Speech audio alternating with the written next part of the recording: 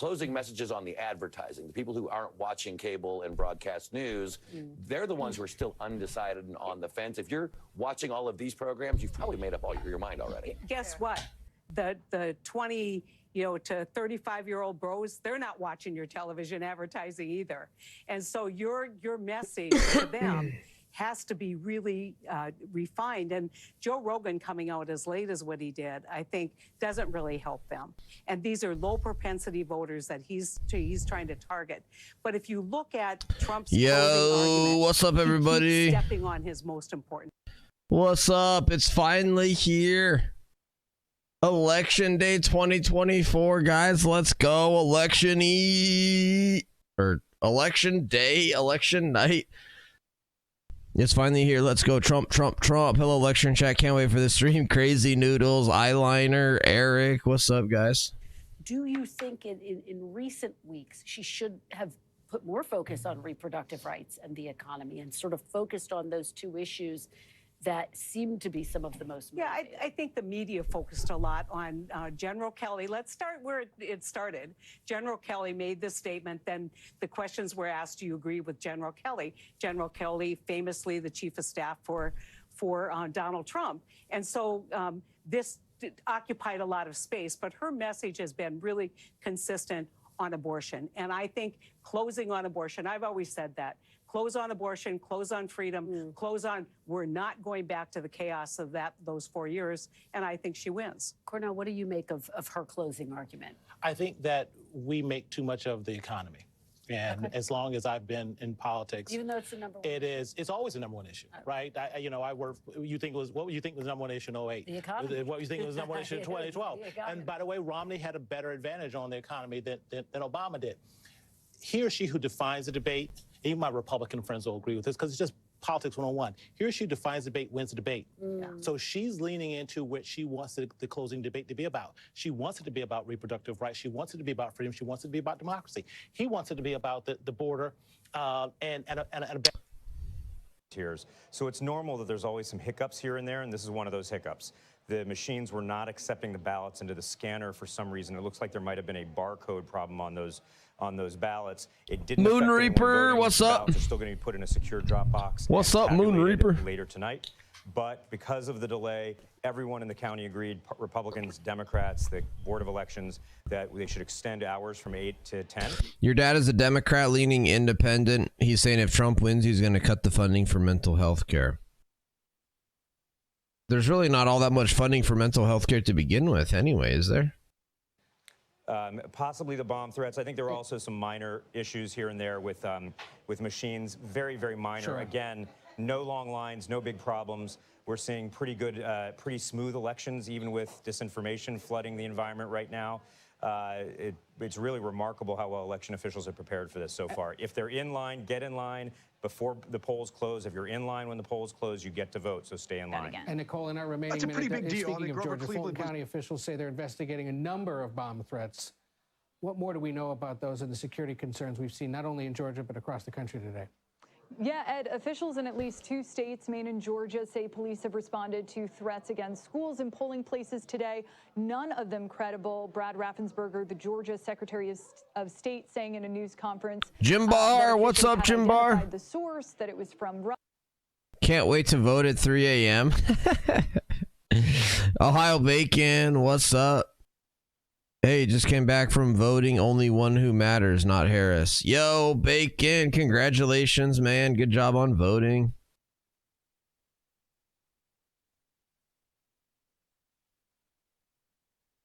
Trying to bring up the best live stream. So we've got NBC News right now live. We've got ABC News right now live. We've got CBS News live.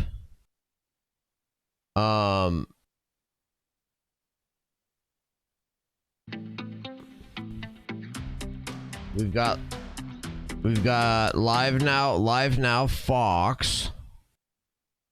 Man, this is crazy how many good live streams there are. Oh yeah, Daily Wire Plus. Nationwide because Roe has fallen, but obviously that wasn't true, and people have had a couple of years to understand that that's not true, and they've had a couple of years to see what it looks like when the issue goes to the states. 7 states have passed amendments. And all NPC 7 news, yes. passed handily. Pretty much NPC news. Yep, it'll be just votes for Kamala after polls close, except for one. Look for me. All right, Jim Barr. All right. Took me 2 hours to vote. Worth it. Crazy noodles. Good for you, man. Stay in line. Stay in line. Good job, man. Congratulations. Cult members assemble. Cult members. Hot. TX half note. What's up? I was walking into the polling place and a woman with a mask was walking. It took everything to not say, let me guess. Oh, you should have. Dr. Rocky, what's up? What's the chances Trump wins? Oh, I think it's like 90%. These amendments. What has been the result after a few years? And then after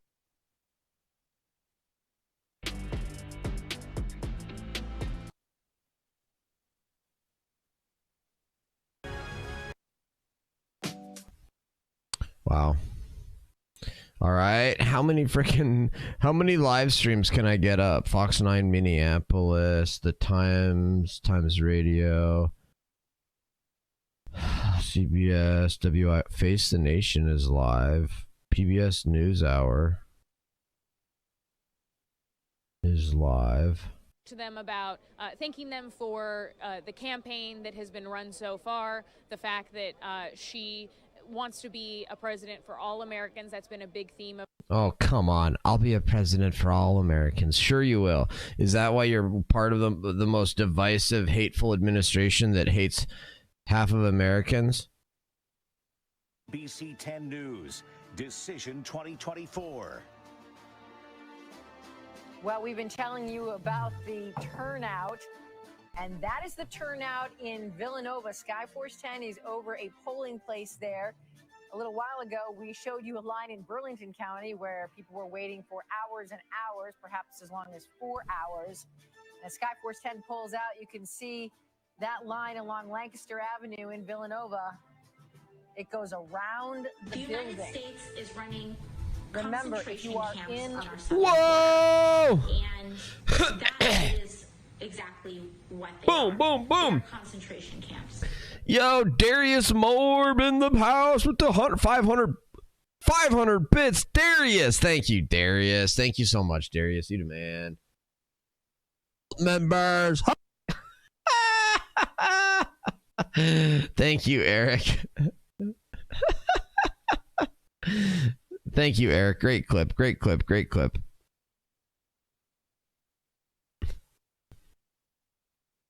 Congratulations, cult members assemble.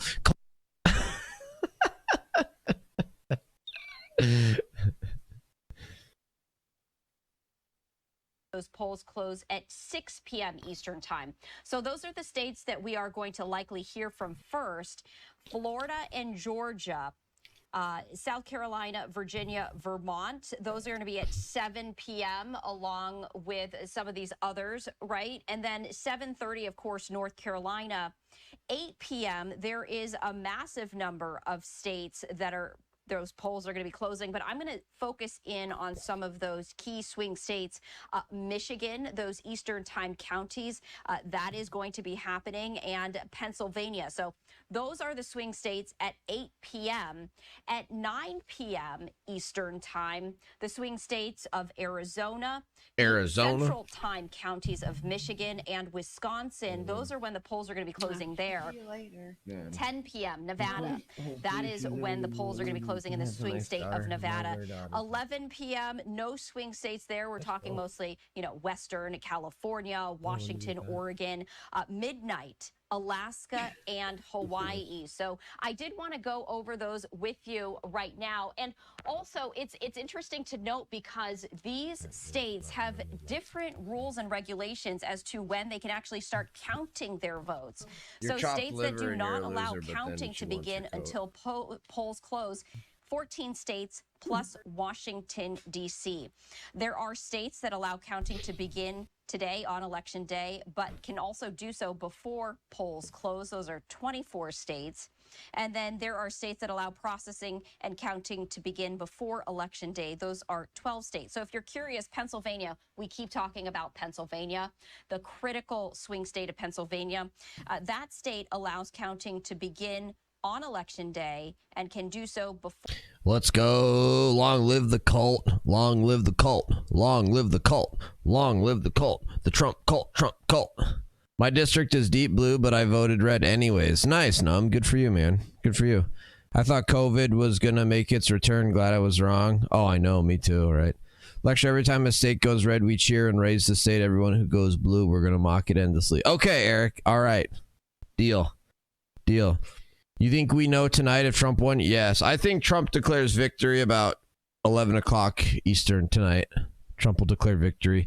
It sounds like what's going to happen is Trump will declare victory, but the media is not going to call it. And then they're going to try to steal it over the next whatever, how many days. That's what it sounds like is going to happen. We'll see what happens, I guess. I'm not saying that's what is happening. State lawmaker says she was trying to drop off voters to cast their ballots. Election officials say it was a similar scene at the Itris Community Center on Lakeside Drive. Both locations were temporarily closed, evacuated, and a security sweep done. This is shenanigans. The fact that we had two major voting precincts in one city with bomb threats is, for me, strongly concerning.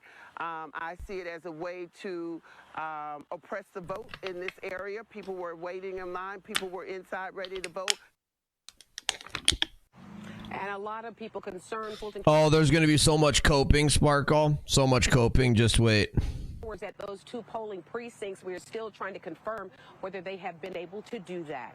Reporting live in Fairburn, Angelique Proctor, Fox 5. All right, Angelique, we'll keep watching it. Thanks for that live report. Meantime, after history-making presidential campaigns, former President Donald Trump and Vice President Kamala Harris are waiting anxiously along with millions of Americans. And that is to find out who will be the next president of the United States. Fox's Rebecca Castor reports from Florida, where former President Trump is watching the results roll in tonight. Rebecca? No news on Sheehy. No news on Sheehy yet, just kidding. But I am in touch with multiple people that are at the Sheehy watch party. So I will be reporting. I'll be reporting from the word I hear out of. I'll be reporting for any word I hear out of the Sheehy watch party out of Bozeman. But it will all come down to voter turnout today. The country that I'm living in is not the country I was born into. The only one who's putting America first is Donald Trump. I voted for Kamala Harris and Tim Walz. So it's time for a change, moving forward in a better and uplifting way. It's time for change, so you're voting for the sitting vice president? These people, man, these Democrat voters are not that smart, are they? Outrage. It should never happen. A thing like that should never happen. This election should be over. With 19 electoral votes, all eyes will be on Pennsylvania tonight. It's the state both candidates spent the most time and money in. We will. We'll be watching it all. Eric, we'll be watching all the returns, and I'll get the once the polls close, I'll pull up the actual. We'll go to whatever website has the best, like whether it's CNN or Politico or Washington Post, whatever website has the best thing for like showing vote results. New York Times has a good one usually. Can't remember, what are the other good ones? When asked if he would accept the results of the election if he lost, former President Trump said if it's a, quote, fair election, he'll be the first to acknowledge it. Tom, Courtney, back to you guys. Yeah, so many of us just anxiously awaiting some results that we will be starting to get soon. Rebecca, thanks. On the other side of the aisle, Vice President Harris and her supporters spent the day working to get out the vote. In just a few hours, Harris supporters will get... Base, why don't you just tell us what you think is so important about Pennsylvania? Oh, okay, there you go. Tonight with the Harris campaign. After months of heavy campaigning, numerous visits by VP Harris and her surrogates, final preparations are underway for tonight's watch party here at the Hyatt Regency in downtown Atlanta, where supporters will gather in just a few hours' time. Tonight's watch party hosted by the Democratic Party of Georgia. Final preparations underway in the Centennial Ballroom here for the big event, with polls showing the candidates running neck and neck in this battleground state. A record number of people voting during the early voting period, and Biden's victory decided by a slim margin in 2020. The Democrats are campaigning on Election Day to energize their base and get their supporters to the polls. Senator Raphael Warnock spent the afternoon canvassing for the Harris campaign in Fayetteville, East Point, and McDonough. Happy Election Day. Yes. Let's get this thing done. Yes. Are y'all ready? Yes. I don't know. You don't sound like you. Are you ready to send Kamala Harris to the White House? No. Doors opening here tonight at 7:30 for what Harris supporters hope will be a victory celebration. Kamala Harris, we've heard some positive things in regard to increasing the inventory of residential homes in the country, but absolutely no details in regard to how she intends to overcome state and local zoning laws that will certainly serve as a massive obstacle in getting that done. She also briefly talked about, preventing or banning private equity firms from buying up single family. PA is definitely the path to victory, I think. A conversation about that since she proposed it. I think this is really just about a popularity contest and which candidate voter. Republicans are way ahead in Pennsylvania. What are you talking about, Based? A lot of hyperbolic language. Honestly, I'm just worried about what the aftermath of this election is going to be. I really hope that we don't see a repeat of what happened in 2020. I hope that there will be a peaceful transfer of power. And at the end of the day, I think that both parties really need to come to terms with the lack of action taken to represent the best interests of this country and the American people. And I'm interested in your take on the future of the Democratic Party. I mean, we have seen a huge shift from the GOP of 2015 to 2016 through today. Now, you can argue about, is that a long-term shift or is it just... Whoa, Makers Dave in the house with the 100 bits. Took my mother-in-law and father-in-law to vote. They are concentration camps. We voted, then went to dinner. My in-laws said, wow, feels good to vote Republican for the first time ever in our lives. No way, Makers Dave. That's awesome, dude. Congratulations, man. That's freaking awesome. Sure, I will show you where we're getting. First of all, Base Liberty, do you know who Jim Messina is? Jim Messina was Barack Obama's campaign manager. Even Jim Messina said the early vote numbers in Pennsylvania are scary for Democrats. So that would be my source number one would be Jim Messina for Barack Obama's campaign manager. The primary source would be the actual official early voting return data in Pennsylvania. But for the analysis piece, I would cite to you, even Barack Obama's campaign manager has said the early vote numbers are very scary. More for Donald Trump than for Hillary Clinton. And you go to 2020 when you ask people how they felt about the economy. If they felt bad about the economy, they were more likely to vote for Joe Biden. So the person who was not the incumbent, essentially. So what that means for tonight, who knows? There are all these other factors. I will say one thing, Hallie, and you and I have talked about this a lot. Voters say they feel lousy about the economy, but they keep spending. Voters say they feel lousy about the economy, but they're planning vacations. Absolutely. Yeah. So they do have household finances in general are better today than many thought they would be 4 years after the pandemic. Also, even in these exit polls, I can't wait to see them when they come out because we asked about inflation. You think about 4 years ago, that question wasn't even on these exit polls. We were asking people how they feel about lockdowns, how they feel about public health, how they feel about the state of their own health. So just a reminder that a lot has changed over the past 4 years. The American voter has gone through an awful lot. Christine Roman's going to ask you to stand by for a second, but Tom, we have more news. Yeah, we got some more breaking news. We had that exit poll we had just mentioned earlier. Who do you trust more to handle the issue of abortion? 50% for Harris here, Trump 44%. We've just gotten That's terrible for Democrats. Harris is only at 50% to 44% handling abortion. That's supposed to be her number one issue. That's terrible news for Democrats, that one. Kind of explains why we've been seeing this consistent gap between Donald Trump and those Republican Senate candidates on this issue. I've had a lot of, I think Donald Trump successfully Chuck Todd in the House. Party, and it's going to be interesting to see that. I do think there are essentially abortion rights supporters who are Trump supporters who may be voting Trump and Democrat down the ballot. Yeah, I was going to say, Chuck, we talked about this all year, because the news moves so fast. Would abortion still be top of mind for voters?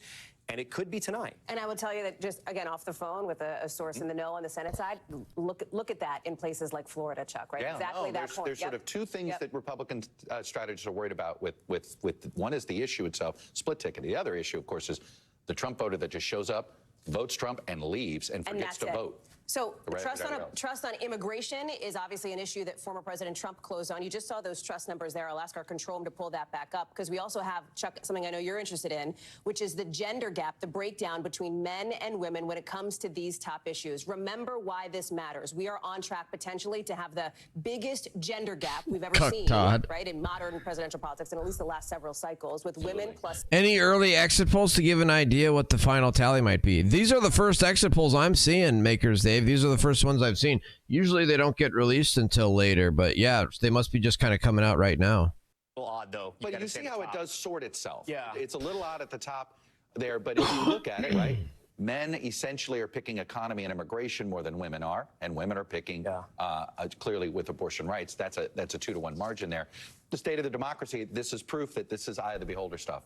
And it may be... Yeah, and explain that. Maybe, look, there's just as many people in MAGA world who think this is an exit, that think that the Democrats and the elites and we in the mainstream media are part of this existential threat. This, I think a better umbrella for this issue is sort of, this is the cultural divide in America, right? And we have not come up with a great way of doing it. And I think this is, if you believe this is a macro way of life election, that my way of life is going to be put at risk if the other party wins, this is likely the issue you're picking, which is why I think it's a very difficult one for us to break down, because I do think every voter looks at it slightly different. You think about Vice President Harris, her closing message largely focused on democracy. It largely focused on abortion access. So Democrats see that as very mobilizing up and down the ticket for Democrats. Former President Trump closed on the issue of immigration. This has been something he's been talking about since, Tom, you remember covering that. He came down that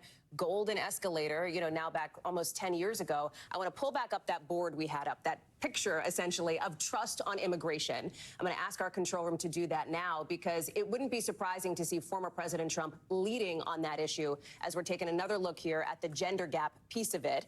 Again, split between men and women. And I got to tell you, Tom and Chuck, as we're sitting here, I know we said it 11 minutes ago. Let me just remind folks, these numbers could change a little bit, right? They could shift here. And here's trust on immigration. Look at that, nationwide trust on immigration. Trump 53%, Harris 46%. That's nationwide. Trump 53%, guys. That's one of the most important issues according to the polls.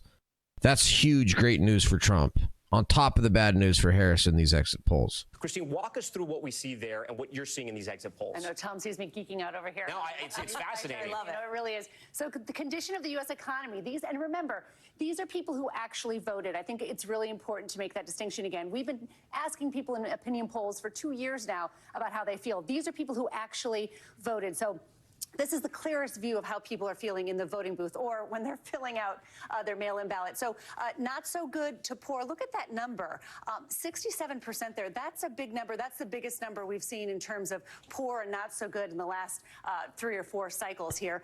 Only 5% say excellent, which is pretty interesting. Terrible news for Democrats. Terrible news for Democrats. Economic numbers that have been so consistently strong. But this is exactly what we've been hearing from people for so long. They just feel like the economy is not working for them, guys. So, Christine, no surprise there. You're at about 67%, right? People thinking the economy is not that great. But you're saying that tracks with what we've seen all year. What else have we learned? Well, we've learned also family finances compared to 4 years ago. Think about 4 years ago what was happening. People were voting in masks, or they were trying to figure out how to social distance. This broadcast was very different 4 years ago than it is today, because we were in the middle of a coronavirus pandemic. So people honestly, every 4 years, always ask how they're feeling. But when you look about 30% say their family finances are about the same, a quarter are better, 45 worse today. So this is one of those things that's really been top of mind for people, especially because inflation has just been this grinding problem for so long now. Do we have data on inflation? I thought we did. Okay. Yeah, we do have an inflation number. In the last year, has inflation caused you and your family a severe hardship, no hardship, or a moderate hardship? This is a big number here. People who feel it. 74, that's a big percentage of people who are voting saying that Also, inflation is something that is terrible news for Democrats. I would just tell you, 75% of Americans saying inflation is a hardship and it's an economic hardship in this economy under the Biden-Harris economy. Not good. Look at that. Crime and safety out of Wisconsin, 52% Trump. Crime and safety, 46% Harris. This exit polling is awesome news for Republicans, guys. This is great news for Trump as far as I can tell. And that's almost more important, right, Christine? Because it's not the number, it's not the percentage of where inflation is, it's how they feel every single day. Absolutely. And when you look at grocery prices, for example, they're up 22% compared with 4 years ago.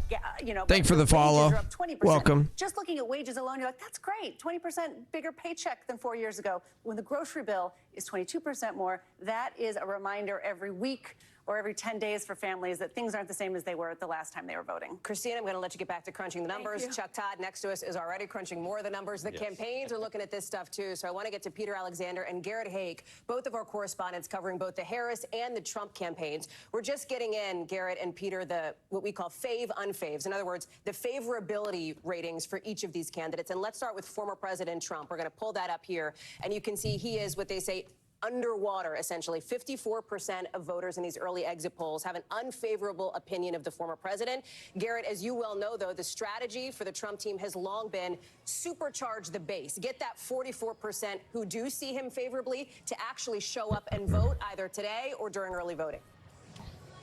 Yeah, that's right, Hallie. And I remember a briefing with Trump campaign officials several months ago now in which they said by the time this race is over, both of these candidates will be unpopular. And that's broadly true. Kamala Harris underwater as well in these polls, but not quite as badly. And I think that's going to be part of the challenge for the Trump campaign as we look at these early exit polls, which I should... Wow, they might have to get part-time jobs. I believe that. Is it too late for Biden to forgive my student loans I paid off? Nah.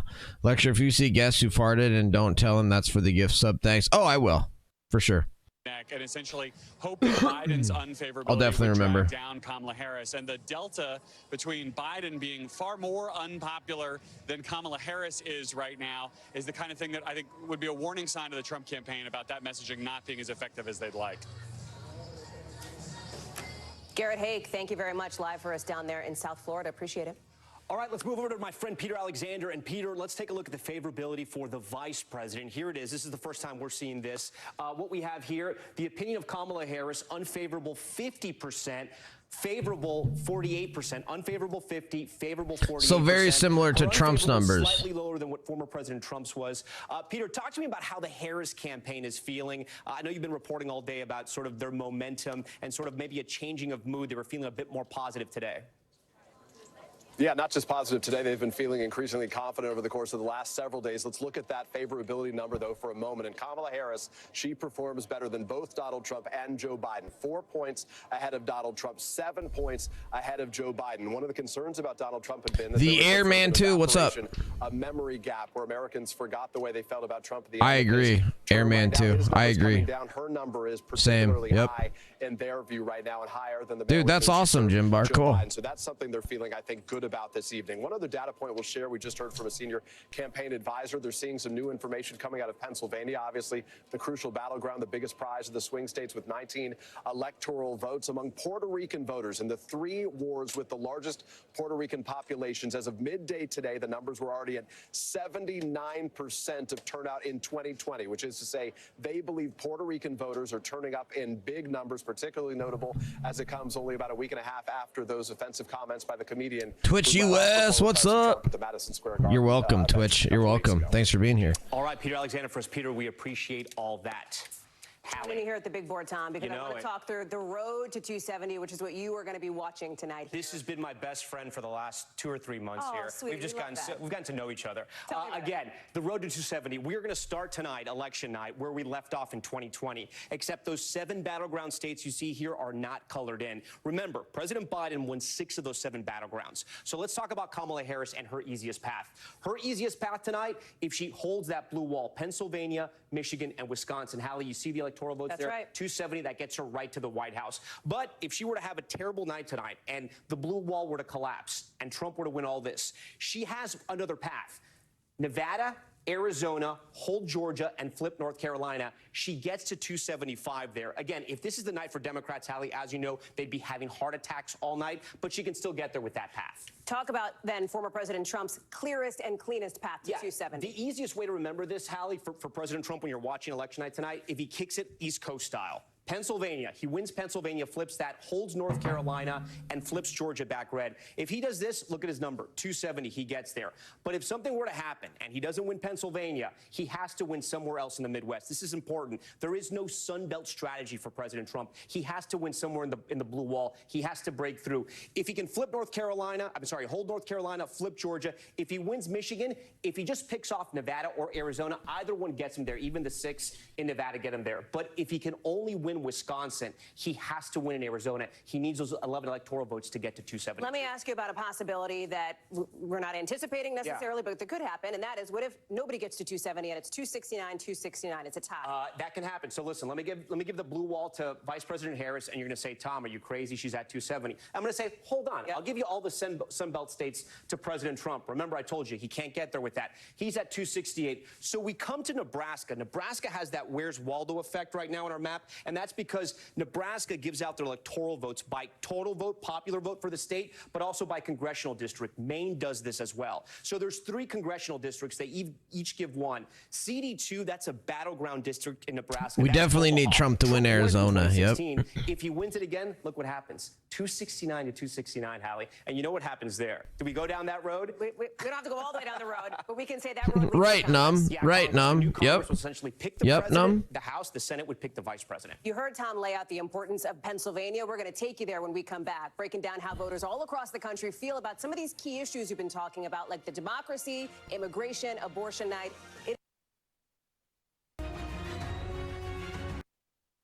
Night that was more critical to the Harris campaign than, say, her being out in Las Vegas with other actors and performers that might be there, because it's a reminder that now there's enough in Pennsylvania, in other mid-Atlantic states, that they can throw elections one way or the other. And that's why they've been so intently focused on places like Allentown and Reading and Philadelphia. And if you look at the swing states, that margin of victory, there are not enough Latino voters in each of those swing states. But guys, even when people talk, so they're circulating, none of those have necessarily impacted here in Florida. All right, I just made a couple of clips. Let's throw these up. That is Terrible news for Democrats. I will just tell you, 70. Sorry, my mic is way too hot.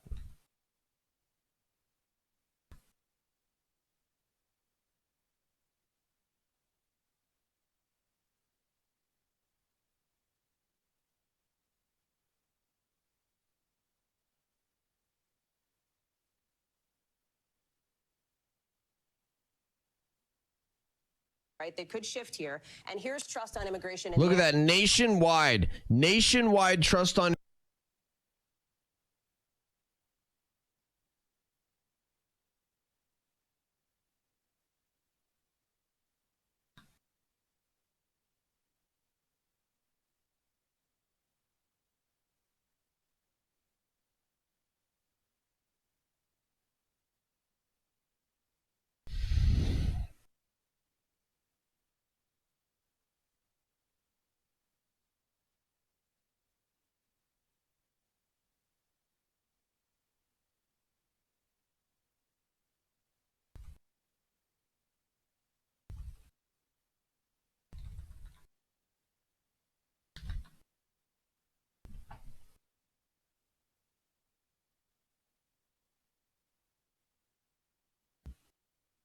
All right, tweet it out that I'm live. tweeted out that I'm live. That's 2 clips. Here'll be a third one. Had that exit poll we had just mentioned earlier. Who do you trust more to handle the issue of abortion? 50% for Harris here, Trump 44%. We've just gotten That's terrible for Democrats. Harris is only at 50%. Man, yeah, that mic, my mic is way too hot. You guys should have told me that mic is too hot.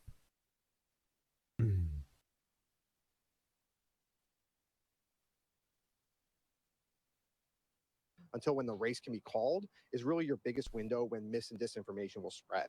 So we're doing everything in our power to count those ballots as quickly as possible. The sorting, extracting of ballots from the outer and secrecy envelopes, flattening and preparing of ballots to be scanned, all of those steps take time. Election officials say more workers with more experience and new equipment should help with that. In 2020, we were at a temporary location at the Yo, Miss Foxy's in the house. permanent warehouse where we were able to set up. What up, Miss Foxy? Welcome, Miss Foxy. Good name. Good name. All the people saying Trump is too old. I've got a rep running and winning since 91. She's 81 this year. It was never meant to be. That's ridiculous, man. Boss man doesn't need the job, but wants to help America, hoping for a win. Amen, Miss Foxy. Amen. Hey, Miss Foxy, don't forget to hit the follow if you support Trump Twitch streamers like me.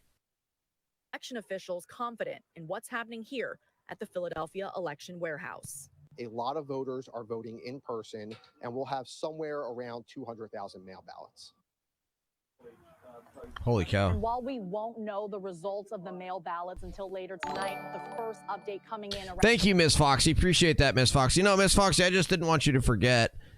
I would hate it, Miss Foxy, if you would forget to follow and then you would leave and then you'd be like, oh my gosh, who was that really great Trump MAGA Twitch streamer that I can't remember what his name was. With another drop at midnight as well as tomorrow morning. We'll keep you updated all night long from here at the election. What did she just say? What did she just say? There's going to be a Francis, thanks so much. Did she just there's going to be a ballot drop from inner city Philly tomorrow morning? Results says Maryland that allow non-citizens to vote on things like school. If people would say Kamala Harris in that case. News app. 10 different election machines over here. Let me split this line and tell you a little bit about what happened here. Earlier today, we reported how long the lines were. Well, the city of Philadelphia has showed up with 2 new election machines right now. These are going to get set up. The voters are going to be able to vote on them here. And hopefully those lines over there are going to go a little faster, guys. Jacob Soboroff live for us there in Pennsylvania. Are we going to be saying the word Pennsylvania 150 times tonight? I think we're going to be saying it all night, maybe into tomorrow. That is for sure. So the first battleground polls close in about 90 minutes. We're going to take you there live as the key states start voting and we get the results in. Then we're going to see 7:30, of course, polls closing in North Carolina, Ohio, and many more throughout the evening. Stay with us. We've got special live coverage right here. Decision 2024 on NBC News.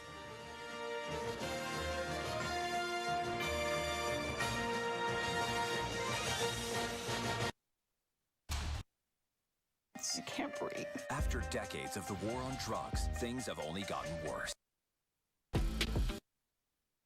49 seats, and of the 34 seats that are up for grabs this November, only 11 of them are currently held by Republicans. Oh, I know. None of those 11 races. Oh, I know, Miss Foxy. I sometimes wonder what the heck I'm doing still streaming on Twitch. You're right. Twitch hates the right. Yep. I had a coworker complain about having to stand in lines today. I voted early, 10 minutes in and out. I don't understand. That sucks to have to wait in line to vote. Did you vote? Yes, I did, Pentuple TV. I voted Trump. I voted straight Republican ticket. I voted Donald Trump for president. I voted Tim Sheehy for U.S. Senate. I voted Troy Downing for U.S. House. I voted Governor Gianforte for governor. I voted Austin Knudsen for attorney general. Straight Republican ticket all the way down the ballot. Is in Montana, where Republican Tim Sheehy is ahead in the polls wow, look at that. Against incumbent John Tester. And our own Ben Shapiro has been on the stump with several of those Senate candidates in crucial states, including Montana. Have a watch. You know what could have stopped the last 3.5 years of legislative disaster? The U.S. Senate. It's not too much for Americans to expect that the government whom they elect puts America first. A Harris administration with, God forbid, a Democratic Senate would be a cataclysmic disaster on a whole different scale. She has already vowed that she would kill the filibuster if she were given that opportunity. She would then stack the Senate with a Vinny, couple of what's up, extra Vinny? states. She would stack. Dude, that's awesome, Vinny. Good for you. It's not just slight differences in the marginal tax rate. What's at stake here are fundamental values. I have no idea, Vinny. Civilizational battle going on. And this election is part of that battle. America is at a crossroads right now. We have to decide, are we going to stand up and take this country back or not? Montana has a tremendous responsibility, what's up, Vike? not just for the future of our Pro state, squirrel. but we will Pro decide squirrel. what the next 30 years of this world looks like. By doing this, I've learned a lot about what Montanans want. They just want common sense back. They want a secure border, safe streets, cheap gas, cops are good, criminals are bad, boys are boys, girls are girls. You got to vote early, vote via mail, vote absentee, any which way you can. There's thousands of young men and women. How many what's up, rear wheel? Rear wheel, welcome. How many viewers does this on have right now? Got to save America. Thank you.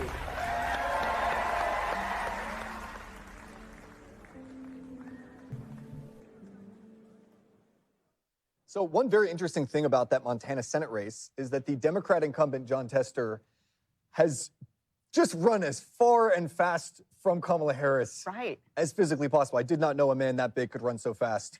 And he is trying to get away from Kamala Harris. He actually skipped the Democratic National 158K, Convention. wow. He refused to cast a vote as a delegate for the DNC, and he has refused to endorse the nominee of his own party. And he's apparently off the record telling the White House and telling the vice president's office, do not come to Montana.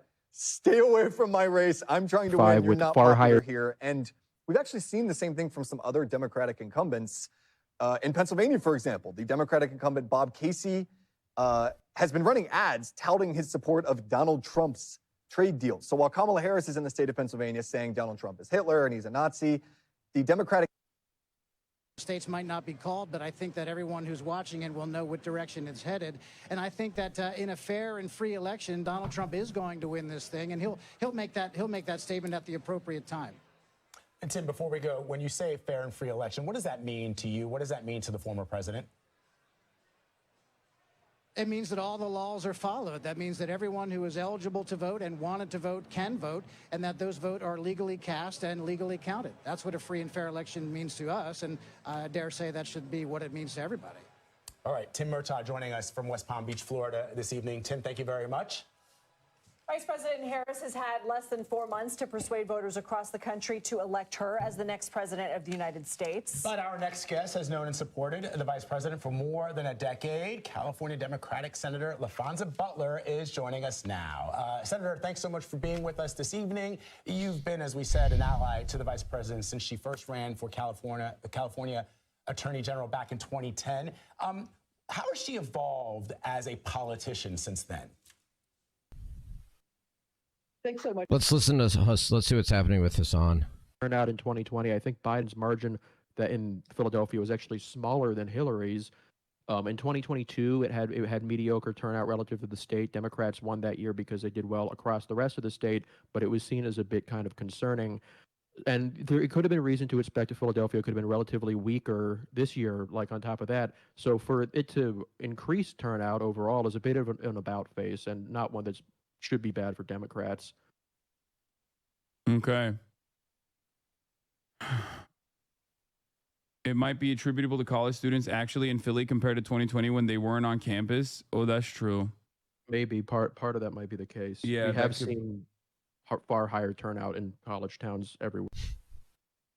All right. But I like how Hassan is basically just doing the same thing I'm doing, which is just watching these live streams on YouTube. Trust more to handle abortion.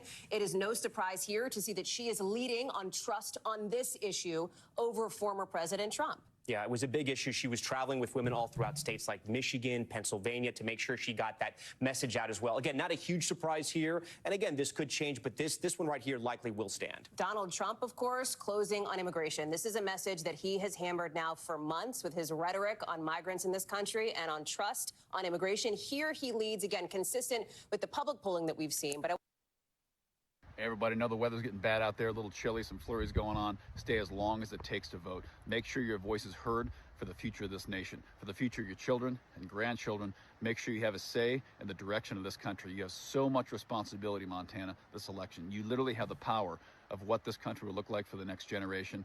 Do not let it slip by. Make sure your vote stay as long as it takes. Make a plan to vote today. Get out there. If you need family and friends to watch over your kids or your cows, do that. Just make sure your voice is heard. The future of America rests on you. The kids are your cows. All right, we got it. Elon Musk. Yo, Vike with the primer. I voted for the garbage people. I'm pro garbage. Vike, we're pro garbage people. Vike, thanks for the primer. Appreciate it. Elon Musk just voted in Texas.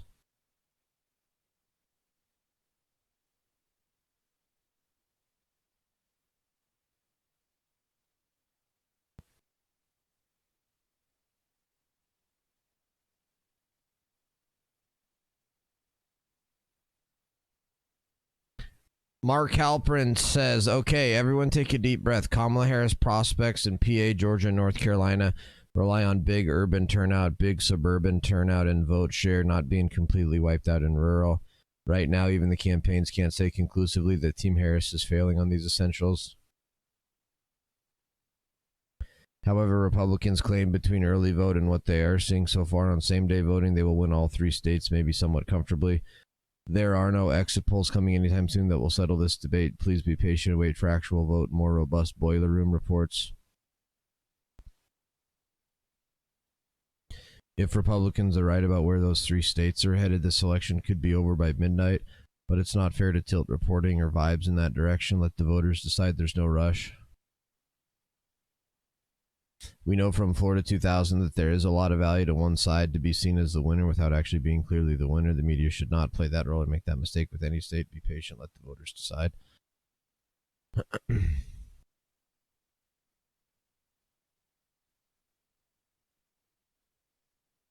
Wow. The search term. Did Joe Biden drop out? Massive increase in searches for. It's a pretty dour mood in terms of the way people feel things are going in the United States. Nationally, only 7% of voters say they're enthusiastic. 19% say they're satisfied. Look at these numbers. 43% dissatisfied, 29% angry, 72% of the electorate nationally say they're dissatisfied or angry. It's a pretty dour mood. Yikes, not good. Said, let's look at the numbers on the mood of the country. It's a pretty dour mood in terms of the way people feel things are going in the United States. 30K ballots to be recounted in Milwaukee. Whoa. 19% say they're satisfied. Look at these numbers. 43% dissatisfied, 29% angry, 72% of the electorate nationally say they're dissatisfied or angry. What about America's best days, we ask? Are they in the future or are they in the past? 61% of voters in this election across the country say America's best days are ahead of the country. 6 in 10 say so. 34% say the best days are in the past. And finally, President Joe Biden's approval rating, it's at 41% in these early preliminary exit poll findings. 58% of voters in this election across the country nationally disapprove of the way that the incumbent Democratic president is doing his job, Jake. All right, interesting stuff, David Chalian. Thanks so much. And let's talk about it with our panel. And Dana Bash, obviously this is early exit poll data, but still looking at this, which really doesn't deviate so much from polling in general we've seen. Yeah, it does, Jake. It's way worse for Democrats. Just admit it. Joe Biden, not popular. Most Americans dissatisfied.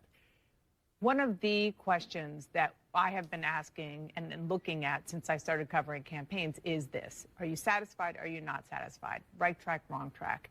It is extremely high, the dissatisfied or angry. As David said, if you add those two up, 72%. What we don't know, because this is such a different election, is whether the dissatisfaction or anger will be taken out on Kamala Harris or Donald Trump, because they are both effectively, Harris is part of the current administration, but Donald Trump and the Trump era is very much upon us. We don't know how that's going to be. I got to say, I think that's putting the best spin on it. I think when you For whom? see current voters Yeah. saying that by a 3-to-1 margin that they are dissatisfied with the country. Or angry, dissatisfied or angry. Or angry. I got to say, I think that that's with the present conditions in the country.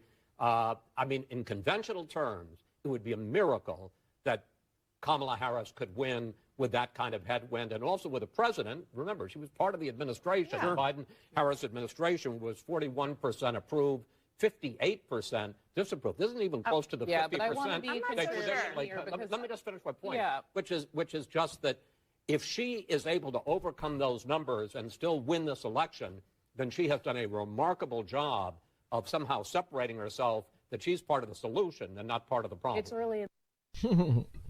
Yup. Jill Biden wears MAGA red colors to vote today.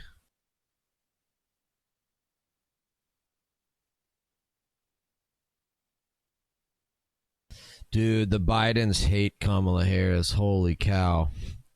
She definitely voted for Trump. Jill Biden. Washington County, Pennsylvania election official tells CNN they expect voter turnout to be 80% or so. Washington County is conservative county and went for Trump in 2020. Philadelphia County is showing record turnout.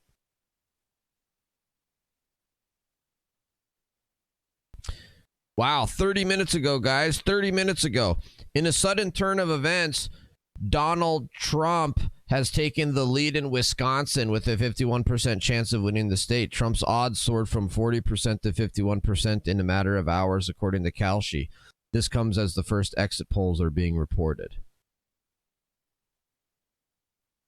Wow, dude. So as soon as the exit polls came out, all of a sudden massive betting on Trump winning Wisconsin. That's huge, guys. That's huge.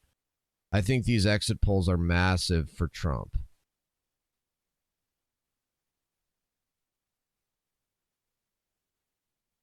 The campaign is sending support and surrogates to keep students in line. A separate senior campaign advisor telling me just moments ago that support comes in the form of some of the stars of the films. From PM, thanks for the link. What you got for me, PM? Milwaukee forced to recount 30,000 ballots due to tabulation error.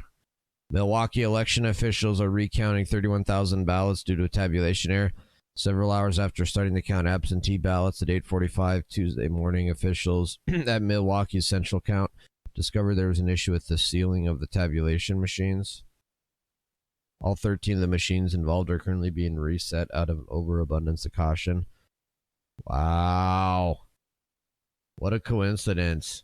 the campaign, the Harris campaign, telling us that according to their Let's numbers, go, the numbers they're Rocky. seeing Let's right now, go. Rural Republican turnout is, as they say, lower. It's based on a small sample, they say, of rural voters at this time, but they say they're seeing a much larger turnout than they may have expected in cities like Durham, a big, dense, bluer part of that state that could be a positive sign early on, at least, for the Harris folks. Hallie? North Carolina is an interesting one, Peter, especially with Team Trump dumping a lot of money into that state late in the game. Peter Alexander, thank you very much. Tom? All right, Hallie, thank you. Let's take a look at the favorability for former President Trump. So here's what we have from our exit polls right here. Unfavorable, 54%. This is the opinion of the former president. Favorable, 44%. His unfavorable, slightly higher than Vice President Harris. I want to go over to Garrett Hake at Trump headquarters in Palm. Okay, we had Garrett Hake. It's his live broadcast. Some things happen for us. Sometimes we have people, sometimes we don't. Things are changing. Yo, Dr. Rocky Balboa with the tier 1 sub for 3 months. Boom. Rocky, thank you so much, man. Appreciate the sub, my brother.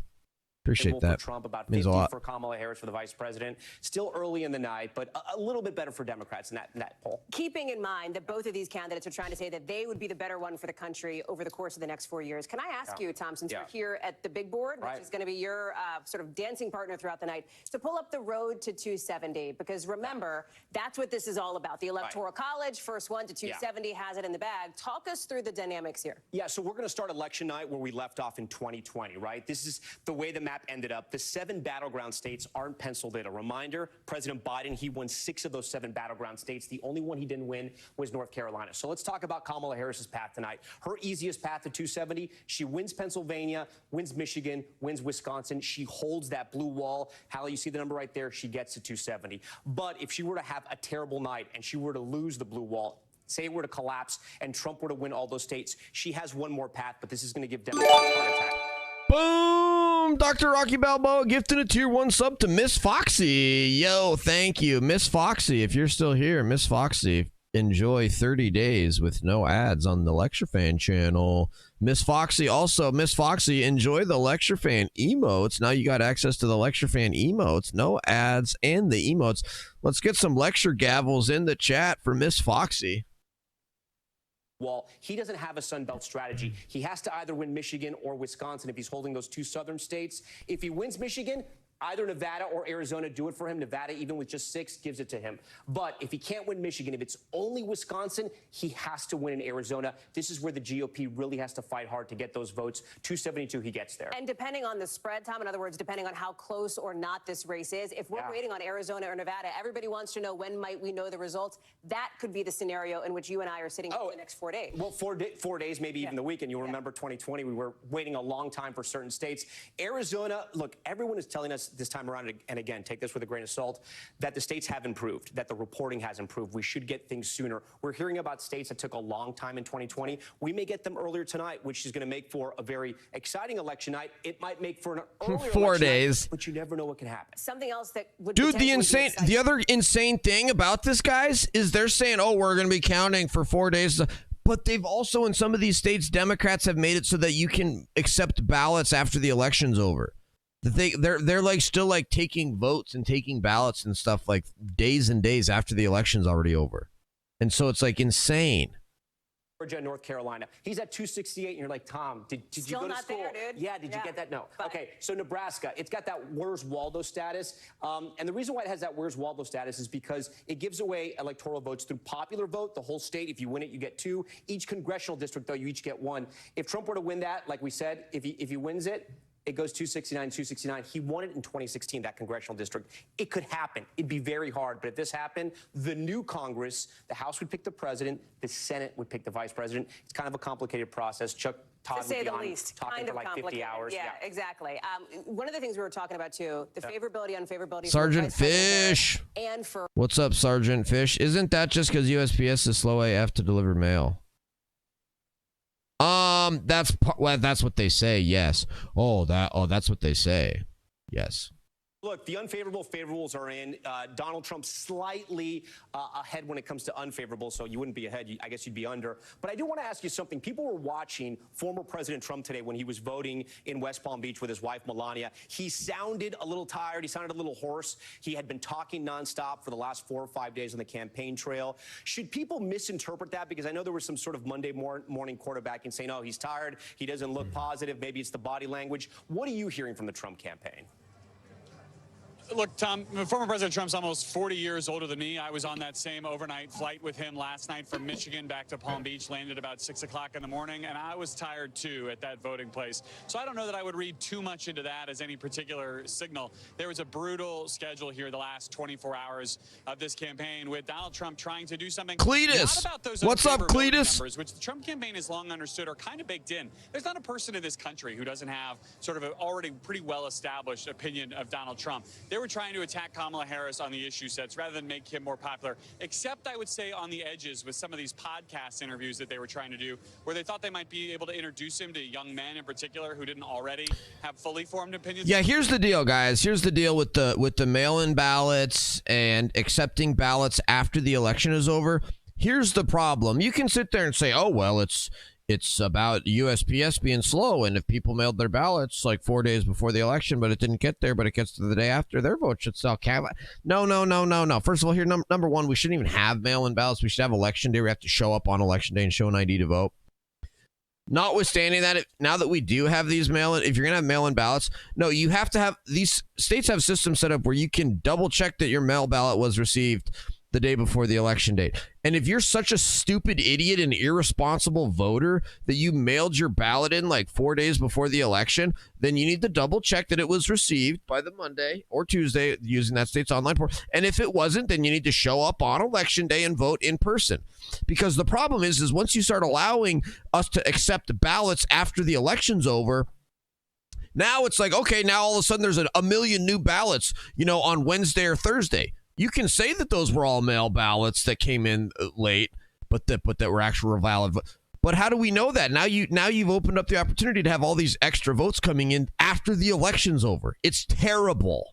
I can't believe anybody would support that. It's going to be Ohio, and then 8 o'clock Eastern. This is the big one because that is when polls close in battleground Pennsylvania. You see it there, as Tom has laid out. That could potentially. Boom! Phatoromophitis with 200 bits. Exactly what I agree. I predict a record turnout as well. I walked by the cemetery on the way to the polling place. The headstones were covered, and I voted. Special coverage of Oh, Election nice. Day Goku gains. We're looking great. on We're looking NBC great. News. Boom. We're looking great. We're looking great. We're looking good. We're looking great.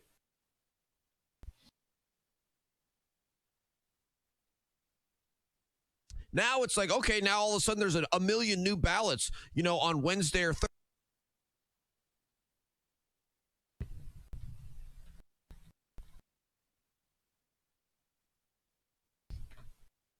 And it's like, dude, the election's over, you guys. The election's over. After tonight, after the polls close tonight, the election is over.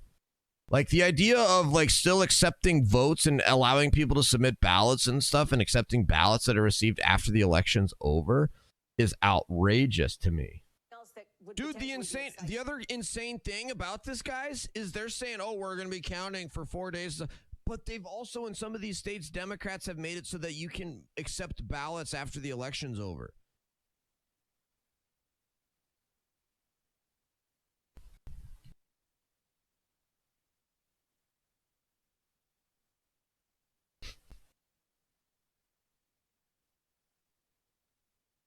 Throw up a couple of clips here. Sorry, guys.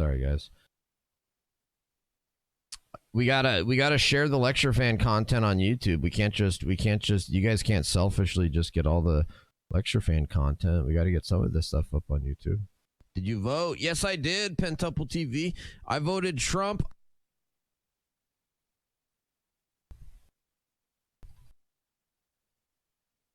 My votes.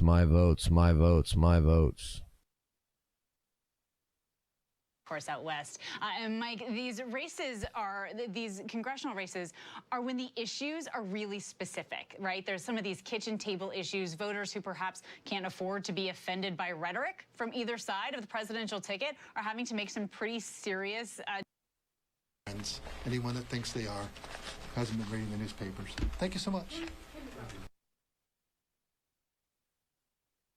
Times you'll see these congressional candidates separating from the party platform, also too separating from those individuals. Are we gonna wake up to a nightmare tomorrow though? Very possible we wake up to a nightmare tomorrow morning. I'm gonna try to stay up as late as I can tonight though, guys. I predict Republicans or Democrats will win. True. Had a man in his 40s get told by voting staff he was legally dead in my voting place. What the heck, really? What the heck? The votes have to happen today. They don't accept stuff unless it's postmarked. You would have to forge a postmark. Sergeant, I know that they were postmarked before the election was over, but they were not received until the election's over. And when you say, okay, we're going to start accepting ballots even though the election's over, yeah, some of them are going to be legitimate that were postmarked before the election. And a lot of them are not postmarked, though. They've got court case. Democrats are trying to say that we should be able to accept ballots that don't even have postmarks on them, dude. That obviously opens up an opportunity for shenanigans. How could you support that? Oh, that is so interesting. And you are sort of seeing a changing dynamic in the voting blocks in Texas alone. And Stephanie, I'm curious from your perspective, some of these hyper-local issues, as we know, can decide the balance of power. Things like water rights in an agriculture community, right? Or public lands in Montana. That's a big one. Any issues that stand out to you at the local race either way? Or you're a Democrat and how you look at that issue. The president closed with the economy and immigration, and that was the second issue, the economy, but not as high as maybe Republicans wanted. That's exactly right. Of course, Vice President Harris, Tom, closing on abortion. Okay, yeah, and let's talk about abortion, right? And this is which comes closest to your position. abortion should be illegal, 30%, legal, 66%. That's a huge number for Democrats. The vice president had made this a key part of her platform, especially in those last couple of months here, traveling to states like Texas, Georgia, Florida, where access to abortion is front and center after either controversial restrictive laws or the proposal. And it was somewhat a gamble, right? Because abortion wasn't necessarily in the news at the time because it was way past Roe v. Wade, but it was something Democrats knew would drive voters to the polls. Well, they saw it in the midterms in 2022, and they did better than expected, largely on the back of course, that decision that overturned Roe versus Wade. And we have been talking all night about these key battlegrounds. You are going to be talking about those key battlegrounds. One of them, of course, North Carolina. This is a state still reeling from Hurricane Helene, which has been the center of a major misinformation campaign, in part amplified by former President Trump. Our exit poll asked, is federal hurricane aid going to people who need it? And you can see the numbers here. 49% said yes. 46% said no. I want to get to Sam Brock, who's in North Carolina. And a question since that hurricane had hit, Sam, was going to be, will this affect people making it to the polls, getting their ballots in? What are you seeing and what are you hearing? Wallow. XS says Wallow Ballo. What's up, Wallow Ballo? Lecture fan so ghetto wearing Echo. You know it, baby. Is this really a ghetto brand? Is this seriously a ghetto brand? I didn't even know that. I just bought it because it was like a nice hoodie. Hour and a half left is the fact that you had another location where this was supposed to be that's still having helicopter supplies dropped in for victims of Hurricane Helene, as officials here are trying to coordinate and figure out where people will go to vote. And yet, despite all of that, you only had about a quarter of all the election sites Kevin in this entire Federline county that were impacted. I didn't even, does Kevin Federline wear Echo? I don't know anything about the brand, dude. Where they need to go. The early voting numbers. It's urban wear. Fetterman. Is it really? Okay. Outpacing the rest of the state. So we are, in fact, Hallie, to your question, seeing people come out and actually exercise. Wallow Ballo. Thank you for the follow, my man. Hope you enjoyed the stream tonight. Maybe I should I go put on a nice shirt? Maybe I should put on a nice shirt for election night. What do you guys think? Feel it's not necessarily that they think that FEMA was only giving out $750, as was that first lie, frankly, that was out there for a couple of weeks, or that FEMA was redirecting funding from, disaster relief to the border, or any of the other things that were out there. They said that they didn't think that the community was doing a good job of disseminating water and food supplies to the people that need it, and that was a real tangible impact that affected their votes. And I'm hearing that not just from that young couple, but people who are voting across the county, guys. The state where you are, Sam, there's also another race that a lot of people in North Carolina and well beyond are watching, and that is NC1, the state's first congressional district, which could not only be a factor for the balance of power in the House of Representatives, but could also give us an early look at some of the trend lines as far as who is turning out and where, right? It could. So we're talking about Don Davis right now, who actually won that previous congressional election by about 5 percentage points. But there was a mid-cycle redistricting, Hallie, and the reality is that there were fewer black voters in his district now. More right-leaning parts of, say, the Outer Banks area of North Carolina were added. And suddenly he's in a dogfight with Lori Buckout, who's a businesswoman. And the question becomes, how does this speak reflectively to what's going on across the country? Well, certainly in terms of younger voters turning out, that's part of it. But also, North Carolina is a state where there are more registered Democrats by about 100,000 than Republicans, and yet redistricting, especially when you're talking about the House, matters a whole lot because there is a supermajority of Republicans in the state legislature. This, in some respects, is a reflection of that. Sam Brock live for us there in North Carolina. Sam, thank you. North Carolina is going to be such a big story. We are tracking the latest exit polls as they come in, and the first polls in battleground Georgia are set to close soon. Stay with us for our NBC News special coverage of Election Night 2024 tonight, even into tomorrow morning. Savannah and Lester are going to take you all the way through right here on NBC News. Stay with us.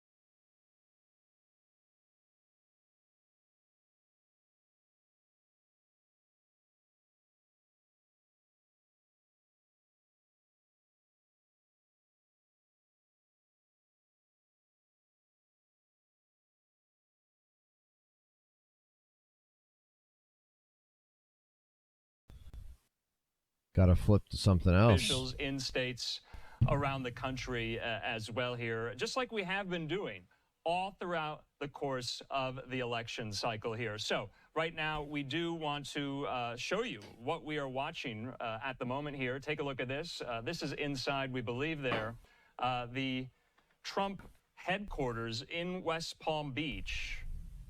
We also have a live look as well at Howard University outside the nation's capital at the Harris Watch Party. So these are all set, these events there. We're going all night. We're not stopping. It'll be live, raw, and unfiltered, of course. You'll be hearing the candidates How do from I look, all guys? across the country, whether they win or lose. How do I look? How do I look, guys? Is this an okay shirt? Is the color and the pattern okay for TV, or should I get a more of a plain shirt for TV appearances? Counting ballots. But remember, just to set the stage, we are going to be relying here on Live Now from Fox with the Associated Press.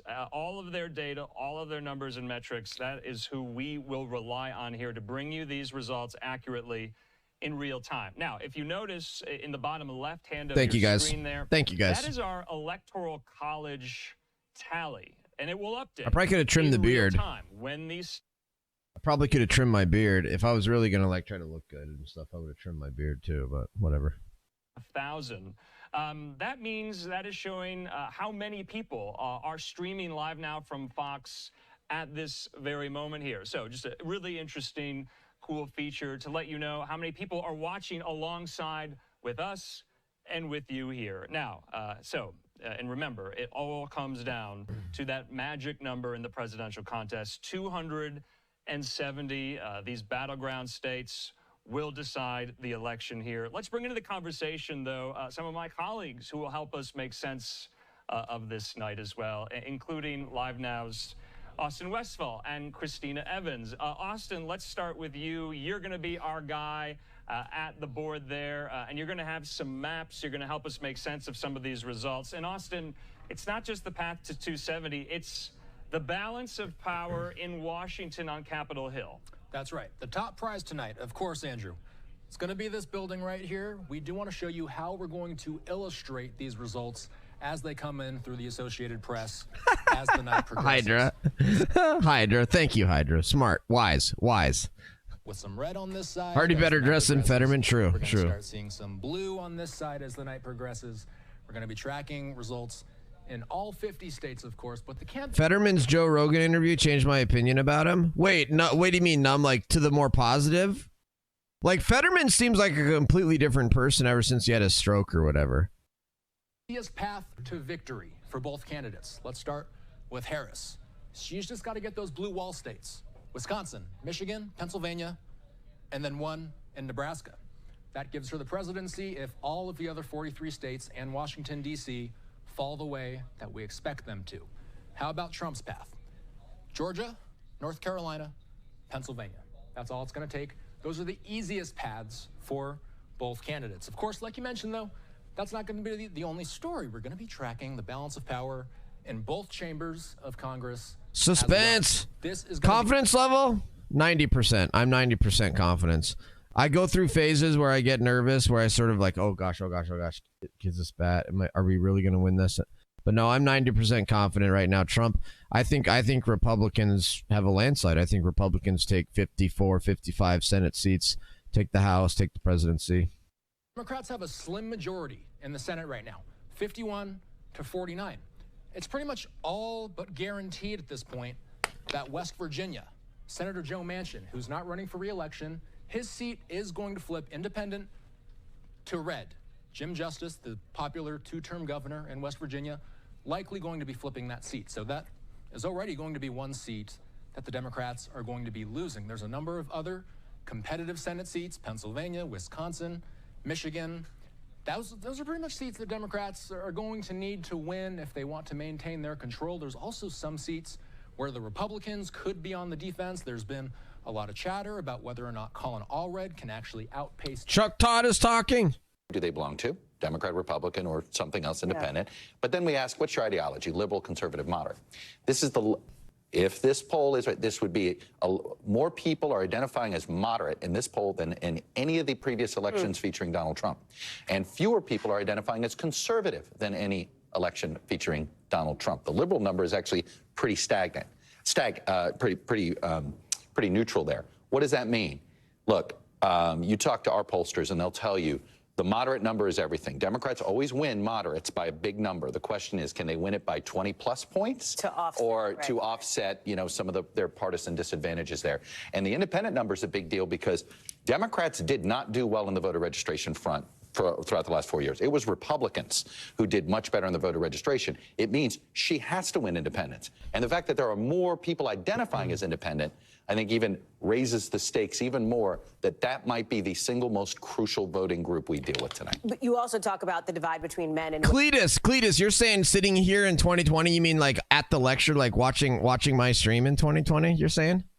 issue, which again, according to these early exit polls, number one, they could change. Number two, shit, I was here in 2016. Yeah, dude, that's awesome, PM. Yeah, I've live streamed election night 2016, 2020, and now we'll do it 2024. That's awesome. That's cool that a lot of you guys were here in 2020 and even 2016. That's freaking awesome. That's awesome, Corso. Love it, Corso. Of democracy. And what it tells me is the voters going, look, I'm not here for one specific issue. I'm here because I'm worried about X. And there's a lot of what I'd call the existential threat voters who believe if the other party gets power, their way of life. TLS, we're going to have record turnout in Montana, TLS. TLS, you may say, oh, I don't expect record. Dude, we're having record turnout in Montana right now, TLS. And I can go through the numbers and stuff if you want, the news reports and everything else. But I understand why they're... Your election ends tonight too, right? Yeah. Oh, it does, PM. Oh, you're right. You're right. I need to delete the bots. Who's in my election with the bots? Okay, so number 1 is American Patriot. Number 2, Grumple. Number 3, Goofball. Number 4, Guess. Number 5, Jimbar.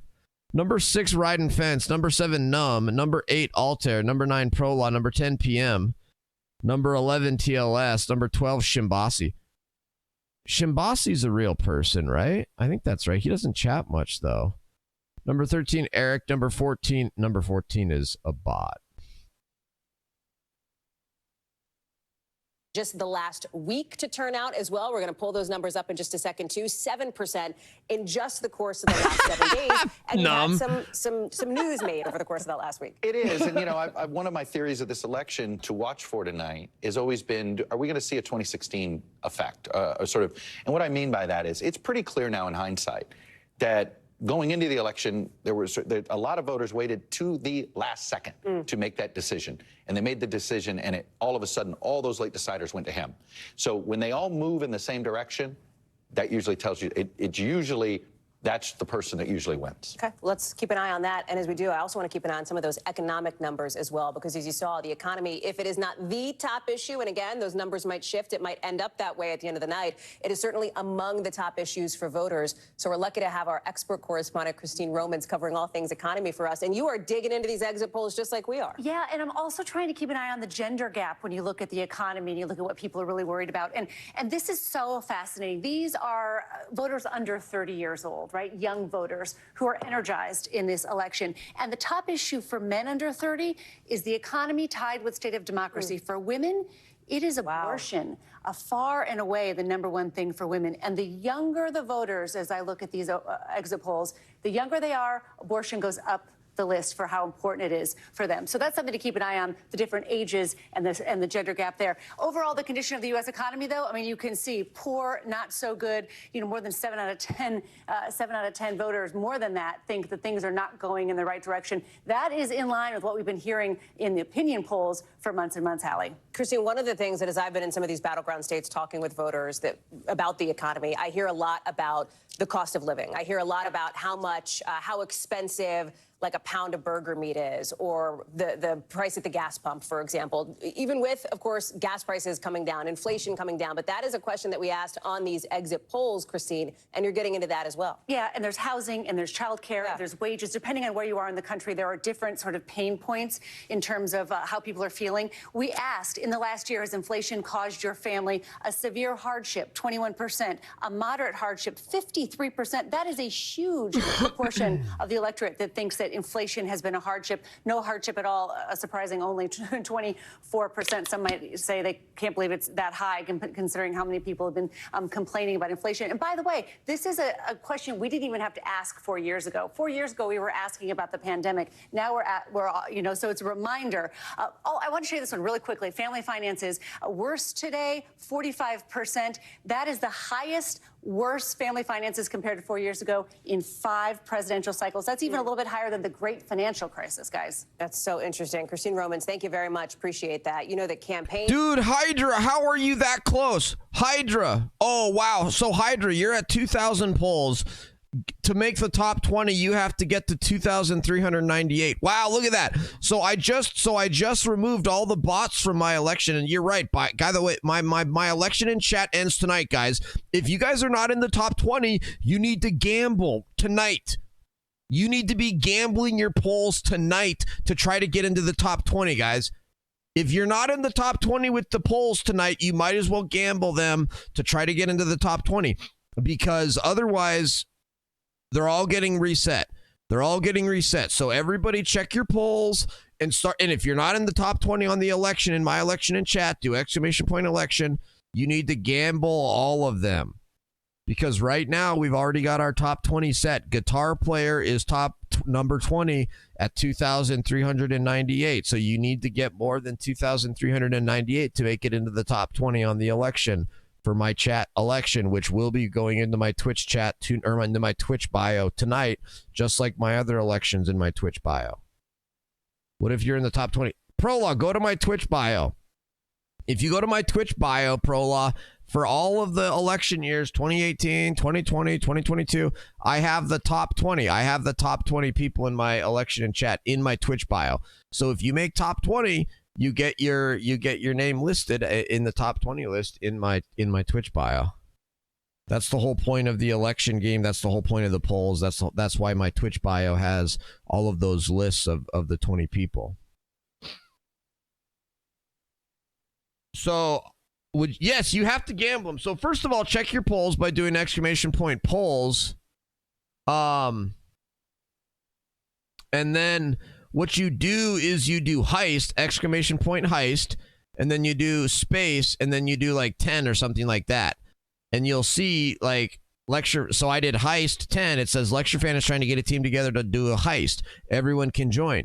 Do ! And then space, and then how many polls you want to gamble. And I would recommend gambling all of them if you're not in the top 20, because the whole point of this is to try to get into the top 20. So Hydra, you need to do ! Heist, and then like 2,000 or something. Because otherwise you're getting reset. You're going to lose them all tonight anyways. I'm going to reset my bot. I'm going to reset the election. Very well, but we'll save that for a little bit later. To the favorability numbers right now, I think particularly what is satisfying or is viewed as a good sign among Harris campaign officials. How many do you have, Prolaw? How many do you have right now, Prolaw? Oh, Prolaw has... Oh, you're 6,700. Wait, Prolaw, you must be top. Oh, Prolaw, you're number 9. Prolaw, but you could lose... Oh, Prolaw, no. If you're already top 10, Prolaw, no. Because, Prolaw, you could lose your polls, Prolaw. You could lose your polls. So, no, if you're top 10 or you're top 20 already, no, I would not recommend gambling. Because you could lose your position. You could actually go down. If you're top 10, you're going to get your name in the list of the top 20 anyway, so...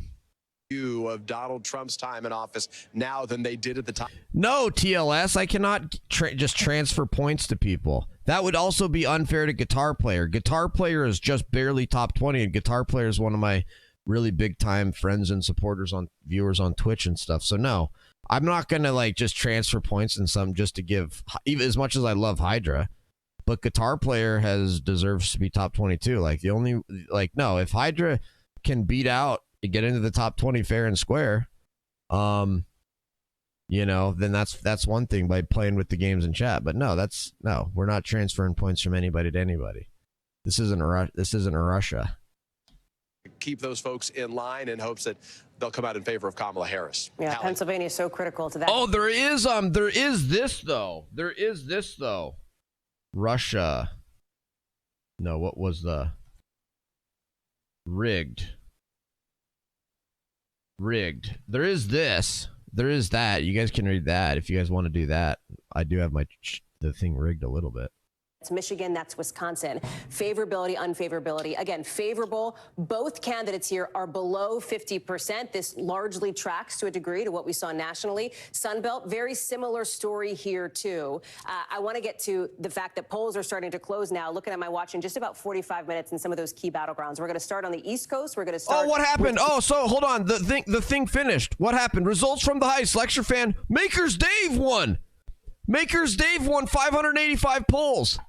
Wow, Makers Dave, congratulations. Makers Dave, how many do you have now? Makers Dave just won 585. Okay. The heist is reset for 10 minutes. You have to wait 10 minutes to do another heist. I guess I didn't realize that. Makers Dave.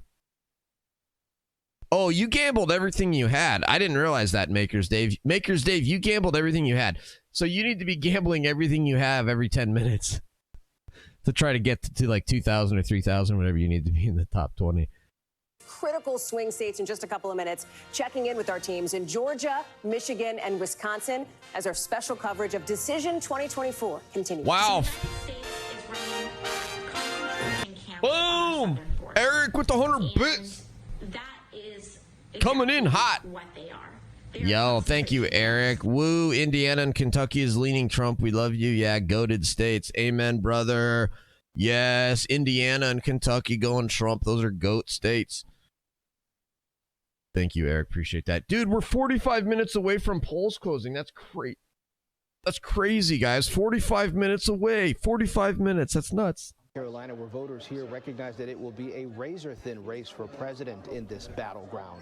Whoa, lecture fan, I'm closing in on 1,000 hours. Wow, 937. Dude, that's awesome, TLS. That's, of course, TLS. That's over the course of, like, what, like 10 years? Like, you've been watching me for, like, maybe not 10, like 5 years, though, at least. Or that's just since last election. I don't know if it resets the hours. I don't know if it resets the hours when I reset the polls. The numbers that they have seen in the urban areas and all. Yeah, PM do exclamation point polls, and it'll show you how many polls you have and your hours, it looks like. Killian in Atlanta, where there is a mix of excitement and cautious anticipation as we await the results here at a GOP watch party where state Republicans hope former President Trump flips the state, although Democrats are also confident in their ground game.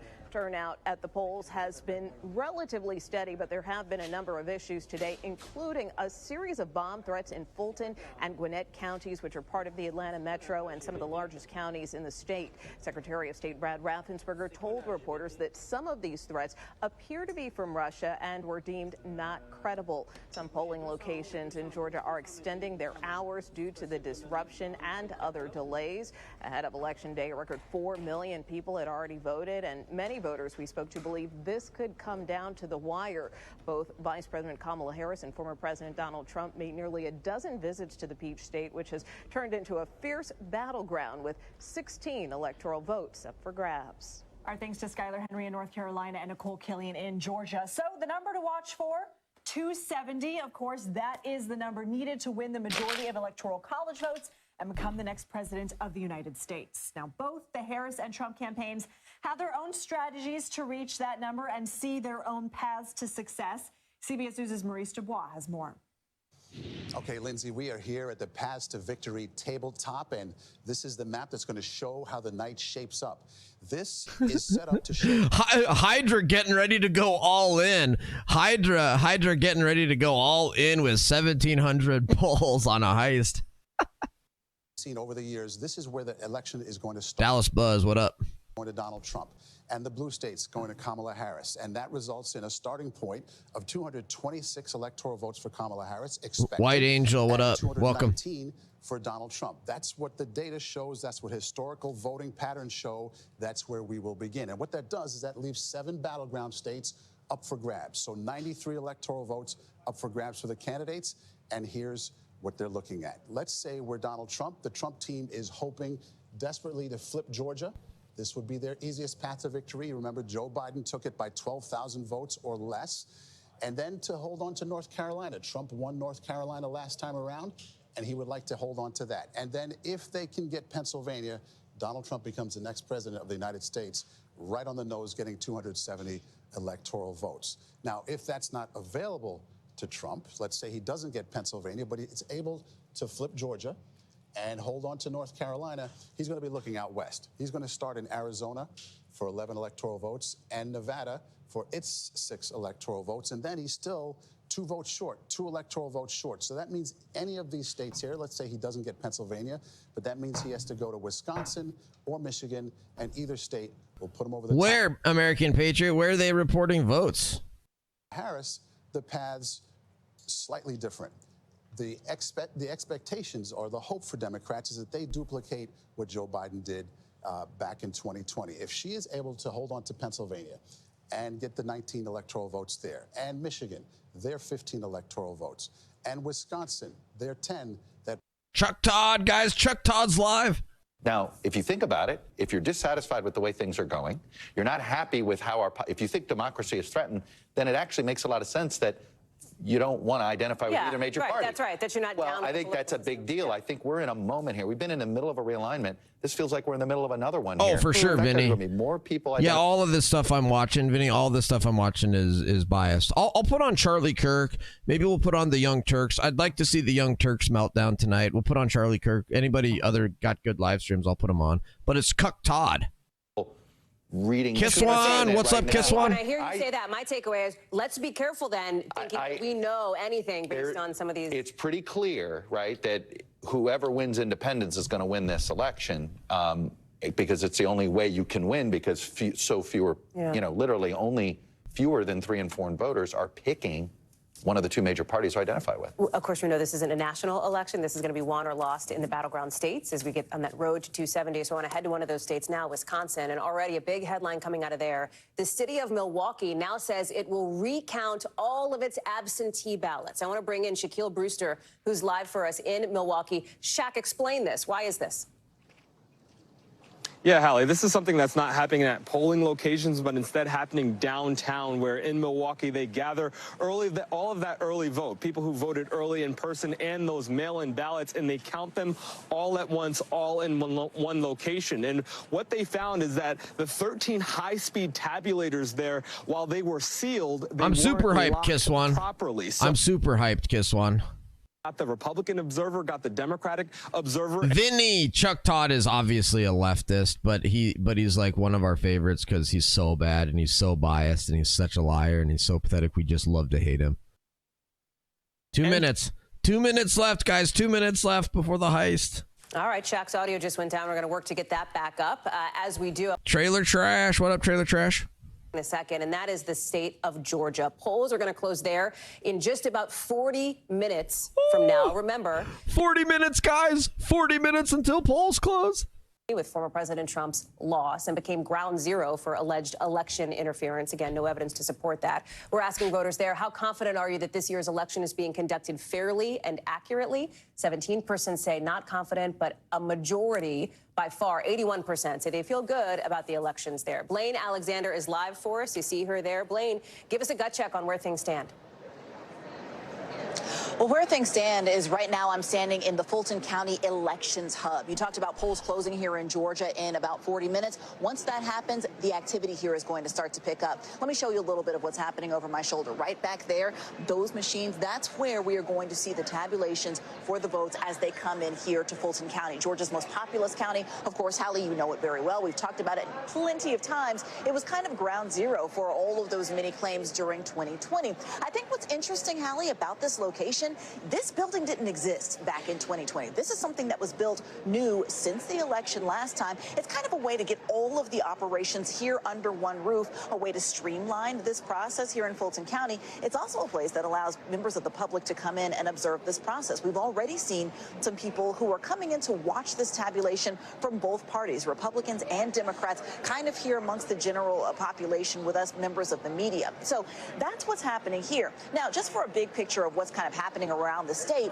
you know about those record early voting numbers. More than 4 million people cast a ballot. We should have a good idea of how the night's going to go when Georgia closes. Yeah, exactly, Hydra. That's what's so exciting, right? Is because, like, okay, we're not going to know quote unquote final results maybe until whenever.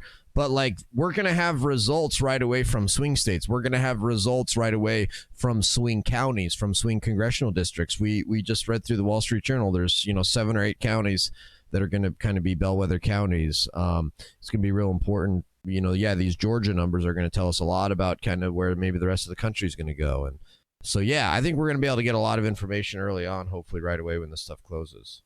That's where we're going to start to see a lot of those results come in relatively quickly, Hallie. As you're talking with voters who have been in line, Blaine, as you've been out there living and working in Georgia, of course, over the course of not just today, but over the course of the last couple of weeks, what stands out to you? All right, here's the big heist. Everybody that wants to get your heist in, it worked. It worked, Hydra. I think the first one worked. Doesn't say anything, but it does.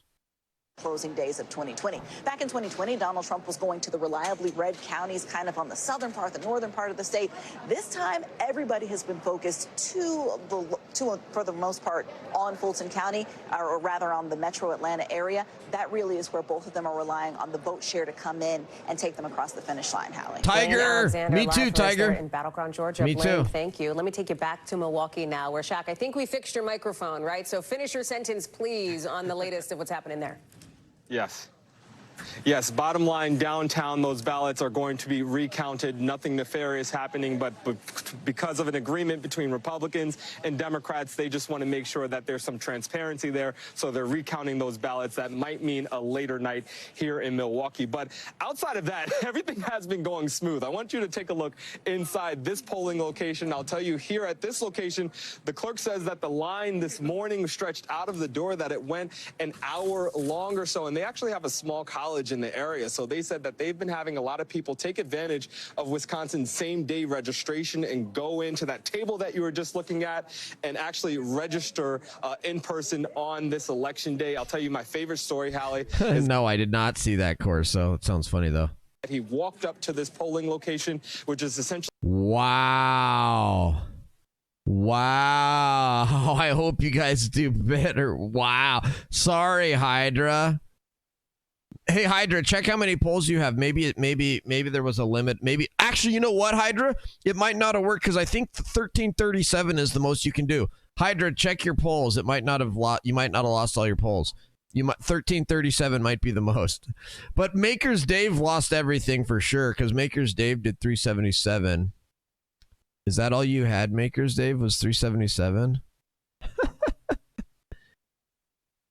That's unfortunate, man. Where you are now, Shaq. Thank you very much. Appreciate that. We are just about now. Oh, yeah. So, yeah, Hydra, yours didn't take. So 1337 is the most you can do. So you got to do polls like 1337 or polls 1336 or something on the next one, Hydra. You still got a chance, Hydra, to make it top 20, Hydra. You still got a chance to make it top 20. You can see the swing states that you need to be circling on your map fun. at home, and I'm sure So Makers Dave, you're down to 0? Makers Dave. Oh no, Makers Dave, you still have 200 polls. Oh, okay. Makers Dave, you could still come back, Makers Dave. If you win like every heist all night long, every 10 minutes, you could still make up. You could still make it up, Makers Dave. Kristen Welker and Tom Young. You got 200. You still got 200 to play with. If you win every one tonight, I think you could make it up to a couple thousand. Get top 20.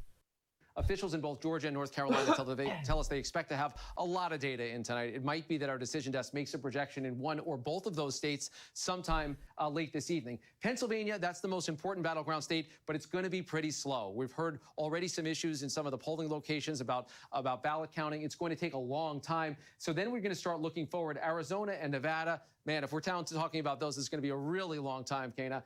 But Michigan and Wisconsin, we could get results tonight. Michigan, all the polls close at 9, but in most of the state, they're actually closed at 8. So we'll start to see data flow in, and that's one of the states where they changed the law to make it easier to count a lot more quickly. So even though we're bracing for what could potentially be many days of uncertainty, it's possible, depending on how the states start to break tonight, that we do get a projection at some point, even very late this evening or into tomorrow morning. Absolutely. And noting here that from some county officials in Georgia, Pennsylvania, and North Carolina, they've actually had to keep some of these polling locations open even a little bit later, perhaps delaying that count even more. Let's also, though, not overlook the balance of power in Congress in this race as well. Yeah, and look, we just did some scenarios. Trains don't run on time. Worst of all worlds. Worst of all worlds. Yes. But you always expect people, though, in moments like that to blink and kind of wake up and come back to reality, because that is one thing that has always been on our side. Reality does have a voice. You know, you can say these things over and over again, but people do look out the window. They don't only look at their weather app to see what the weather is going to be. They do, you know, they put their hands out and see if it's raining and all this. And eventually you look at these guys. We were talking about this on your show, Dennis, that, you know, Bush was Hitler. Right, Romney was Hitler. Romney, remember, was yeah, it's supposed to be fun, Makers Dave. It's just a little fun mini game in chat. It's something to do while you're watching the stream and hanging out in chat. You can gamble. It's fun. Plus you could end up top 20. I get your name in my Twitch bio. I mean, it's cool. It's cool. Force. Yep. My maybe the source of really my hope here is that I think reality wins. Reality always wins in the end. Reality is real and it always wins. Undefeated. And so you brought up earlier, Drew, the trans issue. And yeah, the media was able to create this delusion in people's minds. But look at the trans issue. It has not. Kamala Harris hasn't brought it up one time. I mean, during this campaign, Democrats have run from this issue. They don't want to talk about it. Very good point. Meanwhile, she's running, and this is the other sign that things I think are looking good for Republicans. This whole campaign, Kamala has run to the right on immigration. She ran to the right on crime. This is a point I make all the time. I'll be really scared. I'll be really concerned for the country when Democrats can be honest in election campaigns and admit they're communists and still win elections. They're Democrat candidates. Riyadh, what's up, Riyadh? Good, congrats. Yeah. You know, I voted with Trump on 1% of his issues, my golly, you know, and they're actually doing this. The only problem with that is the left does this all the time. They despise us so much that they think if they lie to us, it's justified. In fairness, politicians left and right tell the public the lie that they're going to be conservative. Right. Neither party actually has. You have a point. Yeah, you have a point. Yeah. So I think it's worth noting at this point sort of how the evening is going to go, just so people have sort of a run of when all these polls are closing. So the big states, Georgia, Virginia, they close at 7 p.m. Eastern. So about half an hour, they're going to close. And then Georgia's going to start posting its early vote totals by 8 p.m. Eastern, 7 p.m. Central. So in about an hour and a half, we're going to start getting some real numbers out of Georgia. If you take a look at Michigan and Pennsylvania, those close at 8 p.m. Eastern, so 7 p.m. Central, again. So about an hour and a half, that's when they're going to close. Michigan, according to Henry Olsen, is going to start posting its early vote earlier than Pennsylvania. Pennsylvania goes later. Pennsylvania's harder to count. We saw this last time. It'll probably be tomorrow morning before we know what the hell's going on in Pennsylvania. Early vote in North Carolina, apparently, is going to be like 75 to 80% of turnout. Democrats should lead big after the early vote in Pennsylvania. For example, Wisconsin closes its polls 9 p.m. Eastern, so does Arizona.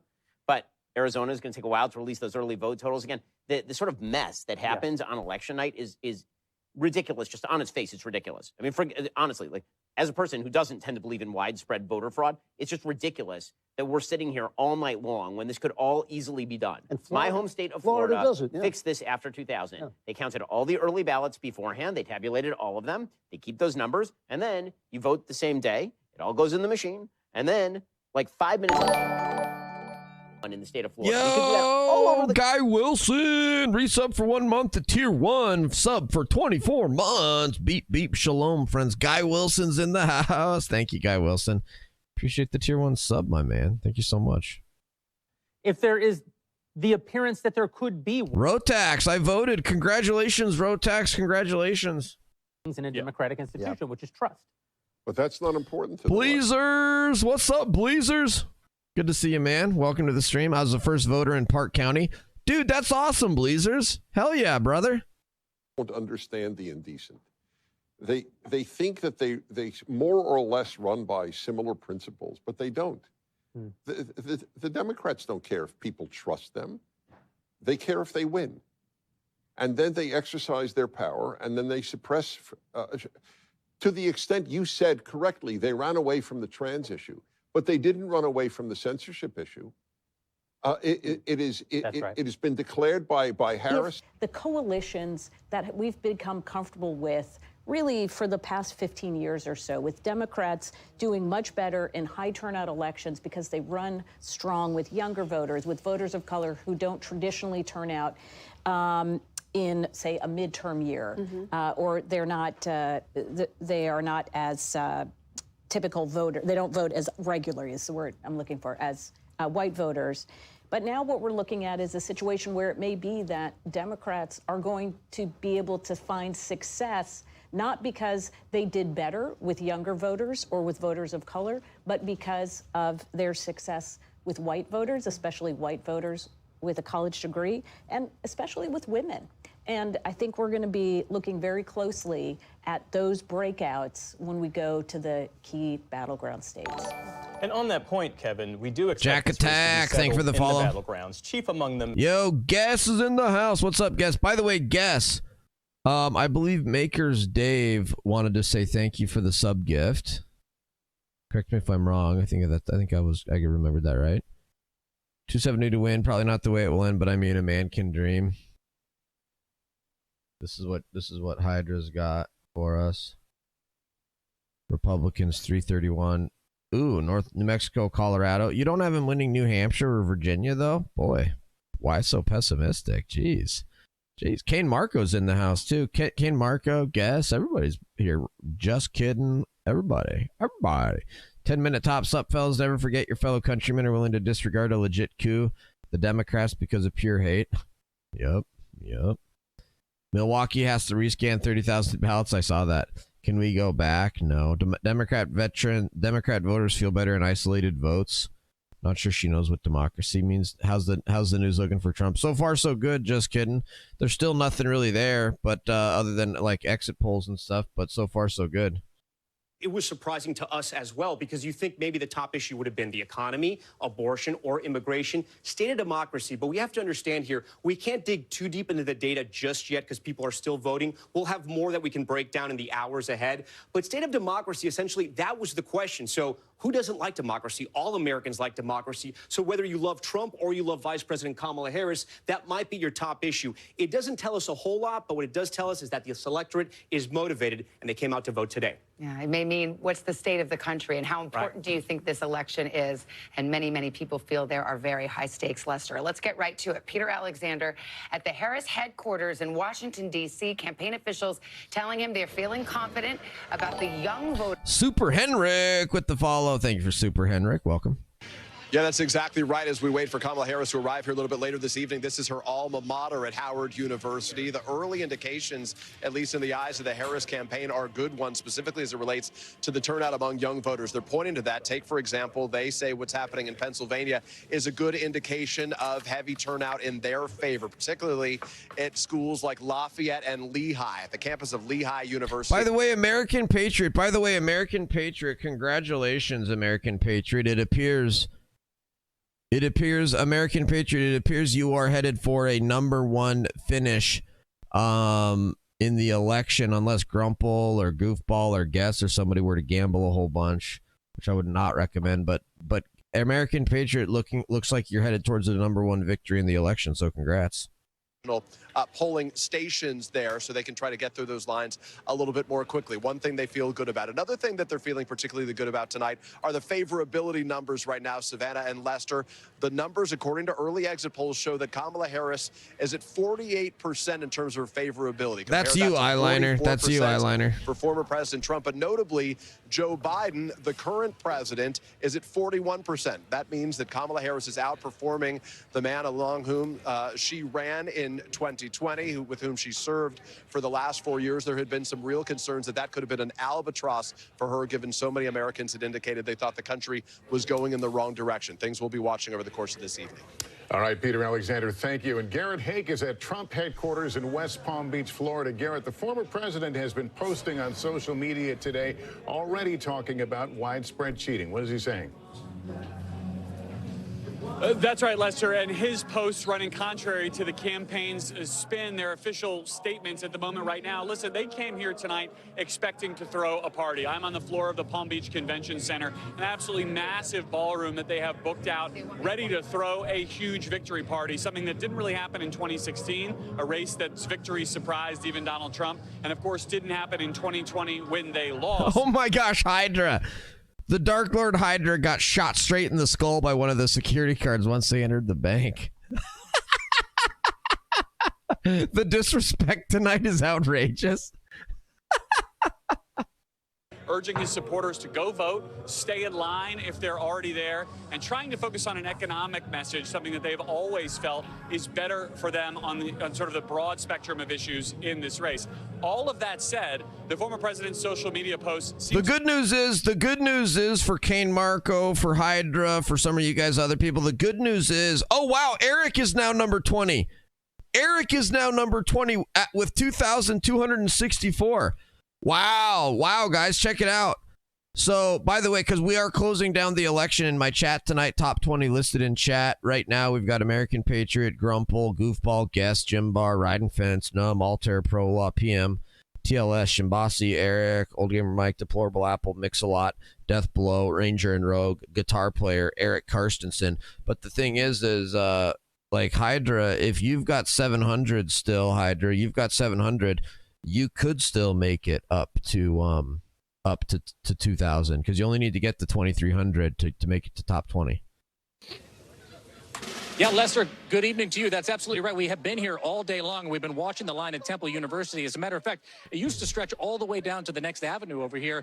Now the line, which was about 2.5 hours long, is quickly moving inside ahead of the 8 o'clock. Yeah, PM. Goofball's actually a streamer, so it's pretty cool that he's up there. But he never chats. Like every once in a while he'll chat, but not often.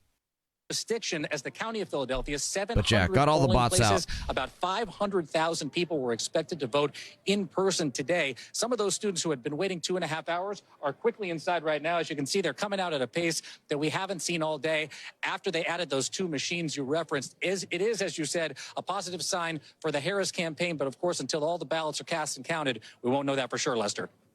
All right, Jacob, thanks. All right, well, we're right over here at the big board, 270. We mentioned it is the magic number tonight. That is what it will take to win the White House. Each campaign says they have multiple paths to get to that magic number. So let's get back to Tom Yamas at the big board because this is the big picture. Yeah. Here's the map. The gray areas are the battleground states, and there are various ways to get to that magic number of 270. Yeah, and this is how we ended up at the end of election week in 2020. As you mentioned, those battleground states, we haven't colored them in yet.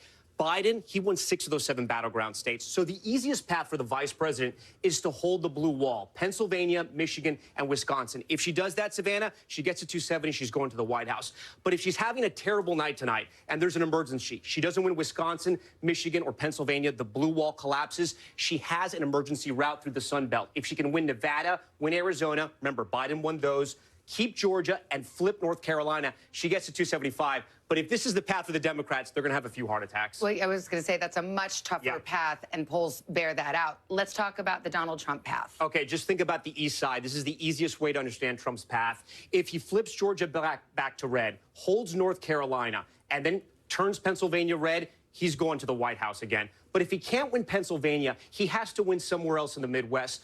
Donald Trump tonight cannot get to the White House unless he makes a crack in the blue wall. If he wins Michigan, he holds North Carolina, he flips Georgia. He can do it with just Nevada and those 6 electoral votes. But if he can't win Michigan... CTV's in the house. What's up, CTV? I just got home from the polls voting for Trump down in Park County, Florida. I've also voted for Grady Judge. Hell yeah, CTV. Congratulations, man. Congratulations on voting. Lester, let's go over to you. You two are terribly optimistic. Thank you. Let's bring in Kristen Welker now, moderator of Meet the Press. And Kristen, what are you looking for tonight? Some early indications that suggest one or more of those paths we just talked about are real. Absolutely, Lester. I'm looking for a couple of things. First of all, let's talk about the historic gender gap that could be one of the big stories of this election. We've seen it in polling leading up to tonight. Vice President Kamala Harris has a significant lead with women voters. Former President Donald Trump has a real lead with male voters. So we'll be watching those early returns to see how that bears out, to see how the split actually falls. Abortion on the ballot in 10 different states. So that will be notable, could potentially drive up turnout. Early bellwethers, Lester. Virginia in particular, there's a key race for Congress there. Virginia 7, Eugene Vindman running against Derek Anderson. This was a Democratic-held seat. Wow, dude. YouTube demonetized my shorts. YouTube demonetized my shorts about how we should not accept ballots after the election is over. Wow, dude. They demonetized my shorts simply because I said that we should not accept ballots after the election is over. Wow. In 2020, down to one state, Maine, what do we see tonight? It's really been dwindling over the years. Oh, that's too bad, All right, crazy. Thank you, Kristen. That's too bad. Let's go over to Savannah now. Poll closings are about to start in 7 o'clock Eastern time, including in the battleground of Georgia. And if you've ever wondered how we're able to call some of these races so quickly, stay put. We're going to take you inside. We'll show you how we do it right after the break.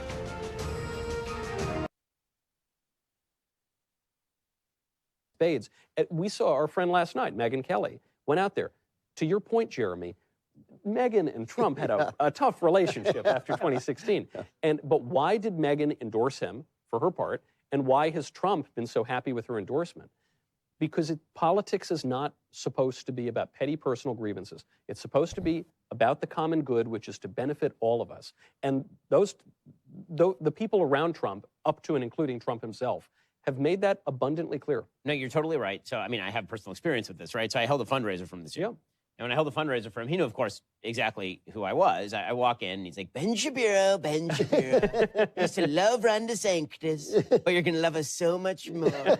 And that's what he is. I mean, he's a schmoozer, and he's a kibitzer. And again, he fixes the toilet, right? Like the story he likes telling about New York is the same story he likes to tell about building the Jerusalem embassy, is the same story he tells about everything, which is, I got it done faster, I got it done cheaper, I can do it more efficiently. Like, these are the stories that he likes to tell. And so that's why I think that most Americans, they look at him and they say, okay, these people, they speak all the things the elite think that you're supposed to speak, and then they brutalize the entire system.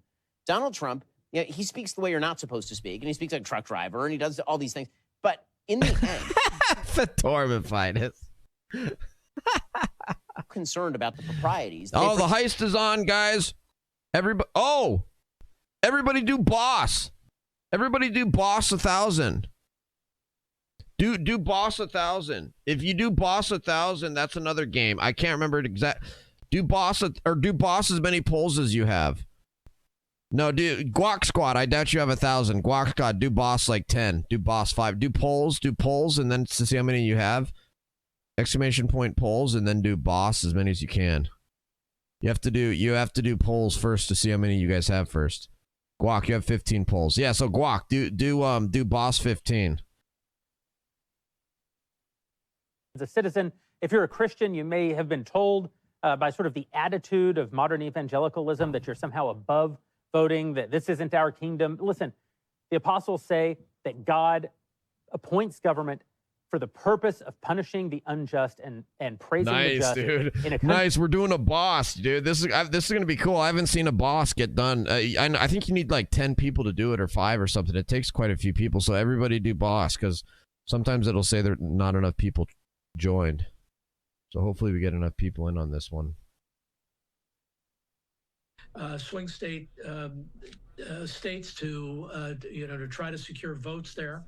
I think Donald Trump actually remained somewhat disciplined down the stretch, and Kamala Harris stuck to her message points.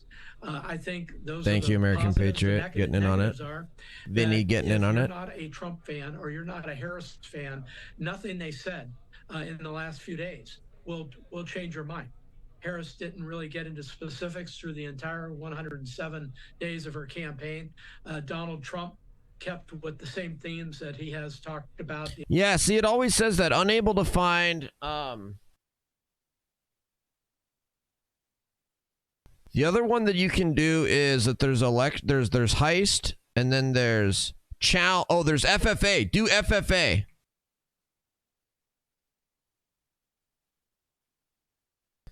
Do FFA, guys. Do FFA. I don't think you have to do any numbers. Just type FFA to join. Just type FFA. No number after it. Just FFA. That's a free-for-all. That's a free-for-all. I don't think you have to do points. We'll see, though. I think heist is one where you have to actually do points. Oh, now the heist is available as well again if you guys want to do heist as well.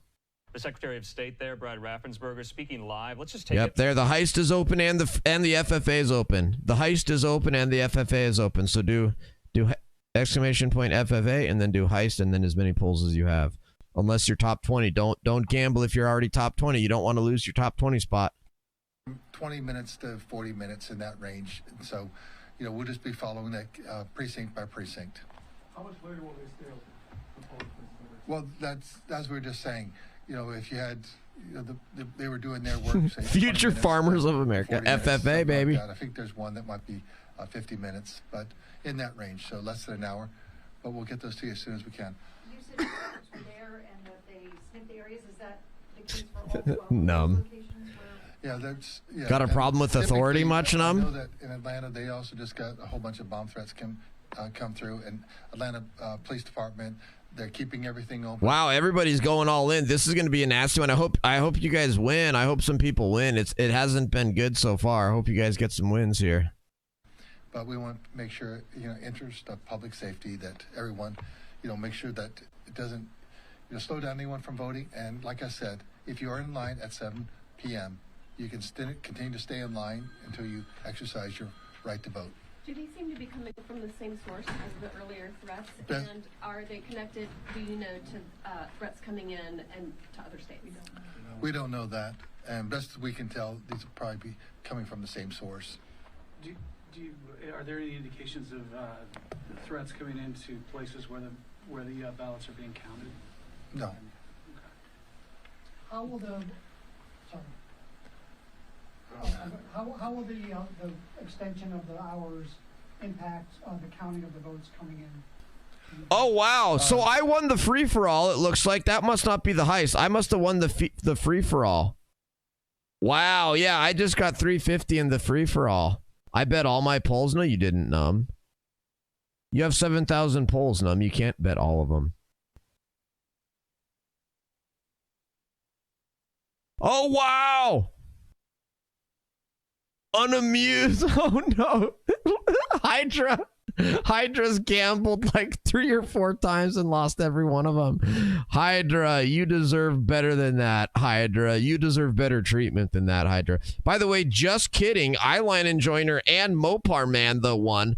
Congratulations to Just Kidding, Eyeline Enjoyer, and Mopar Man. Congratulations on the victory for those 3. Sorry, Hydra. You said early results will be in by 8 p.m., but that's a huge chunk of... Yeah, Bad Boys, you need to gamble all your polls, Bad Boys, to try to get to the top 20 before I close the election tonight. Some of the precincts may be extended a little bit now because, you know, they have, you know, this situation going on. But that's in 4 counties, 5 counties. So really then over 150 counties. Yeah, It's totally a TI-83 game. They're required when they close on time to have it 1 hour after they close. So yes, you'll get a lot of results really quick. Thank you so much. Stay tuned. We'll be here. I know you will be too. Brad Raffensperger, Georgia Secretary of State. Carry Indiana. So when viewers tuned in 4 years ago, they saw we called Indiana with only 7% of the vote in. How's that possible? We leveraged exit poll data and actual real vote returns. That exit poll data comes from workers spread out across the country. Mopar with the tier 1 sub. Thank you, Mopar. Thank you so much. Real-time vote count is also Really put through appreciate advanced that. computer models, which are then analyzed by data experts and political scientists at the decision desk. The only thing we care about is getting it right. The main factors: how big is the difference between the 2 candidates, and how much vote has yet to be counted. Think of it like a basketball game. If a team is up by 20 points at halftime, they're favored to win, but there's still a good chance the trailing team can catch up in the next half. But if a team is up by 20 points with only 2 minutes left in the 4th quarter, there's just not enough time to close the gap. That's how it is with the outstanding vote count. We're trying to figure out... Holy cow, 300 bits! USA! USA! USA! Thank you, Goku Gains. That's huge, man. Thank you, Goku Gains. Outstanding vote is coming from. Is it from a very blue area or a red area, which adds to their formula? And if a race is really close, that could take days. You really need all of the vote in to be able to make a call, to be able to sort of be absolutely certain of who the winner will be. And the mantra of our decision desk is that they want to be right. They do not want to be first. And Savannah and Lester have had a lot of time to spend with the decision desk, getting me ready for the big board and for tonight's election night. I can tell you, they take their job so seriously. They're mathematicians, they're scientists, they're journalists. Thank God they do the math. We don't have to do it. And they're getting so much information from around the country. Sometimes the information is changing within the second.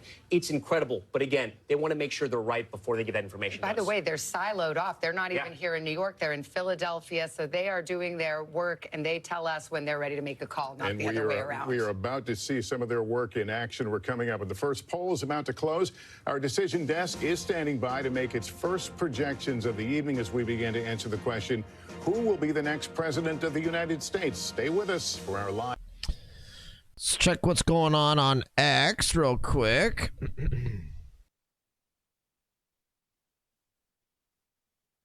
Donald Trump posted. Republicans, we're doing really well. Stay online, don't get offline, and vote. Make sure you get through and vote. We're going to have a big victory tonight. Nothing worth doing ever came easy. Treat the word impossible as nothing more than motivation. Never, ever quit. Never quit. Adversity makes you stronger. Don't give in, don't back down, and never stop doing what you know is right. They want to take away my freedom because I will never let them take away your freedoms. They're not coming after me, they're coming after you, and I just happen to be standing in their way. When they couldn't beat him, they tried to bankrupt him. President Trump is back in a New York City courtroom. When that didn't work, they tried to put him in federal prison. Raided by the FBI. When that didn't work, they even tried to kill him. They just tried to kill President Trump. Donald Trump still stands, ready to fight, ready to win, and ready to make America great again. This is Donald Trump's house, brother. This election, we all get to choose. So good. So good. Whoa! Eric starts the hype train. Exactly what they are. No matter what, USA is still the greatest country God put on this earth. Oh, by the way, lecture will also be referring to the states to the names I've given them in the master plan. Thank you, Eric. Thank you, Eric. You the man, you the man, you the man. I need a local journalist to interview a handful of voters who are registering to vote on election day in Montana. From what I'm seeing online, it seems like there's an influx of people registering.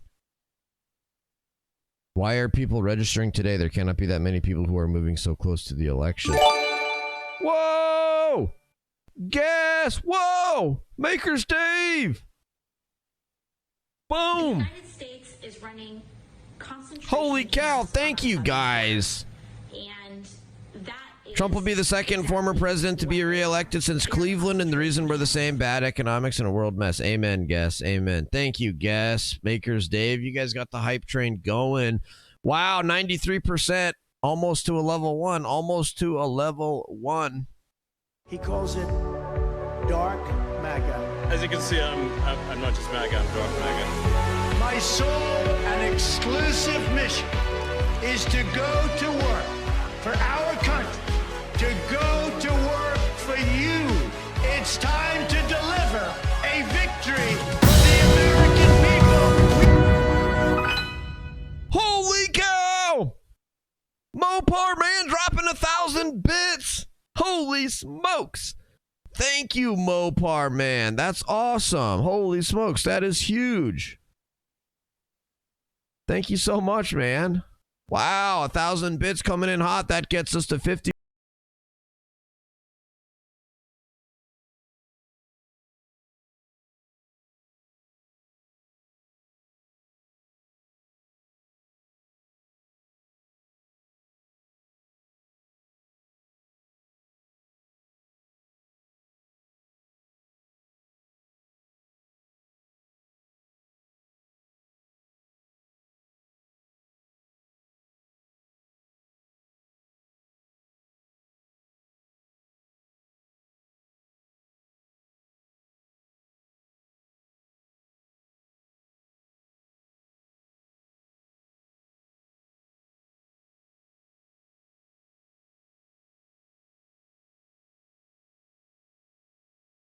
check-in centers that spread throughout the county, and then all of that information, all of those things are going to come right here. It's going to be an interesting thing. We're going to see each one of those precinct managers walk in. Are you serious, Guess? We won the island of Guam? Nice.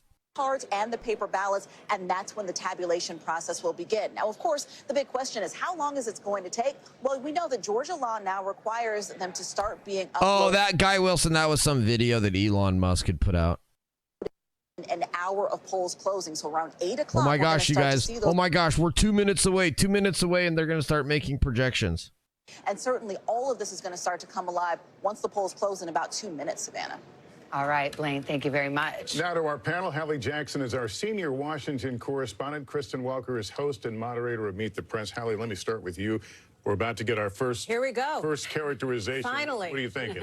Listen, Georgia is going to be a critical state here. This is a place that had a very, very close razor-thin margin back in 2020. So what happens in Georgia is going to matter. A couple of things that I'm watching as I'm digging into those exit polls, which we'll get to after the polls close. Independents, who's doing well there? Non-white voters, Black and Latino voters, especially when you're looking at places like Metro Atlanta. We're always looking at young voters, and we are always looking at the gender gap, of course. We know that is one of the dominant storylines of the night. Yeah, exactly. And so we'll see if it continues to be. I think a real tell for that is going to be after 8 o'clock when polls close and we can start to report out more. Georgia was one of those traditionally red states that Democrats had thought about and dreamed about for many years, and not until 2020 did they finally get it. It was the swingiest state of the 2020 election. Trump won it by 200,000, I think, in 2016, and then Biden barely eked by. So what do you expect tonight? Well, I think there has been so much focus on African-American voters and Black men in particular. I think about former President Barack Obama, who was out on the campaign trail with that very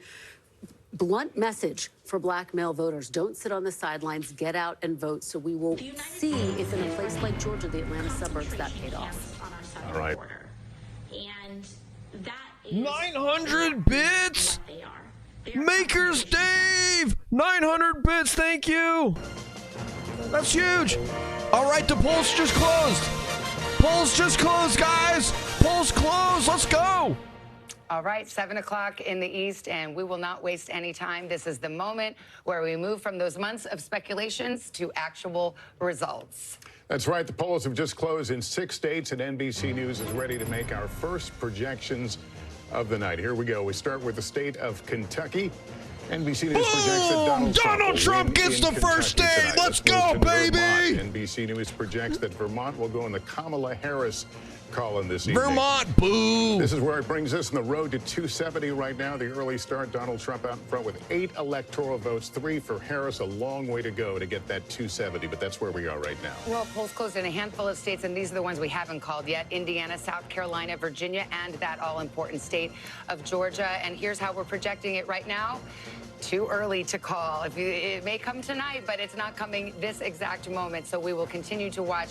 We don't have any results yet to show you out of Georgia. It is simply too early to call. But Georgia is one of the faster states to count. So as I go over to Tom Young, I don't know, Guy Wilson. No, I don't think so, Guy. No. And looking into some of the states that we're looking at. See, you've got Kentucky up on your map. Why is that? This is the earliest. This is the earliest data we're having so far. We have called Kentucky for former President Trump so far. I'm just trying to get a lay of the land to see, how is it looking compared to 2020? Again, a lot of that vote is still out, but we were able to make the projection as we explained to you. I also want to talk about Indiana because we're getting some vote data here. Still too early to call. Remember, only 14% of that vote is in right now. We also have this great feature on our board where we can show you where the remaining vote is. So obviously, the bigger the bubble is around those counties, that's how many votes are still outstanding. So here in the Indianapolis region, still a ton of votes waiting there.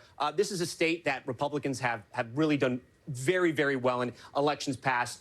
If you go back here, Trump in 2020 won by about 16 points. Wow, look at that. So Trump improving his margins even from 16 and 20. In the win column, most likely. One of the places we can start to get data from is Hamilton County with 60% of the vote in. This is not a great sign for Trump right now, but again, I want to be very clear. It's only 60% of the vote in, and this is what I'm talking about. 52% is what he won in 2020. She's on top right now with about 50% of the vote. There's about 1,300 vote difference right now. Again, still very early, but this is the first data we're getting tonight, so we're kind of parsing what we can so far. There are big areas like South Bend, Pete Buttigieg, who was the mayor there, obviously, where Notre Dame is as well, and the big city of Indianapolis, Evansville. There's a university down there. A lot of if we look at the map in 2020, these are mostly rural counties, red counties where Trump can really run up the vote. But again, in some of these smaller counties, he wants to be 60, 70% to make sure he can overcome what she's going to get in Indianapolis. But still very early tonight, Savannah. We're going to get a lot of data as it's coming in, hot and heavy throughout the night. But right now, still very, very early. This is when we get the tea leaves out. This is the tea leaves portion of the night. And, you know, you have a red state. You know that Indiana's going to, that Trump will prevail most likely. Same thing with Kentucky. But sometimes we can look into those counties and particularly the suburbs. Whoa, Eric, another 100 bits. A minute and a half left to try to get a level 3. Kick it out, Vermont. They're basically diet Canadians, but woo, Kentucky. Yeah, thank you, Eric. Heck yeah, let's go, let's go, let's go.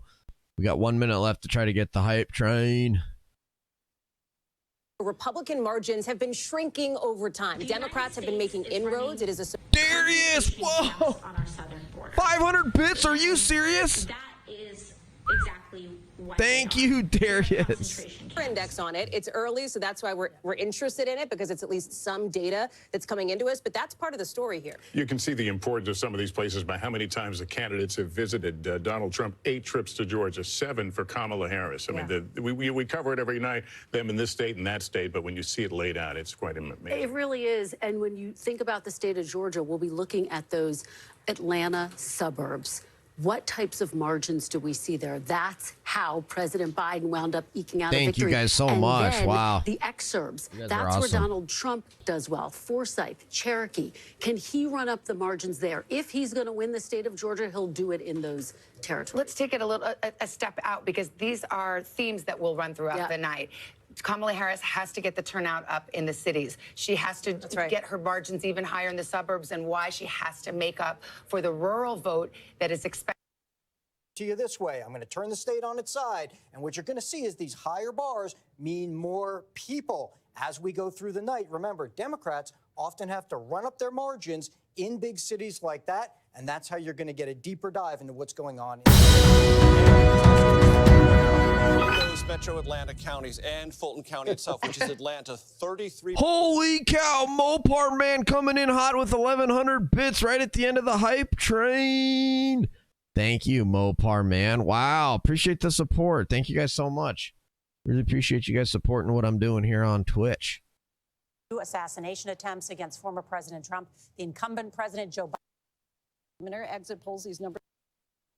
About people who identify as independents. This is a category, right, of a voter that Vice President Harris really extended an olive branch to. She wanted to win them over. But look at this. Based on our exit poll data, it is Donald Trump winning independents, nearly a double-digit margin over Vice President Harris in the state of Georgia. Here's your grain of salt caveat. These are early numbers. They may shift a little bit throughout the night, but this is really interesting here. And if you're wondering, well, how does this compare to 2020? Let me pull that up here, because he is overperforming. Donald Trump is overperforming his numbers with independent voters in Georgia this cycle than he did last cycle by a significant margin, by about 10 points Barely as well. missed it, Mopar. The other piece of this Barely too, missed let's it. look at the gender gap in Georgia. The gender gap, it exists here, folks. We are seeing, and we'll pull up this board in a second here, Kamala Harris winning with women, Donald Trump winning with men. And I'll tell you, as I walk back over to the table here, that is something else we'll be watching here throughout the night. She's got to do really well with women. He wants to do really well with men. And in my conversations with campaign sources just in the last couple of hours,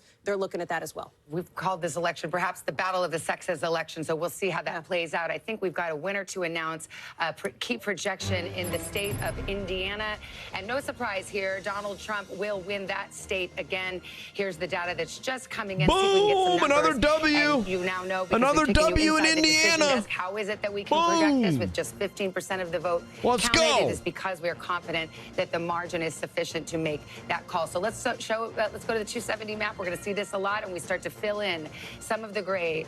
Indiana red for Donald Trump. Let me go right over to Tom Yamas, who's actually looking at Florida. So Florida had a poll close. Or is it about to poll close? Yeah, they've closed. We have some voting data. Okay.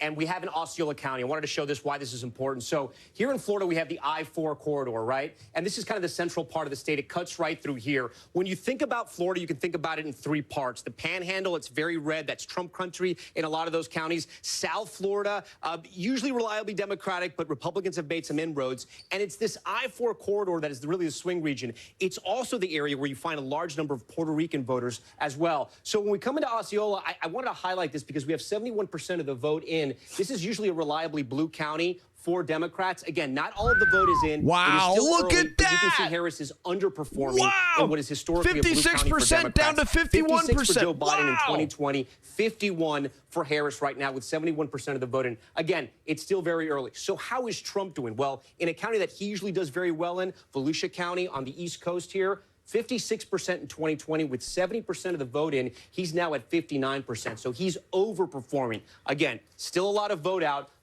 Still a lot to do here. And So you guys, they literally just said, according to the exit polling in Georgia, Donald Trump is overperforming among independents. In Florida, in multiple counties, he's overperforming. This is awesome. electoral votes. The Boom! math gets Thank you, very, Eric. very hard for Trump if he doesn't win Florida. Without Florida, his sort of strategy in the blue wall and everywhere else kind of collapses. He needed this in the win column. Still very early right now. Thank you, Eric. Holy cow, Eric. Thank you. Keep them bits coming, guys. Keep them bits and the subs coming to support restoring America. MAGA. I am a capitalist. I am a capitalist. Remember that, folks. I am trying to make money on Twitch so that I can someday do this full time and I don't have to grind out hours at the office. So I'm not ashamed to admit that. Thank you guys so much for all the support already tonight. It's been huge. You guys are awesome. Look, Harris is doing pretty well. In 2020, Biden was at 51. She's now at 50%. 66% of the vote is still out. This is a county that Republicans had hoped to flip. Dude, this is all good news, guys. This is all good news.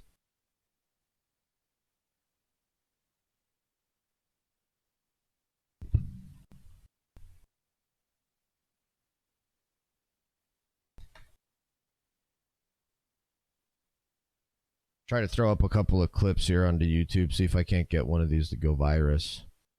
Give me just a couple of seconds here while I throw up the last like 3 or 4 clips I had.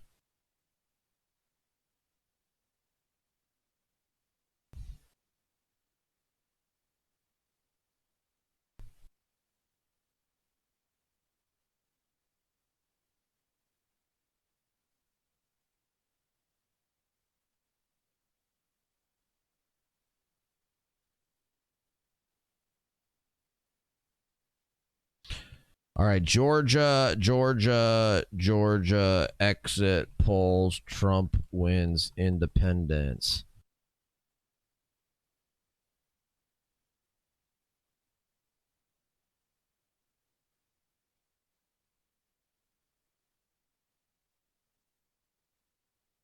Are still outstanding. So here in the Indianapolis region, still a ton of votes waiting there. This is a state that Republicans have really done very, very well in elections past. If you go back here, Trump in 2020 won by about 16 points. Wow, look at that. So was Trump improving his margins even from 16 and 20. in the win column, most likely. One of the places we can start to get data from is Hamilton County with 6 County. It's a third split Puerto poll Rican. close, right? Yeah. Right. So it's interesting because you have the Latinos down in Miami-Dade. I know. Yep. Go ahead and give your shout out. Miami-Dade is the greatest. Just the greatest county, greatest Yes, people. yes. I mean, I could keep going. But obviously, this is, Latinos come from different backgrounds Yes. and have different Yes. voting patterns here. Yeah, it is not monolithic, just like really every minority group. It is not monolithic. The Puerto Ricans have tended to voted more Democratic. Cuban Americans, Venezuelan Americans have trended lately more towards the Republican side. But I do want to remind you, too, during the Obama years, Obama was able to pull back some of that Cuban American vote. It has changed in recent years. We're getting more data. As you mentioned, Florida's very fast in putting in their data out. So we were talking about Osceola again there, big Puerto Rican population. The same with Orange. This is Orlando. This is a big Democratic stronghold here. Again, 60% in. Look, I don't want to draw too many inferences from this, but you have Biden at 61. Harris is at 58. You could say she's sort of underperforming, but I also want to say it's only 60% in. A bigger number that's coming in that I think is more important, guys, I want to talk about right now is Broward County. This is just north of Miami-Dade. Think about Fort Lauderdale, think about Sunrise, all those areas and those big cities that have been growing over the years, especially post-pandemic. This needs to be a place where Democrats really drive up the vote, right? Hillary Clinton won big here, 66%. Biden did the same at 64. Tonight, Harris is at 60.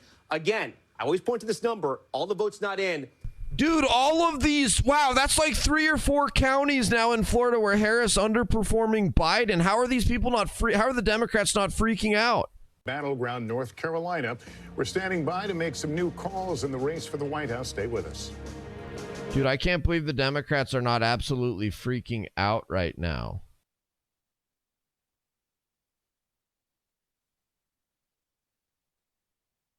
I wonder, let me see if I wanted to go to the Young Turks. Are the Young Turks live? I'd like to see how they're doing right now.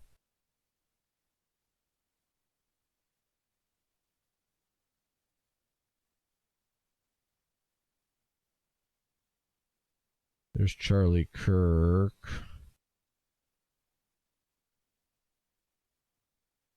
I don't get it. Like, seriously, is the Young Turks not live? Or is YouTube just not showing it to me? The Young Turks, because we do want to see the meltdown. Oh, they are live. I just want to be clear. The polls close in Florida at 8 o'clock. So they haven't closed yet. So I'm not exactly sure what they're reporting. Like the numbers we talked about this morning when we first got started was in North Carolina, 50% of the vote is already in. That's why the early voting is so important to both sides, because you lock in those votes. Yeah. The main thing you're worried about is that your side doesn't go out to vote, right? So over 50% of the voters in North Carolina have already voted, but we're guessing that she has an 8-point lead based on where the votes came from and party affiliation. But they become official after the polls close. Yeah, and that you've probably seen a lot of numbers floating around over the last couple of weeks, and that's basically it's assumptions about party composition of where these are coming from, which are just assumptions. We don't know. I mean, we know that Harris has bet a good amount of her time on trying to get some of like the Nikki Haley voters to support her. If she does, then that may have changed what we should have thought about those mail ballots. But in addition to Florida, we have 3% of Georgia in, with currently Harris having a 3-point advantage there. For that one, definitely I'm keeping an eye as some of the county stuff comes in. It's still just a couple of like the counties around Atlanta. So again, we're gonna need obviously a little bit more than 3% of the vote to really say much of anything. And Virginia, less than 1%. Trump is up by 18 points. So this thing could be over. So what I want to do, guys, if we can pull up what we did this morning and bring up the 270 to win, the electoral map, because what I want to do is, so first of all, if you can watch it watch the stream on tyt.com. So you get the whole stream, you get it a whole night.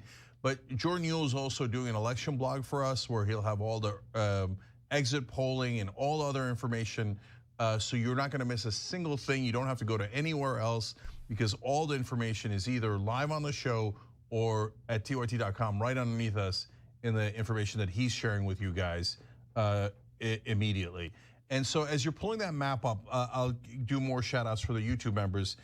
Kent Homeless, Carmen, Momo Mary, Suzanne Carroll Photography, Leslie McQueen, Martin Fermanel, Pyros, Garrett Vanderberg, and M. Thank you for hitting the join button below the video and becoming members. We appreciate you guys. Box, thank you for gifting a membership. O'Neill J11, thank you for gifting 5. And John Gray, you're amazing. Thank you for gifting 50. That's beautiful. Wow. We appreciate you guys. So do we have the map? Because what I want to show you guys is how important a couple of the states are.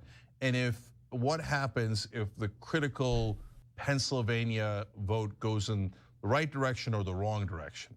So remember the 7 swing states, you got 2 in the West, Nevada and Arizona. Arizona does not look good for Kamala Harris based on the polling and everything else that we have seen. Nevada looks dead even. So Nevada could be super relevant and could it decide this entire election. And I'll explain to you guys in a second how. In the South, we've got Georgia and North Carolina. And historically, Georgia is more likely to go Democrat. And that's what Michael Schur predicted this morning. But North Carolina seems to have the better numbers in this election cycle based on the polling and the early results. So, I was hopeful this morning because the producers made me pick a side. Overall, my prediction is I don't know. But because I wanted to play the game and try to be the election champion of the world on tyt.com, where we're asking you guys to play along and guess the number of swing states they're going to win in the House and the Senate. So I had to pick a number and I had to pick states. And I said, I think if the women vote is what we think it is, she might win North Carolina. So it'll be interesting. But the 3 states in the North are the most important. Those are the so-called blue wall states. and that is Wisconsin, Michigan, and Pennsylvania. So I want to show you what this looks like. Already on this map, we have Arizona red because that is. So Cenk Uygur's not freaking out yet? That's unfortunate. Why isn't Cenk Uygur freaking out yet? Does it rhyme with Miami flayed? No, I mean CNN just said something. I didn't see what CNN said. I'm looking at the Miami. Tapper is speechless right now. I don't know what he said. I'm going to say mine first because mine's cool. Miami-Dade County, early vote or whatever it is, 77% of the vote in. So I'm gonna tell you that in 2020, Biden won 53.4 to 46 in Miami-Dade. Right now, Miami-Dade is 55-44 Donald Trump. Say it again for the people in the back. Wow! In 2020, Miami-Dade County's final total was 53.4 for Biden, 46.1 for Trump. Right now, with 77% in Miami-Dade County, Donald Trump up 55 to 44. He's winning by 11 with 77% in Miami-Dade. Hispanics, man. What in the world? That was a deep blue. I'm gonna look up how that place voted under Obama. It's gonna be wild. I want everyone to take a pause and realize there's still voting left in Pennsylvania. Right, Jack? Yeah, we still need a rest All I'm belt. thinking about is Pennsylvania. There's still voting left I'm in not Wisconsin. feeling any of this stuff right If you now. are on that, you could go and make history. Get in the car and go vote right now. I feel nothing. I have entered the MAGA flow state.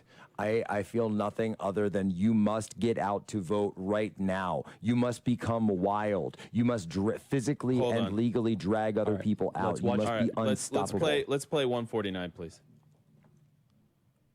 Biden won independent voters in Georgia when he won the state by 9 points. So we've seen a swing of 20 points towards Trump in terms of the margin, from 9-point advantage 4 years ago with independents for Biden to now an 11-point advantage with independents for Trump in Georgia. Jake. Wow. Wow. Wait, can we get more of Jake's response there? Yeah, Ryan, can you get a little bit more of it? Georgia 3%. That's hilarious. 51, Harris 48. 3% is noise. Hold on. Huh? Where Don't from? Dismiss me. Yeah, that includes could be part of the mail-in. Douglas County and also parts of Burke County, and it's almost all mail. We're going to get a lot of data from Georgia in the next couple of minutes, guys. Mail in. Yeah, mail in. Yeah, mail in. Yes. MAIL. Yeah, because we got to be careful with that since we're in the first gendered election. Okay. Email us your early vote. Email us your voting stories, freedom@charliekirk.com. If you want a signed hat, it's members.charliekirk.com. That is. How Florida goes is looking at larger counties like that. Let's look at Orange County. This is where Orlando is. Mercarsel Powell has a 17-point advantage over Scott. But ultimately, Andrew, when we look at these maps and when we're talking about the balance of power in Congress, we're talking about an uphill battle for the Democrats. That's something that we've all been watching for. Florida was one of those. Getting 10 million more votes in the popular vote would be better. I don't know if that's still a thing. Probably for the Democrats it is. Trump obviously in 2016 lost the popular vote and still, he legislated as if he'd gotten 300 million votes or whatever. So I don't know that will necessarily matter, but 270 is obviously the mark. And one reason that these alternate ways to win if she loses Pennsylvania, and you can go even a little bit crazier than that with some of the individual congressional districts, isn't focused on as much is that these are not like truly independent variables. There are obviously differences between the states, and it is conceivable that were she to lose Pennsylvania, she could still win North Carolina and Nevada.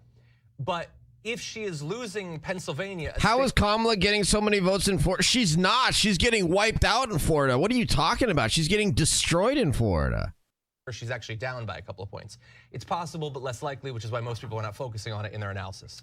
So I wanted to go back to what Cenk had said about the polling and how some of the methodology had been updated in order to avoid underestimating Donald Trump and the Republicans. But when I think about what happened in the midterm elections in 2022, they certainly overestimated the Republican.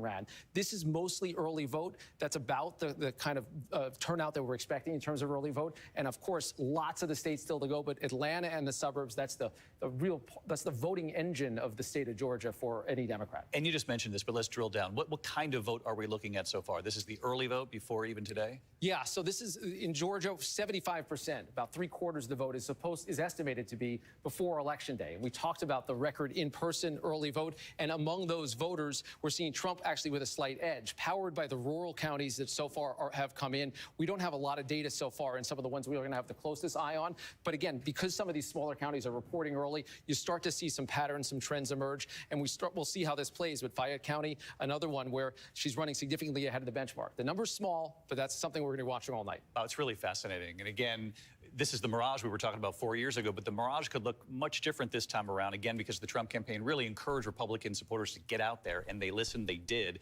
It's been quite impressive, the numbers they were able to put up in the early vote, but then you've got to wait to see day of, and you're going to be trained really on the Atlanta metro area as well to see if the Harris campaign was at all successful today in trying to get their numbers up. That's exactly right. That is where she needs to win this race. It's where any Democrat would, and it's a pattern across the country. Urban areas have gotten bluer in the age of Donald Trump, and rural areas have gotten redder. So he is going to be looking to places well outside of there, smaller counties, but places where he is going to be winning 2-1, sometimes even more, 3-1. This is a 50 points, 50, 40 points, 80 points right now, very early in this county. Go back to Brantley real quick right there, and just let's see the benchmark for him. Where does he need to be? Does he need to be at 90%? He sure does. This is a very small county, but this is the kind of place where he has to absolutely clean up. So far, he is. And he's performing as well. 3% in, 4% in now. We got a ways to go there in the state of Georgia. Dude, I'm looking at New York Times, Florida right now. Donald Trump, 3.7 million. Kamala Harris, 3.2 million. That's 54% to 46%. Miami-Dade is 55% Trump with 77% of the votes in. Kamala Harris is getting wiped out in Florida right now. Men, there was a big gap so far in early voting of women who are voting, and the conversations I'm having, many of them tell me that they do think abortion awesome. is front PM. and center for them. Ohio's We'll see how closing. that Hell plays yeah. out here in the hours Let's to go, come. Ohio. Sam Brock in Asheville, North Carolina, part of the region that has just been through so much, and yet so many people came out to exercise their right to vote. I want to go over to Tom Yamas, because this is the battleground in 2020 that Donald Trump actually won, and he wants to try to hold on to it. Savannah, was the only one that he won in 2020, but it was his closest margin of victory. Let's take a look at North Carolina right now, and I'll take you back to elections past. So as we just mentioned, Trump wins here, but barely, right?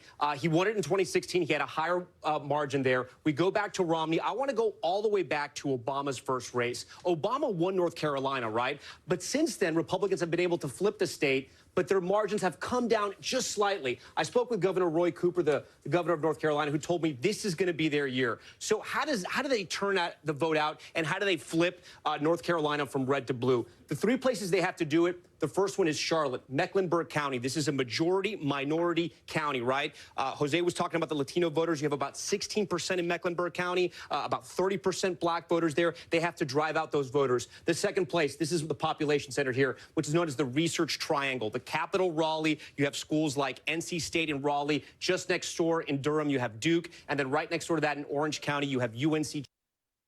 Okay, things are happening.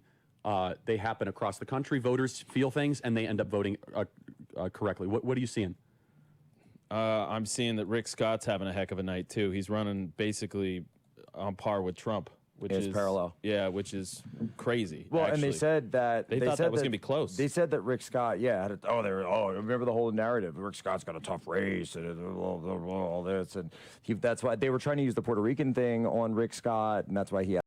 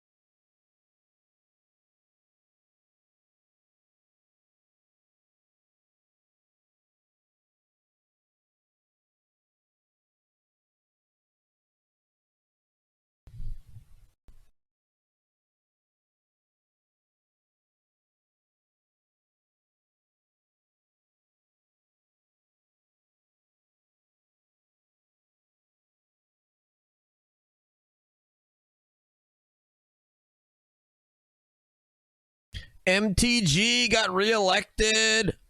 MTG. Oh, shoot. Oh, shoot. Is my audio dead? Oh, shoot. Sorry, guys. I didn't realize my audio was dead.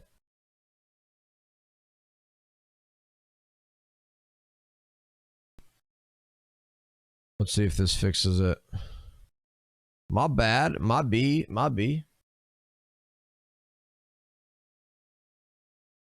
The right to kill your kids and grandkids. And so, yeah, I'd be a little bit worried if I saw that. All right. If I were her. A quick comment. Everything we're seeing is consistent with that. I just want to throw in that these are trends that you see all over the place. What we're describing is not just picking, we're not cherry picking. You see it all over. To put a human face on what's happening, though, and to make you think about the future and how exciting it could be, the fact that Jim Banks won the Senate seat, not a surprise in Indiana, but Jim Banks is a very solid America First, MAGA guy, going to be an incredible senator. He's actually competent. It's one of the only few of these people I like. He's competent, he's smart, and that guy is now in the Senate. Like you're growing. Like Mike Lee and all these guys are adding Some friends. of the guys that are coming in. Time around, it was 28% independents. I made up 28% of the Georgia vote, and now it is 30%. And, I was right, 31%. And it is a total flip. It's a complete flip. Donald Trump is doing so much better with independents than Kamala Harris. And that's Maha right Again, there. well, again, I just want to be clear. That's just exit polling. However, there's 2 polls that have the identical take, Andrew. Is that right? Maha. Yeah, that's Elon, that's RFK, Tulsi, that's Maha. It's October 7th. You cannot forget that. It is October 7th. There's which I think I actually precipitated. think you're going to get a lot of D bleed to R because of October 7th. No, By the way, there's a I think 45-minute you will. line right now in Oak Creek in Wisconsin, which is a precinct we need to carry. What part of the state is that? I think it's in Waukesha. Fantastic. Guys, right now. Sounding shaky, Jakey. Sounding shaky, Jakey. Freedom@charliekirk.com. Become a member, members.charliekirk.com. I know the website keeps crashing. We need an evening surge. We need to make more news, everybody. We need to make more noise. Going all in. Up. Do we have more projections? Oh, we do. For Republicans, this was a long time held seat by Senator Joe Manchin. who was a Republicans Democrat, take then the an independent Senate that still seat in West caucused Virginia. Let's with go. The Democrats. Well, now the Republicans have picked up 1 Senate seat. Boom, As I turn to let's the table go, here, baby. Kristen, just so people understand, right now it's Democrats who hold a very narrow lead in the Senate, but they're looking to, the Republicans are looking to flip that tonight. They need a net pickup of 2 seats. They just got 1. They just got 1, so it is. I'm just watching YouTube live streams right now. I mean, I'm on New York Times for Florida. Donald Trump wins West Virginia. Nice. Hannah, they turn to the state of Ohio. Sherrod Brown looking for a 4th term there. He has gotten a pretty fierce challenge from a Trump-backed former car dealer, Bernie Moreno. So we'll see how that pans out. But one of the things, just zooming out a little bit, a lot of these Senate races have gotten a lot closer in recent weeks. Democrats who felt somewhat comfortable as we've gotten closer to Election Day have seen that margin really narrow. And again, this brings us back to this discussion of split ticket voters. In 1988, 17 states had different people vote for president. By 7 or 8 points, but then have Rick Scott in a much closer race, only up by 2 or 3 points in the Senate. What we're seeing at this point so far, both Donald Trump and Rick Scott both leading by about 7%. Basically matching vote for vote. That's a really good sign for that seat in the Senate. We do have kind of a picture as to where we are now with the states that we've called so far. Let's do the electoral kind of count here first. Donald Trump, as far as called states go. 100 bits for every time a state goes Trump. Woo! Vandalia went Trump. Goat state. Boom. Thank you, Eric. Thank you so much. Let's go. Almost certain electoral votes that are to come as the map Winter advances. Suns, what up, Winter? For Donald Trump. I agree, Goku. I agree, Goku. 164 there. So as far as a likely minimum, as we go right now, Donald Trump sits at looks like 93 and 167 for Kamala Harris. Got a little jumbled there, but there we go. Our fancy calculator thing is getting the numbers up. And then as far as not yet decided, still 278 not yet decided. No surprises yet, no big calls, no swing states have been decided yet. They're just of the vote is in, or 72% of the vote is in. And anybody who's worked on a campaign, like my friends down here know, it's not just what percent of the county is in. We don't know what part of the county is still out. And so if you look at somewhere like Bucks County in Pennsylvania, it really is what they call lower Bucks County that is the more sort of the battleground. So if you don't know which part is in, it's even saying, you know, this candidate's up here or this candidate's behind, even if it's 80% of the vote, I think we have to be, very cautious about reading too much. Yeah, we'll probably wait another 30 minutes. I want to show you something that's somewhat surprising. It may surprise you if you watch presidential elections and you follow election nights like this one. So Donald Trump right now, with 73% of the vote in, is up 55% in Miami-Dade County. Again, this is where Democrats find their votes in the state of Florida. Biden won Miami-Dade County by 53. They've now flipped those numbers. This is pretty astonishing when you think where Hillary Clinton was in 2016, 63%, 53. Now tonight, 55. Again, there's still 73% of the vote left. This shouldn't be a complete shocker because Governor Ron DeSantis won Miami-Dade 2 years ago by about 11 points, which was a surprise at the time. But this shows how Republicans are expanding the map and how Florida is becoming more and more red. I do want to show you some potential good news, possibly for the Harris campaign, if they're watching tonight. So we're watching some of the vote come in Georgia. Remember, I told you more than 50% of the vote from Georgia is going to come around the Atlanta metro region. Let's take a look at some of these counties around Atlanta. 74% in Douglas County. Look at her number, 65%. Biden was at 61. So this means she's overperforming in the exact counties where she needs to find those votes. Let's look at another county here. Right now we have Gwinnett. We don't have any vote just yet in. Rockdale County, this is another big one. She's at 75%. Biden was at 69. So she's overperforming right now in some of these counties in the Atlanta metro region. Again, guys, this is where she has to drive up her vote. If she can expand the map, scale the Democratic vote there, they can hold Georgia. You remember, this was such a close race 4 years ago. Any votes they can find in that Atlanta region is going to help them. Guys? All right, Tom, thank you so much. We've got guests over at our Insiders desk today, and we also want to ask them what they're thinking of some of these early returns. We're starting to see some themes come out. We've got Cornell Belcher, we've got Mark Lauder. Cornell, I'll ask you what you think about what Tom just talked about. You had the story in Miami-Dade where it's potentially a big victory in that county, signs perhaps that outreach to the Hispanic vote is working for Donald Trump, and yet in Georgia, you're starting to see some of that suburban vote really being ramped up for Kamala Harris. No, I think that's right. Look, Florida is I think Democrats are going to look back at how we've not invested in Florida since the campaign I worked on, the Obama campaign. We've not invested in Florida well, and Florida's like a country. It's really big, expensive state. I think we've taken those resources and we moved them more to battleground states like Georgia and North Carolina, where you see a sort of a difference. But Florida, you know, is a state that Democrats did not invest a lot of money in, did not run a lot of advertising in, and it shows. Let me bring in Mark Lauder, Director of Strategic Communications in the Trump 2020 re-election campaign, former spokesperson for Vice President Pence. Mark, give us your view as we wait for a call in North Carolina. What is the Harris camp right now thinking? Right now, they're looking at turnout. I think, and really for both sides, it's going to be all about turnout. Do you get your voters out? I've seen some, I've heard anecdotally from some of my colleagues on the campaign that turnout is not where it needs to be in the urban areas for Kamala Harris. It's overperforming in some of the rural areas, including the hurricane impacted areas. So I think that's a good sign for President Trump, but we're going to have to see how that plays out. Another thing I'm watching, and I know Tom alluded to it with Miami-Dade, but I also looked at Hillsborough County, Tampa Bay in Florida. It was both Hillary and Biden, both +7. Right now, it's only Kamala +1. And Hillary Clinton actually did some campaigning there for this particular election as well. Mark and Cornell, thank you. We'll be back early and often as we go along here. And we will take a break here. I think we're going to come back with more on the make or break state of Pennsylvania as the polls get ready to close there. 20 minutes out from polls closing in PA. Let's go.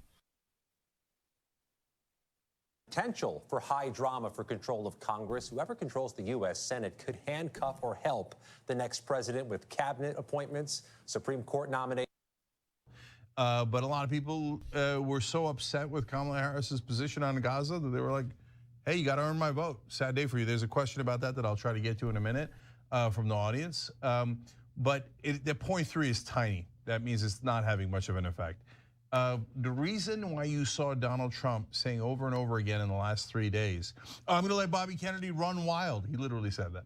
He said, I'm going to let Bobby Kennedy run healthcare. I'm going to give him whatever he wants. That was what he said today. Terrible. Because they're seeing those same numbers. It's terrible, Eric, the way America loves abortion and loves killing babies so much. This is a sick country. And since he supports Donald Trump, they're like, no, don't vote for him. Come vote for me instead. And so they're trying to remind everybody, remember, if you don't believe in any vaccines and you think all the doctors in the world are lying and you don't believe in having fluoride in the water, et cetera, go for Trump, not RFK Jr. in your vote, but apparently not working perfectly, which is good news. We do have some initial results from some of the other states, from an actual swing state and then another state that we're interested in too. In North Carolina, Harris is at 68% of the vote, which is only 2% of the total. But you know, that could be an indicative 2%, so that's something. It's my favorite part of election coverage. When there's 3% of the precincts reporting. And fictional momentum, I think, is the best kind of momentum, I think. But anyway, and 7% of New Hampshire is in, and she's at 56%. So a little bit premature on both of those. So two things, guys. At 7:30 Eastern, the reason we just told you about West Virginia is because West Virginia, Ohio, and North Carolina closed. So West Virginia is deep red, unfortunately, these days, so that's gone already. So Ohio these days is less of a swing state. If it is, then Kamala Harris is going to win. But North Carolina is a critical state. So now the votes coming in that we're reporting to you from North Carolina are real votes. Yeah. Well, and if I could add, so we were talking previously about the third-party candidate.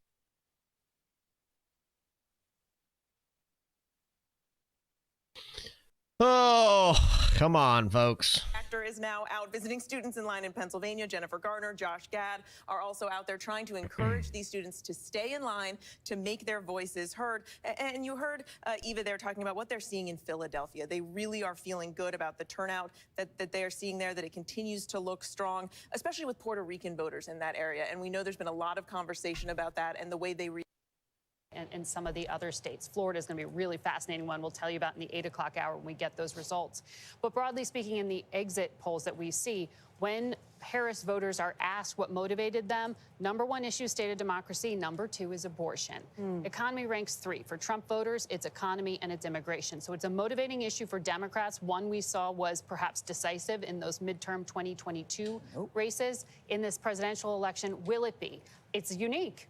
The man on the ballot is the president who appointed the justices that overturned Roe versus Wade. And the woman on the ballot for the Democrats has put reproductive health care, women's reproductive health care at the center of her campaign in a really unique way, Nora. I don't think we have ever had such a national conversation about health care in the way we have.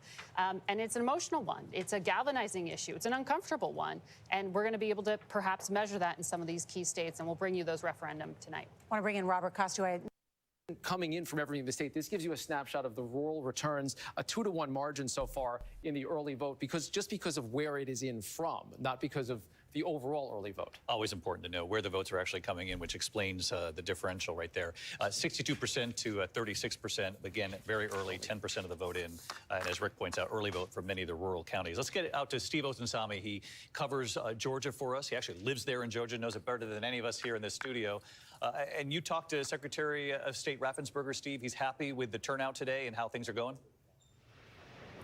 Yes, the Secretary of State says that he's seeing about 1.2 estimated voters today. He's very happy with how things have been going. There are, of course, the concerns about those sort of fake bomb warnings that were sent from the Russians to poll workers in Fulton County. That was a bit of concern. Some of those polls were allowed to stay open just a little later to account for the time that those polls had to be closed while they were doing a sweep of those locations just to be safe, to make sure that that people are safe in those polls. We sat down with him a few weeks ago and talked about some of the issues that we've been talking about today, about the confidence in the election here, especially after what happened. Gets much more nervous and the Democrats become much more optimistic because she's won out east. If she can win in the Midwest and pick off a state out west or hold it, she's going to be the president. All right, Tom, let's go back to Savannah. We talk a lot about the blue wall. Wisconsin is a big part of it, and our correspondent Shaquille Brewster is in Milwaukee with some breaking news, and it's a possible issue with absentee ballot counting. Hey, Shaq, what do you know? Hi there, Savannah. I want to first start with what we're seeing at these polling locations because locations are open for about another hour. I want to let you go inside. I can't go inside and report, so I'll let our camera go inside there now, where we've seen a steady flow of people. At this location, there was a line that went on for more than an hour this morning. You see things have slowed down a bit. The reports from around the state is that the vote process is going smoothly, but where we are seeing hiccups is with the vote counting. We just learned from the clerk in Milwaukee downtown, where they are counting all of the absentee ballots and early votes at once, that the city of Milwaukee had to restart the processing or counting of those absentee ballots. They say an observer saw that while the ballot tabulators were sealed, the door wasn't properly closed on them. And after going through with the bipartisan team and making sure that nothing was tampered with, the city, out of an abundance of caution, decided to restart counting all of those absentee ballots. What this means is that as we expect results from this battleground state of Wisconsin, you're going to have to wait a little bit longer. The clerk said in the past that they weren't expecting results from this city to come until after midnight Central Time. We now believe that timeline has shifted 2 to 3 hours later into the night. There's more than 100,000 ballots that those clerks are going to have to work through. So the vote is still ongoing right now, but be prepared to wait as those results come in later tonight, guys. All right, Shaq Brewster in Milwaukee. We're used to waiting for Milwaukee until the wee hours of the night. I want to go back to the table here. Hallie, you've been looking at some of the exit polls. I think you've got some North Carolina information and some interesting results. So there's some conventional wisdom here, and then there's some data that flips the conventional wisdom on its head. So let's talk about that, specifically as it relates to these age groups. We know, right, the Biden coalition in 2020 that propelled him to the White House involved young voters, right? And for our purposes, young is 18 to 29. In North West Carolina, Virginia hype, let's go. You can see that for older voters, and I'm talking senior vote here, former President Trump won those older voters. Hell yeah. That is not unexpected. Hell His yeah. campaign has long thought that he would do well with seniors. But here's what's interesting. Look at Vice President Harris. She's got 47% of the senior vote. She's doing better than President Biden did with seniors in 2020 in North Carolina. So she is outperforming where he was 4 years ago. Then you look at that youth vote, right? Again, not unexpected that Vice President Harris would have a slight lead. And I would say this is very close. We are waiting for more numbers to come in, more of these waves, as they're called, from the exit polls, but still interesting. But again, look at 48% for former President Trump. He is outperforming among young voters in North Carolina. Good. So you have that kind of conventional wisdom. They're overall sort of winning the groups, at least to a degree that we thought they'd win. But each of them are overperforming on the sort of flip end of that. All right, well, Savannah Sellers is here to talk about a huge role that the youth vote could play in the outcome of this election. What have you been seeing? You've been tracking a lot of the polls leading up to tonight. Yeah, I absolutely have. And first, I want to dig in a little further on North Carolina and what Hallie just said, because if we dig even deeper in and we talk about gender in that under 30, it's similar to the trends that we've been discussing. Trump has improved what he did with young men. Tonight, 60% in our NBC News exit poll there say they support him. That is up from 42% that voted for him in 2020. Whereas with Harris, she's performing even better than Biden did with women. 65% saying that they support Harris in this exit poll, when 58% actually supported Biden. Is that just North Carolina, or is that a national That's just poll? North Carolina. Okay. That's our North Carolina exit polling tonight. North Carolina is really interesting to me because I've been talking with college Democrat and Republican presidents on campuses there, but the college Democrats were so organized in this state. Like what they did on the... All right, guys. We got it up. We got New York Times results up. Here we go. Are you guys ready for an update here on where we're at? New Hampshire, 10% of the votes in. Kamala Harris, 55 to 44. Ohio with 5% of the votes in. Trump at 58%. Indiana called for Trump. Kentucky called for Trump. West Virginia called for Trump. Vermont called for Harris.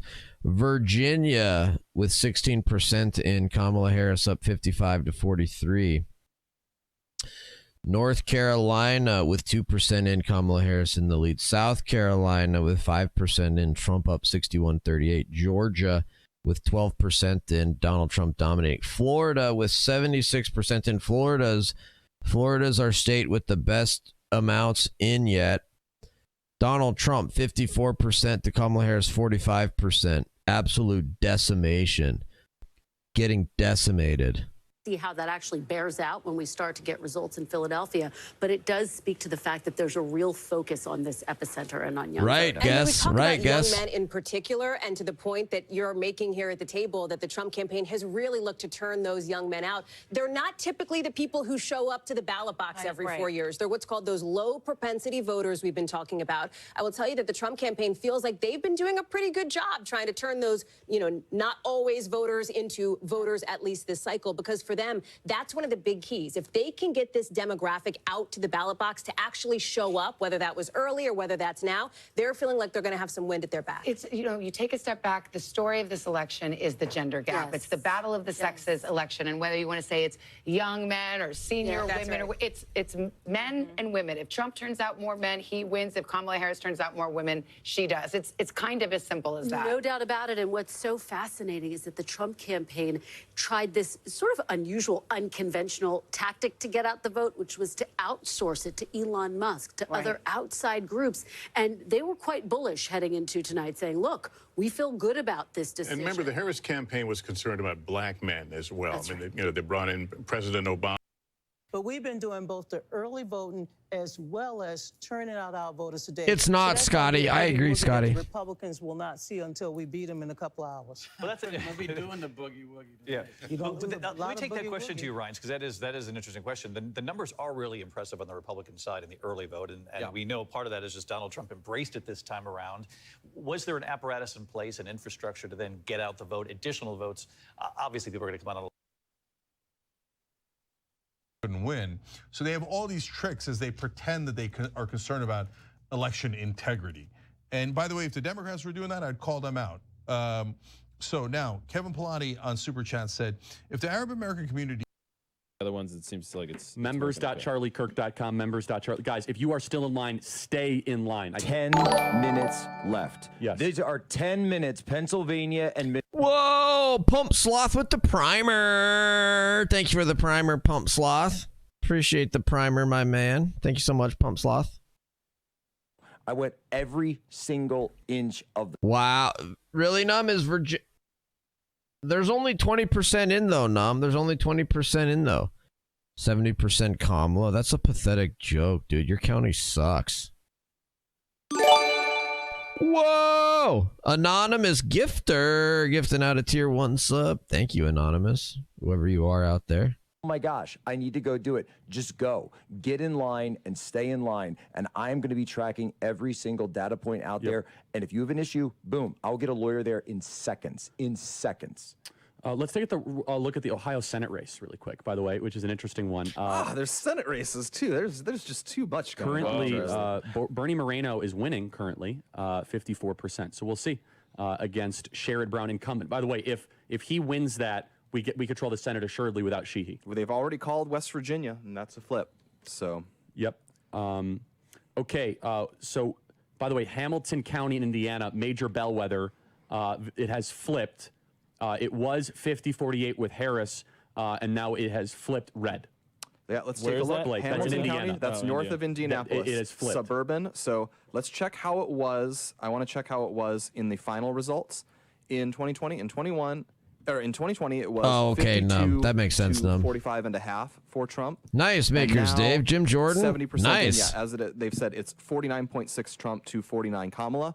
What's good, though, is that was blue with the early vote. And so we're seeing day of vote in Indiana is tilting red. And I think we're seeing that in Florida as well with the Duval updates. Right. So what we're seeing is we did way better in the early vote, and election day vote is in our favor. Hugely promising sign. Yes, very good. Okay. By the way, email us freedom@charliekirk.com if you are a first-time voter or throw up a couple of clips here while I can. Youth vote, right? Again, not unexpected that Vice President Harris would have a slight lead, and I would say this is very close. We are waiting for more numbers to come in, more of these waves as they're called from the exit polls, but still interesting. But again, look at 48% for former President Trump. He is outperforming among young voters in North Carolina. What's hilarious is sometimes these like little clips I put up, which are mostly just like another video and me like reacting like for like 2 seconds, like that one was. Sometimes those do really well and I earn a bunch of ad revenue on them. It's pretty sweet. I know the website keeps crashing. We need an evening surge. We need to make more news, everybody. We need to make more noise. Going all in, up and up. Do we have more projections? Oh, we do. For Republicans, this was a long time held seat by Senator Joe Manchin. More projects. More project. Share to YouTube. Boom, boom, boom, boom, boom. Oh, wow. I only had 2 clips. I only had 2 little clips. Lame.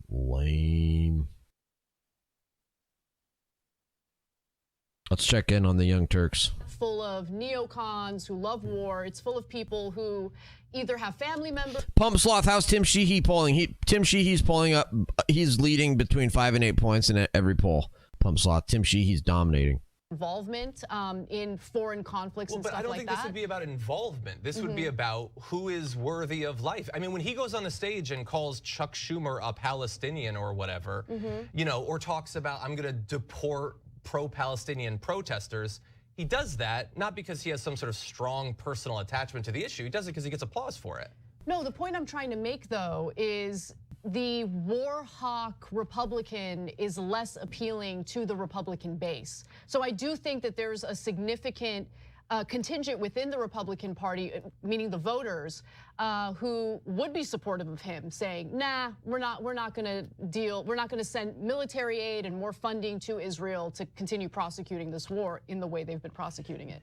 Yeah, so I've had a lot of interactions with the right wing these days, and like that's a whole metropolitan area. Just win it by 11. So far, every single smart analyst, their predictions have been spot on. They said Florida by 10 or 11. They said easy cakewalk in certain parts of Florida. We'll see. Harris campaign is feeling uneasy over Pennsylvania race. Because there might be something happening. We'll find out. I don't want to get too ahead of myself. Was this Fox News? By the way, 5 minutes to get into a line in Pennsylvania. 5 minutes, right, Jack? 5 minutes. And Michigan. I'm signing more hats, Daisy. And Michigan. So if you can get in line, if you're in the parking lot listening to us, staying warm, now is the time. Grab your hand warmers, jump out of the car. Okay, guys, you're not getting anybody to go vote in Pennsylvania with that stuff. Thanks, though. 19 electoral votes up for grabs there. Just to bring you up to speed, Georgia, North Carolina have already closed. Also key battleground states. I see Rick over at the board. New numbers coming in. Top of the hour, we'll tell you where this race stands. Don't go away. ABC News live coverage of the 4 minutes out. Race 2024 continues from election night headquarters. 4 minutes out, guys. 4 minutes out for more polls closing. Let's go. Let's go. Let's go. Poll that showed Harris up 3 in a state that everybody assumed was going to be red. Abortion has been an issue there. Not that it's on the ballot now, but it had been an issue. So I think yes. Is it going to be?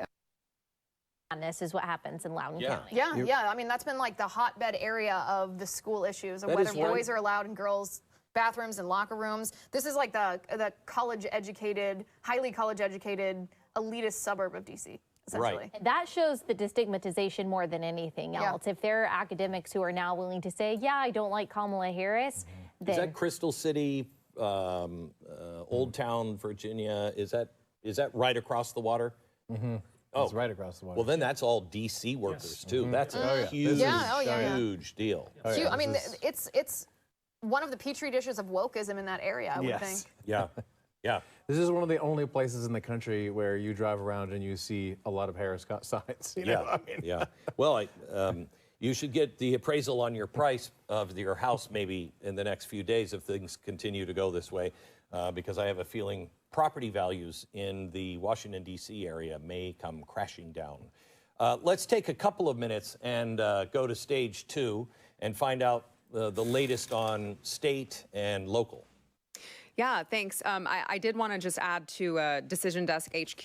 They started out with a 59% chance that Donald Trump wins, and they've shifted that now to 65%. So it is, of course, ever changing, but they project the GOP has 66% chance to win the House, and that Donald Trump has a 76% chance to win Georgia. So we'll be keeping an eye out on that. I know we have Daniel over here, and he is like, he's like, oh my gosh, oh my goodness, what? rhythm they want for the rest of Georgia throughout the night. Only 25% of the vote is in. Trump is way on top, but again, 25% of the vote is in. Remember, we can show you guys where the vote is out. These giant bubbles, the bigger the bubble, that's how many votes still have to be counted. So you can see a lot of the rural counties, a lot of them are coming in. There's still some in the rural county that are out, but the big area, remember, 50% of the vote is going to come around the Atlanta metro region. Let's also talk about Pennsylvania, guys, because we're getting close to getting some information in Pennsylvania. And remember this, 2020, Joe Biden wins the state. It is going to be the keystone state and the key to the election tonight. Trump won it in 2016. The difference, about 40,000 votes. In 2020, he wins by about 80,000 votes. Biden does. The interesting that has happened, and we've learned a lot about Philadelphia, the counties around Philadelphia, places like Chester, places like Montgomery County. Those people in the know call it Monca. Boom! Another anonymous gifter, sub-gifter. Thank you, whoever you are out there. Whoever you are out there, thank you. Right here, this makes up about 30% of the vote for Pennsylvania. We're going to be watching what happens here. What's interesting that happened here in 2020, so Biden actually underperformed Clinton, but he overperformed in those suburbs. So we'll be watching what happens there. You also have these swing counties here, the Lehigh Valley, Monroe County, part of the Poconos, Northampton, and Lehigh. Lots of Hispanics there. We're going to see what happens, and we are so honored to have both Kristen and Hallie, people who know about Wawa. They know about Eagles fans. They know about steaks. Come on. How good is Wawa? Phillies. Always, the best. Always. But Tom, you forgot to ask them cheesesteaks, wit or... Technically none, Vinny. In effect, a whole bunch of them, I think. All right, well, we have a lot of time just to do Philly talk. We won't leave Pittsburgh out, but we're coming up on a poll close here. 21 seconds until the top of the hour. Another poll close, and we're going to hear from about 17 states here coming up at the top of the hour. And there's our election alert as we stand by, and the drama building now because as we've been talking about, we're going to see Pennsylvania. Let's go. Those are the other states that the poll closings are about to occur in fact about 1 second, and we'll be able to get some characterizations for you here in just a moment. Look at those 8 o'clock poll closings. Here's an NBC News projection. State of Florida, NBC News projects that Donald Trump will win Florida and take its 30 Donald Trump takes Florida! State of Massachusetts, Let's go! Kamala Harris, the projected winner tonight with 11 electoral votes. Donald Trump, the projected winner in Tennessee tonight, 11 electoral votes there. In the state of Donald Maryland, Trump NBC News projects that will go in the Kamala by 11 Harris points. column. Or he's up by 11 we move points on to right the now. state of Missouri. NBC Donald News Trump projects won that Missouri. Donald Trump is Florida the victor in Missouri when all the votes are counted. And But Alabama, looks like that will let's also go. to Donald Trump. State of And Oklahoma, this will Oklahoma. be projected to go to Trump Donald is Trump. these are all kind And of in predicted. D.C., District of Columbia, 3 electoral votes at stake. NBC News projects that Kamala Harris Three-peat will win White there. Angel So where does says, it yep, leave it's us about now to be on a the road to three-peat. 270? Wow, Trump There it is leading 90 to Trump right 27. now, 27 for Harris, 270, of course, the magic number and the keys to the White House. But we await calls in those all-important battlegrounds, and there are still outstanding states. Just as polls closed at 8 o'clock, we will wait for New Jersey, Illinois, Connecticut, and of course Pennsylvania as well. Let's show you pretty good that what you we can memorized right that. now in Pennsylvania. Mountain No That's good. surprise here. When It did you is memorize too that? early to call. North Carolina, same story. They do count fast there, but not fast enough to call it. I've It's been still too early to call. everywhere, Just 5% of the vote Is that the in, song? and in Georgia, we're seeing a lot more of the vote, but still too early to make a Oh. projection. Let's go to Tom, who's starting to look at some of the numbers here, and I see you've got Virginia up there, which is a potential bellwether. Listen to it. Listen to it, and then see. I doubt you could learn it, dude. Yeah, and it's a state that we can look at to see how the suburbs are going to perform across the country. I know a lot of you guys know the D.C. area very well. 30% of the vote is going to come from these northern suburbs. It's a good barometer to know also how Harris is doing with suburban women. So let's go to 2020 to compare here. So Harris underperforming. Biden in Prince William County, Virginia. Let's go. Harris underperforming in Loudoun County. Let's go. Harris is now at 56%. Again, there's a difference of about 35,000 votes. 95% is in, and we can actually see how much of the vote is left. Only about 3,600 votes remain in Loudoun County. So she's underperforming a little bit there. As we keep going here, Fairfax County, 45% in. She's at 68%. Let's see how Biden was doing there. 69, about the same. Something else that's interesting that's happening in Virginia Beach. This is a swing county. Trump won it in 2016. Biden was able to flip it. Tonight, Trump is on top, but only about 20% of the vote is in.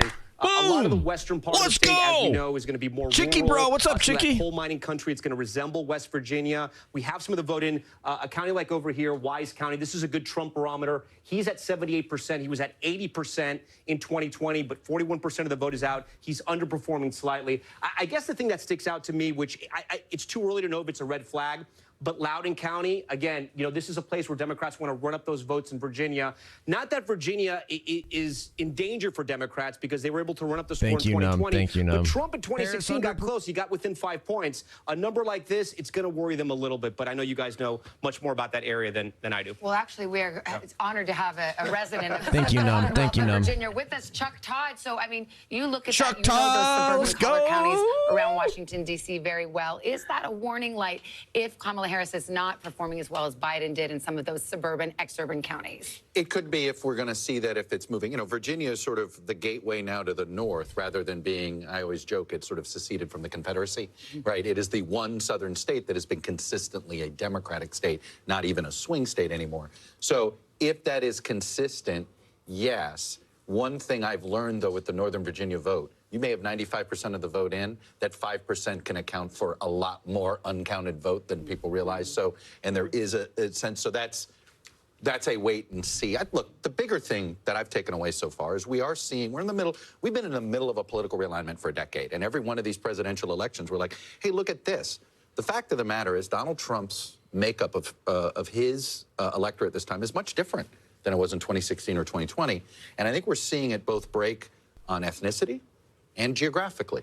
So it looks like that Donald Trump's going to be stronger in the Southeast. Why? Because he is doing better with Hispanics. That's right. And there is a larger population of Hispanics in the Southeast and the Southwest than any other part of this country.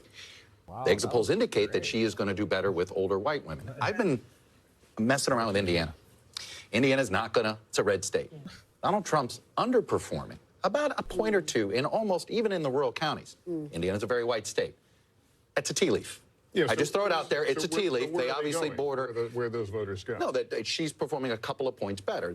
So clearly there are some older whites, and we could really see this country divided by regions where she's stronger in the north because she's improving with white voters, and he's stronger in the south because he's improving with voters of color, in particular Hispanic voters. We're not seeing as much evidence among African-American voters, but definitely Hispanic voters. It's not just Florida. I think in Georgia we're seeing it as well. Well, we're seeing it nationally too. When you look at some of the numbers here, he is plus 10. This is so exciting. With Latino this is so men, exciting. According to our exit poll nationally, a demographic group that Joe Biden was plus 23 with 4 years ago. So it is definitely a shift, and it is definitely one of the headlines that we're watching as we're seeing these exit polls come in. And we see that, I mean, the Latino vote is not just concentrated in the Southwest. That's exactly right. It's not just the Southeast. It's also in Pennsylvania. There's a huge Latino population in Pennsylvania. We have been talking about the ground game quite a bit. It's been heavily focused in Pennsylvania on trying to energize Latinos on both sides. Kamala Harris and former President Donald Trump really focusing on that in places like Allentown, in places like Reading, Pennsylvania, trying to make sure that they are getting them out to vote and flipping them if necessary. And let's not forget, Kamala Harris wrapped up her campaign last night in Philadelphia, showing once again demonstrating the importance of that state, as we are going to find out here in the hours to come and perhaps days. And Hallie, you've got some more from your exit polls. You know, it's interesting. Chuck's talking about the graceful removal from the chair. Thank you all for bearing with me. Chuck's talking about the realignment here and where people are sort of politically. One of the things we're watching on that front is this idea of independent voters. We know that they are going to be potentially a crucial voting bloc here. Vice President Harris had made overtures to this group in the closing weeks of her campaign, really trying to win them over, to get them over to her side. Look at how they're breaking nationally here. She is winning independent voters nationally, 51%, Donald Trump 44%. Here's the thing. Nationally is not how you win or lose the White House. You win the White House in the battleground states. And look at the state of states, Pennsylvania, right? The most key battleground this year. Trump winning Indies 50 to 44 in Pennsylvania. It's former President Trump who is actually leading with independents over Vice President Harris in this really important state where the margins could be really Donald close Trump here. is leading in the exit polls 50 to 44 amongst independent voters in Pennsylvania. How does That's that huge. compare to how he did 4 years ago? He is overperforming generally with independents. independents now in Pennsylvania. You see in 2020, 44%. Look at that. And he only had 44%, and it's gone up to 50% Savannah, among Lester, Indies. Chuck, So Chris, he's and I'll toss it back to you at the table. This could be really numbers. interesting as we watch this develop throughout the course of the night, not just in Pennsylvania, but in some of these other key battlegrounds as well, like Michigan and Wisconsin, which we'll get to later. Actually, I think Chuck wanted to weigh in. No, I just think we are seeing something else happen, which is you have a country that's really sour about our politics, sour about the direction of the country, and we now have fewer people identifying with the two major parties, according to our exit poll. It's a huge development. Independents are the fastest growing flock. Now, it's very rational. If you don't like the direction of the country, you don't like what's happening, and you think there's a threat to democracy, do you have a lot of faith in the two major parties? But the lowest share of major party people identifying with the two major parties in at least 4 elections, it means these independent votes are going to be the whole ball game. They're going to decide who's president. Oh, we're getting our first results in the state of Georgia. Awesome. We can show you where things stand. But we've just had a change of characterization here. Our characterization from the decision desk now is that this is too close to call. You can see about a 267,000 vote difference between the two. I also voted no on all the CIs. Me too, Blazers. Yep. News characterization at this point, too close to call in Georgia. We've got a lot of contributors lined up to talk to you tonight. We've got Senator Claire McCaskill. 5% in Michigan now. Senator, I wonder what you thought about that. With some wow, look at that. Trump gaining in Virginia. Trump gaining in Virginia. Trump now up to 47% in Virginia, 29% in North Carolina. Kamala Harris ahead with 7% in Georgia now. Donald Trump at 57% with 37%. Look at that, dude. 1.1 million to 800,000. Donald Trump leading by 14 points right now in Georgia with 37% in that column. The inverse of that is some of the redder counties up around a little bit further outside Atlanta. Cherokee County, Donald Trump netting 50,000 votes so far. That, again, comports almost exactly with the 538 average. So he is no doubt hitting his marks in some more rural areas, running up big numbers. And we're seeing her perform pretty well in some major cities and the suburbs where he has numbers so far. Can you show us the metric with the circles of it so we get a sense in Yeah, how are they not calling Georgia already? Yeah. This is really telling. Everyone at home should take a look at this. It just shows you that Atlanta metro area, which looms so large, that just gives you an idea of the percentage of the vote that still has to come in, because we're only looking at 37% of the vote in. Kamala Harris 43 to Donald Trump's 56, commanding lead. But again, as Rick points out, a lot of this comes from the rural counties where Donald Trump is performing at the benchmark where he needs to be in order to pull off a Georgia victory. Again, Biden won it by about 11,000. Yes, isn't that awesome, Pumped? Lady lecture bringing me some caffeine. Let's go. Because it is 8 o'clock here in the East, 10 minutes past 8 o'clock. The Keystone State, the polls have just closed there. I want to get to Matt Gutman. Matt, what are you hearing on the ground as far as both campaigns and what they made of the turnout they saw today? I think they're going to be pretty pleased by the numbers that Rick just talked about in Allegheny County and specifically in Philadelphia. Maybe the early mail-in ballot might even it out some, but they really need to be making those gains in Philadelphia and Pittsburgh, the places where they are strong, running up the score there, and then try to poach some of those votes from the more rural counties. Not really indicative necessarily, but with a decent percentage reporting in, does that make you worry at all? Not yet, and I'm going to tell you why. If you look at some of the historical data in Georgia and a few other states, right, your metropolitan areas are the ones that will actually provide their precinct totals last. They will be the ones that come in later in the evening. You also had similar numbers when states— Why are we still doing this? Why are we still releasing all the red counties first and then the blue counties can report later? That's BS. Of the voting total, you had a very similar matchup to where it seemed as if the Republican was going to run away. Well, that's because these rural areas in Georgia provided their data first. Remember, it's a percentage total and not a numeric total. And so I did notice that crazy. Yep. It's based on the reporting precincts, and some of these precincts are very small. Georgia has 150. All right, bro, you're just trying to cope. All right, we get it. His people to rally around him rather than getting them to drift off from him. That Madison Square Garden rally, though, to use your candidate. And so what we are seeing, for example, with independents, I think is notable because I think the person who winds up winning this race will be the person who ultimately voters say that's the change candidate. And like everything in this election year, it's complicated because you have a Doesn't matter, Shadow Killer. Yeah, it's like Shadow Killer. Do you not understand percentages? Let's say you have 100 votes and one person to vote to count them. And let's say you have another county that's 1 million votes and 10,000 people to count them. Which one it should count faster? Dude, they should count the same. They should count the same speed, even though one has more population. This isn't that complicated. 79 million people voting early.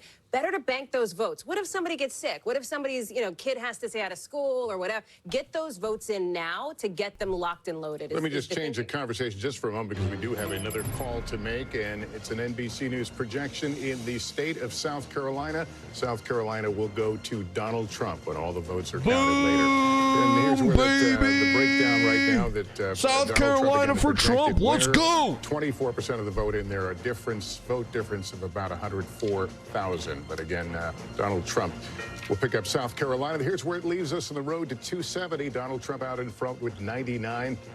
Kamala Harris, 27.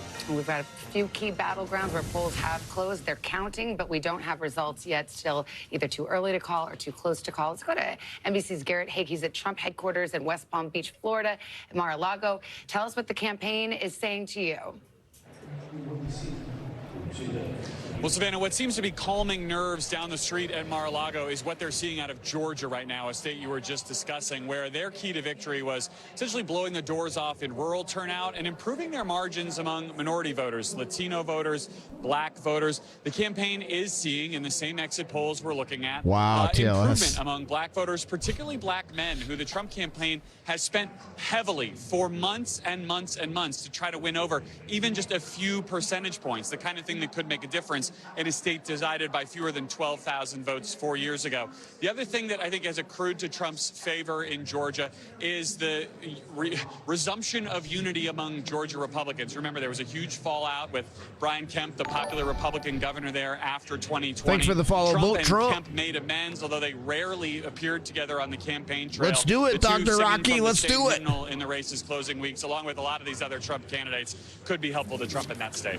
All right, Garrett, we have a call to make. This is North Carolina, the governor's race there. Josh Stein, the Democrat, takes the race there. He faced off against the Lieutenant Governor Mark Robinson, a very controversial candidate. And the polls had showed, well, we talked about ticket splitting, where perhaps the vote for the presidency might be different than the vote down ballot. This perhaps will be an indication of that. Josh Stein, the winner of the governor's race in North Carolina. Just a brief word about this controversial lieutenant governor candidate. You both are jumping to tell me who wants to take. Let me just say one we got 9 more to go here. One small thing, which is this, because Kristen will get into, I think, how controversial this Republican gubernatorial candidate was. That to me. But just remember the ticket splitting piece. This is a state that has ticket split president, governor before. That's it, right? So this, I think, they have a Democratic governor right now. That's Roy exactly Cooper. right. So if somebody's looking at this going, well, the Democratic governor won in North Carolina, doesn't that mean maybe that Vice President Harris is a lock? It does not. And just to throw that out there, this is a state that Republicans know how to check a Republican for president and a Democrat for governor. But this was a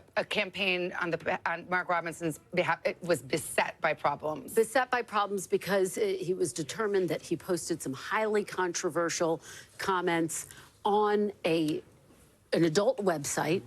And so the backlash was massive. This result was expected. The question is, that was, by the way, one of the controversies. I'm giving you the biggest one. The question is, will he drag down support for former President Trump? We don't know the answer, but we do know that in 2020, President Biden was not able to win this state because there was, in part, it's believed, a controversial Democratic candidate for Senate, and that did sink his chances. Now, just to zoom out a little bit, a Democrat hasn't won the state of North Carolina since 2008, when Barack Obama did it. Trump added 3 campaign stops in these closing days of the race. Spent the whole weekend there, 3 days straight in North Carolina. How important this state is to his path. Also, a sense that it might have been slipping away and trying to shore up that. Absolutely. North Carolina was very, very tight in 2022. Trump won it, but it was right up there in terms of narrow margins. Which is absolutely. And it's a good reminder that even if the electoral vote count ultimately ultimately has a pretty wide gap. These margins can be very tight, and those electoral votes, listen, they all go to the winner, right? So that's what matters here in a state like North Carolina. Well, we already talked to Garrett Haake, who was in West Palm at Trump headquarters. Let's go over to Peter Alexander. He's at the Harris headquarters in Washington.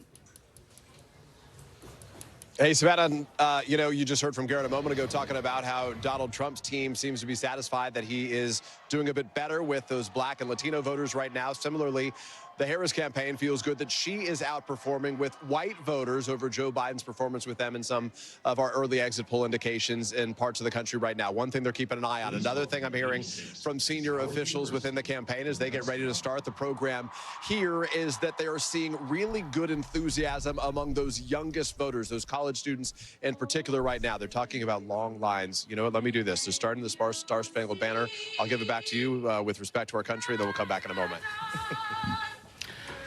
All right, Peter, that is Harris headquarters in Washington, D.C. We've got Tom Yamas over at the big board. Yeah, we're talking Georgia, right? Because it is so close. A reminder here, we're talking about Democrats feeling a little hopeful in North Carolina, Republicans feeling a little better about Georgia. If they swap, right, if Democrats win North Carolina and Republicans win Georgia, they're both 16 electoral votes. We're back to square one where we were in 2020. Let's talk about Georgia tonight, because what we're seeing is both camps are overperforming, so it's going to be a nail-biter. Remember, in 2020, it came down to about 12,000 votes, a little under that. Let's start in Atlanta, the metro region. Cobb County, we have 57% of the vote in. And let's see how Biden did, 56%. This is actually, Cobb County tells the story of the Atlanta metro region. Newt Gingrich represented Cobb County, and look how Democrats have been able to run up the score. From Romney in 2012, Clinton flips it, and look how they're growing the margins. And tonight, that's exactly what Kamala Harris is doing. She's growing the margins in Cobb County. Let's go around. Let's see what we have in Fulton. Fulton, 53%. Let's see how that compares to Biden, 72. She's holding her own around the Atlanta metro region. Let's see over here. Gwinnett, we only have about 1% in, not really worth a discussion there. Clayton County, 70% in, slightly overperforming Biden. That's pretty good. We'll keep moving. Henry County, 1% in. This is one of those swing counties we can talk about. You know, 1% in. I don't know how much we're going to be able to say there. Rockdale County, again, those Atlanta suburbs, 77% of the vote in. She's overperforming there. Okay, that's Harris. That's the Democrats. Let's go to these rural regions. Rayburn, 95% in. Trump at 78 in 2020. He's at 78 right now. You can see. But look at that. But the overall number's up. He was still at 78%, but the overall turnout was up.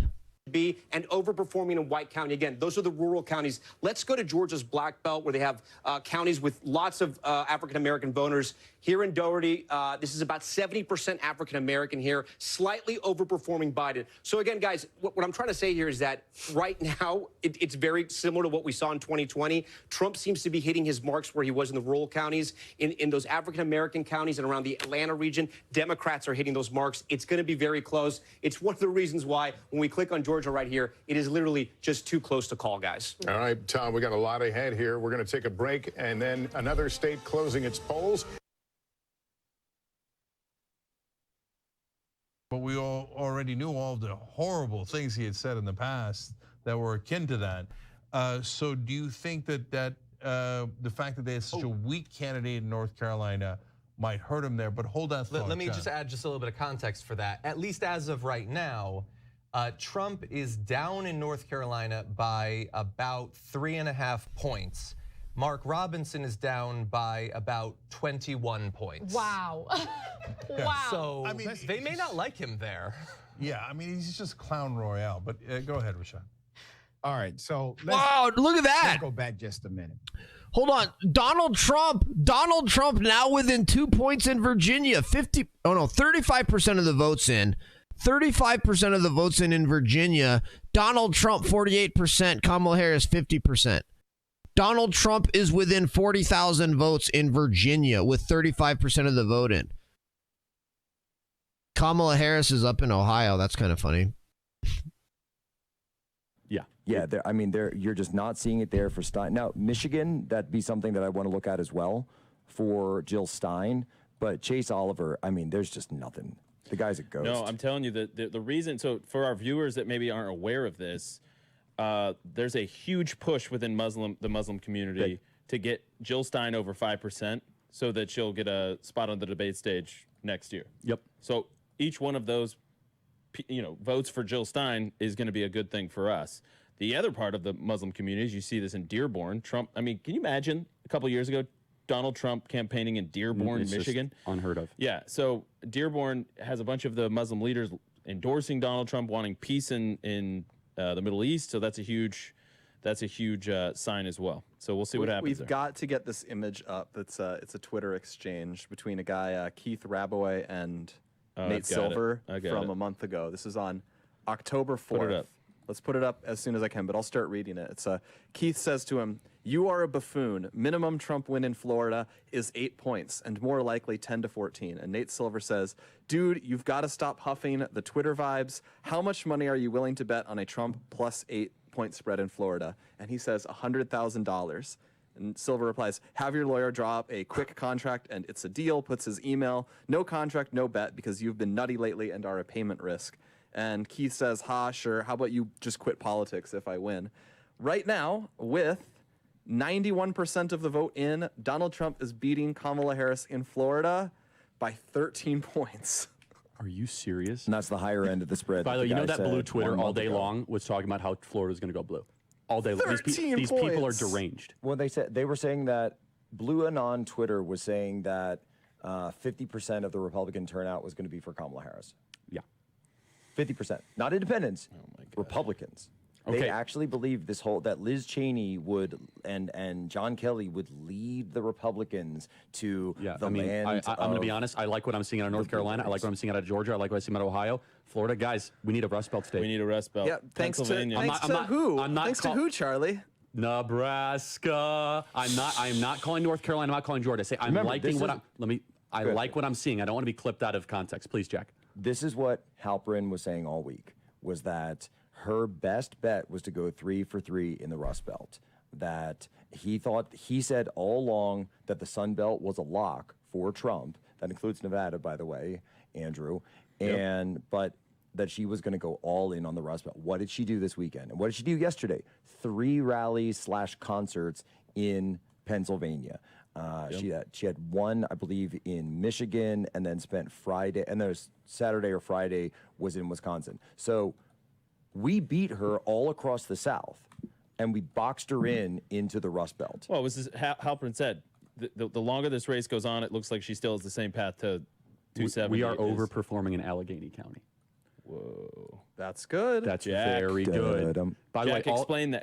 But you just need one or two of these things to fall. So Allegheny County is it's an interesting county because it's two things, right? It's dual-hatted. Allegheny County, I don't know if we have that map from before. This is where Pittsburgh is, but it's not contiguous with the city lines of Pittsburgh. So even though it's got Pittsburgh, which is one of the deepest wells of blue votes for Kamala Harris, it's also in the surrounding areas the largest Republican county in all of Pennsylvania by registration. So it's just this weird setup in the sense that you've got more Republicans there than anywhere else, but it just has this massive pocket of Democrats at the center, if that makes sense.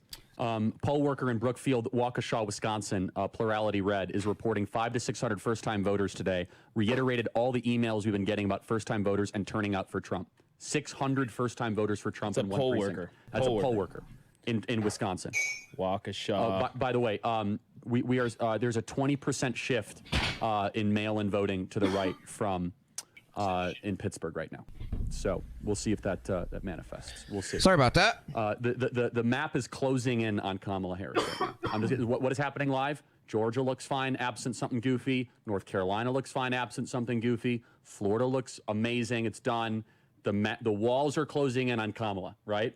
The walls are. I'm not saying that's a win. We need a Rust Belt. We need a Rust Belt. How about let's do it another one. We've got what I assume is early vote out of Oakland County. That's in Michigan. That's Michigan. That's the posh lib suburb north of Detroit, and it is right now 59-39, whereas it ended up at the end of things 56-42 for Biden. So it's a 3-point. They're 3 points better with what is presumably their left-leaning early vote right now. With 74% reporting, Fulton County shows a 2.6% shift towards Donald Trump over 2020. What percent? 2.6%. You cannot win Georgia if you do not repeat 2020 levels in Fulton County. Because it was basically an 11,000. And by the way, the New York Times now projecting a 2.5-point lead for Georgia. That went up from 1.5. Yeah, I know. By the way, just so we're clear, the New York Times has the best projection analysis. They use some AI model. It is by far they brought back the thing, Blake. Well, the dial. I mean, it was widely panned right after Trump won. I mean, we can never forget. Never forget. Yeah, in 16, it was like all the way to the right, or all the way to the left for Hillary, and then it was started swinging, and then it ended like all the way down for Trump. It literally did a 180. Donald Trump takes a commanding lead in Ohio, as expected. So, Graham... Where's Iowa? I think they close at 9. I am waiting for Iowa. Graham County, this is an interesting one because it's over 95%. This is in far western North Carolina, so it's hurricane country. I don't know how bad it got smoked compared to other places, but it's over 100%. It's 100% in.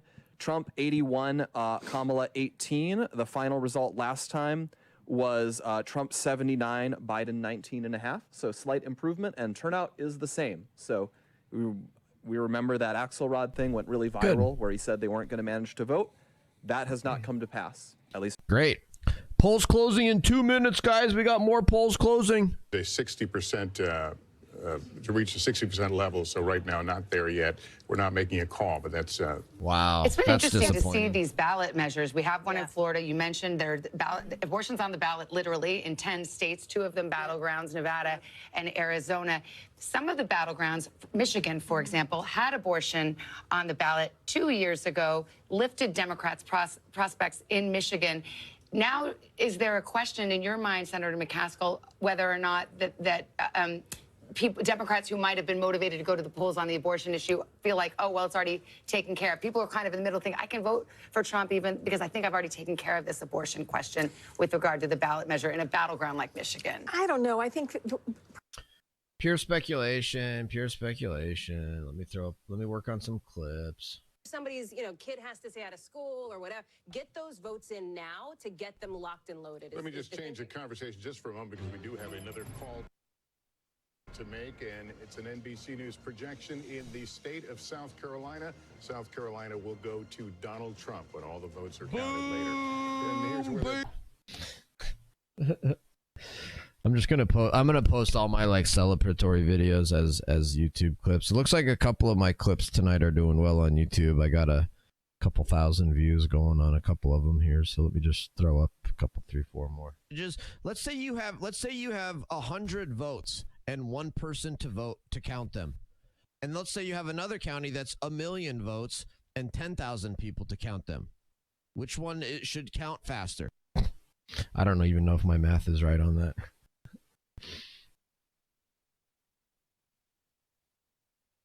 I think it is, though.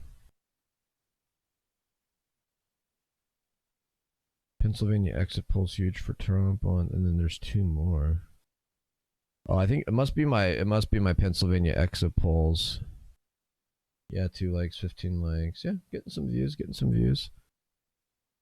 At this hour, 53% of the vote in, just too close to make a prediction there. Too close to call. Too early to call. They're too just early getting to call. started in the Commonwealth of Pennsylvania and North Carolina. Also too early to call. We do have more vote there, but we're just not in a position yet to call those races. However, Tom, as I go to you, these are some of the races. Georgia and Holy cow!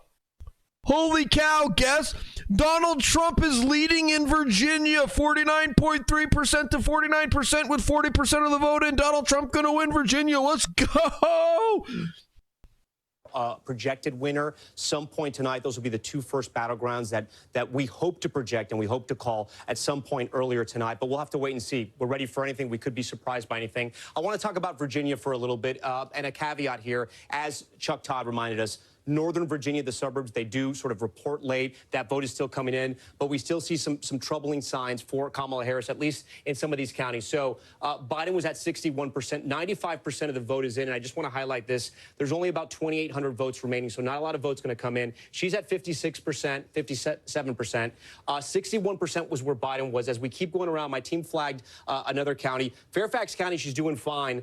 Prince William, though, underperforming here as well. 80% of the vote is in. Biden Biden was at 62. She's at 58. Again, these are suburban women, highly educated, college degrees, sort of your establishment Democrats. And a growing area of Virginia as well. A lot of people move here for the jobs, to work in government as well. Again, it's still very early. We're still waiting for all the votes to be called in Virginia. An area we watch too is Chesterfield. This is just south of Richmond. African Americans who originally lived in Richmond moved out to places like Chesterfield and Henrico as well. It's one of those swing counties. Biden won in 2020. Trump won it in 2016. So we're keeping an eye on it. And you see, this is where Biden was in 2020. This is where Kamala Harris is tonight, 49.4. But there's only 35% of the vote in. So still a lot of vote to be counted there. So we're going to stay and watch that. As we move further west, we have some counties out here, rural counties. This is Wise County. This is Trump country near West Virginia. You can see 94% in. He was at 80.4 in 2020. He's at 81.6. Great. Again, how does he win states like Virginia?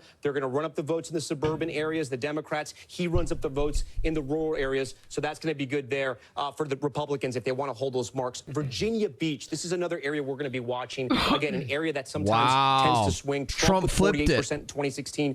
Biden was able to flip it, 30% in. Again, still early, but Trump is ahead there. So we're watching Virginia, guys, and we'll see what happens. We're still waiting for some of the vote to come in here. Wow, Trump's going to flip Virginia. Let's maybe go. Trouble Democrats, maybe they trouble Republicans. Trump now up in North Carolina.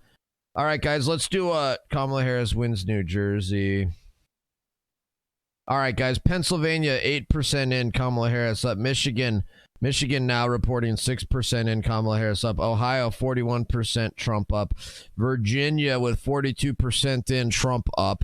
North Carolina with 14% in, Trump up. Georgia with 54% in, Trump way up. I got a message. My cousin says, "Hey Jack, can you get Charlie to sign a hat for me?" Happy to. His name is Chad. Just shout out to Chad in Maine, by the way. Okay. Let's see. Early returns show Donald Trump extremely strong in the Dallas suburbs. That's big. That is very big. DFW suburbs. By the way, that looks good. If people don't know Dallas That's suburbs, supposed to be their stronghold. That's a liberal. That's a liberal. Highland Park is lib city. I wouldn't say it's a liberal It's area. like Northern Virginia when you go up there. The Dallas suburbs are red counties. So it's going to matter how's Ted Cruz doing? Texas. Oh man, this is wow. Colin Allred actually leading Ted Cruz. Holy crap! Are you serious right now? Dude, no way. Colin Allred is actually leading over Ted Cruz. Oh no, now Ted Cruz is back up, 49%. Dude, that's freaking insane though. I don't like that. Yikes.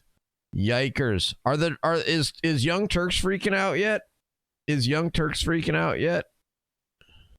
Now, right? But it's very, very early. You're going to have to see Kamala Harris run up the score, run up the margins, because what's going to happen is that Donald Trump, or at least our exit polls tell us and our projections tell us, is going to do very well in and around these rural areas. So that's how you break down North Carolina, but it still evens out to a toss-up. Want to show the estimate?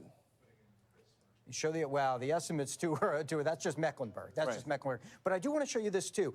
Take a look at the ticket splitting in this, because this is important.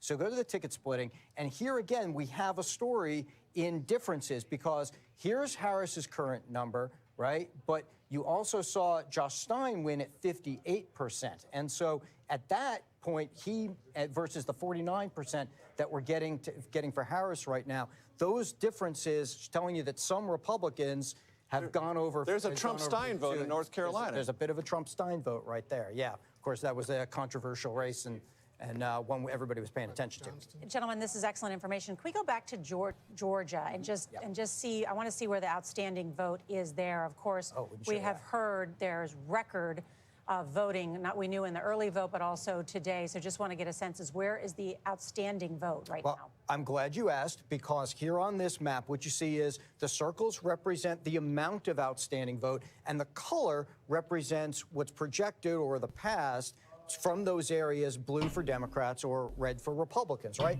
So if I zoom in here on these key counties we talked about all night where Democrats have to do well, Cobb, Fulton, a lot still outstanding from there. That's why one of the reasons you can't project the race, right? Now, there are places, more rural areas, where you see, and also these outer suburbs. Forsyth and Cherokee are very strong Trump counties. Yeah, and there's still Republican vote out there, so we'll see exactly how that shapes up, but still more to come. That's why it's so close, but only half in, Nora. All right, let's keep looking into those numbers in Georgia and North Carolina. So close at this hour. Thank you very much. I want to turn now to Face the Nation moderator Margaret Brennan. Margaret, we started this evening talking about, will there be a historic gender gap? Will there be the first female president of the United States? The first election since the overturning of Roe versus Wade, and abortion on the ballot, reproductive rights in 10 states. To us through tyt.com to try to keep us on air, and as a lot of you are writing in, I can't thank you enough. They had back in 2020. They're on stage with over reach that supermajority threshold of 60%. Put that aside, what does that mean for the people of Florida? Well, the current law is that abortion is restricted after 6 weeks of pregnancy when a fetal heartbeat is often detected. One of the most restrictive in the country. One of the most restrictive in the country, particularly. You can get an abortion after 15 weeks if you can prove you were a victim of rape, of incest, or... Patrick Ruthini from Echelon. He's a smart guy. Trump nearly outperformed party split on Philly mail. Mail ballots were Dem. Michigan Mischief Watch. When, I can't remember which.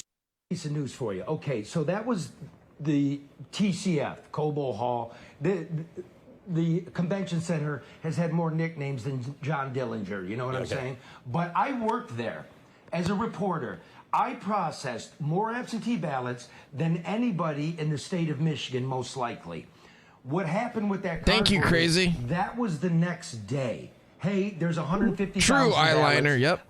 Coming out of Detroit, and everybody just rushed down here. But the count was over. Here's what I'll give you tonight, Glenn. I worked the process again as a citizen and as a reporter exclusively to your show.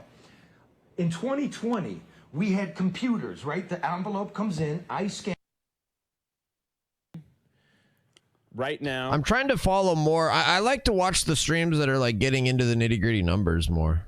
And I think this is basically all in at this point, 23.6%. So he has gained 10 points on mail-in in Bucks County. That's a 10-point game for Donald J. Trump in mail-in in Bucks. Again, every one of these little things adds up, right? Yeah. Little less turnout there, little more turnout there, little, more young men here, more working class here. Polk County is 95% in. It was 62-37 Trump in 2020. It's an identical performance for Donald Trump. So, again, that was enough to win him the state in 2020. So let's hope that holds. Again, North Carolina is going to. But I would like to see Trump winning massively. I'd like to see Trump winning massively in like places, because that shit, like, this is way too close for comfort. Some of the ones that the mere fact that we still have Americans that'll vote for Kamala Harris is enough to just make my head explode. What are we seeing, Jack? Do we have any data yet? As I shout out some more of our members that have come out. By the way, just 3 of our chasers just banked 3 more votes in Arizona. Oh yeah, they're still voting for another 20 minutes, right? Yeah, there's yep, 20 minutes. And by the way, I've been watching that chat. We have been getting, our chasers are getting so many last-minute voters in Arizona and Wisconsin. By the way, our total numbers in Wisconsin are going to. These are suburbs and kind of extended areas outside Washington, D.C. This is the part of the state that has made Virginia. Here we go. Loudoun County update. Wow, she's way down. Hillary Clinton getting about 56%. Joe Biden goes up to 61%. So far tonight, it's about 95% of the vote in. Harris is looking more like Hillary Clinton in Virginia. Now, she won the state as well, but that's not the kind of trend line you'd want. And again, these are highly educated suburban voters. These are places where you'd expect Harris to do extremely well. She's going to be hitting her benchmarks. I don't think it's a real concern in the Harris campaign right now. But as you know, that Donald Trump is going to be running up his numbers in more conservative parts of the state.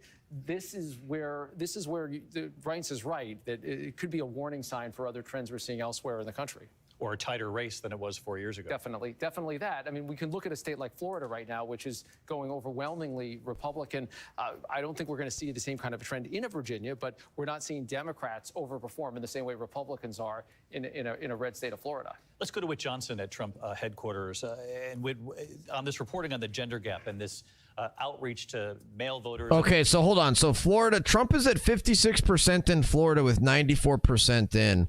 What happened in Florida in 2020? Florida 2020 election results. Donald Trump got 51%, and right now he's at 56%. So Donald Trump has 5 percentage points more in Florida right now than he had in 2020. That's a huge that should say something for what's going to happen in the rest of the country as well, I would think.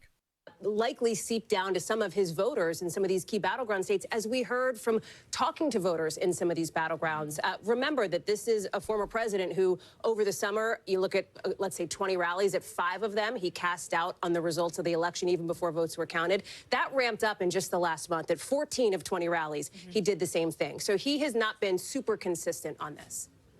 Let's go to Tom Yamas right now. Tom, as we speak, North Carolina, Georgia, and Pennsylvania are counting votes right now. Yeah, and we're getting ready for poll closings in places like Nebraska, and Nebraska could be the key to it all. And I know what you're saying, Nebraska? Yes. So when you look at our beautiful map here, you see the maps, the states that are red, the states that are blue, and our battlegrounds here that aren't colored in. And then Nebraska and Maine, they have this kind of Where's Waldo effect. When we hit it, here's why. Nebraska and Maine, they both give out their electors a little differently. They're electoral votes. If you win the popular vote, you get 2 in Nebraska, and then they give them by congressional district as well. Trump is going to win 2 of the congressional districts, most likely, in the popular vote. But Congressional District 2, CD2 in Nebraska, is a battleground district. And the entire election, I say, could come down to this. Let me explain why. So let's take you to Nebraska and show you where CD2 is. It's essentially the city of Omaha, right? I'm going to draw it for you and then show you the congressional district. It's the city of Omaha, a little bit of Saunders, and then a little bit of Sarpy as well. Let's see if the Young Turks are crying yet. It is hyper-specific. Any level we think we can win on, that's the one we'll allow. The others we won't. So we can't win nationally. We win the Supreme Court, so we'll do that. But we can't win nationally, so we'll send it to the states. And then in the states where we can't win it, we'll jerry-rig things so that we win anyway. And God help us if they ever think that they can get it banned nationally, because they will instantly do that. That is what they always do. They're not in love with federalism. It's a ridiculous thing to even consider. They're just gaming it to win at whatever level they think at that particular moment. And in fact, the Republicans are now saying, yeah, we're pro-choice. Like, and I did this on social media to kind of test the waters to see what their reaction is. And they're like, yeah, if you kick it back to the states, that means you're pro-choice. No, it doesn't. It means that some states will say you have no choice. And in the case of Florida, it's not because the voters want it, it's because the legislators want it. They picked their own voters through the gerrymandering, and they basically stole the legislature. And by the way, they do it in blue states too. They gerrymander the hell out of it so that you have no choice at all.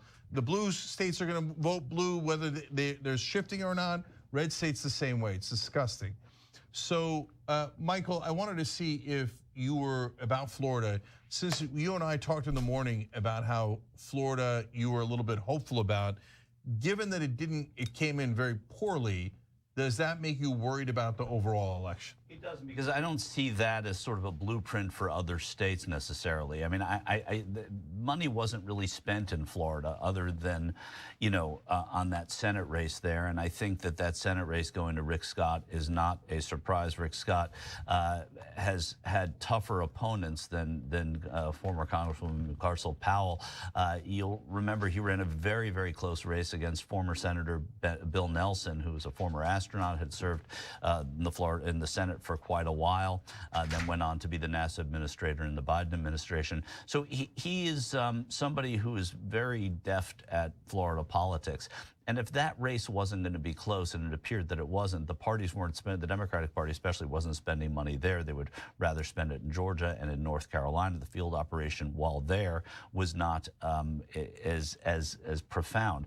What you did see in Florida, though, were these ballot amendments. And I thought that those ballot amendments would move more voters to come out. But it turns out that the top of the ticket and the middle of the ticket there were too powerful to see that change anything. And so I'm not surprised. I don't see it as kind of saying, oh, this happened in Florida, that's going to happen in another state as well. I don't see that. Yeah, Ohio is close. Yeah, Ohio's close. One of the 2 chances of Let's put it this way. The good graces go both ways. We can just go one way. We've talked about Donald Trump, forgiving his enemies and people who have opposed him. And it also works the other way. There are a lot of people who, you know, Donald Trump did not treat amazingly well over the course of the last few years who have shown up for him. I mean, we all remember he didn't treat Ron DeSantis particularly well. DeSantis went out and he worked very, very hard for Donald Trump in the state of Florida, and it makes a big difference. When we unify, it's better. It's better. Yeah, that's right. Do any of you have a theory? I had him on my show today, and I almost never have politicians on it. It's not. I'm not anti-politician. I don't have that silly view. They run the gamut like any other group of human beings. But it's just who are scum-sucking bottom dwellers. Right. Julian and Moss. But I it's just not the nature of my show. But I so admire Ted Cruz. He is such a fighter for good things. Is he really in trouble in this race? Ted Cruz was in trouble in this race. I consider Ted my only friend in government. And it's, again, I think that as far as scum-sucking bottom dwellers go, Ted is tops. He is tops in my book. And a friend of the Daily Wire. And he was in genuine trouble. I mean, for one thing, you know, there has been an enormous shift in Texas. And the shift in Texas is not that they've imported a bunch of Californians. As it turns out, the Californians they've imported are largely conservative. It's that they Ted Cruz up 2 points now, though. This uncontrolled border. Ted Cruz now up 2 points over Colin Allred with 52% of the votes in Texas. 52% of the votes in Texas. Ted Cruz now up 2 points. And then let's see where Trump is at. Trump up 7 points. So there's that. Georgia with 60. Oh, wow, dude. Oh, wow. Georgia with 65% of the vote in Donald Trump at 52-47. North Carolina with 23% of the vote in Donald Trump up 53-46. Virginia with 46% of the vote in Donald Trump up 50-49. Ohio with 44% of the votes in Trump up. Pennsylvania, Kamala up. Michigan, Kamala up. New Hampshire, Kamala up. Maine, Trump up. But wow, Trump winning Georgia, Trump winning North Carolina, Trump winning Virginia, Trump winning Ohio. That's all huge. That's all huge. Talking about the presidential race a lot for good reason. As I turn to Kristen Walker and Hallie Jackson, there is also hanging in the balance tonight the balance of power. Who controls Congress? Who controls the Senate? Who controls? Etc. They're making the big difference. So Definitely. appreciate them a lot. So John, let's dive into numbers more. So tell us what you got first, and I want to go to North. Yeah, I mean, one thing that I want to talk about as we're waiting for some of the state stuff to come in is there has been exit polling data, some nationally, some individual state, about what issues people were, considered the most important in this election. And some of the breakdowns aren't super surprising, like at charliekirk.com, get you on airing it in Texas. And I think that Ted has run a great campaign in Texas, and I do not think he goes into the evening tonight in trouble.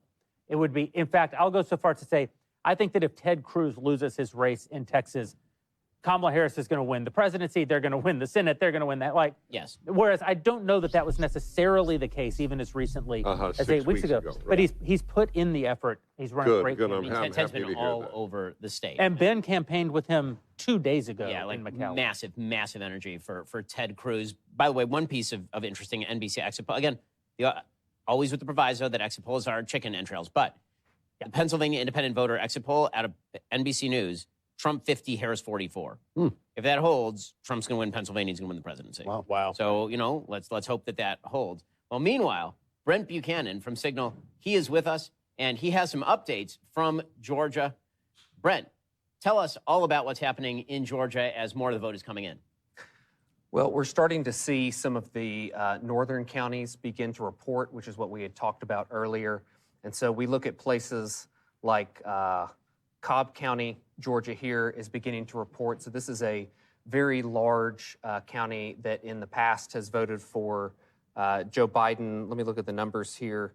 So this was a seat that, or a county that Joe Biden won by 14 points. And you can see that currently he is doing some quick math here. I love tenths of a percentage. He's currently up by 16 points, or she's up by 16 points in this seat. So one of the biggest trends that we're beginning to see across Georgia specifically is that there are some places where she's doing better. She's improving upon Biden's margins. The vote share is higher, But then you're starting to see some of these rural counties. Yo, thank you for the follow, Jeff. Jeff Ben Mark Coffrey. Thank you for the follow. Welcome. As an example, and this is a county that Trump won by 33 points, and currently he is up by 37. Better than anybody else. So you can see you've got kind of a counterbalance effect here. My state is a two border northern state. arc My state Georgia is the counties. 8th largest black One population Red America in the is country. getting redder My and state blue is America anything is from a getting bluer, is what northeast this liberal tells me. state. That's a really good point. And then you Yes, throw in, again, let's Rocky. go back to Yes, Fayette Rocky. County that we were talking about earlier. This is a county that Trump won by 7, and now you can see how tight this margin is. And so if we're talking about blue and red America, Fayette County is the county in between blue and red America, and it has shifted somewhat in her direction. So overall, we're seeing a lot of the same trends in that the rurals are doing better, but this partisanship gap of if you were in a blue county, you're That's voting not even good. more heavily blue. That does not sound good, guys, for Georgia. Even though Trump is up right now with 65% of the vote in, that's not sounding good for Georgia. That's down to about 212,000. So an 8,000 vote drop, and it looks to have almost come exclusively off of the back of Kamala Harris. And so Donald Trump is performing at his ballot share, actually a little bit above the ballot share that he got in 2020 in a county like that. And then you combine that with Florida, which is just wildly red, and you begin to see how the national polling has showed a very tight presidential race. And we saw a lot of this in 2022 also, where Republicans were at +2 nationally on the generic ballot and ended up in that place and then just barely won the House of Representatives. And so I don't think this election is turning out so far to look much like 2020 or even 2016. It's got a lot of 2022 vibes to it, at least that we're starting to see come in. And that's very strong Republican votes, but it's not showing up evenly across the country. And so I'm really interested to see what other states that aren't like a Florida as they come in. You know, we're sitting here at Georgia in total of concerning in about Georgia. 63% reporting. This margin continues to get closer as the votes are counted. And I think this is going to be a really indicative state as we begin to go through the night. But it feels a whole lot like 2022 right now, where Republicans are performing very strongly, but it's not necessarily netting us yet in the places that we need it to net us vote. It's just increasing our margins in places like Florida and Loudoun County that actually don't matter that much overall. So, well, let's talk about sort of the question of voting by race. We've seen some exit polls that show that Trump is performing strongly so far in Hispanic districts. There was an exit poll that somebody had cited earlier that suggested that he was doing well with black men in Georgia. Well, what did the turnout look like? Do we know yet in terms of exit polling or any other data what the turnout looks like racially in a state like Georgia, which is obviously a very heavily demographically black state? Yeah, a lot of those counties haven't reported yet, especially the rural black counties. So if we come down to some of these counties down here, so Coffee County, we can look at some of the census data of what this looks like. I mean, this is 28% black. What's really interesting is that this county actually looks a whole lot, or at least racially, like the state of Georgia. It does over-index on Hispanic and under-index Asian, but it gets the black percentage about right when you're thinking about what the voting population is going to be. And then as we look at the results for Coffee County, it hadn't come in at all. So there's just several places where there's not a ton of votes. I mean, they're expecting, 16,000 votes here for Coffee County as an example, but there's just a lot of holes in the map still. And even when we look at places like Fulton County here, 74% reporting. I mean, this is turning out pretty much like you would project. So this Fulton County is Atlanta, and then goes into Buckhead and a little bit further north into that top part there that you see. And so I would say we're still pretty early in the night. If we're going to say that there are good Republican data points and good Democrat data points, if I had to compare the two, I would say that there are more good Republican data points so far coming in, and they tend to look like it's trending even more so that direction. We do have a couple of calls from the Associated Press. The Associated Press is saying that Virginia is going to go for Kamala Harris, and they are also suggesting that I believe, what was the other state? There's another state they just called for Kamala Harris. Illinois, I believe, Massachusetts, New Hampshire. New Hampshire is the one that was sort of my That's too outlier. bad. There goes my map. It would have been fun. My map was, in my dream map, he wins New Hampshire. They've called New Hampshire for Kamala Harris as well. So what exactly happened in New Hampshire? Because there were some dreams. Some of us had dreams. Those dreams have been dashed of New Hampshire turning red. Well, again, it's 33% reporting, so we can't really look into it and say what happened. I think it's just if you're looking at states that aren't actually that competitive and have not had hundreds of millions of dollars spent on them, they're kind of performing like you would expect them to perform. Not a lot of money was spent in Florida this go-around, and I think that depresses the Democrat and left-leaning non-affiliated voter turnout there. In a place like New Hampshire, there wasn't much advertising. We did a huge study in 2022 after the election and looked at where large amounts of spendings went compared to races that didn't have a lot of spending. Great right now. Feeling great about everything right now, Kiss Swan. So far, so good.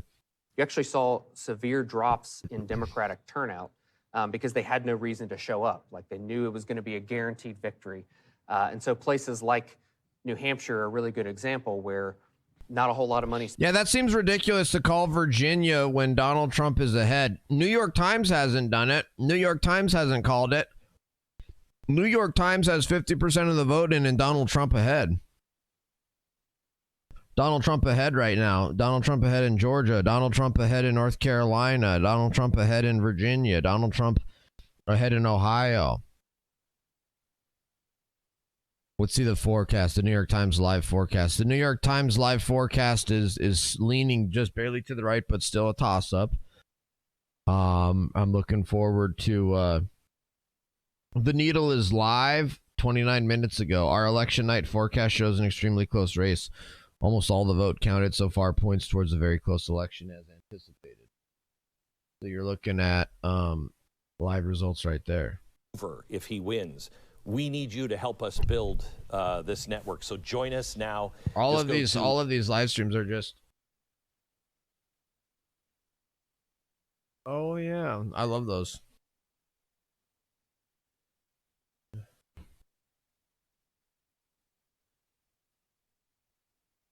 Can't remember what I was just about to say. I want to get degenerate gambler crowd. You know, Megan, what are you hearing from the evangel? You know, we've heard so much.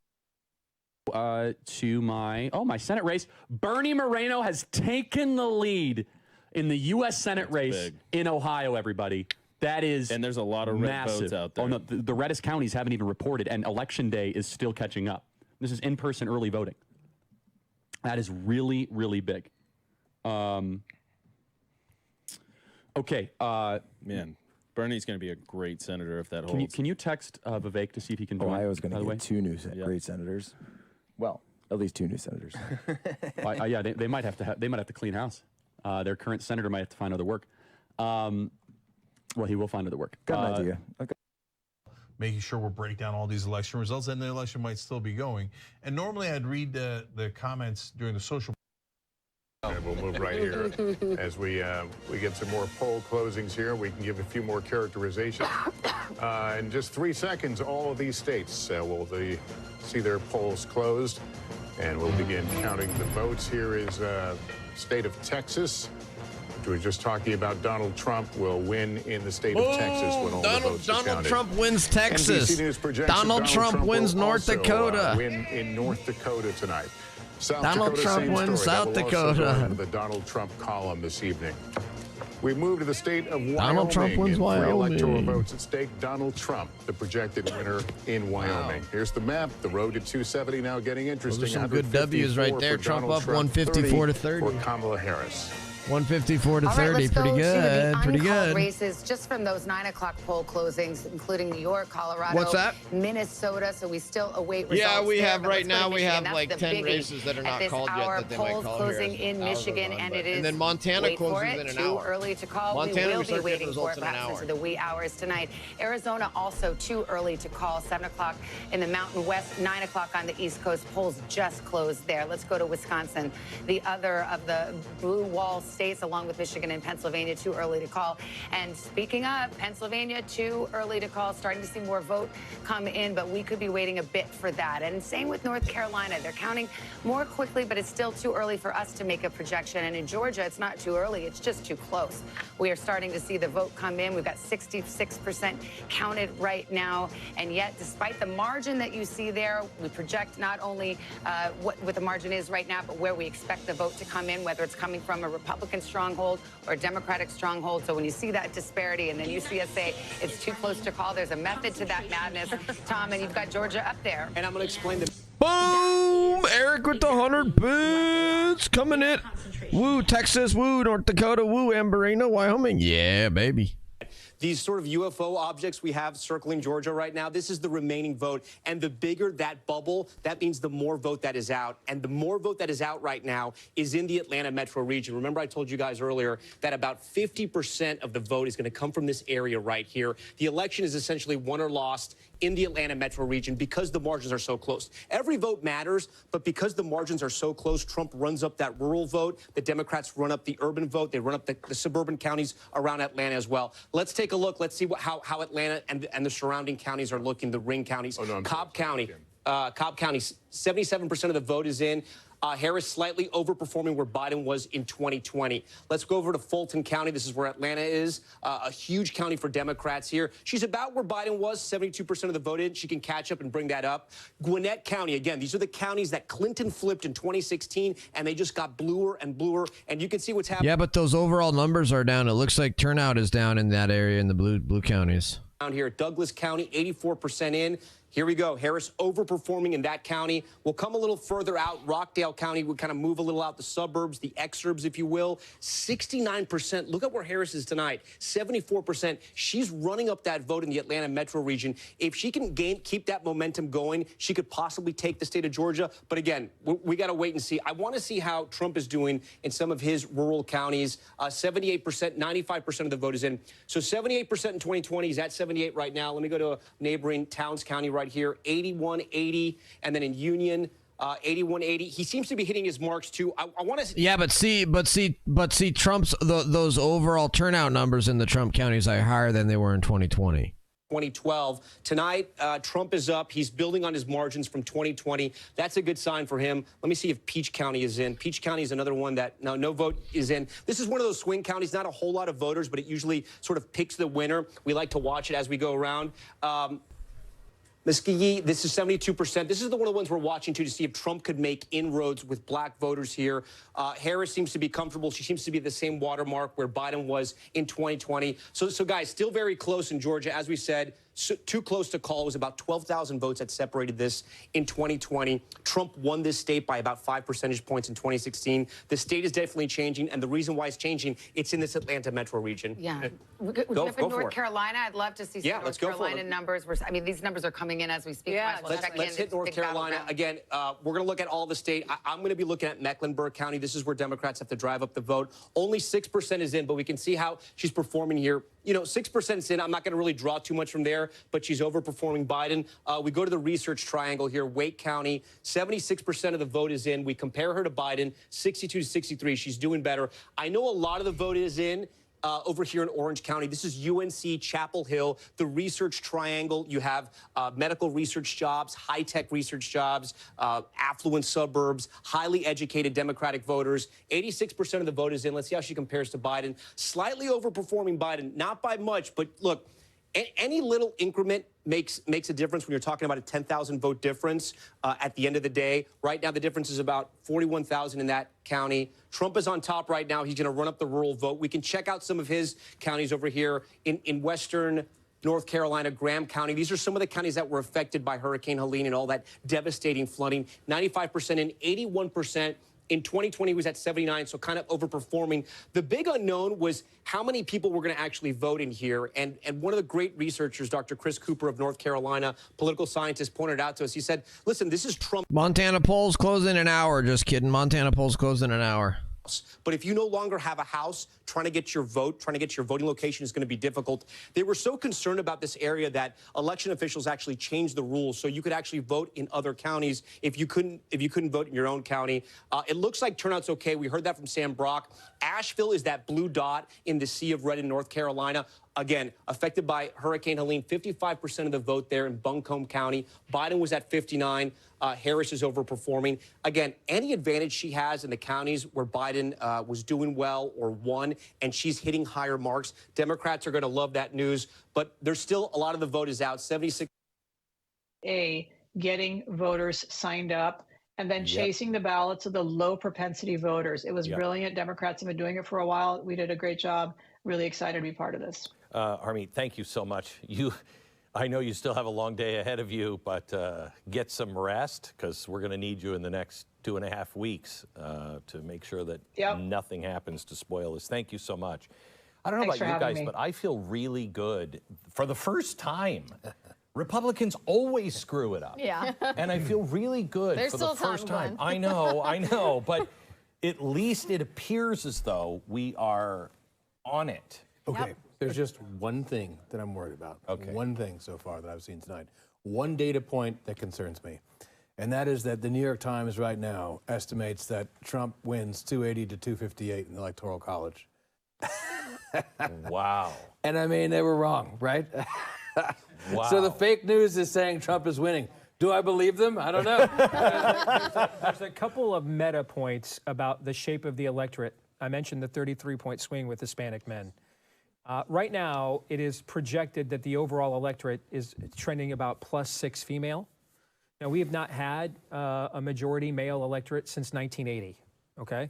So that would actually be 2 points above what we had in Trump's previous runs of 2016 and 2020. However, it also looks like Trump's gender gap is going to be more narrow than it was in those two races as well. It's projected right now at Digit increase -11. from where he was 4 Wow, years ago. look at that. It's a Trump similar support story among in young Michigan, voters in and I will Wisconsin also and tell Michigan you, way it is a up. similar story in Pennsylvania as well. Wow, You see even the in Michigan numbers here. wow. Similar story in Pennsylvania as well when it comes to young voters. Now, That's we've been huge. doing a lot of counterpoint tonight, so let me fill you in as I walk back to the desk. One of the counterpoints here is in Michigan and Wisconsin, Vice President Harris is doing better with older voters than she was relative to 2020. So there's some interesting dynamics at play here. Well, it's interesting because we saw Gotti Schwartz in Arizona on the campus of Arizona State University, which gives me personal pain as a graduate at the University of Arizona. But I mean, he may be in ground zero of this very thing that exit poll is showing, which is young voters, young male voters, which the Trump campaign worked very hard to turn out, are responding accordingly. Some of them talking about this Joe Rogan podcast. Crowney, what's up, Can't say Crowney, I'm a ATL? regular listener to it, but he endorsed on the eve of the election, and that was extremely influential. It could be very influential. And remember, in some of these states, you have same-day voter registration, and who takes the most advantage of it? Younger voters. That's right. You know, it was interesting. A lot of Democrats were very optimistic about some of their chances in some of the big Midwestern states for House, Senate, and the presidency, because unlike 2020. The Ann Arbor kids are going to vote in Michigan this time. In 2020, they voted in their home state. The Iowa City kids in Iowa, the Madison kids, and that this time they were all going to actually be in the battleground states. Because of the pandemic, they were home. The pandemic, they were home and more dispersed, obviously. Wow, dude, look at this. Wow. New York Times now has North Carolina lean R. New York Times, North Carolina lean R now. Wow, dude, I'm the North Carolina needle, or the New York Times needle. This is changing too. The Electoral College estimate, they're now estimating 282 for Trump to 256 Harris. Chance of winning leaning War to the right. This is absolutely massive, guys. This is absolutely massive. Let me work on a couple of clips. Of 2016 and 2020. However, it also looks like Trump's gender gap is going to be more narrow than it was in those two races as well. It's projected right now at -11. Projected right now at -11. From where he was Wow, look at that. Trump support among young voters in Wisconsin and Michigan way up. Similar story in Pennsylvania as well. Wow, even in Michigan. Wow. Similar story in Pennsylvania.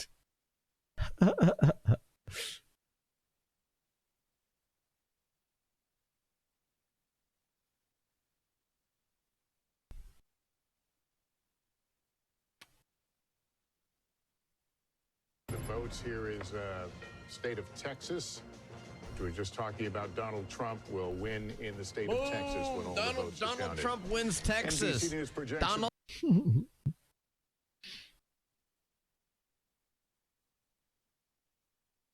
All right, just one more quick one here. Californians. As it turns out, the Californians they've imported are largely conservative. It's that they Ted Cruz up 2 points now, though. This uncontrolled border. Ted Cruz now up 2 points over Colin Allred with 52% of.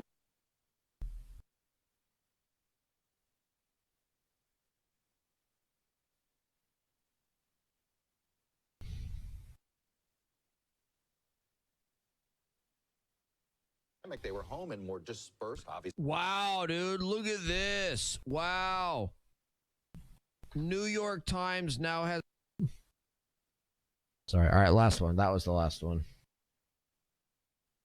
That should be 4.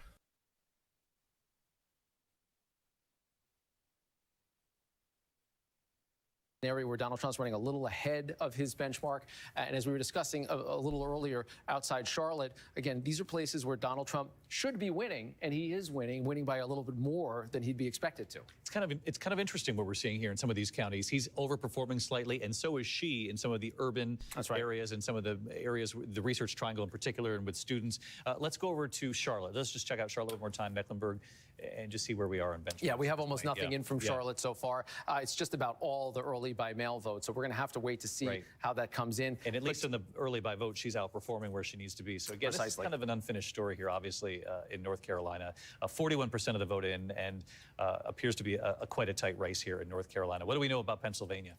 Yeah, Pennsylvania, we've been watching really closely because so far the Harris team has to like what it sees. Now, a lot of the vote has come in so far has been early. And as we've mentioned, early vote is not as big a story as it is elsewhere. But Harrisburg, as an example right now, that county, Donald Trump not getting anywhere near where he would need on the 538 benchmarks. And Kamala Harris, again, it's early. We'll see where it goes, running significantly ahead of where the previous Democrats have. You asked me a little bit earlier about Scranton and about Wilkes-Barre, Lackawanna County, another story where Harris, with about 2/3 of the vote in, running ahead of the 538 numbers, running ahead of Donald Trump. Luzerne County, that is one that has slipped away from Democrats. If these numbers hold, that would be a true surprise. I wouldn't be surprised if they change as the night goes on. And we've been focused in on those collar counties. We're waiting for a lot of votes No, to come Dr. in Rocky Balboa. Nope. Oh, thank you, Crowney. Benchmarks. Thank you, Crowney. Appreciate that, Crowney. Did you follow on Twitch? Crowney, I didn't get the follow notification on Twitch, Crowney. Overall, and we're of course waiting on a lot of Thanks for the X follow. And if you just look at this, you see those big blue dots at the eastern part of the state. Once again, those are places we're waiting for a vote. Those red dots, though, are significant, and they add up as they. Trump now up 1.1, dude. 20% of the vote in Pennsylvania. Kamala Harris with an early lead here, and again, so much of the vote still needs to be counted. But you got to wonder if we're looking, and it's early. Boom! I'm just saying, if we're looking at this blue wall strategy. Thank you, Guess. Coming to life as we're watching these numbers come in from Georgia. Thank you so much, Guess. Benchmarks she needs in North Carolina, still kind of an untold story. Pretty close, actually, when you dig into those counties and see where the vote still remains. The Harris campaign. So, what are you hearing from the Trump campaign about what they're seeing in these battleground Thank you, states in Guess. the early going? Welcome, Crowney. Welcome. Let's get some lecture gavels. Savannah, the Trump Let's get the lecture gavels in the chat for Crowney. Seen out of Wisconsin, specifically among black voters, they're pointing to our exit poll, which shows Donald Trump more than doubling his support among African Americans in Wisconsin. I cannot emphasize enough how much this has been an emphasis for the Trump campaign to try to improve their margins. They got blown out with African American voters in 2020. If they were able to move the percentage that they got from 8% to 10, 12, 15, in this case, based on these early exit polls, getting 20% in Wisconsin, that's the kind of thing that could make a huge difference in a race that might be decided by 15 or 20,000 votes in those states. They spend heavily on television. They spend heavily on African-American media, trying to find Destiny is panicking. Yes, I love it. I love it. Good, good, good. If Trump pulls this off tonight or in the days that come, those small changes at the margins among African-American men, I think, will be a huge part of this story. All right, Garrett, thank you. I want to go over to Peter Alexander at Harris headquarters, Washington, D.C. And how's the feeling there? What's the vibe? Well, there's still a celebratory feel here right now. They're waiting for any particular data points that they can know if it's a good indication or not. The Harris campaign individuals still watching behind closed doors. The vice president. New York Times now has Donald Trump leading Trump. New York Times Needle now has Trump leading Trump, 66 chance of victory, leading Trump 285. New York Times. Out of Pennsylvania, Philadelphia, specifically as it relates to those 3 wards with the largest densities of Puerto Rican voters right now, that they say in those particular wards that they saw as of 5 o'clock, 3 hours before the polls closed, they had already reached the same number in terms of turnout as they had 4 years ago, which is to say that they believe that they are exceeding the numbers in the past. They think that's a good indication there. I'll punctuate a thought that Simone Sanders was just sharing a short time ago. I am hearing again about those college campuses right now, everywhere from Nevada, UNLV, all the way to a series of separate campuses in Philadelphia itself. Temple, one of them that they named, Lehigh, Lafayette, elsewhere in the state as well. And she was talking about what is really key to the campaign right now in these sort of late evening hours, even after the polls have closed. They don't close if you were already in line. It's a message that they're sharing right now, FaceTiming in Jennifer Gardner and Demi Moore, among others, to keep those folks in line. All right, Peter. Simone was making that point a moment ago about it. Yo, Battleborn. Congratulations on voting, though, Battleborn. Congrats. Oh, Num. Thank you, Num. Thank you, Num. And that's the Throw that one up right away. Race to call here, Louisiana, no big surprise, but if you're filling out your map at home, you can add Louisiana there. Just 22% of the vote counted, but again, the margin expected to be rather large. So here's the map for those watching at home. The South, of course, reliably red for Donald Trump, and at this early hour, he is far out in front, but we await those key battleground states, and I think we've got Tom over there talking the great state of Ohio, a former battleground. Semi-battleground, right? We got exit poll data out of Ohio as well. 17 electoral votes, about 55% of the vote is in. Trump is on top by about 266,000 votes. I want you to remember that number. Write it down if you can. I know it's kind of a big number, 266,000. The reason why I want to highlight that difference, because when we punch up Ohio here, so that's the spread, 287. It just changed. That's how fast voting data is coming in. Again, you know I love going to this. The remaining vote that's there. Again, here's the issue. The remaining votes in the Democratic counties like Franklin, which is Columbus, Cuyahoga, Cleveland. Look at the numbers here. In Cuyahoga, look how many votes are still out. 377,000. She's on top by 71%. Let's see how she did compared to Biden 4 years ago.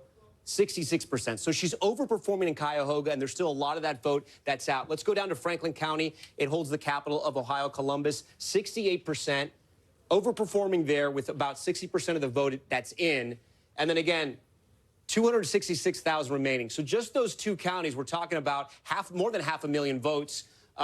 And that's way bigger than the spread for the entire state. Hey, Tom. Yeah, go for it. I mean, when you talk about some of her overperforming in those areas, the reason we expect Ohio likely goes red, but let's talk about the Senate race there. Yeah, because we have the control of Senate hanging in the balance right now, and it hangs on this Senate race. Yeah. Bernie Moreno, the car dealer, versus Sherrod Brown, the incumbent. What are you seeing? Yeah, so look at this, neck and neck. The difference here, only 74,000. So what does that mean? That means the Republican in this race is underperforming Trump. There could be a split ticket issue here. Again, way too early, 56% of the vote in. But look, the difference here is 74,000. Remember that number I was telling you to remember? It was over 200,000. So that means that Trump is overperforming right now. Bernie Moreno is underperforming the Republican candidate. The incumbent is still down. But again, remember what I told you. There's a lot of that vote that's out in Cleveland, in Columbus. I'm going to look in one more spot here. Let's get back to the president's race in Hamilton County, which is Cincinnati. She's at 62%. Biden was at 57. Again, look, this could be some of the early vote that's come in. It could be some of that blue mirage. Again, we're prefacing this is all early, but I'm going to get back over to you guys because there's a projection. Yeah, Tom, we got a projection in the state of Rhode Island. NBC News projects that Kamala Harris will win in Rhode Island when all the votes are counted. 4 electoral votes for her. Here's where the breakdown is. 31,000 vote difference, 74% of the vote in, but again, Kamala Harris, the projected winner there. Let's pull up the map. The road to 270. That brings Harris now to 34 electoral votes. Donald Trump still well out in front with 168. Remember, 270 is the prize that we're working our way toward. We'll take a break here. It's 9:30 in the East. The vote counting coming in. Our decision desk standing by to make more projections just ahead.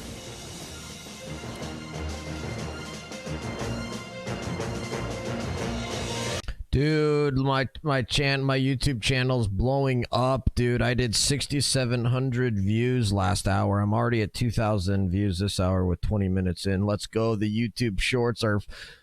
Oh my gosh, you guys, every single time I click on the New York Times website, every single time I click into this tab on the New York Times and it updates more in favor of Trump, dude. Look at this. Now we've got Trump leading 66% of victory, leaning Trump 284 in the Electoral College estimate. We've got Georgia with 73% of the vote and Donald Trump at 53% with 73% of the vote. And in North Carolina, 50% of the vote and Donald Trump up 50 to 49. In Virginia, 56% of the vote and Donald Trump up 50% to 49%. In Pennsylvania, 22% and Kamala up. In Michigan, 54%, 11% in Kamala up. Wisconsin, Trump up with 5% out of Wisconsin. Iowa, 10% in Kamala Harris winning. Missouri, Kamala Harris up. Kansas, Kamala Harris up. New Mexico, Kamala Harris up. Not looking super great in some ways. I mean, guys, I think we made a little impact in Detroit this year. I think we made a big impact at Michigan State, Western Michigan University, University of Michigan. We had a lot going on in Michigan this year. Okay, they're stroking themselves off on that one. All right. Cool stream, guys. Senate seat over the Republican Eric Hansen. Lisa Blunt Rochester would be the third elected African-American woman in U.S. history for the U.S. Senate. And we go over to Maryland, could get a fourth. Too early to project a winner here, but the Prince George's County, Maryland executive, Angela Also Brooks, off to a good start against the two-term Republican governor, Larry Hogan, in that race. Guac squad. Yep, guac. Yep, guac. 4 all-time elected African-American women to the U.S. Senate. Carol Mosley Braun of Illinois. Yes, typical Panda, yes. Holds on. Yep. If Lisa Blunt Rochester holds on in number 4.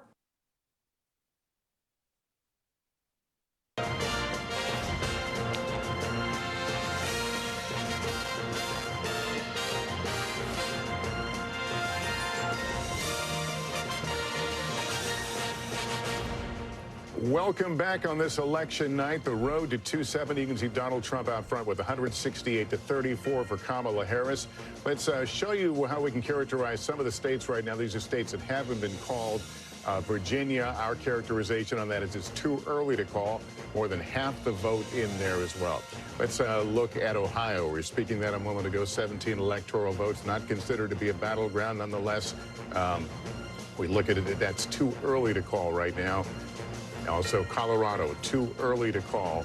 Kamala Harris leading now with over 100,000 votes. In Iowa, Kamala Harris, Donald Trump, that is too early to call as well. Let's go over to Tom Yamas right now, who can give us a little bit breakdown on the path to 270. Clearly, at this point, they're both wide open. Yeah, still very early so far. No big surprises. If you're watching at home, you can find your state here. We've already given some. We've projected some states for former President Trump, some for the vice president, and still so many, the bulk of states right there in the middle, and still so many people still voting along the West Coast in places like Hawaii and Alaska as well. Let's remind you and walk you through the paths that each candidate hopes to take to get to the White House. Let's start with Vice President Kamala Harris. We'll click her in here, get to 2024. This is the predetermined map of how the states voted in 2020 and then the 7 battlegrounds that will be decided tonight. So her easiest path is Pennsylvania, Michigan, Wisconsin. She holds that. We already know all that, brother. Sorry, brother. On demand here. So we're going to be talking throughout the night with them about everything. If you're going to do research on something as fundamental as human well-being, you bloody well better make sure your measurements are accurate. We also need to establish. They're not. We have to establish the definition of happiness, which is like these guys are talking about happiness as though, in the way we talk about it in modern times, which is some fleeting little emotion or you get tickled or something. But happiness we used to understand. I'm from Montana, eyeliner. I'm from Montana, so polls close here in about a half hour. We've got one of the biggest one of the biggest U.S. Senate races here in the country. So we're excited about it. Fox calls Ted Cruz for. Whoa, are you serious, Hydra? That ground has totally shaken underneath us. So when we disagree over what makes us happy, unfortunately, the problem is even more fundamental. We don't even agree on what happened. Maybe this is actually why I always say this in a way that because we talk about this from time to time and you guys disagree with me, but for example, 2023 was the hardest year of my life. I mean, it was genuinely traumatizingly hard. And I still would have told you I was miserable, but I was also happy. Right. I was certainly not at my best, but I still would have considered myself a happy person even in my misery. And I think that it may be that I'm just defining happiness differently. I don't think of happiness as what was it that would? I don't know what the hell these guys are talking about. Too early to say whether or not that worked, but it certainly seems to be an unprecedented amount of time and getting more and more results, including here from Wisconsin, including from those wow counties that you were just talking about. Look at this one that we heard him talk about right here, Ozaukee County. There's Milwaukee, first of all, to give people a sense of place. Here we go. There's Milwaukee. Right next up top there, Ozaukee County. We have not gotten any results from there yet. We will watch it closely. Obviously, they still UC Hope. They have not been. Thank you for the follow, UC Hope. Appreciate that. Let me see who. Let me. Wait, what? Oh, what? Oh, why is that red? I looked over and I saw the red notification. Gave out 1 community gift sub, gifted 1 sub to viewer. Why did I get 2 notifications there? What just happened? Oh, hold on. Oh, whoa. Oh, okay. So 1 was a community gift sub and 1 was directly to Glory of Ukraine. Yo, thank you, whoever you are. Appreciate that. You guys, let's check in on the liberal streams to see how folks are doing. I mean, it's groceries. Yep. It's groceries. Like It's groceries, and there's way too much tension in the world, in the Mideast specifically, and Ukraine. People are sick of it. No, I saw. And then when there's a hurricane, and people. No, I'm not going to watch that. But we spoke earlier about older women voters in particular, older white women voters. We talked about that poll from over the weekend from a renowned, well-respected pollster in Iowa that sent political Twitter all aflutter. Michigan is a place, it's going to be critical for her, as Tom has just laid out in the map. It is also the place where she started this shift. What, North Carolina got called? North Carolina got called? By who? By who? Who called North Carolina? New York Times still hasn't called it. They got Georgia lean R. They got North Carolina lean R. Wow. I haven't seen any call of North Carolina. Not necessarily unless this is but NBC News projects that New York will. Kamala Harris is the projected winner. I'll get this out. Projected winner in New York, and there you see the vote difference: 845,000, 33% in. Here's the map to show us where we are on that road to 270. That TLS, what'd you call? Trump out front with 168. Harris with 62 now. Let's continue this conversation about Michigan, about young voters, because this issue that you raised, Gaza, Israel, this is a very potent issue with young voters, with the many students. I'm not seeing any of the major sources, at least, that have called any of that stuff. Oh, wow, this is a big one. Donald J. Trump has won North Carolina. Decision Desk is calling it? At 9:30 Eastern. Wow. That's big. No. Libs are not happy right It's now. good enough for Decision Desk. It's good enough for us. All right, step one takes is us to 211. Can you fact check me on that? Can you go to Decision Desk's website? I'll step go. one and step 2 are done. Well, I mean, if George is almost there, I mean, we are 1 step away. Thank you, Michael Watley. Good job. I want to Thank you, Michael Watley. Decision Desk. I'm there. Copperhead. No, nothing shady. Yep. Dude, that's There's crazy. an article on The Hill about it. They called it? A projection from Decision Desk HQ says that he has won North Carolina. That is huge. Let's applaud. Guys, that is massive. If at 9:30 Eastern we're calling North Carolina, it is a good night to be in the Trump camp. Holy crap, dude. The 7 to be called. Holy crap, dude. That's really big, guys. They did not want this to come that early. No, this early, that means that is really big. That means they wanted it to be close. Yeah, that means good things for the Sun Belt, and that means Rust Belt is looking way better for us than any of them wanted. I'm not saying we're winning. I'm saying it's looking. Where we stand with the electoral count here in just a couple of minutes. Thank you very much, Stu. We are going to be behind on calling states because we don't want to be first. We want to be accurate. But Decision HQ, right, has just called North Carolina. They called North Carolina for Trump. North Carolina's winning Trump. Oh my God, no, Trump's winning North Carolina, guys. Oh my gosh, this is gosh. Oh my gosh, we're gonna win 2024. Trump's gonna win the White House.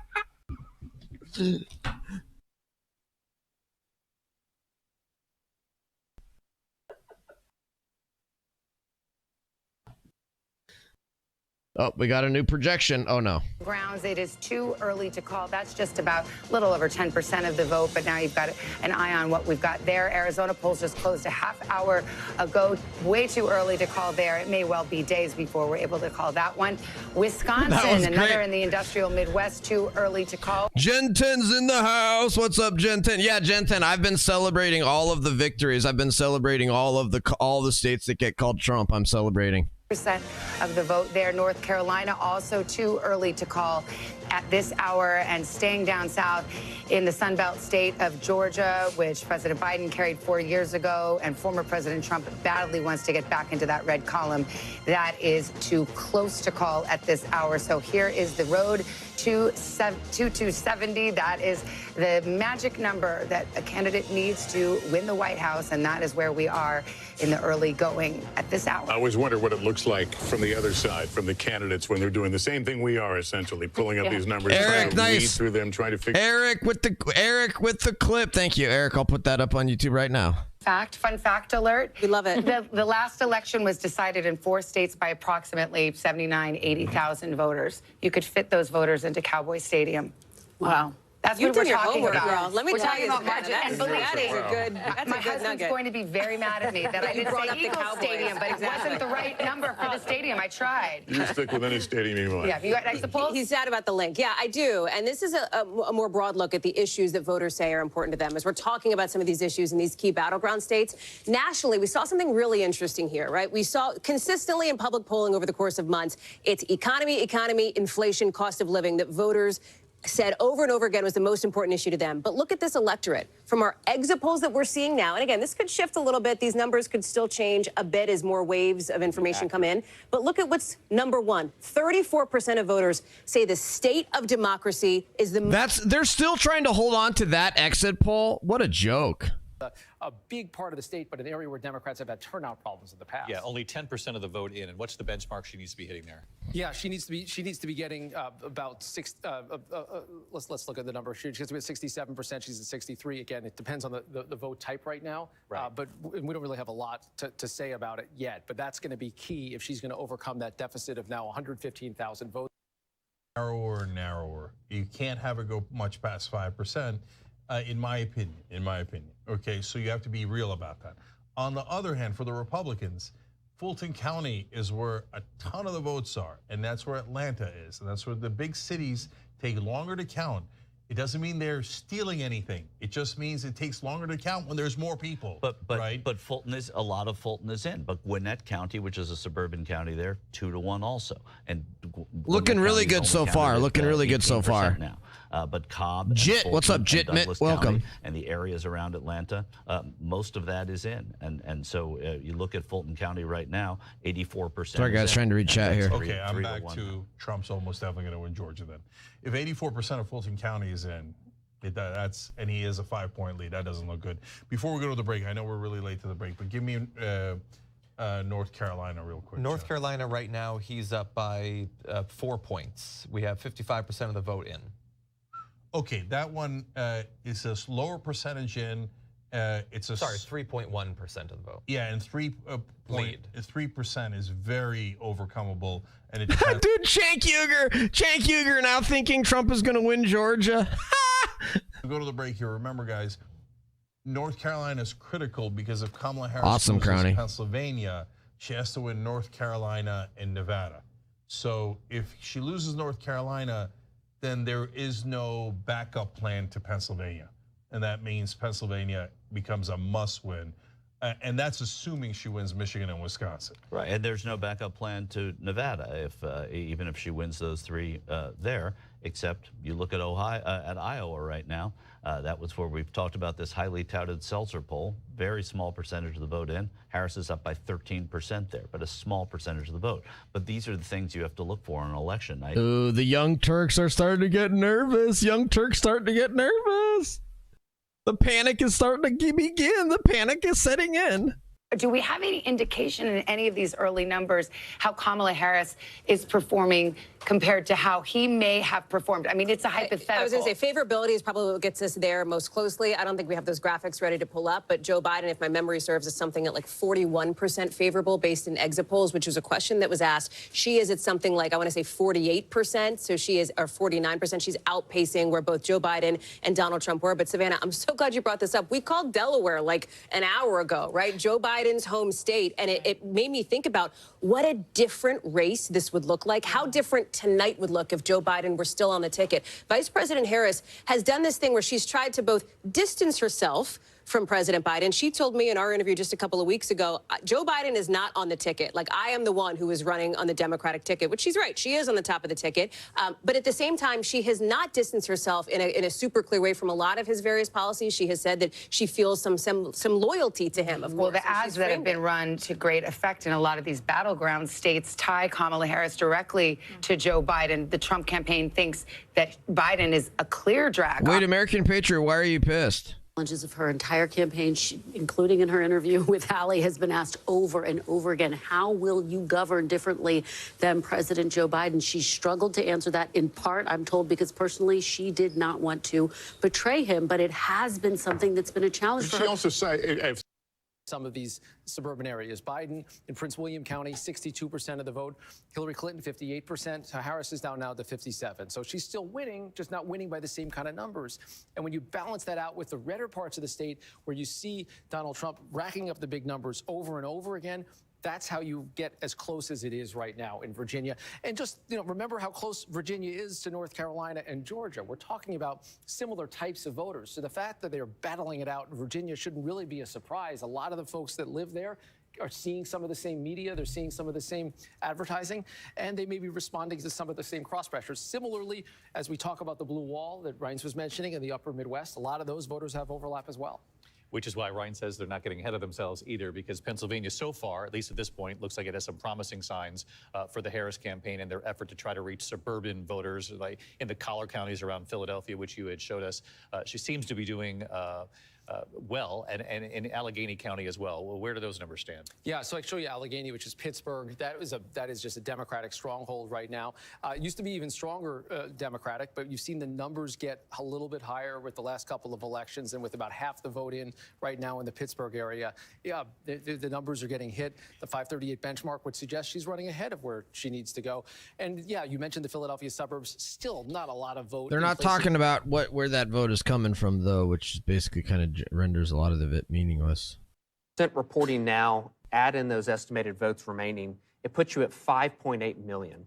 So when we were looking at our turnout curve, we knew that once you got to about 5.6 or 7, that put it in somewhat Kamala territory.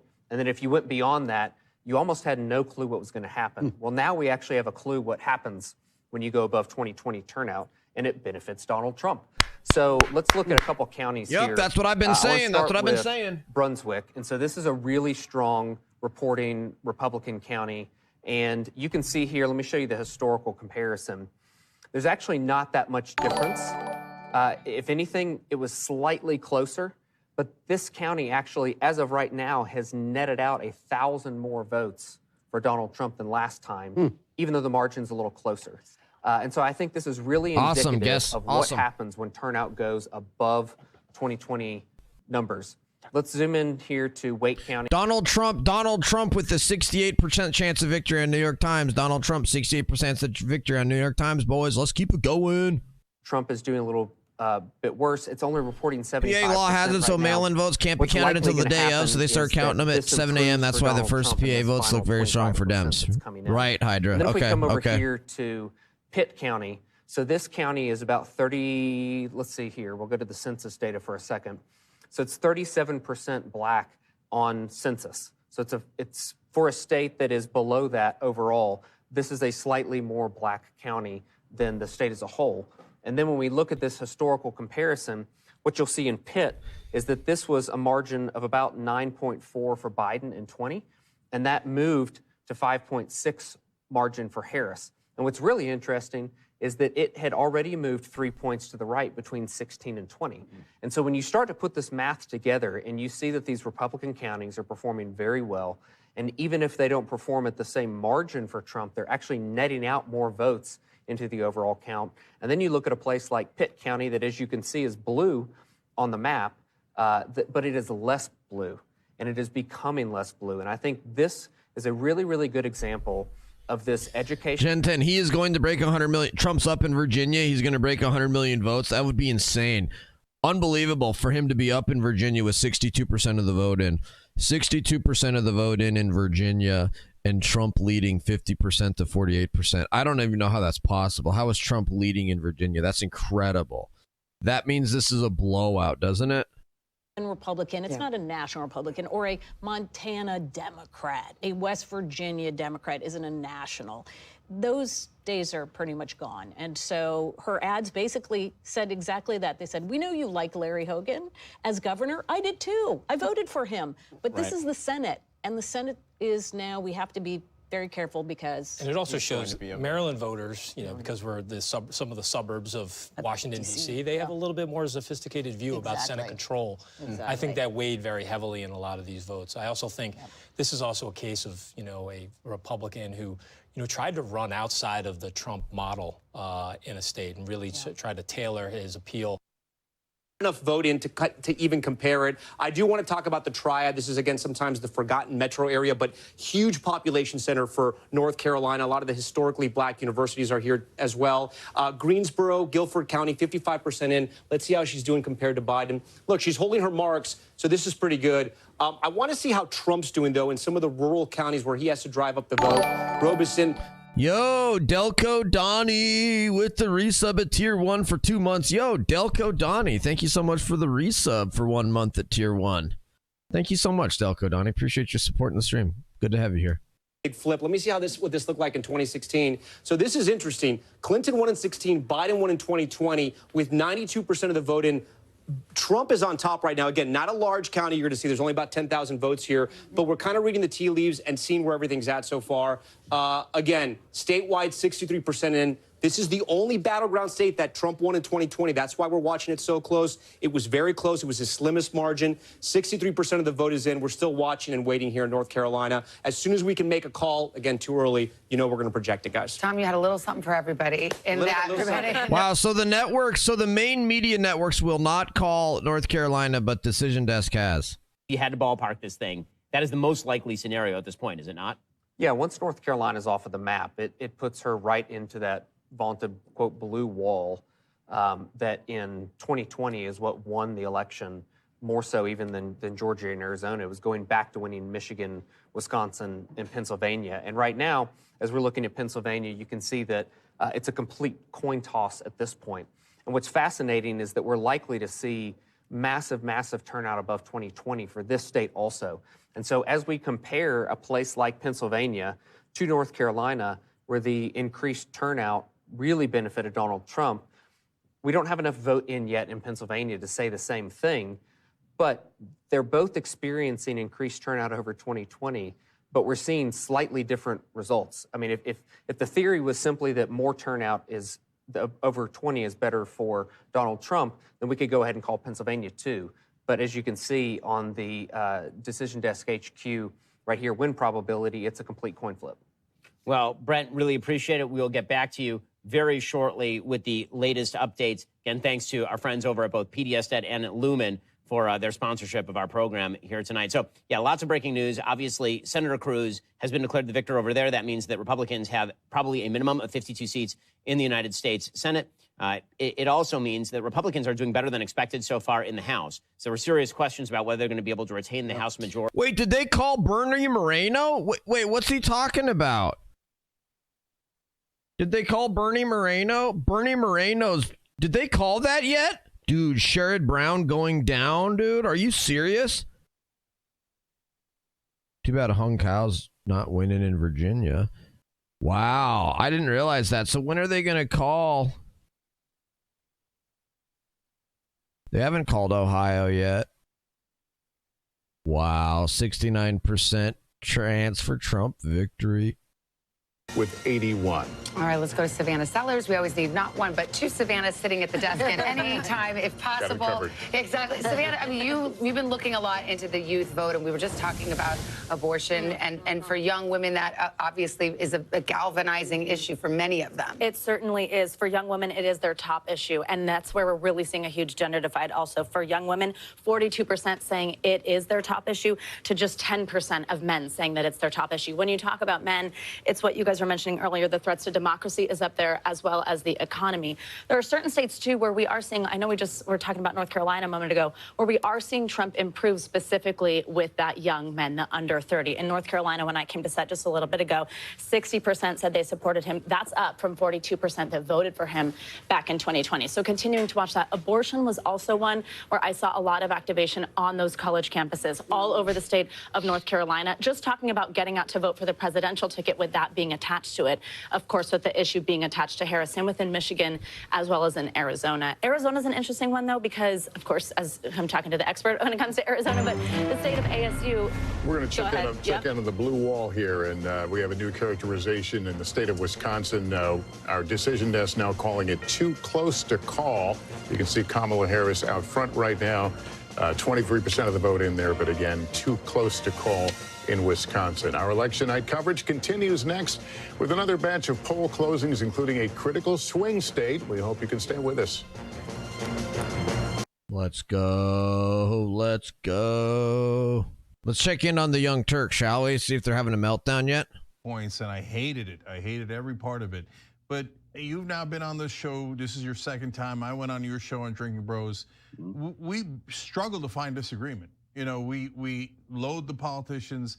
I give credit to the right wing for realizing that Mitch McConnell's full of crap before the Democrats or enough of the Democratic voters realized that Nancy Trump up to 70%. Donald Trump up to 70% chance of victory on New York Times now. Let's go. Okay. So look, I'm not an enormous fan of Kamala Harris or Joe Biden or certainly the establishment Democrats, but I can't have Trump. And Trump said to terminate. That would be awesome, Hydra. Yes. He did this fake elector plot to try to overturn the election, and I can go on and on. So tell me what it is that you like about Trump that makes you go in that direction rather than the other one. Sure. Yeah. I mean, it's an interesting question. I think Chris Cuomo was talking about the other day on his show, not to blast somebody else's show on here, but the average. Yeah, he's a good guy. I think he's maybe a bit misguided back in the day, but he's trying his best now. But anyways, people that are voting for Trump aren't. I think the average person that votes for Trump, there certainly are firebrands out there who are going to chase whatever tail he's got, right? But the majority of people want the same thing. I mean, for me, I always try to reduce things down to first. Andrew Klavan is uncalling Virginia. No, I'm not. I've said I'm not a poll reader. I get it. I'm just telling you what I'm looking at. I will say that MSNBC is already starting to rip on the Electoral College. So that's a good indicator.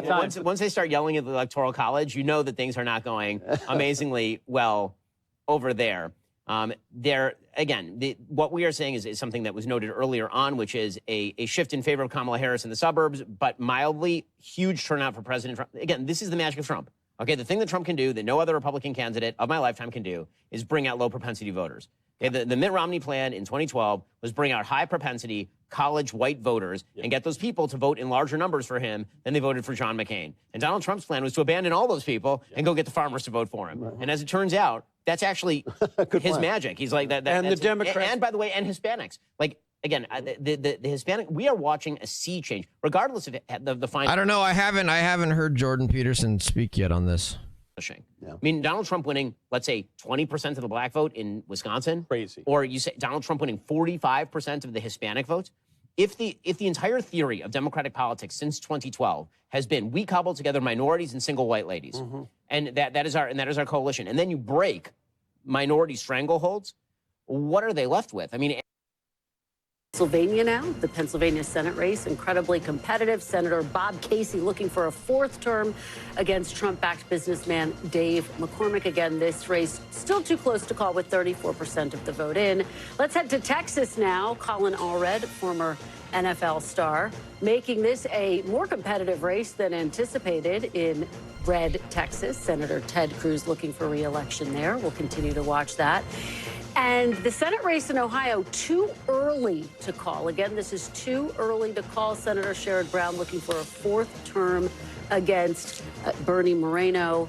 Let's take a look at how the spread is in the Senate. Republicans, again, have picked up one seat, with Governor Jim Justice winning that Senate seat there after Senator Joe Manchin announced he wasn't running for re-election. The Ohio Senate race, really significant, guys, and one to watch. All right, we've got a call in the Kansas presidential race.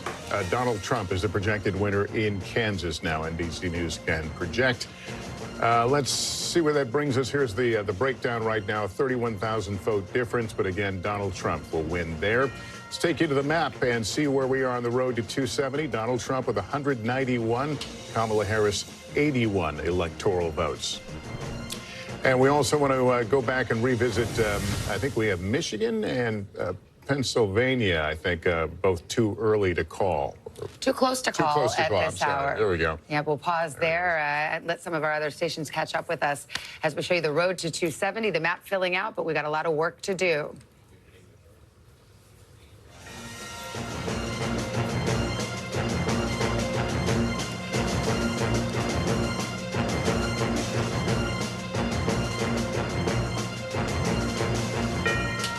All right, welcome back. Here is where we stand right now on the road to 270. The map is slowly filling in. I think we're still at 6 of 7 battlegrounds. We've seen the polls close right now, so we're kind of in a waiting game. Actually, we have Kansas now. I believe we can make a call on. NBC News projects the state of Kansas will go to Donald Trump with 6 electoral votes. Here's the map now to 270 as we add that to the group. And Donald Trump out with 191 now to Harris's 81. You mentioned we have 6 of 7 presidential battlegrounds to get to. Nevada will close here at the top of the hour, but let's look at Michigan. Too close to call right now, just 15% in.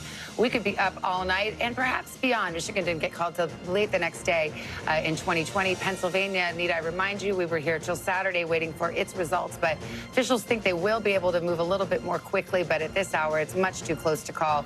A tight race there, difference of 48,000 votes, so we will see how that shakes up. About 9:53, we've got more polls set to close soon. Candidates hoping to strike gold in the silver state, Nevada, rolling their dice. We're heading into the final stretch. More poll closings across the West, including another battleground state. Nevada and its 6 electoral college votes could be critical. Nevada, get out and vote. Nevada, ours is a fight for the future. Both sides going all in, trying to win the state by targeting its large population of service workers. No tax on tips. We will continue our fight and eliminate taxes on tips. We're moments away from the first results from Las Vegas and the rest of the state as our decision desk gets ready to make new calls on the road to 270. And that brings us to NBC's Steve Patterson, who's in Reno, the biggest little city in America, and a key swing county there. Hey, Steve. Hey, Savannah. I have some bad news if you like to sleep in this state. We're maybe about 5 minutes before the polls close, or do they? And I say that because the lines are still ridiculously long. I'm in Washoe County, as you mentioned, in Reno. This is the Washoe County complex. It's like where all the government buildings are, the county clerk's office, registrar of voters. If you come this way, you can see this line snakes beyond the county recorder. That county recorder means you have 40 minutes to go left if you've reached this point. Meanwhile, though, we're hearing about lines that continue to be long all across the state. Southern Nevada, there's a place called Nye County where we're hearing lines that are up to 3 hours long. They don't have enough machines per people in that county. What that means is, unfortunately, because they cannot really release the data on how many people have voted, who has voted, some of the returns until the last person in line across the state has voted, it means numbers are going to be very slow. They can obviously tabulate sort of in person, they can tabulate the early voting, they can tabulate the mail-in ballots, but they can't release any of that data until the last person has left the line, which means it's going to mean a lot more coffee tonight for people that are trying to watch the vote. Also, one thing to keep track of, the nonpartisan vote. That's the reason why we're in Washoe County. This is an incredibly purple county. People vote the issues, they vote their feelings. They don't vote party line, which leads us to talk about nonpartisans. It is a third of the electorate in this state, higher share than Republicans, higher share than Democrats. These folks, we're not sure which way they're going to vote, which has been confounding pundits. And it's been really tough for people trying to read the tea leaves and what exactly the numbers mean. I've spoken to both campaigns in the state. Both seem to think that they have a Trojan horse. Of course, Democrats seem to think that nonpartisans are younger, a little more racially diverse. Republicans seem to think that they're going to skew more conservative. And so we will see. But unfortunately, I think not anytime soon. It could be a minute before we get any sort of results here in the Silver State. All right. Well, Steve, stand by. Nobody sleeps in Las Vegas, maybe not in Reno either. We know you won't be sleeping tonight. Tom, let's look at Nevada. This is a state where Republican fortunes have risen since the last presidential election. Yeah, you are completely right. They have a Republican governor there. Let's talk about Nevada here. Right now, no vote in. Obviously, it's still too early for us to even start to get data in right here. But let's go to 2020.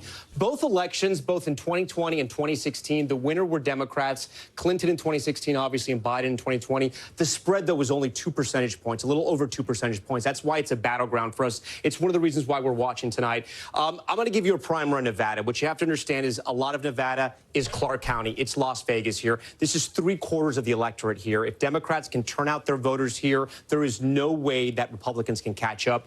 Between Las Vegas and Reno, which is Washoe County, this is the battleground county here. About 15% of the vote here. The vote in Washoe actually is more reflective of the entire state, much more than Las Vegas is. It's reflective because it's a mix of both Republicans and Democrats. Democrats have been able to hold Washoe County for a couple of elections now. If they can hold it tonight and do well in Las Vegas, it's game over there. But look at all of this Trump country in the middle. It's not a lot of people, but it is rural desert. With the exception of Elko, you have some population centers there. And this is where Trump hopes to run up the score. Something else we have to understand, I'm going to zoom out a little bit, about Nevada is that you have people from Northern California who have been moving since the pandemic into Reno, right? And then Southern California moving into Las Vegas. People from California find it more affordable. They find it that they can get more for their money. Because of that, housing prices have gone up. So the economy and housing prices are a huge issue in Nevada. And finally, the last point I want to bring up here is that the unemployment rate right now in Nevada is over 5%. It's the highest of any state in the entire country. So the economy is going to be huge here. And you got to remember, Trump came out with his plan about no tax on tips. You have all those service workers and those service unions in Las Vegas. Democrats quickly adopted that plan because they knew it was a good idea. Unclear if it's ever going to become law or if they can even do that. But it was a plan that caught a lot of attention in Nevada, guys. And a populist appeal, definitely. And I think I'm glad Tom was talking through those points here because I think of Nevada and I think economy, right? You talked about the Republican governor, largely driven by anger over pandemic shutdowns on the Strip, et cetera. No tax on tips. I'll also tell you another number. I think it's $3.80, just about $3.79. That's the price of a gallon of gas in Nevada, the highest of any battleground state. The economy is a big factor in this state, as are the Latino population, of course, and that's another factor that Democrats we're watching. for a long time had a big registration advantage, but that's all but disappeared. And as you mentioned, a Republican won statewide office, the governor's race in 2022. It's also one of these states with an abortion ballot initiative as well, and a state that the Trump campaign believes you could see some ticket splitters on that. And it's a competitive Senate race in Nevada as well. We talked about the go, fact that some of baby. these Polls Senate races, closing. if you rewind about a month ago, weren't so competitive. It is incredibly tight. Senator Jackie Rosen looking for another term. Look, if the way so far that Donald Trump's performing tonight versus Harris, this really is an indictment of the Democratic Party for the last 3 years. Because you want to talk about Nevada, you talk about the voter registration advantage. Republicans, basically, for the first 3 years of this presidential cycle, just destroyed the Democrats on voter registration. All across the country in the battleground states, Republican registration advantage. The last 3 months, Democrats have done well. 3 years versus 3 months. So far, the 3 years is paying some dividends for Trump. All right, there's the countdown. We are waiting for another batch of closings, and this will bring us to battleground Nevada, which is our last battleground state we've not heard from, or the last to close the polls. NBC News can make a projection now in the state of Utah.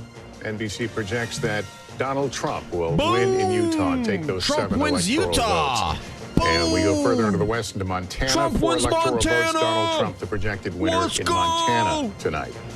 Here's the map. The road to 270. Donald Trump now with 201. Harris with 81. That's the road to 270. Well, let's put Nevada up on the map here. It is, as you might expect, too early to call. And if you remember, in 2020, we didn't get a result in Nevada until Saturday, so we could be waiting What's a that? while. In fact, Oh, you yes, send we your Trump won Montana. They called it already. Exactly. Don't even bring it Polls up. just closed. Everyone's triggered here. Okay, Pennsylvania, too close to call. Got to say that was a Saturday call as well in 2020. Michigan, too close to call there. Let's see how much vote we've gotten, though, at this hour. Just 16%, so there's a lot of vote to be counted there. We'll move over to the state just nearby, Wisconsin, the other industrial Midwest battleground. 35% in. They are making some progress, Good job. but too close to call. Georgia, too close to Singing the call, but Montana we are fight getting song. to a much higher number. We can get down into the counties in just a bit with Tom Yamas. He's right over there, North Carolina as well, starting to count more votes, too close to call. And finally, out west, the great battleground state of Arizona, too close to call. That's another one that may take several days before we get results. So let's go to Tom. And I mean, Pennsylvania, we cannot talk about it enough. All right, guys, I'm going to bring up the Montana Secretary of State website. So I'm going to be on the Montana Secretary of State website. We're getting actual election results. Election vote ready. Here we go. Primary election night reporting. Here we go. View election result websites. Here we have the official election result website. Wait, no. 2024 general. Here we go. Here we go, baby. 0% reporting, 0% precincts. Let's go. Let's go.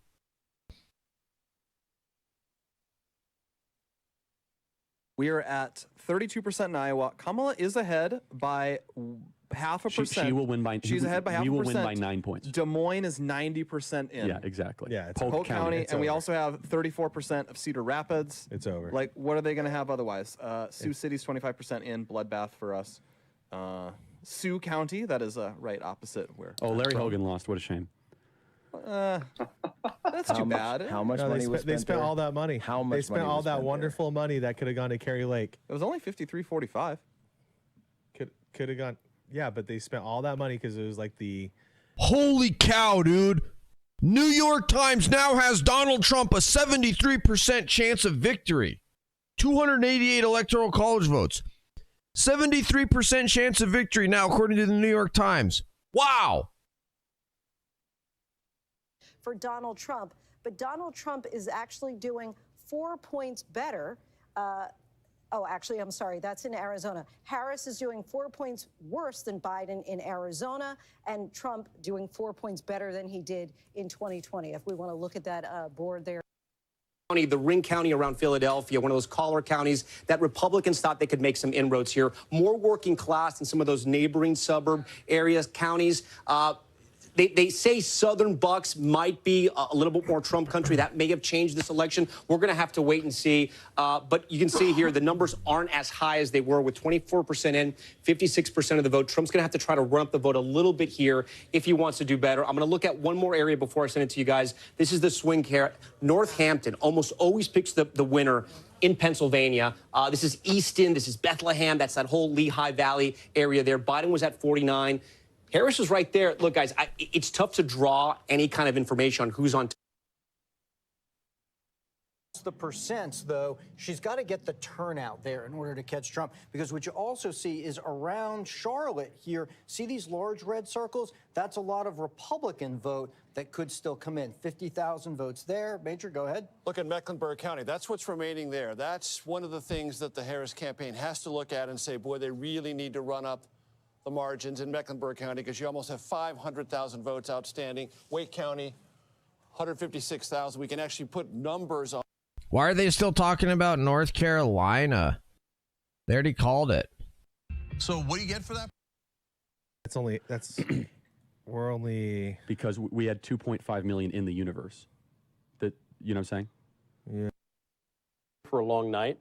at least you're not saying we might be here for a long 5 nights. Because if let's say Wisconsin goes the way that it's looking, even though it's early, then we know tonight. I spoke with Senator Marsha Blackburn earlier on my show today, and Senator Blackburn's, I said, are we going to be doing weeks of this? Dude. She said, Michael, my prediction is by midnight tonight, you're going to get to 270.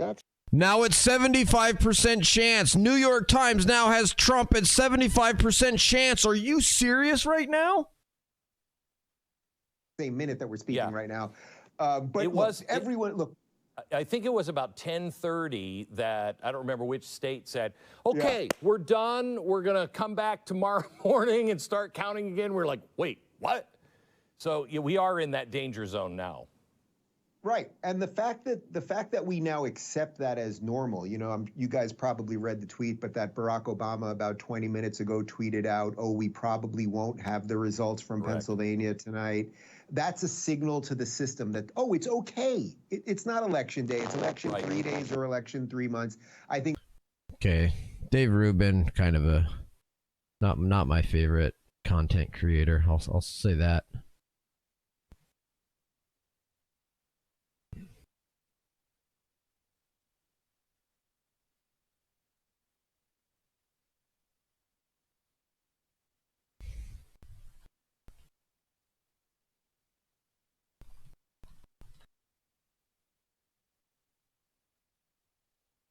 Throw up a couple of clips here, guys, while I can.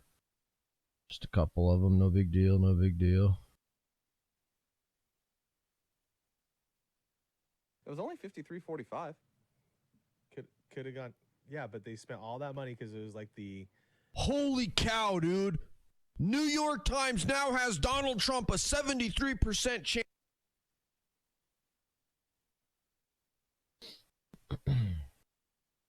These clips will be like old news in like 2 seconds, but they still get views on YouTube, so whatever. Nevada, which is our last battleground state we've not heard from, or the last to close the polls. NBC News can make a projection now in the state of Utah. NBC projects that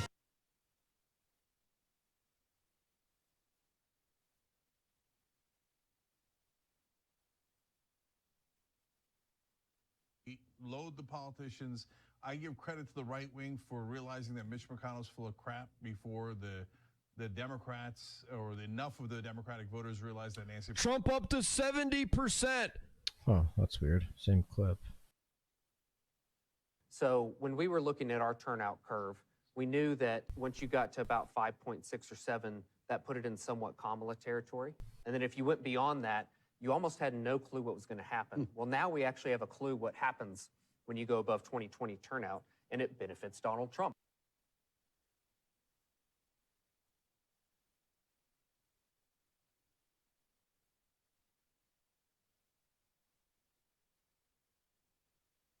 You look at Ohio, at Iowa right now. That was where we've talked about this highly touted Seltzer poll. Very small percentage of the vote in. Harris is up by 13% there, but a small percentage of the vote. But these are the things you have to look for on election night. Ooh, the Young Turks are starting to get nervous. Young Turks starting to get nervous. The panic is starting to begin. The panic. Oh, too much fun. Too much fun. All right, let's get back to the. In Colorado, they vote by mail, and those ballots get to be counted quite quickly. So we see that Kamala Harris will take Colorado, so we can fill out the map just a little bit more as we lay out the road to 270. But those big battleground states, we have yet to call one of the battleground states for Kamala Harris. Right now, her best path remains those 3 industrial Midwest states, Pennsylvania, Michigan, Wisconsin. Donald Trump flirting with Georgia and North Carolina and perhaps Arizona and Nevada. It'll be a while before we get results there. We've got Garrett Hake, who is at Trump headquarters in West Palm. And Garrett, what's the mood there? What are you hearing?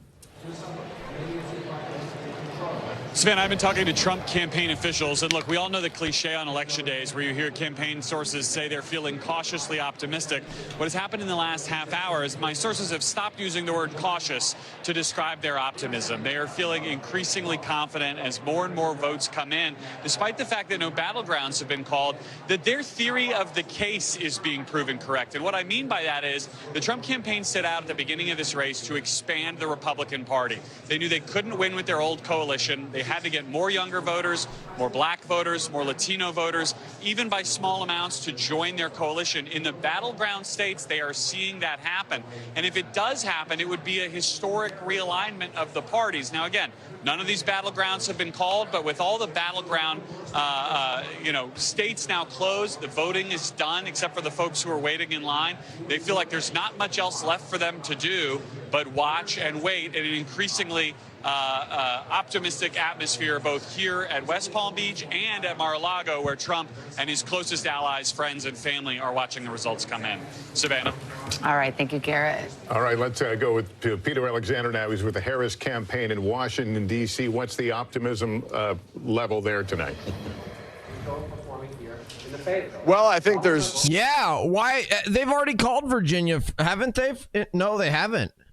Or so, one ally telling me that, just look at the state of North Carolina, Josh Stein, the Democrat winning his effort to become the state's governor. That we were able to project a while back, but obviously not the same for Kamala Harris, at least not yet. That indicates that there's clearly some split ticket voters there. Some folks who will be voting for Josh Stein as governor, but then Donald Trump as president. Otherwise, we would have a projection already in that state right now. They say that is an indicator that gives some anxiety right now going forward that North Carolina may not be a state that they're able to win. If that happens, and these are all ifs, it's all very early here, that does again shrink their path to victory to 270. They really are relying heavily on those blue wall states right now. And one of those key states, obviously, is Pennsylvania, the biggest prize of them all with 19 electoral votes. I spent many of the last several days up there, and I was in the urban centers where the Harris campaign put a lot of its energy, including in Philadelphia, and particularly in places like Philadelphia, where they were sending buses up there to knock on doors to help swell the number. They're really relying on big numbers in places like Philadelphia and the collar counties that surround it. They need to run up the numbers among some of those suburban women in particular, the suburbs more broadly right now, and in Philadelphia. So that's where a lot of them are hanging their hat, at least according to the allies I'm speaking to right now. We're going to keep a close eye on that as this night progresses. All right, Peter Alexander, thanks very much. I think we have a call now in the Texas Senate race. NBC News projects that Ted Cruz will retain his seat again in Texas. Democrats have taken some big swings in recent years in Texas, but unable to land a haymaker. Colin Allred will come up short tonight in his bid to unseat Ted Cruz. Let's go to Chuck on this because Texas is the white whale for Democrats. Chuck Schumer, the Democratic campaign committee, threw money in Texas at late in the game, thinking maybe there was something going on there. Texas has a very restrictive abortion ban, as we know. The Democratic Party went way late into both of those two races. They were sent a signal to donors for a year and a half. We're not going to bother with Texas and Florida. They're too expensive to do, and they had too many incumbents to defend in Ohio and Pennsylvania and all of that. Then Allred just kept hanging around. So they thought maybe late money, but this is, you don't just flip a, notice we haven't seen any big flips tonight in general. You don't just flip a state in 3 weeks. You don't just show up in 3 weeks and think magically things are going to happen. Not with how embedded, not with how nationalized our conversation is, not with how polarized we are. And this is a case where at some point the Democratic Party, if they're serious about Texas, they got to spend 4 years there. You can't just do it in 4 weeks. And it's the same story we just talked about in Florida. And this is the difference. Again, I go back. The Republican Party for the last 4 years has been much more aggressive. You heard Garrett talk about it, and the Trump campaign is flexing its muscles because it worked. They had massive voter registration campaigns for the last 3 years. And it has padded them. It's what Texas, look, Republicans got stronger in Texas. I mean, that Latino vote in Texas, when you've got over 60% Latino men moving in Texas towards the Republicans, that's realignment. That is realignment that's happening. And I think we have another Senate call to make now in the, I believe, in the state of Maryland. NBC News projects that in Maryland, Angela also Brooks will win. And there's against Larry Hogan, former governor, difference 171,000 votes there.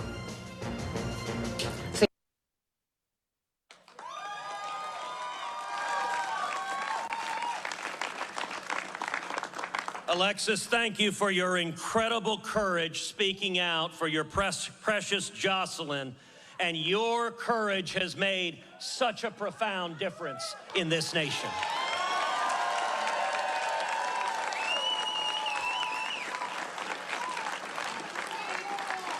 Ted Cruz, baby! Ted Cruz! Let's go! We're going to. I also want to thank all the Democrats across Texas who crossed over and supported my campaign.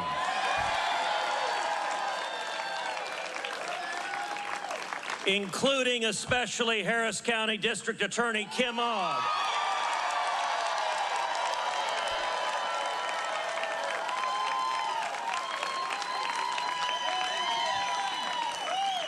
Who has stood strong for prosecuting violent criminals.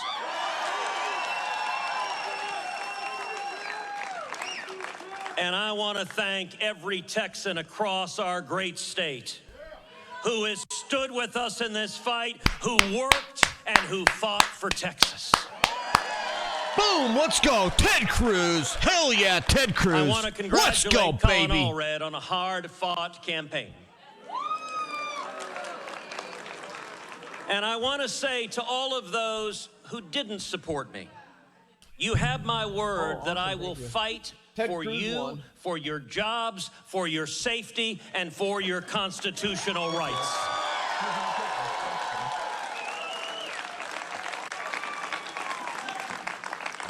But tonight, the people of Texas have spoken. And their message rings clear as a bell across our great state. Texas will remain Texas. Yeah, so right now, Florida has over 95% of the vote in Florida. Trump won 56% to 43, an absolute blowout, even bigger blowout than in the last couple of elections. This is a blowout, guys. This is exactly what I predicted. This is a landslide victory blowout for Trump and Republicans. Ready to write off Texas. And Chuck Schumer poured in more than $100 million to our state. Well, I want to say thank you, Chuck. And I hope we win a few more Senate seats tonight because you wasted so much money in Texas.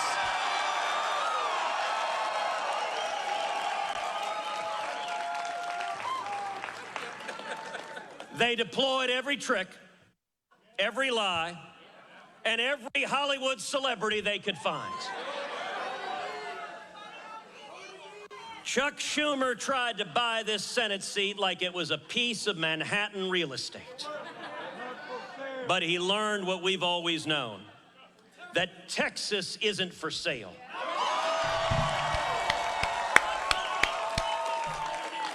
And Texans can't be bought.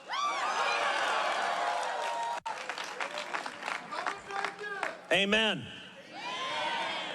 Over the last 2 years, I've traveled every corner of this state, from the Panhandle to the Valley, from deep East Texas to far in West Texas. We have traveled 9,094 miles, 53 rallies all over the state of Texas. I know, right? 1927 ethos. Check that out, man. Check this out.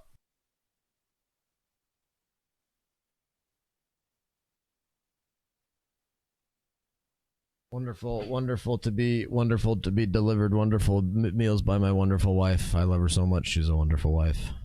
Payne, and I think is the very best team in all of politics. Yeah, it's sausage, potatoes, onions.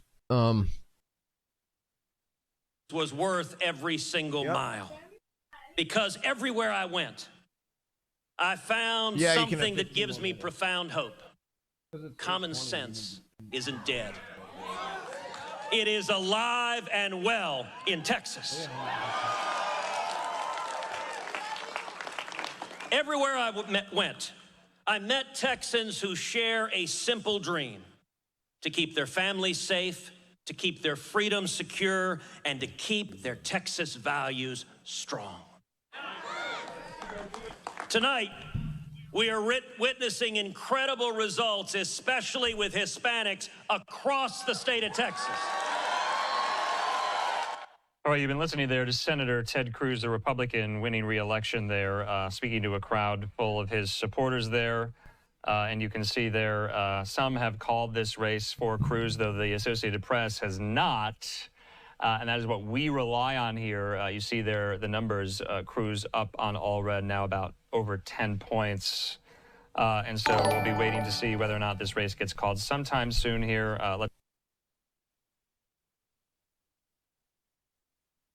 Hispanic communities aren't just leaving the Democrat Party. They're coming home to conservative values they never left.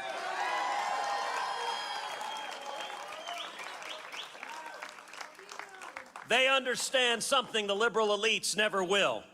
There's nothing progressive about open borders. There is nothing compassionate about chaos. And there is nothing Latino about letting criminals roam free.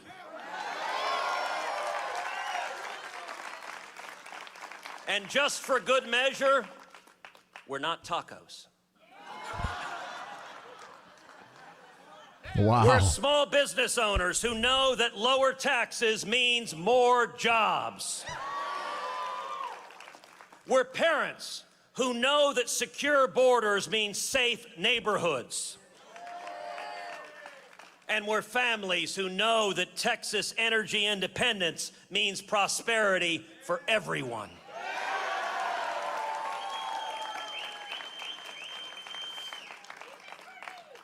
And I found this same awakening to common sense everywhere I traveled.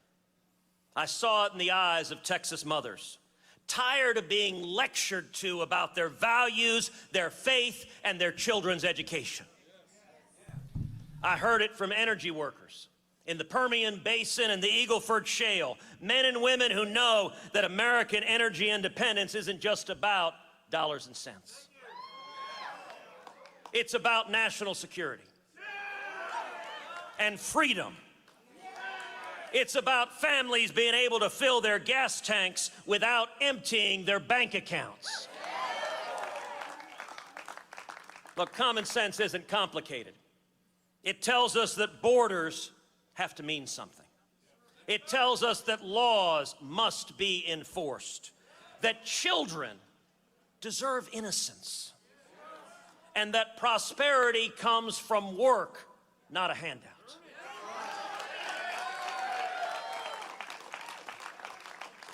And here's what common sense tells us above all: that the people who built Texas, whether their families came 5 generations ago or 5 months ago, understand Texas better than any social engineer in Washington ever will. Wow, anonymous gifter. Thank you, whoever you are out there. When I return to the Senate, I carry with me not just a victory, but a mandate. A mandate from the people of Texas. Wow, Virginia's too close to call still. Let me be crystal clear Virginia about too close to what call. that mandate means. First, we must secure the border.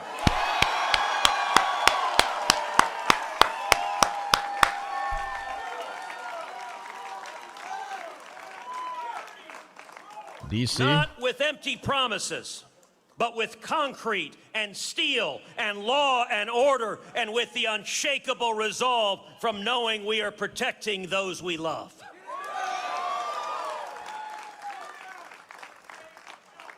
The cartels who poison our communities, the traffickers who prey on the innocent, their days are numbered. Second, we must unleash Texas energy. The answer to America's energy needs isn't Venezuelans, oil fields, or the Ayatollah in Iran. But rather it is right here in Texas, in the Permian Basin, and throughout the state of Texas.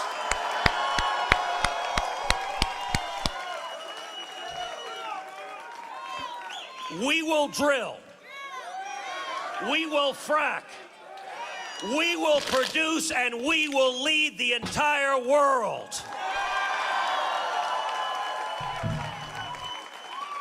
And we will never again let foreign dictators hold American energy independence hostage. Third, we must defend our God-given rights. Not some of them, not most of them, but all of them. The right to speak truth in an age of enforced lies. The right to worship the Lord God Almighty with all of our heart, mind, and soul without government getting in the way. And the right to protect our families without asking bureaucrats for permission. But above all, this mandate means fighting for what we believe in. Fighting every day, in every way that matters, fighting for Texas jobs, for Texas values, for Texas families, fighting for the Constitution and the Bill of Rights. And fighting without retreat and without apology. Because this isn't just about politics. It's about preserving a way of life that has made Texas the last best hope for freedom for mankind.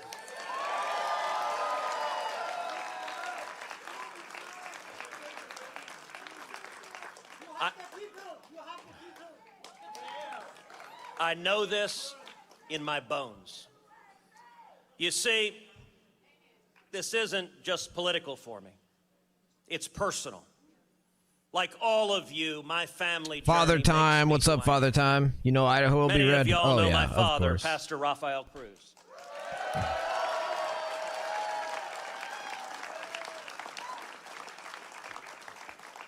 My dad arrived here from Cuba with nothing but $100 sewn into his underwear.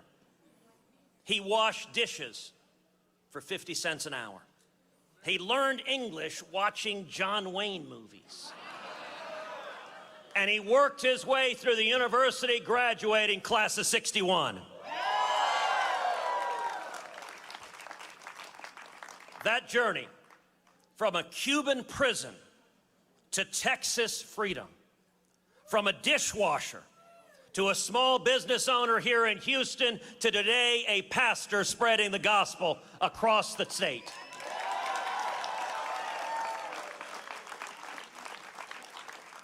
That's not just my story. That's Texas's story. Likewise, my mom.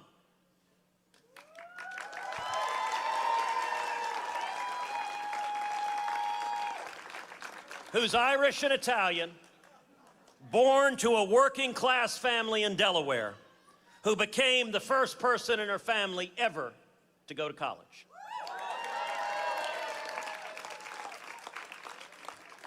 She graduated from Rice in 1956 with a degree in math, and she became a pioneering computer programmer at the dawn of the computer age.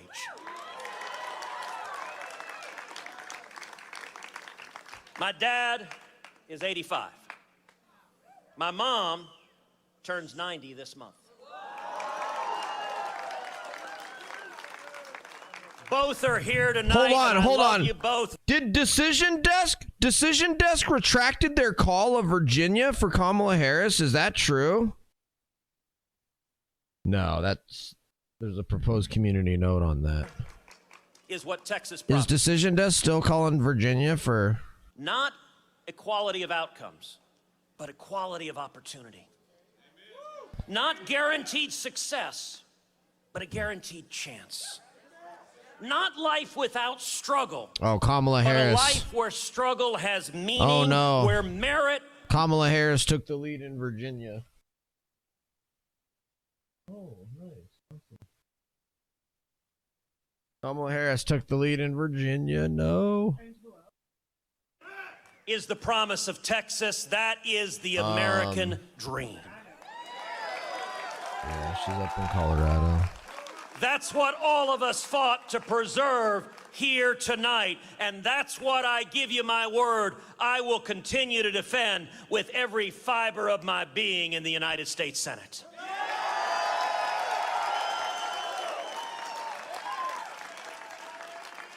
Tonight's victory belongs to all of us across the state.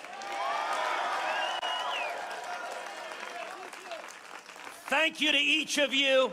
May God bless you, and may God continue to bless the great state of Texas. Awesome, awesome. Yeah, look at that. In Pennsylvania, Trump up 3 percentage points with 56% of the in. Look at this, you guys. Georgia, 91% of the vote in Georgia. Trump up 3%. New York Times has it as a very likely R, like 90% chance R. North Carolina has a likely R, according to New York Times. Donald Trump up 7 points in North Carolina with 76% of the vote in. Kamala Harris did take the lead in Virginia. Trump up in Pennsylvania. Look at this. New York Times has Michigan lean R. Wisconsin with 50% of the vote in, very, very close. Donald Trump up in Wisconsin, though, too. Donald Trump up 11 points in Iowa. I got to ask you, though, what is her path? Can I say it again? If she were to, is all Philadelphia County? I mean, when are we going to find that out? You know, St. Patrick's Day? It's Philadelphia, it's Bucks, it's Chester, it's Montgomery, and it's Delaware County. Until those get above 50 or 70%, I'm with Poso on this, you know, we have to kind of wait and see if there's any type of major shift. But right now, I'd much rather be us than them, right? Philadelphia County, I'm not saying Philadelphia County is going to decide the race. I'm saying that's their only play. That's their only Hail Mary, are these collar counties and Philadelphia itself. And I mean, look, we're doing the math here at PHA's headquarters. Groupie. I don't see the math What's up, Groupie? This but is I'm not super crazy. Celebrate until I see what these election day totals are going to come to.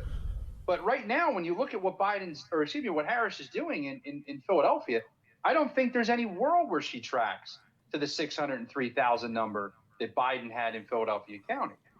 But we don't know because the votes aren't in. Participating in their election games. In fact, let's do a poll now, right here live on the chat, too. Who's going to win, Kamala Harris or Donald Trump? But North Carolina is in deep trouble. So if it's not gone, as Decision Desk says, it's close to gone. So that puts us in a very perilous spot. So if you do the math, very perilous spot. Arizona and Nevada are not enough. She's got to win the entire blue wall. Just to win the entire blue wall. And Georgia doesn't look overly likely either. We'll go there right now. Let me just tell you a little bit just briefly about North Carolina right now. Wake County is at 80%. That's Raleigh. That's a big population. Dude, now Trump up to 83% chance of victory. Donald Trump to 83% chance of victory now. 296 electoral. This is insane. It just keeps ticking up, you guys. It just keeps going higher and higher as the night goes on. It's now at the 83% chance. Visit the birthplace of the Republican Party, bringing out Liz Cheney, former congresswoman on the Republican side. I think everybody knows who the Cheney family is, trying to reach out to this tiny slice of people who aren't quite totally in their tribal corners. Former President Trump looked to supercharge his base. But it's so interesting because you say it's a tiny number, and it is, but these were Haley voters, a lot of them. I mean, Kamala Harris went around with Liz Cheney. Yeah. They went to these Adam color counties. all these. 4% in, but let's look at the historical. So right now, again, it's early, a third of the vote in, running slightly ahead of the percent. Yes, it matters which counties, but you're still in a world of trouble. And so much trouble that a world of trouble has already called it. Okay, now let's go to Georgia. Yeah, by the way, Iowa has been called by CNN at least for Trump. Iowa called for Trump, so there goes that nonsense. There goes that nonsense. I'm getting revved up here on a significant rant. So, because Kamala Harris is not winning, and the people who thought that Kamala Harris was going to win a landslide are totally wrong. There weren't a ton of people who thought that. I mean, almost every Democrat I talked to thought that. Well, I said the blue wall was going to go to Harris, and may be wrong about that. But honestly, I don't think that there were a lot of people. The meltdown begins. The meltdown begins. It was a Harris landslide, not a Trump landslide, which is different than saying they were predicting it's a landslide. Okay, we'll get to that. We'll get to the discussion of the terms of landslide or big win or whatever. But no matter how you slice it, big win for Kamala Harris, poof, gone. That's not going to happen. A big win for Donald Trump is still on the board. A win for Kamala Harris is still on the board. Let's go to Georgia.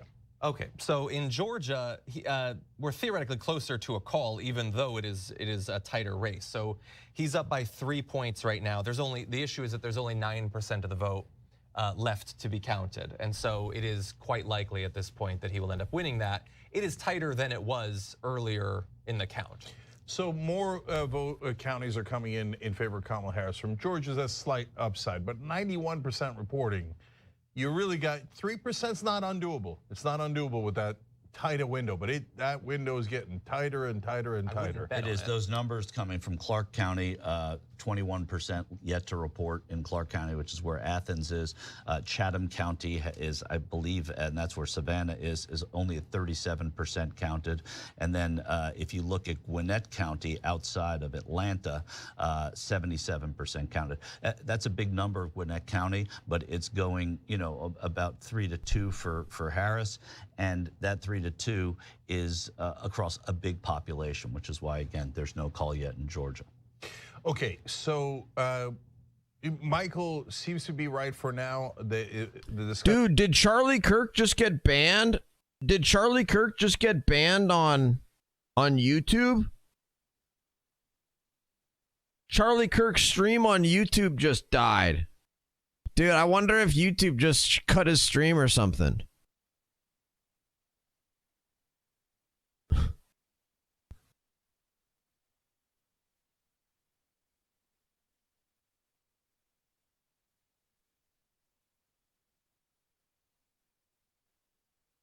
Trump is winning Wisconsin with 95% reporting. Wisconsin is only showing 55% according to that.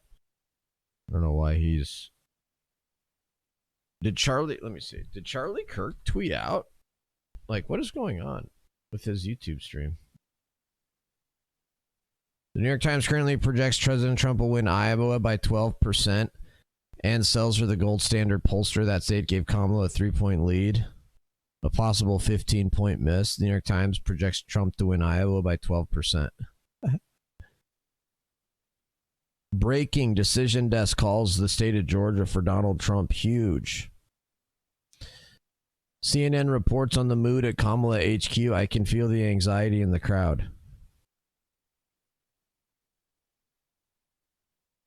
Anxiety in the crowd.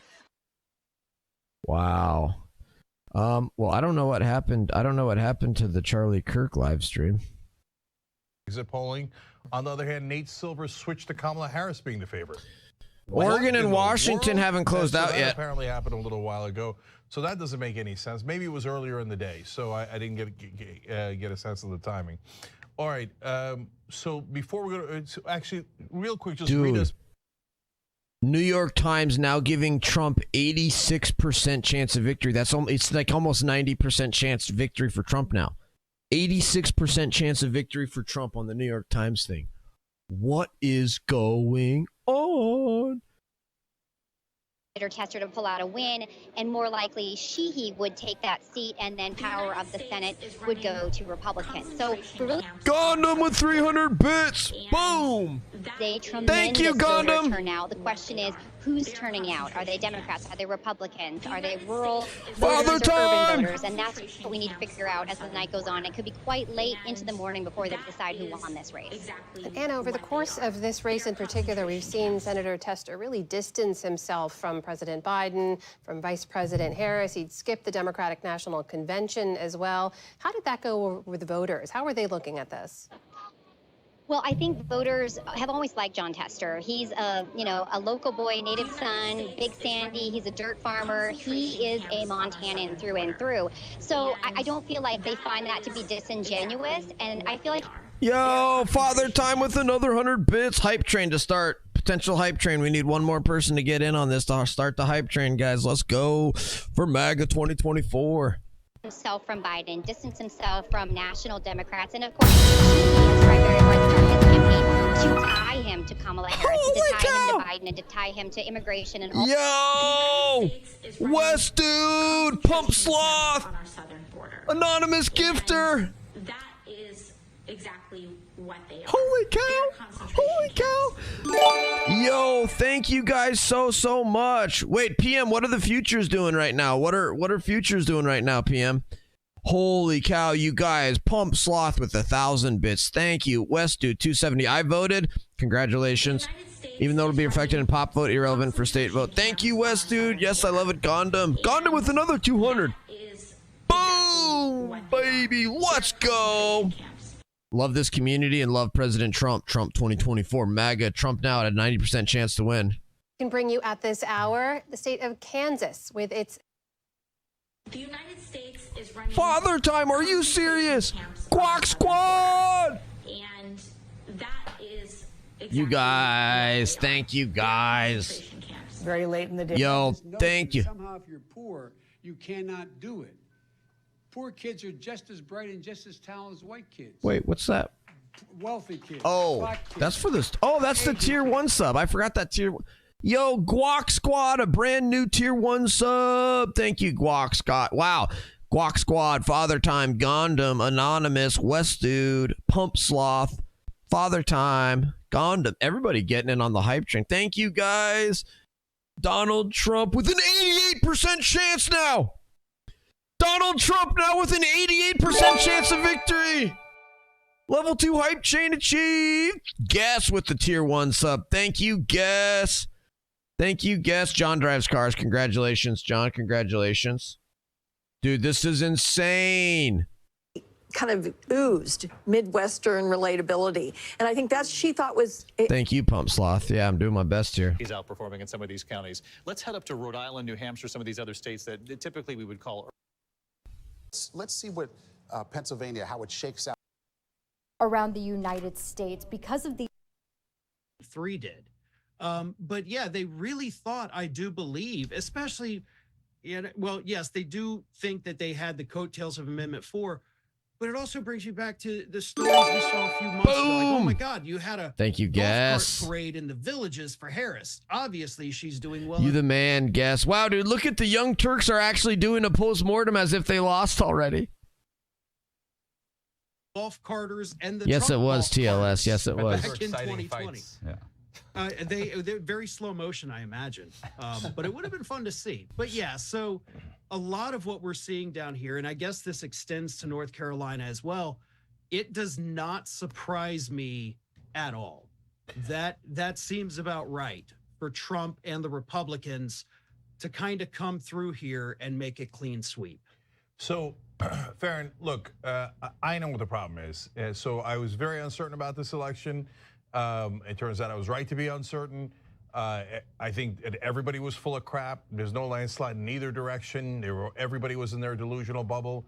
I know the problem for Democrats in Florida isn't that they haven't spent enough money, to be honest, or time. The problem is they're the establishment, and people hate the establishment. But it's never going to get through their thick heads. But I'll save that for a little bit later in the show. But Florida is worse. It went from super close. Mopar man giving a tier 1 sub out, getting in on the hype train as well, getting us up to 70%. Holy cow, Mopar. Thank you, man. 70% level 3 hype train. Get the hype train going. Thank you, guys. You guys are awesome. Of new people. We have had a lot of people that have come into the state, not just, 1 million new Republican Party registrants, but also hundreds of thousands of Republicans from other areas, which all happened post-COVID, because they really seemed. Why, dude, why is nobody on TV Trump's chances of victory down to 85. It just dropped. Donald Trump down to 85% now. Why is nobody on TV talking about how Trump has a 85% chance of victory? Now seems more and more likely that it is going to be the decider. That is if Harris she still has to win, though, Wisconsin and Michigan in order for Pennsylvania to be the decider. With a heads up to Lisa Desjardins that we're going to head your way in a bit, Kevin Madden, your thoughts? Well, yeah, I think I'd love to pull the tape from when we were all sitting here in January and February. We were saying it's going to come down to 7 states in about a 30-mile radius around Philadelphia, Atlanta, Maricopa County, Milwaukee, and Detroit. And here we are watching all of these numbers come in. But yeah, and it also just shows, and David and Judy have talked about this earlier as well as Jonathan, is that the country is incredibly divided. And there's going to be an incredible amount of challenges on the other side of this. Like, we will not have solved all of our problems with this election tonight. And, 6 months from now, we're going to be having a lot of these same debates about the divisions in the country and what both parties can do to sort of win the big middle back. And that's a lot of what Faz also mentioned, too. But let me do a counterpoint. I'm just, for conversation purposes here. Amy, I would challenge you on this question. Would it be fair to say this is now the 3rd election in a row in which we've discounted Trump's strength on election day? Because if you say in 16 he overperforms, in 20 I would argue he overperforms. Yeah. When you look at that margin and what he shows up and in the midst of a pandemic, delivers a Republican House in many ways. And here we are again looking at an overperformance. And looking very good. Looking very, very good tonight. Can some other Republican capture that in quite the same way? The thing about Trump is it made it almost impossible to full-scale demonize him in the way Democrats wanted to, because everyone was just kind of like, you mean the guy from Home Alone 2? Yeah. They were like, he's Hitler. Trump like, is Elvis. You mean the one from The Apprentice? That guy's Hitler is your case? Like, not Berlusconi, like Hitler is where you're going with this? And so because of that gave Trump a bit of a superpower. I don't think that superpower exists for nearly anyone else in American politics. And so the risk for Republicans is that they do to themselves what Democrats did over Obama. They think this is the new natural status quo, as opposed to a thing they have to keep fighting for. And Democrats refuse to acknowledge that Barack Obama was, in fact, one of one. Yes. Donald Trump, assuming his victory, is, in fact, one of one. Yes. And all of his detractors, people who have criticized him over things, I've criticized him over a lot of these things. The dude was always one of one. Yes. He's one of one. I mean, he's an American original. Yeah.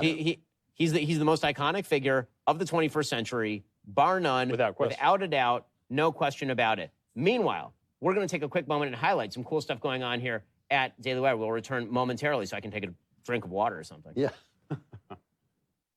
Left's grip is slipping, but they won't go quietly. Now's the time to stand I don't understand. I don't understand what happened to the Charlie Kirk live stream. Oh, look at Pisco tweeted. Look at Pisco. Election looking very disappointing so far, regardless of who wins. Trumpism here seemingly to stay. I'm sad for my country, but determined to defend the Constitution against this menace with all I have. Much love to everyone and stay cool. The Fox panel kicked Hannity out. He was totally effing up their slow roll BS. Sweet baby Jesus with Montana.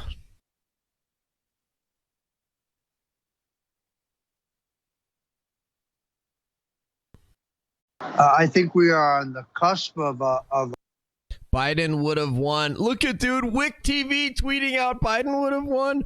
The Democrats are now actually accepting it.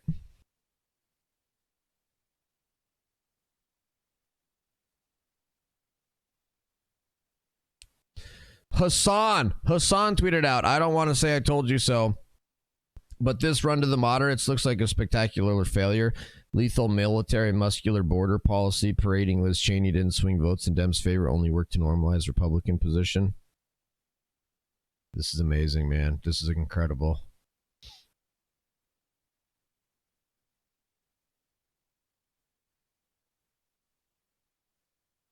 Deficit hawk here in Maricopa. In Montana, one of the biggest potential pickup opportunities for Republicans there, so we watch that closely. We're watching Ohio closely as well. This race too early to call. Senator Sherrod Brown looking for a fourth. Charlie Kirk is back? What happened? What has he said what happened to his stream?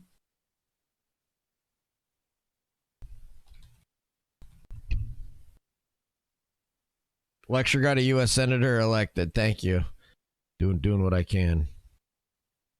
So if you guys have any questions about other races, please email us, freedom@charliekirk.com. I want, because we'll go through some of these congressional races. I do. Yeah. I just want to be clear, a couple things though. Donald Trump leads with an estimated 20% in Muskegon County, a county that Biden won by 0.6% and that Whitmer won by 8%. Which is amazing. Also, the Montana Senate race. Dude, that's awesome, Eric. Good. If you guys want to become a member, I will sign you a hat tonight. It will be signed on the night you never want to forget. Members.charliekirk.com. Members.charliekirk.com. Truly. By the way, Arizona just ticked up slightly on New York Times. CD5, by the way, is Andy Biggs, which is a rock-ribbed ruby red district. We're missing 100,000 votes from that. 105,000. Don't cut. Yeah, don't say 105,000 votes by our estimation. Honestly, but every single 1,000 votes in a CD5 that are going to break 65% Trump. Yeah. Or 70. I mean, and Kerry's going to get the lion's share That's of going to those. help Kerry. Yeah, exactly. I just got a. Just got a funny one to share with everyone. White House official texted me that Joe Biden went to bed around 9:30. No way. That's not even a joke. And I literally, you can look at my texts right here, Andrew. There you go. That's funny. And look, I just got one in. Biden stopped watching around 9:30. Orders to wake him up if winner is determined tonight. Yeah, do that second part. So wait, this is sick. This is sick stuff, though. The fact that Maricopa County withheld. Here's what I believe is going on here. Okay, Maricopa County withheld results because the results are not in yet from Pennsylvania, Michigan, and Wisconsin. The entire face of this race changes once Arizona comes in and once Nevada comes in. The smart people see what we see in Arizona, which is it's very good. Does someone have the Montana Senate race by any chance? Yeah, let's get it. I got you. Let me read that message. Yeah, it's worth reading. But I mean, you saw it. You saw it come in. All right, I'm sitting here. Per Biden White House official, U.S. Secret Service is preparing to mobilize additional resources to Florida in the coming hours. Sheehy's it's only 5% in. Sheehy's up 56-42. Where Mar-a-Lago is, if you know. So that thing's over. It's going to be over. Charlie, let me give one quick PA thing that I think is a good insight. So if people are wondering, obviously the Democrats are all in on Allegheny and Philadelphia County. Yeah, we just got new numbers in. Did you see the latest? 62%. Yeah. Go ahead. Yeah, 62% of PA is in. If you're telling me there's more, I'll dive in on those. 63% of Philly is in, but 87% of Allegheny is in. And so when I look at that, more of Philadelphia and Allegheny are in than the rest of the state, and Trump still holds nearly a 3% lead statewide. So obviously we got to keep track of those numbers. But for the fact that those are their strongholds, they're above the current statewide numbers. We've still got a lot of Republican votes out there that are going to be counted. Guys, Rogers just took the lead by In 1,000 Michigan? votes. Are you serious? Roger, it's only 25% in. Hey Blake, can you pull that? The operative word from Harris headquarters is 3,000 votes. Silence. The operative word from the Harris headquarters is silence. By the way, New York Times has not called Virginia for what it's worth. Decision desk projects Bernie Moreno. Wow. Decision desk projects Let's go. Bernie. There you go. That's a flip. So That is a flip. here's where we stand on the Senate. That's a guys. flip. We have That's a flip. A really solid shot right now in Pennsylvania and Michigan. So you got McCormick, an early Charlie Kirk endorsement, one of the first, conservatives to come out for McCormick. McCormick's got a real strong shot right now. You've got Michigan is Rogers heading in a really great direction because crazy. They're running out of blue votes. They're running out of blue votes, and the rest of the state, there's still places that are red that have not even reported across Michigan. And so they're going to play games, I'm sure, but they're running out of time because we're going to know Michigan by tomorrow morning. By tomorrow morning, if we're here, by the time we leave here tonight, we may know Michigan. Wisconsin looks really bad for the Democrats. You've got Eric Hovde. Oh, he just took the lead. Wow. Eric Hovde just went 7,000 up. Wow. Wow is right. Oh, Madison's out of votes. We'll have to. I thought we had Brett on the line. Did Brett ever get in? Yeah, he did. We got to get him back. We got Brett. Wall states, and yes, you can come back, but look at the trend, Michael. I mean, if it was like spotty, okay, you But say Jake, this spotty. is where we were in 2020. We knew it was going to be a close election. You No, were we right weren't. this morning. Yeah, it basically is where we were. There's no state that has been called. Look at this. Chank is having a meltdown, and these other people are trying to talk him off the ledge. I mean, yes, it's tenuous in North Carolina, a state that he won. It's tenuous in Georgia, a state that Joe Biden won. It's more tenuous in Arizona, right? But Trump up by very little bit.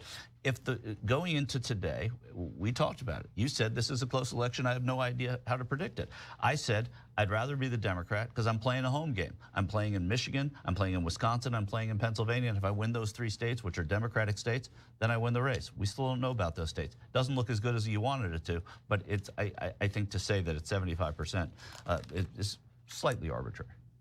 Yeah, it's not arbitrary at all. Okay. It's 75%. I didn't think you would say that. It was 100%. Yeah. It was 100% that you were going to say it's not arbitrary. Yeah, and so guys, look, it's not like I'm shy about my opinions, and it's not like I was certain about anything. I've never been less certain in my life. So when you're trailing in all the states, you're more likely to lose than you are to win. Not rocket science. But it's not. It's not when you're when you're trailing in Well, all I the was gonna say, states. I mean, right now, when you look at it, because I've got the New York Times page right here.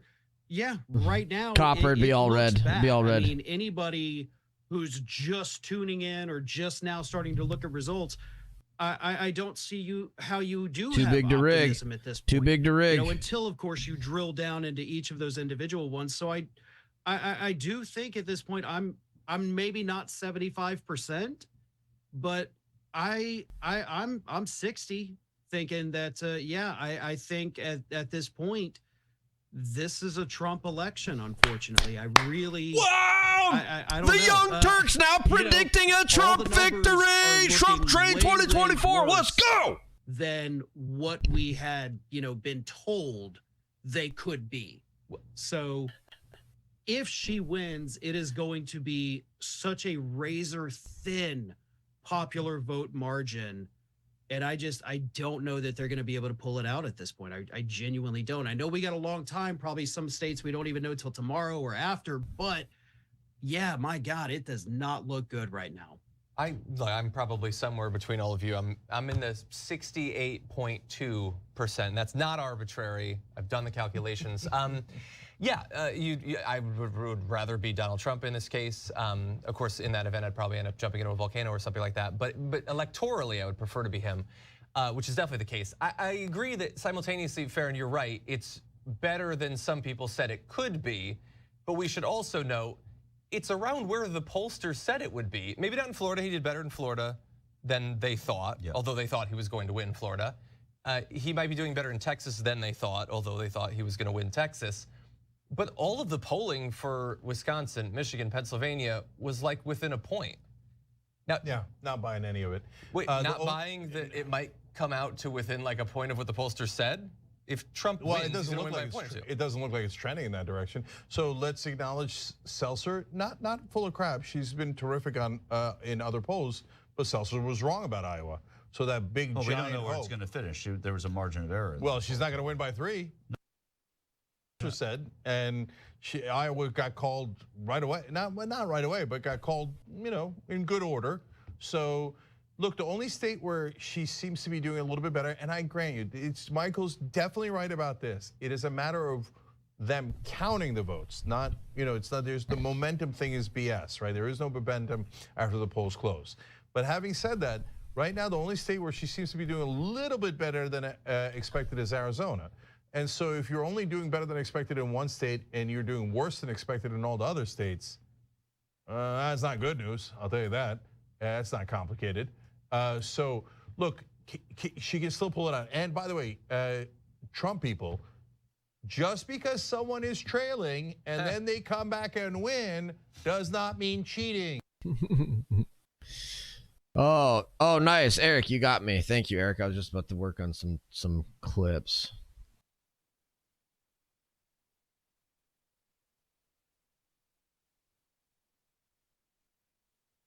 Render it, share it.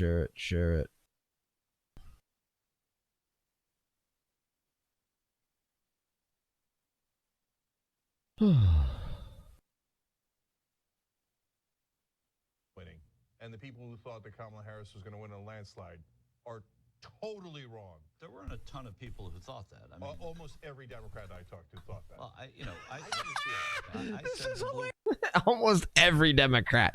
Almost every Democrat Shank talked to thought it was going to be a Kamala Harris landslide. How hilarious is that, dude? How freaking funny is that? about North Carolina right now. Wake County is at 80%. That's Raleigh. That's a big population. Dude, center, now Trump up to 83% chance of victory. Donald Trump to 83% chance of victory now. 296 electoral. This is insane. Oh, well, shoot. Now these some of these clips now that are 45 minutes old are like super worthless. Oh, well. Let's see what we got out of Montana. Out of Montana, we got 4% reporting in. The live forecast from the New York Times has Trump with an 89% chance of victory. Trump winning the popular vote by over a percentage point. Are you kidding me right now? Excuse to not be flooding the airwaves with all of these, you know, the quotes from these people, the stupid things that they've said. Donald Trump will win and take those 4 electoral votes in Idaho.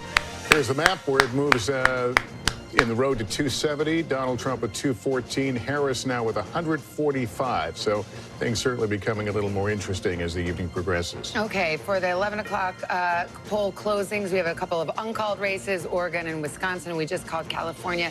Now let's go to our battlegrounds. Pennsylvania, too close to call, 11 o'clock Eastern, 8 o'clock in the West. Same story in Michigan, too close to call at this hour, with about a third of the vote counted there. In Wisconsin, it is too close to call. You knew it would be a tight election. The polls all showed it, and that's certainly being borne out tonight. 60% of the vote in there. In Georgia, it is too close to call. Getting closer to that final number there, but we're still, the margins are just too close to make a call in that presidential race. Same thing in North Carolina. In fact, it's too early to call. We are still awaiting vote there. In Arizona, let's go out west. We've got 2 battlegrounds out west. We've got Arizona and Nevada. Polls closed there about a couple of hours ago. Well, 2 hours for Arizona, last hour for Nevada. Both of these too early to call. And Tom Yamas over at the board. And we talk about Arizona. We haven't given its due tonight in Maricopa County. And don't forget, the great county of Pima County, home to Tucson, Arizona. And give some credit to Arizona. Already 50% of the vote is in. I mean, they're doing their job there, so congrats to them. Maricopa County, this is the big swing county that we're going to be watching here. This is going to be about 60% of the vote in the state of Arizona. So important. If you want to win Arizona, you got to win Maricopa. You can see Trump won it in 2016. Biden won it in 2020. Tonight, with 50% in, Kamala Harris is on top right now. Phoenix, one of the 5th largest city in the country, one of the fastest growing areas in the country. Something else interesting about Maricopa, it's not so much people from other states moving there for the jobs, it's people from all over Arizona moving to this area. You have Mesa, Tempe, Scottsdale, a lot of growth there. We're going to go to this other county here, Pima County. Savannah, you've heard of this county? Maybe, maybe not. 50% of it is in. This is Tucson. This is a Democratic stronghold, but it's not like Cambridge, Massachusetts, right? It's not 60-40 split. Amen, Hydra. Amen, Hydra. Sometimes is, but not really. Tonight, she's doing well. She's turning out the vote there. About 30% yeah, Illinois Hispanic, sucks, only cowboy. In Pima County as well. Screw Illinois. Just next door to Pima is Yuma. Now, this is majority Hispanic, an interesting county, but this is a place where Republicans what's up, Grumple? Can run up the All score. right. Trump overperforming right now. Only 35% of the vote is in. Arizona, still very, very early. 11 electoral votes. As we get information, we'll sort of dissect it and figure it out, but it's going to be a while before we call Arizona, Savannah, as you know. All right. Thank you, Tom. We got our panel here. We got Chuck. We got Savannah Sellers over here. Chuck, what are you making of what we're seeing, what the trend lines are? There's a reason why there's anxiety in the Harris camp and growing enthusiasm and optimism. I mean, all the trend lines, this looks a lot more like 2016 to me than it does 2020. And you're seeing whether it's rural turnout surging up, but we've had to up our projection of total turnout in Georgia than what we saw. And as we'd been saying, and we'd seen this, higher turnout was always going to be better for Trump. Not, you know, there's always been this pre-Trump era conventional wisdom used to be Democrats would perform better, but he has the sort of the occasional voter. And it looks like, and we're actually even seeing evidence of what I call these shotgun Trump voters. They come in, they vote Trump, and they leave because there's about 100,000 vote gap. I mean, the Democratic Senate candidates in the blue wall are all in better shape right now than Harris. And did Republicans crack the code of early voting and finally glomming onto that, even though Donald Trump is sending a separate message? Well, one might argue now, if you look at the three Trump... Yeah, no, guess all. New York Times has Trump leaning all three of the blue wall states leaning Republican. That's incredible right now. This is 16, and it's this one. So you may Wisconsin, lean R. Michigan, lean R. The story is their ability to PA, lean R. expand the electorate. He used to have North Carolina, very likely R. Georgia, very likely R. Arizona, lean R. Another point or two. That's significant, as we know, in a razor-thin environment. Even if you're just adding 50,000 to your voter rolls, well, that's the difference between winning and losing. Minnesota. Half the blue wall. I heard your Dallas Cowboys thing. You know, I mean, there you go, right? Want me to do it again? Yeah, I mean, it also works for Lambeau Field. That the last four, literally, the election. A better stadium to pick. You don't want to have a losing team. Yeah. Oh right? my God. Losing record. Here we go. No, just that our elections, our last election was decided by 80,000 voters in 4 states that would fill. But can we also remember one other thing here? Because this is, she was trying to do something as a sitting vice president that had never been done before. Succeed an unpopular president. Okay? Hubert Humphrey tried to do this, and he came 1 percentage point short.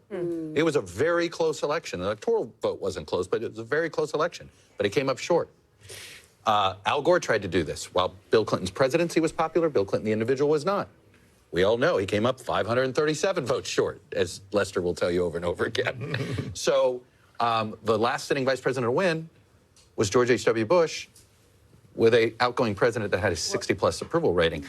He was at 41%. I mean, that is, you are asking somebody to overperform in a way that we may find out was politically impossible. So they're all talking as if Kamala Harris lost. They're all acting, oh, it's still a toss-up, it's still a toss-up, Kamala Harris can win.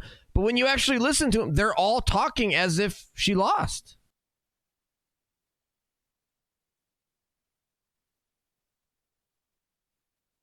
Make sure let me make sure my shorts are up. Oh yeah, they're up. Dude, YouTube like shut down my channel though. What the they completely shut my channel down, dude. I was getting almost 7,000 views and now I'm down to like 10 and the frick. What we're seeing, what the trend lines are.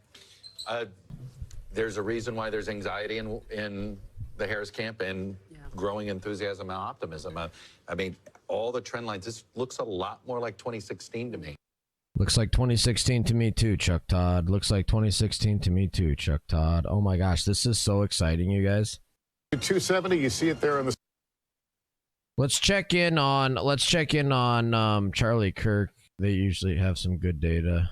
Well, what's this? Vandalism and looting and things that were going on in downtown D.C., fires that were storming, and people fail to forget about these types of things that had already occurred because it's not convenient for their narrative where they want to paint every single conservative as this insurrectionist when the reality is that the criminality that was going on in Baltimore, in New York, in Seattle with shops. Yeah, why will they not call Georgia 93%? Why don't they call that, dude? Donald Trump is up 3 percentage points and there's only 7% out. Like, that's not happening. Donald Trump up 3 points in North Carolina. Like, how are they not calling those? That's my opinion. But if I'm right and Trump wins tonight, well, then you're going to get to see it for 4 awful years. Yep. He's going to violate one promise after another, and it's going to be an epic disaster.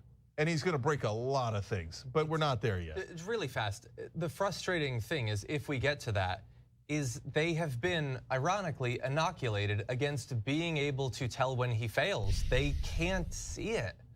Like, not only do Trump they is look running back above his 2020 levels there. So where this lands, the Trump campaign's goal in Philadelphia, is basically get that Biden number under 80%. So far, they're on course to do that. There's the wild card of the mail there that adds a lot of volatility to this. But again, you're starting to, as these counties fill in, you're starting to see some patterns, and patterns you're not just seeing in one state, you're seeing them in multiple states right now.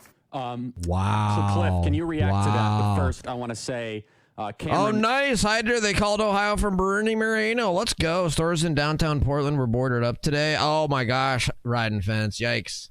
Tom, Tyler, John, Kate, Chad, Brent, Beck, Dwight, Andrew, Jen, and Mara. Members.charliekirk.com. Cliff, walk us through can we get the map in live, please, in Pennsylvania up so Cliff can walk us through it?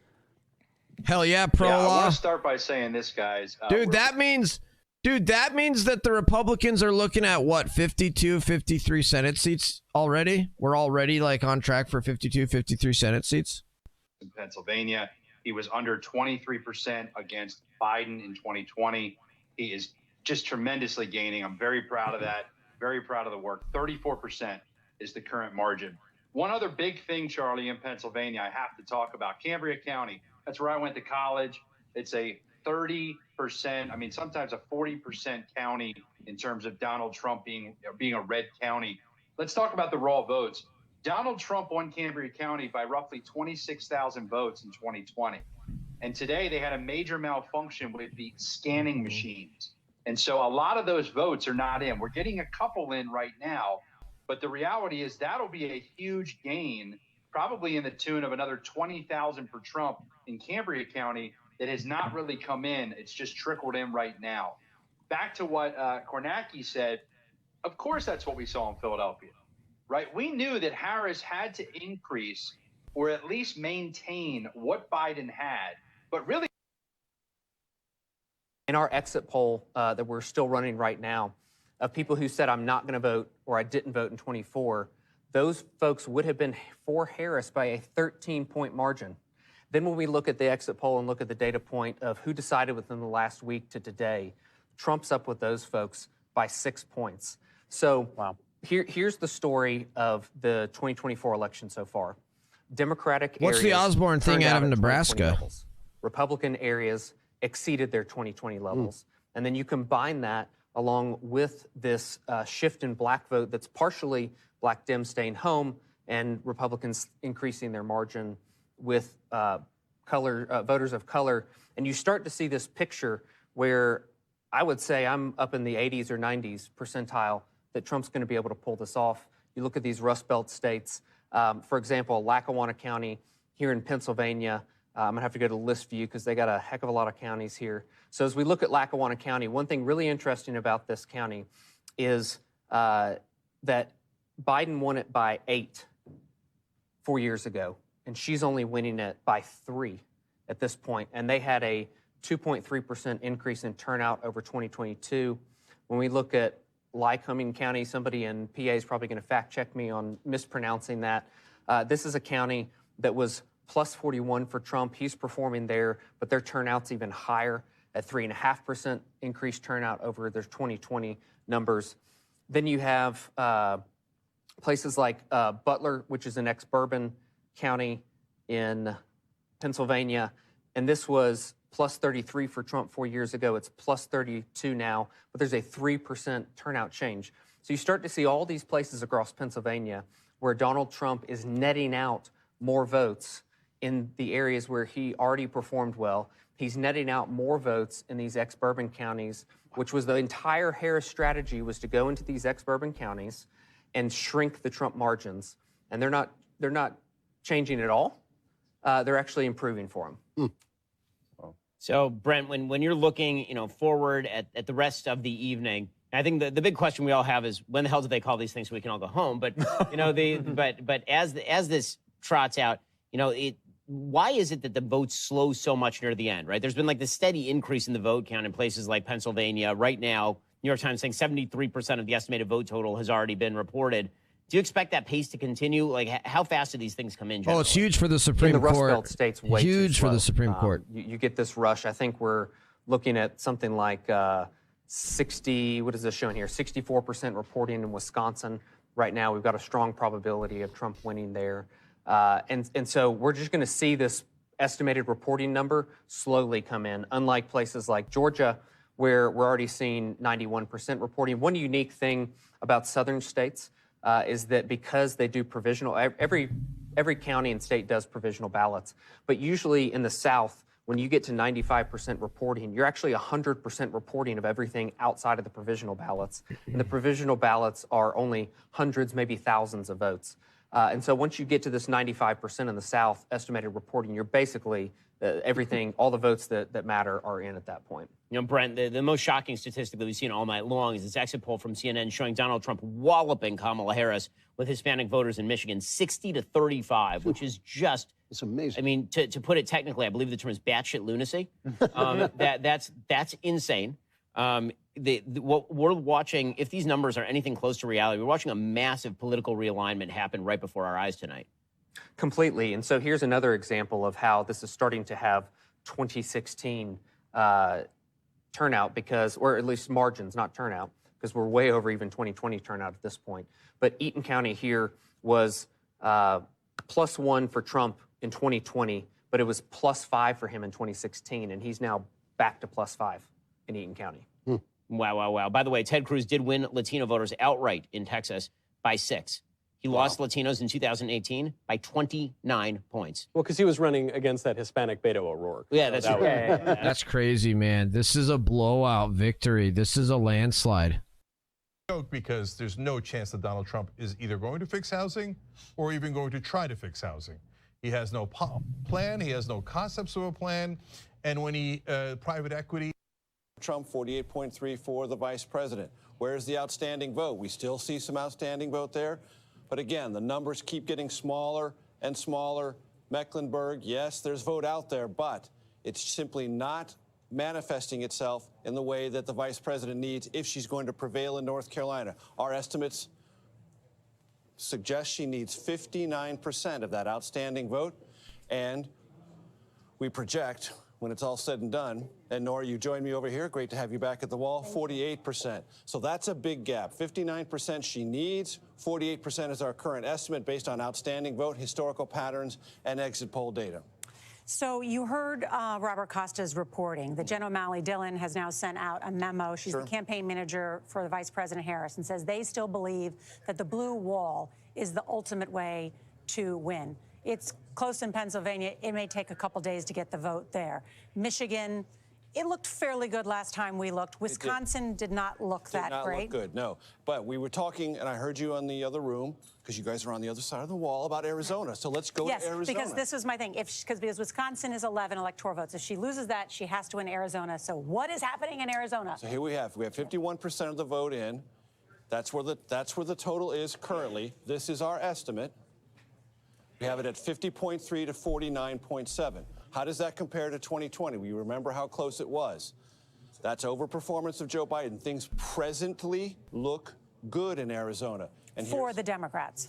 Sure.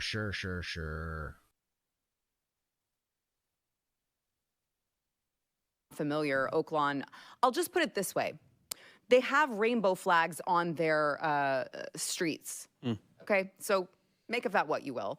And I just wanted to point out from my mom, hey mom, I made the Dallas Morning News. They took some pictures of me. We went with some homemade signs, 10 out of 10, drug cartels endorse Kamala Harris. And we did another one, Venezuela. And I can't see you, but I feel confident that there is good scotch and good cigars that are involved. You know us so well. Big night. You started off this election in a tough race, what I believe became the most expensive Senate race in the country this cycle. And as recently as 8 weeks ago, facing real headwinds. And you've put in an enormous effort in Texas and secured a huge victory tonight. Well, I got to tell you, our win in Texas was just breathtaking. Right now, about 76% of the votes have been counted. We're up presidential. And correct, so because of New York and California. Yes, exactly. And we'll be waiting New York and California. Some of these tight races, it could be weeks. It was weeks in 2020. But I mean, the prospect is there. If you know, are we going to have divided government? As Americans have so often chosen divided government, they seem to like it. Chosen or stumbled into it. Yes. Well, and remember, Democrats only need 4 seats to take back control of the House. And so they like their chances there. What's so interesting is that we're covering all of these various battleground states, Pennsylvania, and all of the blue wall states. The House is really going to be won and fought in New York, in California. So it's a very different terrain. And again, wow, so the media is now trying to bank on the Democrats taking the House. That's their last little their last little ray of hope, is that, oh, maybe the Democrats can take the House and we can have divided government. 28 points. And that is a 34-point shift if that holds. You're watching a complete political realignment of the map, Senator. Look, and it's encouraging for the country, and I actually have to give a shout out to Joe Biden and Kamala Harris, who all they had to do is open up the border, invite like narco-terrorists into the country, and people are like, you people are friggin' nuts. Yeah. And I think actually South Texas is a generational realignment. I think we're going to see, I'm going to make a prediction in the next year that we see a bunch of elected Democrats in South Texas flip over and become Republicans. And they're already conservative. But they've been Democrat for 100 years, and I think this election is really going to shift the math for Texas, and I hope nationally it's going to help shift the math in a significant way for Hispanics across the country. So, Ted, Fox News is now reporting that the Harris campaign has stopped giving all comment to the media, which is always the sign of a winning campaign. So I do wonder if Kamala is behaving like Hillary, if she's drunk as a skunk right now and screaming at her aides. I don't know. But it does make you speculate. Senator, how important was holding the Senate and flipping the Senate in this election? Look, massively important, and I'll tell you, you guys are fresher on the numbers. I was just listening to you talk about it. I've been on stage until 5 minutes ago, so I've missed the last hour of developments. I know they've called Ohio, and right now the numbers in Pennsylvania and Michigan and Wisconsin, those are really encouraging, and hopefully Montana, I expect they're going to call that pretty soon. Look, I mean, you're right. We could easily be at 55, which is a sea change. That's right. And really a big deal. Wow. Senator, do you have any sense, I assume you've been focused on your own race and this massive win. Do you have any sense on the House right now, how Republicans are feeling? I mean, in a way, if we just get the presidency and the Senate, I'll be happy enough and I'll light the cigar. But it seems like with this kind of momentum, we might do well in the House, too. I think we've got a good shot at it. I've seen no numbers, so I don't. That's not based on developments tonight. But my view has always been that the White House and the House are positively correlated, and that if Trump is turning out big numbers, look, to win the House and grow our majorities, we've got to win some tough seats in New York, some tough seats in California. And based on the early results, I think we've got a real shot at it. But, you know, look, I think the odds are looking very good that come January, we have a Republican White House, a Republican House, and a Republican Senate. Wow. And if that's the case, we need to roll up our sleeves and get to work because we had a lot of work to do. That's exactly right. Senator, I know that you didn't make time for much press tonight. We really appreciate you making time for us. You've got a big party to get back to and a lot of hands to shake. But congratulations again. Cigars on us. Here we go. Here we go. Look, I love you guys. You are extraordinary. And by the way, congratulations on getting your movie trailer. What was it, on Rachel Maddow on MSNBC? Okay, that was pretty wild. We try to have a good time. You got to tell me, did anyone stream from that? Did you get any MSNBC people like logging on saying, I got to see the movie? Nary a single one, Senator. Nary a single one. Least efficient marketing campaign in Daily Wire. Well, I think they all know the answer, which is they think everyone's a racist. Yeah, that's exactly right. So I'm going to put out a live request to everybody in production. Well, Senator, I know you're busy. Sorry. Senator, get back to your party. Tell everybody You how guys are awesome. Thank you, sir. Ted. So I'm going to put out a request to our production. Oh, they called North Carolina for Trump, baby. Wow. Election night, baby. They called North Carolina for Trump. Let's go. Again late into the night and start again strong in the morning. That's where they are as this night heads toward midnight. All right, Peter, thank you. Now, without further ado, let's go to the hosts of Pod Save America, Democrats John Levitt and Dan Pfeiffer, both White House veterans. And Dan, I know you to be a number cruncher, and I wonder what you're thinking about the numbers that you're seeing. You just heard what the Harris campaign is saying, but the vibe check is that this path is narrowing significantly and that it's blue wall or bust at this point for Kamala Harris. Yeah, that seems right. And you look at the numbers, it's very clear that Trump is overperforming in rural counties, and Harris is overperforming in suburban counties. And what is going to maybe the deciding factor here is primarily going to be what is the turnout and the vote margins coming out of Milwaukee, Philadelphia, and Detroit. And if they are what we think they are, then she has a very clear, albeit narrow, but clear path to be the next president of the United States. John, let me ask you about what we've been observing. Young voters, particularly male voters, who seem to be breaking for Trump and, in fact, winning the youth vote, according to our exit polls. Does that surprise you? What's your take on that dynamic? That would be surprising. I think that's another reason to drink. But I do think that I think drinking it's alone, pretty John. early. Dude, look at this. Look at this, you guys. Donald Trump winning Montana 61-36. Tim Sheehy winning 56-42. Let's go. Oh, Ryan Zinke now up. Good. Statewide positions. Greg Gianforte, the governor, 62-36. Christy Jacobson, 65-33. 62.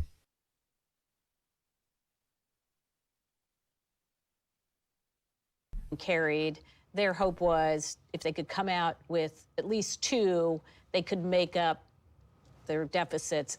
You know, that was enough for them to get the House majority. So New York 4 would have to absolutely, that one on Long Island, which is really, really close. And again, this is a district that Biden carried by double digits. And so the expectation that we'd been seeing for some of these states like New York and California underperforming Biden seems to also be coming true in New York. I want to talk more about North Carolina in a minute, but you have a race call. We do indeed. One more race call to make at this moment, and that is in the state of Oregon, where Vice President Kamala Harris has won and adds 8 more electoral votes. Call it. No, that's exactly right. A lot of people have celebrated the end of DEI departments across corporate America in different areas. But as you well know, in many cases, Goldman Sachs executives in his cabinet and administration, Donald J. Trump. Guess who had record number of bankers in his cabinet and administration? Donald J. Trump, okay? The biggest fraud of a populist that the world has ever seen. There's not a single populist bone in his body. It's all me, me, me, me, me. And what's happened here, guys, is that in a country, and especially a right-wing movement that hated the establishment so much, there came a guy who didn't come to fight the establishment. Donald Trump has been dying to be part of the establishment his whole life. Every story that we've ever seen about him is, oh, Steve Wynn's so rich. Oh, I want to be like Steve Wynn. Oh, Elon Musk is so rich. I want to be like Elon Musk. Oh, I want to get into the best parties in New York. Pathetic. Cenk is melting down, dude. Cenk is melting down, full on spurging out. So then they clashed. And what happened was the populist right wing go, oh, that's the guy the establishment hates. I guess he must be the right guy. So in a sense, Trump, for the 88th time in his life, got spectacularly lucky. Yeah. His dad gives him $413 million. He blows it all. And then Jeff Zucker comes along at NBC and goes, hey, I'm doing a show about a successful businessman. You've had 6 major bankruptcies. You're one of the biggest losers in the business community. So all the successful businessmen won't come and do our show because they're busy running their successful companies. Can we hire you as an actor to pretend to be a good businessman? Trump's like, how did I get this lucky? Yeah, I'd love to do that. So his new dad, Jeff Zucker, gives him $400 million more, and then he blows that. And then here comes Hillary Clinton and the Democratic Party and Biden and Kamala Harris. Hey, would you like the presidency a couple of times? He's like, just the luckiest man in the history of the world. Unbelievable. Yeah, and you're right that he clashes with some of them, particularly like in the elected, like he doesn't like Mitch McConnell or whatever. He clashes with some of the politicians, and Mitch McConnell, is probably going to still, he'll basically be 2 steps away from the grave by the time he leaves office or whatever. But in the end, he gets the tax cuts he wants, and maybe he clashes with some businessmen. He doesn't like Mark Cuban, but he's going to give Mark Cuban a massive tax cut. He's going to deregulate all of his businesses. Oh, yeah, he'll snipe at some of these businessmen. Dude, so the Young Turks are talking as if Trump won. According to the Young Turks, Trump already won. To hang their hat on. And it's not over. There's votes to be counted. We should point out that these blue wall states tend to be red mirage. They go red, and then they tend to go, the race narrows as these big urban areas come in later. But when you just look at the underperformance of Kamala Harris and the overperformance of Trump, it's going to be pretty hard, I think, for her to catch him. Yeah, the Harris team is saying they believe they overperformed in Philadelphia. Does that give you pause? I don't see where they're saying that. Now, they're looking, I'm sure, at precinct analysis, and we're looking at a county total, so we should give that caveat. But, you know, Joe Biden got 80% of the vote in Philadelphia County, and she's not running at 80%. I think she's, the last I looked, was at 77 or 78%. So that's a pretty significant difference when a race is as close as it is. All right, Sarah and Mike, thanks. Dude, they're spurging. They're spurging out as well. They're still swing races. The Democrats, I think, flipped one seat. Races. Yeah, and the Democrat and the Republicans, I think flipped an open seat as well. But it's too early to say really what the breakdown of the House is going to be. So the reason I say that, guys, is that not because I'm following the House races super closely. It's because if the trend is towards Trump, that's definitely going to help the Republicans in the House races, right? Yeah. Mm-hmm. So that means that he'll probably have at least a little bit of a tail, and they already had the House, and now the Senate is. Would you say the Senate's definitely gone, Michael? I would say I don't see how it wouldn't be gone, to be honest. I think it's gone. You lost Sherrod Brown. You lost the West Virginia seat, the Manchin seat. The pickups that you had a shot at in Florida and Texas, of course, didn't happen tonight. So there would have to be something that nobody is predicting to happen. And I don't know where that would be. I mean, at this juncture, the Senate for the Democrats is gone. Yeah, last quick comment here, but the Senate is gone, dude. The Senate is gone. Woohoo! On that, I think that Montana looking good, Burger Bros. I'll bring it up. I'll show you the latest in Montana. More of an economic populist, and people don't like either party. So right now in Montana, we have 5.5% reporting in Montana. Tim Sheehy beating John Tester 58% to 41%, almost 20 points. Holy crap, dude. Wow. Wow, guys. Wow. This is nuts, man. This is truly nuts. And how she was underperforming there. Remember, this was Biden's number. This is her number tonight. Watch as we go around here, okay? These are counties where it's a majority African American. 52%, 50% for Kamala Harris. This is a rural county. Trump is overperforming here. We go to another rural red county, overperforming here. We come down here to Doherty County. She's slightly overperforming Biden there. But again, if she wants to win the state of Georgia, she's got to be doing better than Biden. It seems like she could be doing that in Atlanta. The numbers are good for her right now in the metro region, but it's still really too close for us to call here in Georgia. Guys, I'm going to send it back to you. Okay, Tom, thank you so much. I want to go to Chuck because, Chuck, we were talking about Donald Trump getting new voters, people that didn't vote in 2020, and those voters breaking for him. And you're seeing some pretty astounding numbers. Well, you are. You know, it's interesting. Well, first of all, look, Georgia is going to shrink. You got about all of this vote is going to be Democratic vote. She's got to win the remaining probably 2-1. That's like a reasonable thing. I mean, Georgia's probably going to be decided by 4 or 5 digits. And where the vote is outstanding, you think there's a shot? Yeah, I think we might be sticking around Georgia for a little while. Just, it does, if you're them, you can't totally write it off. There's a path there. But our pollsters did some noted some comparisons to 2020. Just simply Trump margins.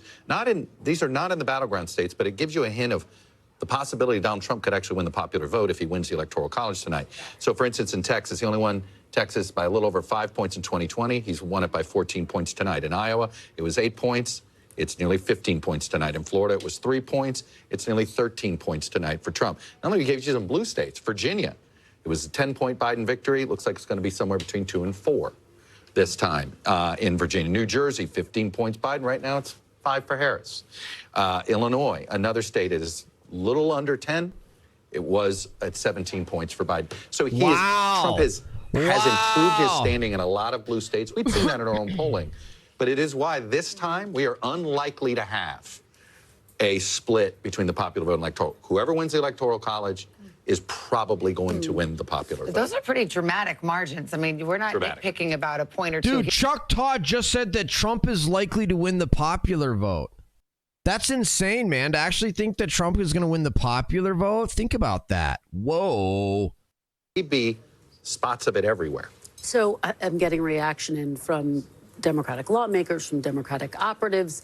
Some are still saying, look, we could still win this thing. We can hold on to the blue wall. And that's absolutely accurate because we're still tracking the vote. But one Democratic lawmaker, sort of to the point that Chuck is making, saying, if this race does not go Kamala Harris's way, this is a moment of reckoning for the Democratic Party. This person saying there needs to be a hard look at what went wrong and potentially really a real passing of the baton when it comes to leadership. And of course, the attention will turn to President Biden. And when he stepped aside, 72% in our exit polls saying the country is headed in the wrong direction. That's the backdrop to all of this. President Biden and this immense dissatisfaction with... Boom! Alter with the 100 bits. The cope is too beautiful. I love it so much, Alter. I love it so much. It's so much fun to watch. It's so exciting. It's so exciting, Alter. Back rightward, and maybe Trump is the unwitting beneficiary of sort of an ideological trend in the country. I'll have to think about that. Jonathan, hold that thought 1 second. I want to just bring to our viewers another race call we can make in the presidential race, and that is in the state of New Mexico, where Vice President Harris has won. Here's now. Boo. I'm not going to pop a champagne bottle. I'm still like, there's still a kernel of skepticism in me. Like, call the swing states before I can feel any relief. Totally agree with you. But Call it to the point where he's got 270. Then I feel that's exactly right. And by the way, we're getting pretty close in Pennsylvania. Maybe I'll do Trump's the weave for a second because there's a couple of data points that I wanted to share. Philadelphia has 75% of their votes reporting right now. That means that there is 172,000 votes remaining to be counted still in the Philadelphia area. Even if Kamala Harris won 100% of these votes, that would mean that she would lead Trump by less than 8,000 votes across the whole state. But the whole state still has red-leaning counties such as Cambria County and Carbon County and Luzerne County. Wow. So I think, and I'm not making any call here, not only is that Stu's wheelhouse, but this looks very good for Trump in Pennsylvania. If he wins Pennsylvania, I will start to feel a little more hopeful. It's not that I'm pessimistic here. I'm just skeptical. I'm waiting for it. We've been here. But the point that I was going to make too is that if Donald Trump does win, I like watching the Democrat streams, honestly. My victory, which would be my Doc Watson, what's up? You've seen all people tried to kill Trump, be put in jail for life. Yeah, no kidding, right?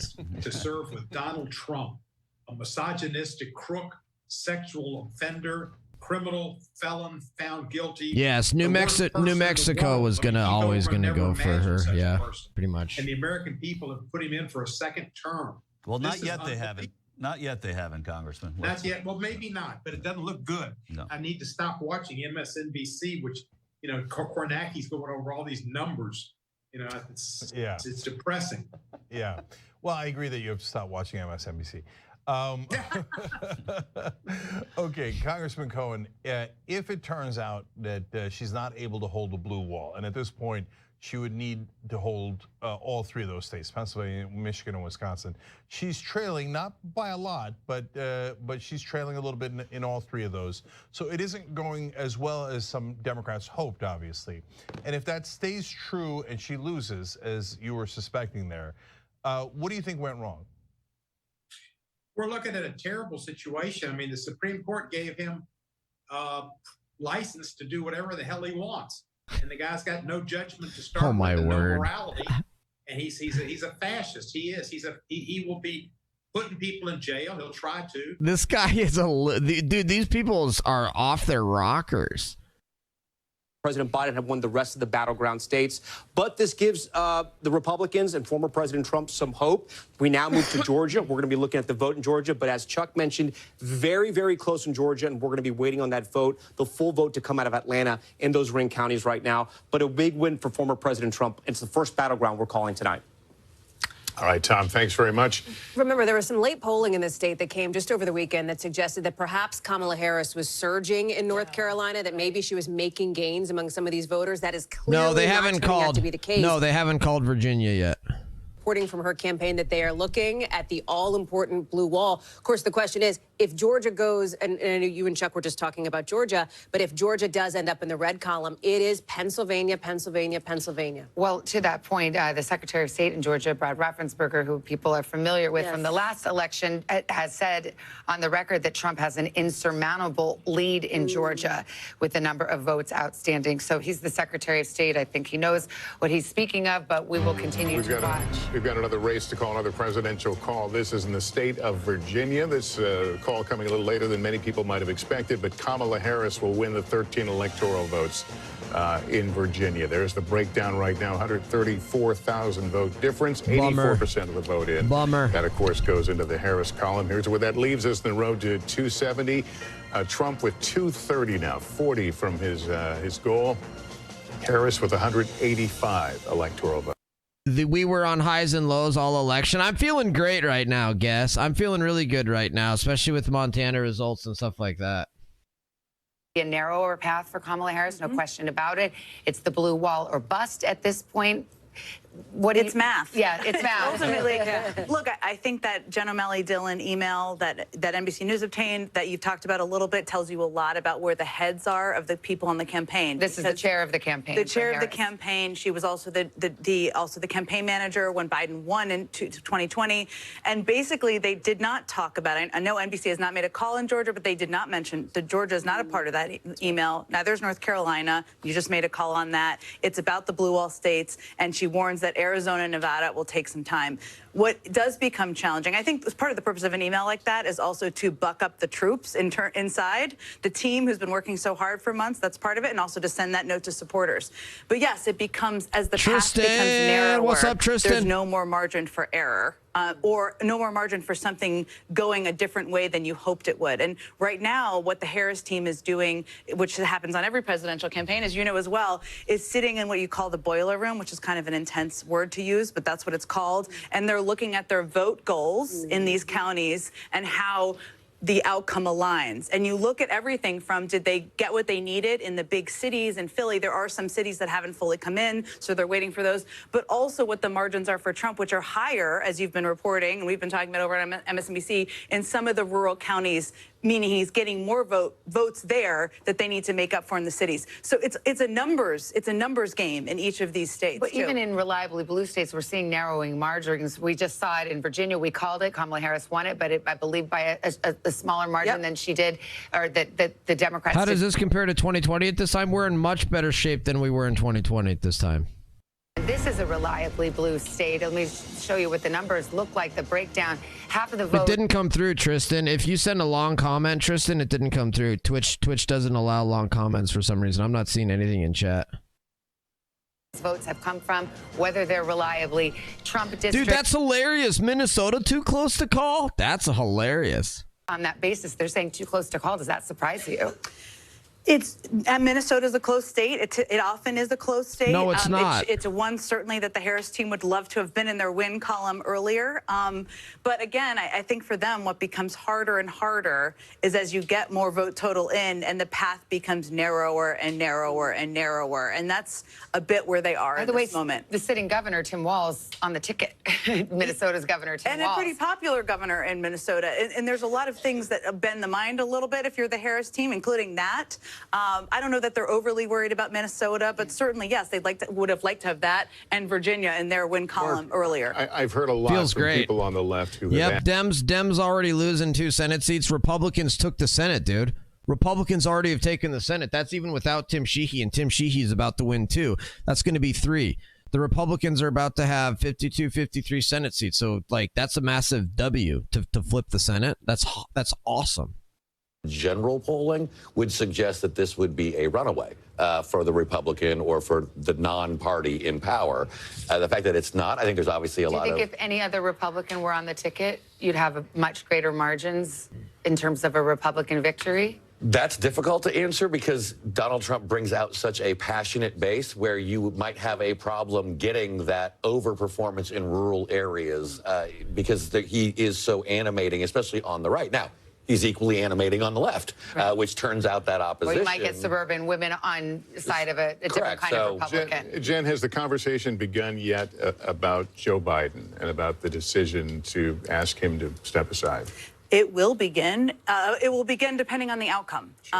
And obviously, there hasn't been a race called yet. I was saying it's been a long time since I've been here. Nice to see you watching from Canada. The USA is Canada's biggest trading partner. Our partnership we had for 100 years is something of great importance and needs to stay strong. Amen, brother. Amen, Tristan. Good to talk to you, man. Good to see you again.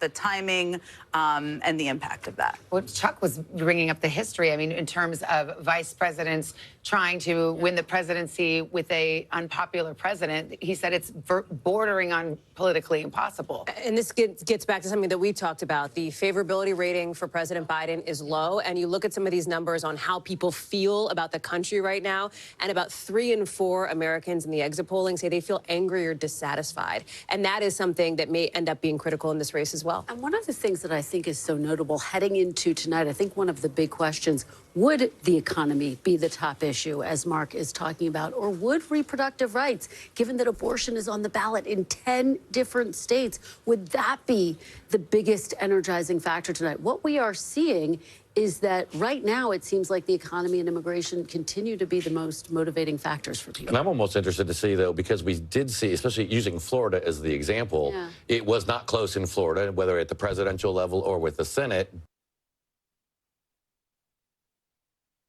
Look at Marco Rubio, senator from Florida. You're looking at for Secretary of the Treasury. That one's kind of hard. Obviously, Musk goes in. He's going to perform some government function. Maybe. Musk doesn't want to be in the government. No, not in the government, but like as a special advisor. Yeah. There's some of the investment class that I think you'll see likely nominated for the some Trump's New York investment friends for Secretary of the Treasury, kind of like Mnuchin when in as Secretary of the Treasury. All right, so they're obviously talking as if Trump won. Well, it may be the American electorate, because he got the votes. Some of them were people that were selfish and greedy, and they wanted better tax rates and give more money back to their kids who are the Lucky Sperm Club. But it might have just been people that are angry about people getting handouts, as they think. And a lot of the white voters thought that blacks are getting handouts, that the illegal immigrants are getting handouts, et cetera, et cetera, et cetera. We have a constituency, and the only way to get to them is through advertising, and the only way to get to them is through money. And if you give up all the money, leading, to be clear, if you count all the callers in Philadelphia, she'd be leading, let's just round up to 10,000. We'd have to make that up across the state. 10,000 in all votes? the other counties. Yes. With current margins, though. No, I'm not even counting any of the Republican counties. I'm just saying. No. I'm saying, for example, Montgomery County doesn't get redder from this point forward. Yeah, but there's still. No, I'm keeping. So Cliff, let me margins, answer. Let me answer your question. So look, York County, which is a huge red county, is still under 50% returned right now. There's all that stuff in Cambria. Cambria is only at 20%. Yeah, and then you've got just little bits and pieces, like Somerset's still waiting for 25% to come in. Blair is still waiting for a bunch to come in. So, yeah, could Trump pick up 10,000 across the rest of the state? I think easily. And that's why the New York Times and everybody else, they're running the math as well. That's why they're putting the needle where they are. Yeah, but then that would only give us a 10,000 vote victory, Cliff. I mean, I think it's going to be a lot better than that, right? No. It's a 10,000 deficit that you need to make up. I'm trying to give us the worst case scenario to show that even if she outperforms, even if she holds, but she's not going to hold, right? On mail, this is now election day. Yeah, I get what you're saying, Cliff. Yeah, we're going to trend in the right direction. So I'm saying in all these red counties, Tyler, what do you got for us? I got to cut to Arizona. So where we were ballot chasing in CD7 in Michigan, Barrett is now up 23,000 votes. That's massive. I mean, there's a lot still to be counted. Let me finish off Pennsylvania, though. So, for example, that's without Westmoreland cleaning up, right, Cliff? That's without... Correct. You're missing all those red Beaver. Red That's without Erie flipping, those. right? Without Erie potentially flipping. Without... Erie's within 4,000. I know. That's what I'm keep an eye on that. And center is still flipped. And even McCormick is winning center. And that is without... Which is crazy. Without Luzerne, right? That is without, the missing Cameron County. That is without Cameron. We have two Cameron. Carbon County. That's without. There's still votes out in. Don't forget Cambria Bucks County, will get which better still was too, probably, right? It's still 80% out in Cambria.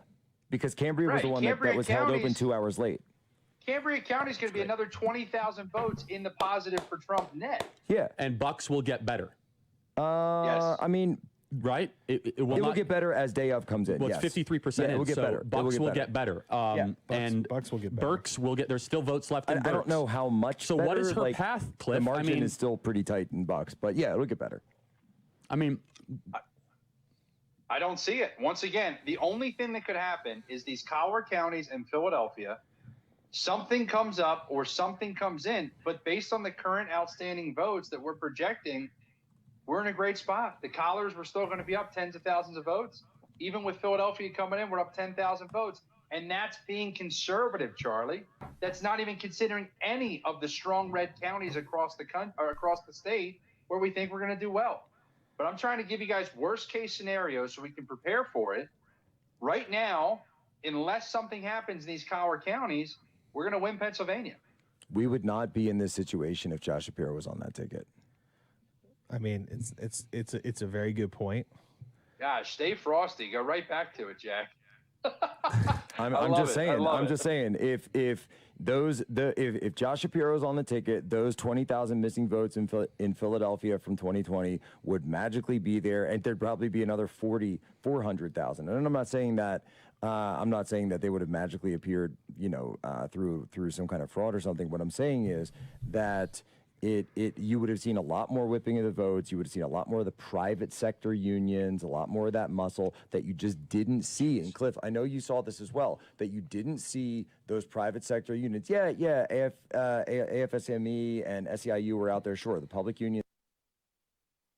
Run, the polls have tightened in recent days, and I think you hit the nail on the head with what makes this so complicated and fascinating. He's saying he's not going to caucus with the Democrats. So what exactly does that mean with independent Senator Bernie Sanders, for example? He does caucus with the Democrats, just to give people a sense of what that looks like functionally speaking. So we continue to watch that race very closely. All right, well, let's take a moment right here. We want to let some of our other stations catch up as we put the map up. Let's look at the road to 270. And we will wait a few moments and let some other stations join us.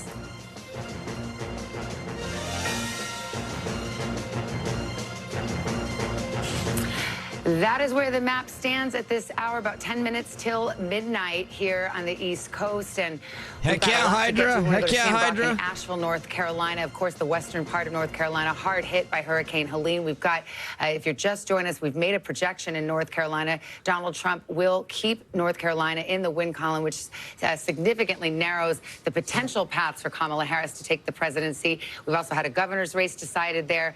Sam, what you got? Yeah, that's very apropos, actually, Savannah. I'm going to talk about the governor's race in a second, but a few reflections here. First, the Democratic strongholds in North Carolina, Buncombe County and Asheville being one of them, Mecklenburg with Charlotte, of course, and Wake and Raleigh. Unsweetened tea, Crowny. That's unsweetened tea, but it is iced tea. It is iced tea.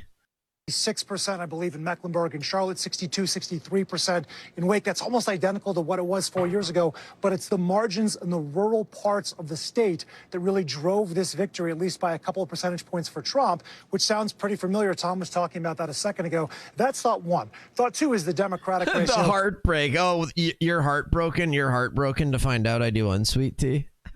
Dragging down President Trump or even affecting the down ballot races. We have updates here, and it's not just Mark Robinson losing convincingly to Josh Burger Bros. What's up, Burger Bros? I'm feeling great, Burger Bros. I'm feeling 100, man. This is a wonderful, exciting night.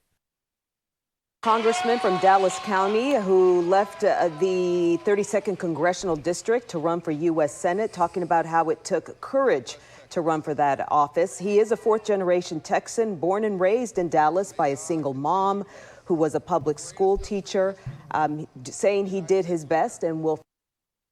Well done. Well done. Well, look, here's Congressman Cohen, won 10 elections, oftentimes in unexpected, unlikely fashion in a row. So some Democrats do know how to win. But here you are, frustrated as well, and so we certainly hear that. After I won my first election, that was a plurality. A friend of mine asked Charlie Cook, who's supposed to be the pro from Dover, what do you think about my friend Cohen? He said, tell him not to buy a house. Looks like you're in a house. Yeah, it looks like you're in a house. All right, Congressman Steve Cohen, thank you, brother. We appreciate it. You're welcome. Thanks for having me. No problem. Now, that was honest, whether you like it or not, right? You're effed, I might not stay. Well, I mean, yeah. And we went off a cliff. Okay. No, but you know, you challenged him in the right way, and to his credit, when you named Jamie Raskin, he's like, yeah, you got a point there, right? I mean, yeah, that's good. But that's what, you know, they're the institutionalists, and they're people that can see outside the institution. And I think that these people who think that Trump is going to win tonight, who are in Congress, are just... Eric with another 100 bits. Let's go. That is exactly what they Let's go to the Senate. Eric with the 100 bits for Bernie Moreno. Oh, yeah. Yep, they called it. They called it. The Senate currently sitting at 50 Republicans. When are they going to call Montana? What are we at in Montana? Oh, 10% in Montana, guys. We just got a huge update in Montana. We just got a huge update in Montana. Tim Sheehy winning 57-41. That's huge.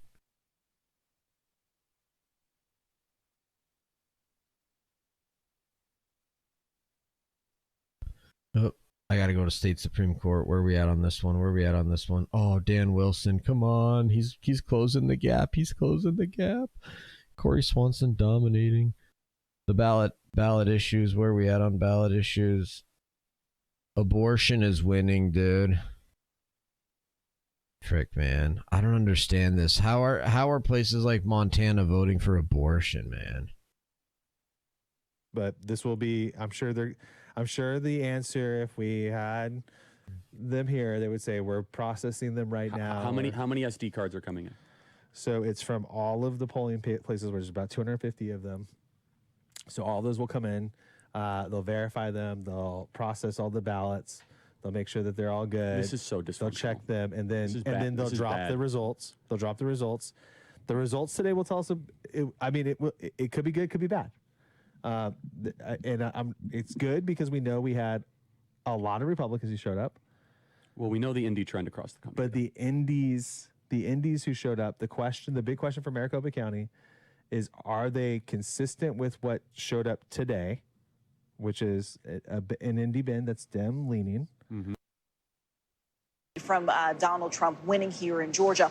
What would be different from 2020? Of course, we all know that Georgia kind of shocked so many people around the country 4 years ago by flipping blue and helping send Joe Biden to the White House. But they said, again, across the board this time, that it was the push toward early voting by Republicans that they believe has really made a difference in the Peach State this time around. You remember 4 years ago, Donald Trump was really waving people off from voting early, telling them to go on Election Day. This time we've seen a very different message. His surrogates have been preaching a very different message. Even Governor Brian Kemp and other top Republicans in the state have been pushing that early voting message. When I spoke with one Republican source earlier tonight, he said looking at early voting, he was optimistic. Also, the fact that Republicans tend to turn out more on Election Day, he was feeling good about the way things were going here in the state as well. So several sources telling me they believe that early voting did make a difference, guys. All right, Blaine Alexander, thanks very much. You know, I was going down, as we bring the panel back, I was going down the most important issues from the exit polls. Yeah. Immigration was number 4. That's right. And that was Donald Trump's closing message, right? I mean, it was his message since he's been in the race. Think about his biggest day one policy priority, mass deportations. He's talked again and again with very few specifics on how that would be implemented about deporting people who have come into this country illegally here.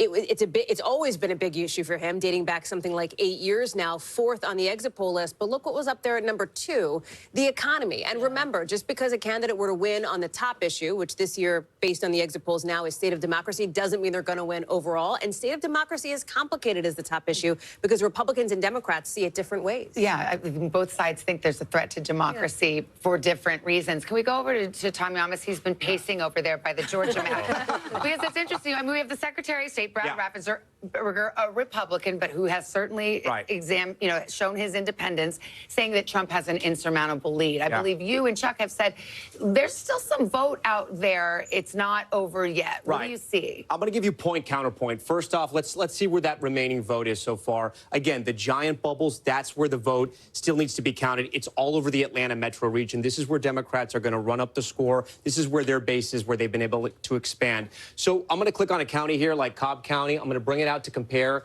to Joe Biden in 2020. Remember, she wants to perform over or at where Biden is right now to kind of see where her watermarks are. I'm going to highlight this so you guys can see the numbers to follow. Remember, on the left-hand side, she wants to be at where he is or higher. So let's see where we're at here. Fulton County, 71-72, slightly under. We move over to Gwinnett, a little bit under, 73. She's overperforming in Rockdale County. We come to DeKalb here, a little bit under.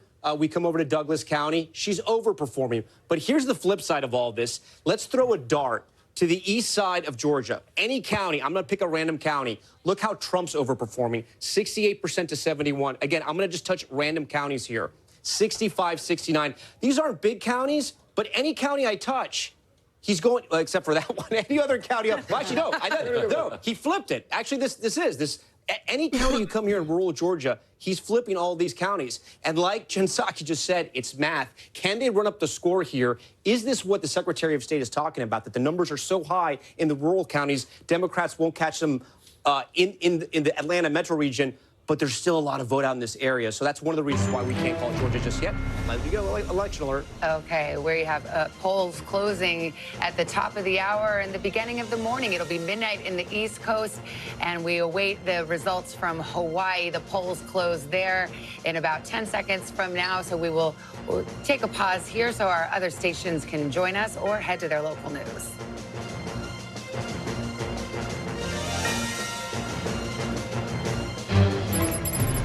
And as we hit the midnight hour here in the East, the NBC News now making a projection in the state of Hawaii that Kamala Harris will win those 4 electoral votes in Hawaii. That's the only poll closing at the midnight hour here.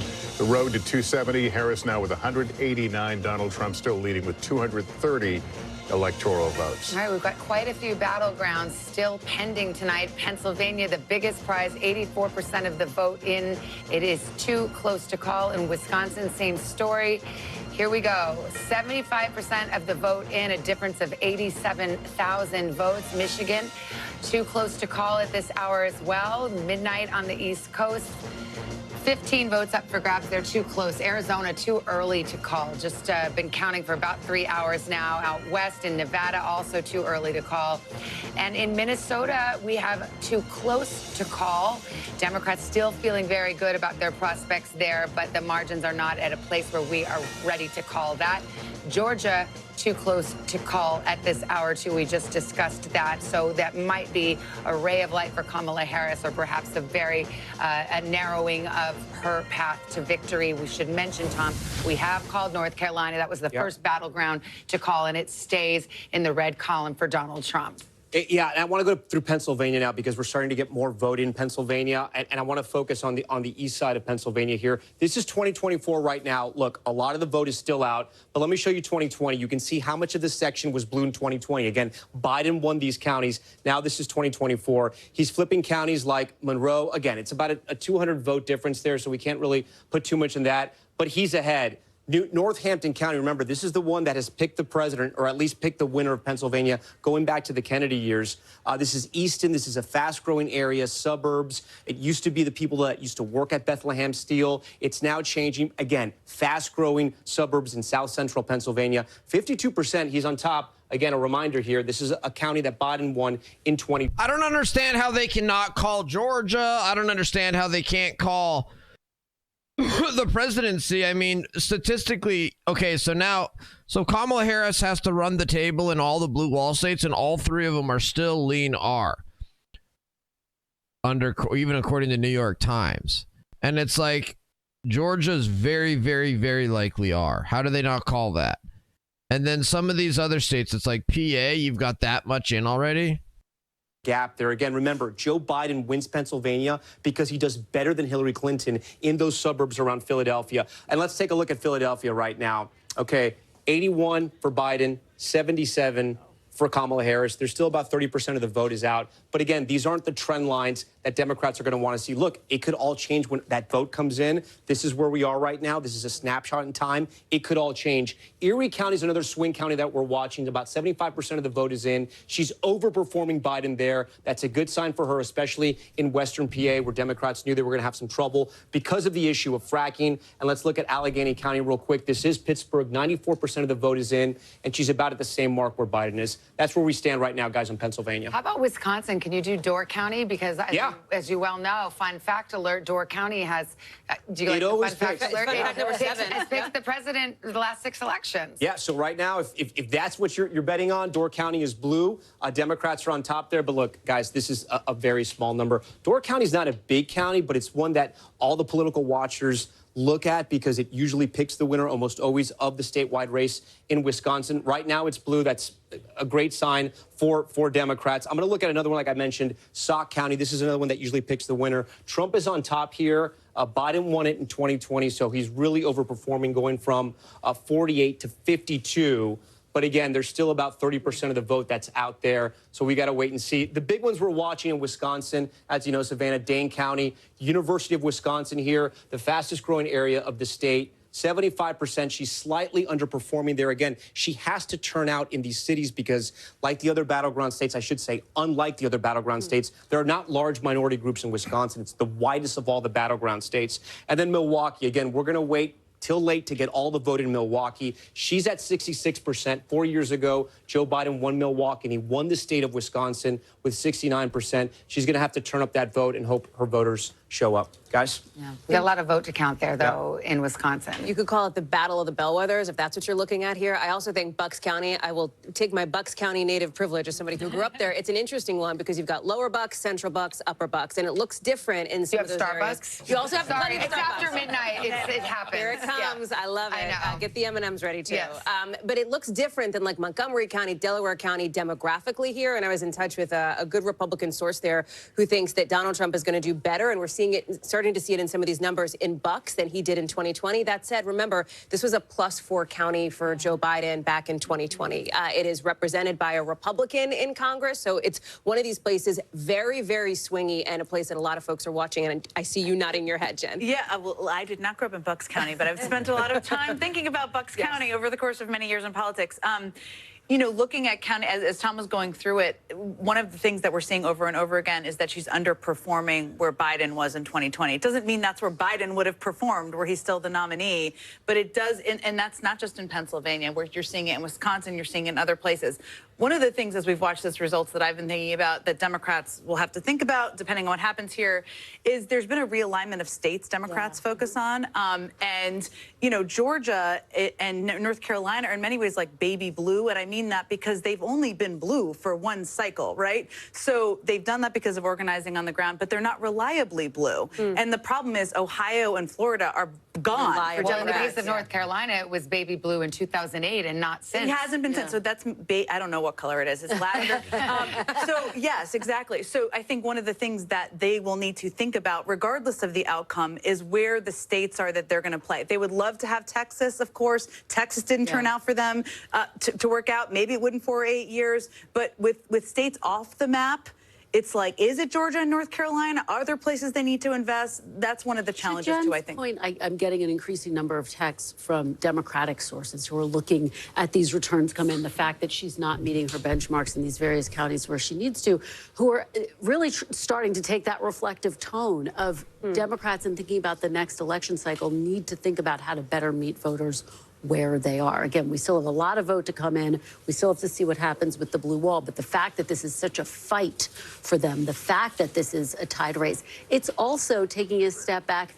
Voters saying so far, at least, they like Trump. 15 years, and Anna's the shortest out of the 4 of us in tenure at DYT. She's also the shortest out of the 4 of us. True. Well, that's also true. That's also true. All right, JR, you went from LA to LA, so you're in Louisiana now. And see, I see the Duck Dynasty hat instantly converted to the culture over there. Okay. But in all seriousness, I mean, you have to find a way to, to conform, get along somehow. Watch your back now if you stick out like a sore thumb. she realized that Joe was no longer president of the United States. Republicans are approximately, according to Ryan Gordusky, formerly of CNN, I'm just going to keep saying that because it's hilarious, they are 1.5 percentage points away from flipping the New York 9th Congressional District, which is a 62-36. They didn't even call Pennsylvania. Oh, in 2016, the Republicans win the Senate. Republicans win the. Wait, did they call Montana? No. Republicans are at 51 seats because of Ohio and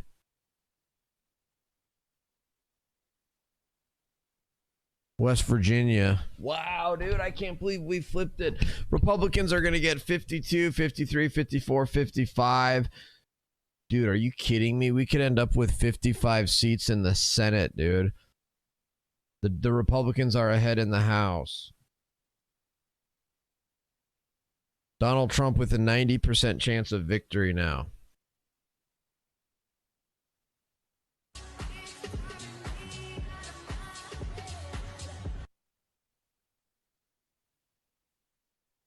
He's got to be really, really.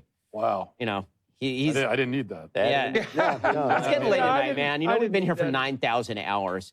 I'm looking just. You know, Cenk Uyghur is crying. I'm checking out the networks. David Muir looks sad. He looks very sad. Ice cream, basically, especially in tears now. Yeah. By the way, I got a note that Orange Hitler over here got awful lot of not white people to vote for him. Yeah. Very doable. She can make a little night music here tonight. She's going to have to do it in Pennsylvania. She's going to have to do it in Wisconsin, and she's going to have to do it in Michigan. In order to do that, she's going to have to, see the trends change in the cities. So, like, in the suburbs outside the cities. I'm going to go now to Michigan, and we can. In this race, as he was in all the battleground states, he was going to overperform, even if it's just a tick or two, and that would make him highly competitive in every single battleground state. That is the trend beneath the toss-up designation we're seeing playing out right now. That is quite illustrative. Major Garrett, thank you. And Caitlin Huey-Burns is in West Palm Beach, Florida, at Trump headquarters. And Caitlin, what are you hearing? Right, Eric. Good to be with you. Well, Major just mentioned Pennsylvania. Wait, hold on, Eric. Why do you think Kamala Harris is going to win the popular vote? According to the New York Times, Trump is going to win the popular vote by a point. Closing remarks just last night, feels like a week ago now. Trump is talking to a different segment of America and has created a different electorate for Republicans than has existed in any other Republican race Trump that looking I've great. covered. It's Trump reflected looking really in good. this room. I think we're seeing it reflected in the states he's putting together, just as you guys were just discussing about kind of what states are in play, what the map is going to look like now, and potentially for cycles in the future. All right, Garrett, thank you. I want to go over to Peter Alexander, your counterpart over at Kamala Harris headquarters in Washington, D.C. So what is the mood there?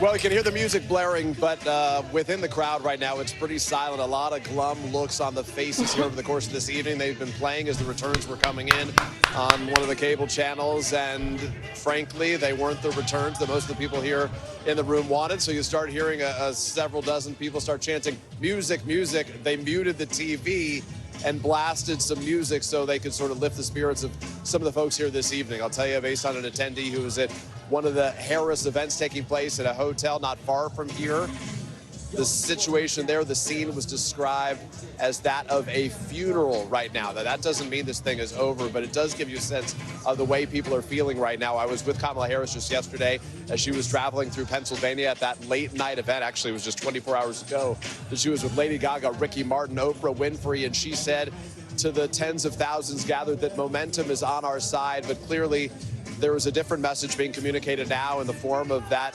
document that was obtained by NBC News. The statement sent by the campaign chair, Jen O'Malley Dillon, saying basically that we always knew this race was going to be tight, and increasingly it appears that they believe the blue wall states are their best path going forward at this time. That's what it seems to be the way this night is going to go for most folks here. It's not the end of the road. Jen O'Malley Dillon also saying we're going to keep at it tomorrow, but we wait to hear from Kamala Harris, of course, in the course of the next couple of hours, and we'll let you know.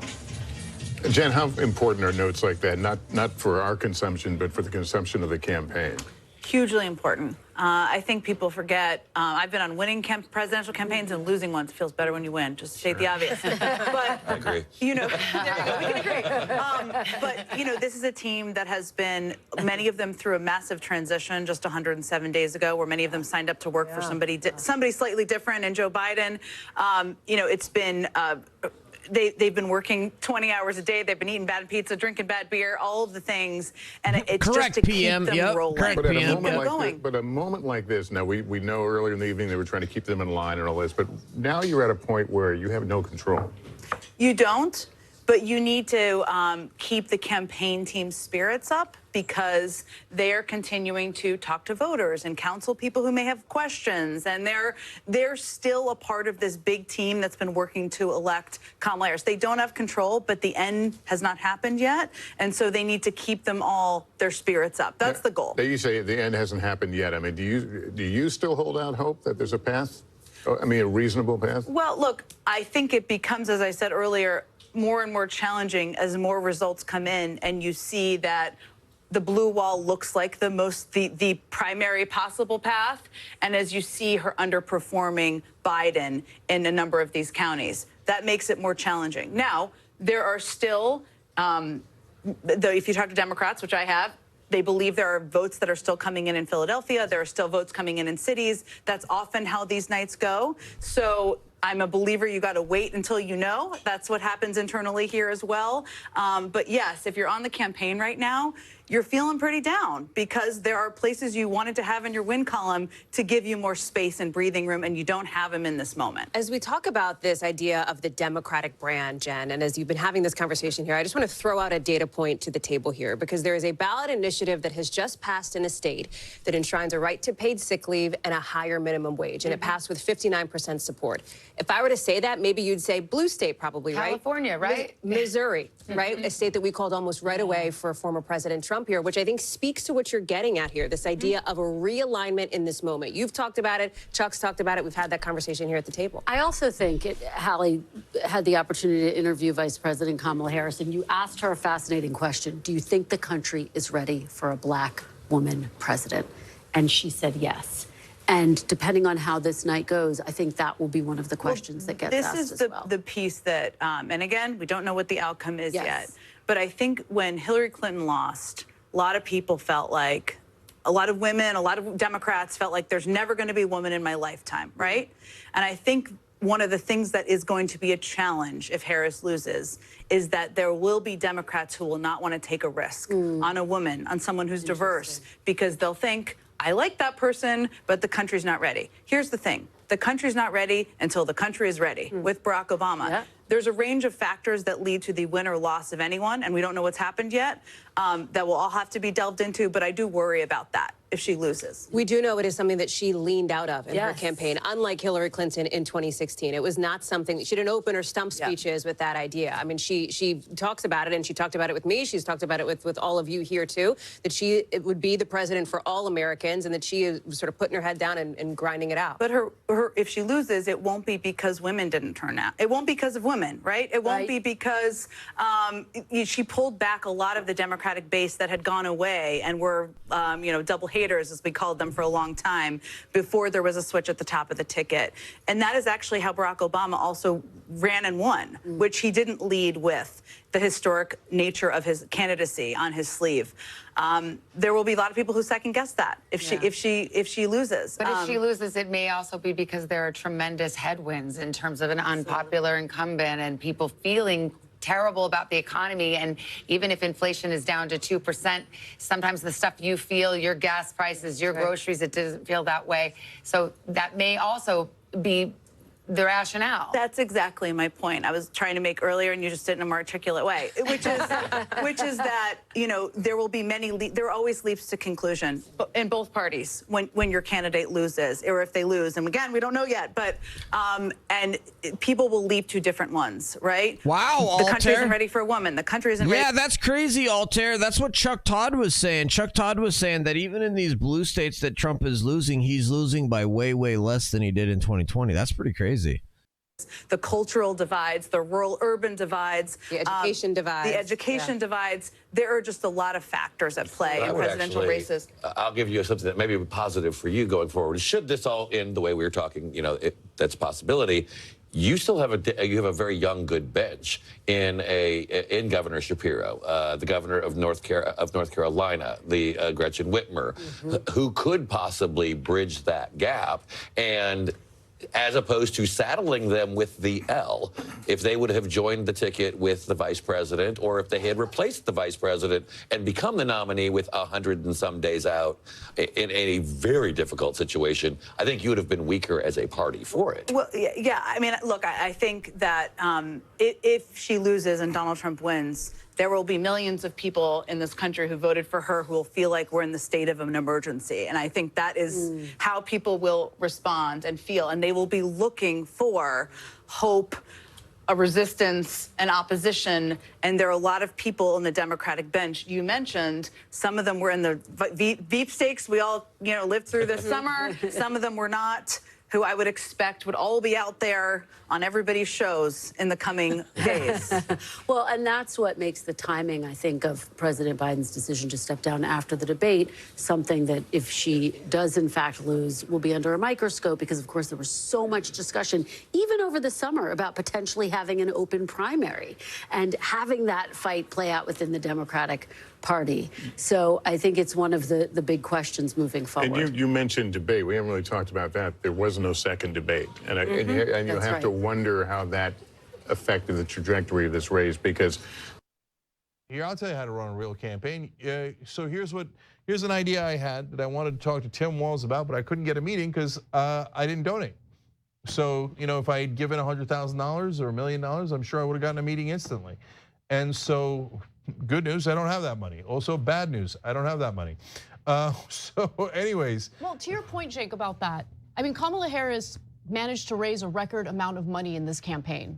And look, I get that you need money to run your ads and run your campaign, but at some point when that money, or the donors who are contributing that money, conflict with your base, you're gonna have to make a decision. And she did, and they always do, and they always choose the donors. You know what, I'll get back to how they should have run the race in a minute. Jared, I wanna ask you, so you live in a red state now, so it's very different than the experience that you had here in LA, I imagine. And so, have you learned more about how folks in red states think and why they like Trump so much? I mean, the same reasons you'll generally see, people talk about in videos or interviews, or just, those in the street things. Michael Schur talks to more of those folks than any of us. But what you may be surprised by is, again, it's depending on where you are. There's a significant number of people who are like, man, F Trump, man, this guy is crazy. I'm never gonna touch anything near this guy. You know what he's done? This, like, it sounds just like anywhere else. It really depends on who you're near.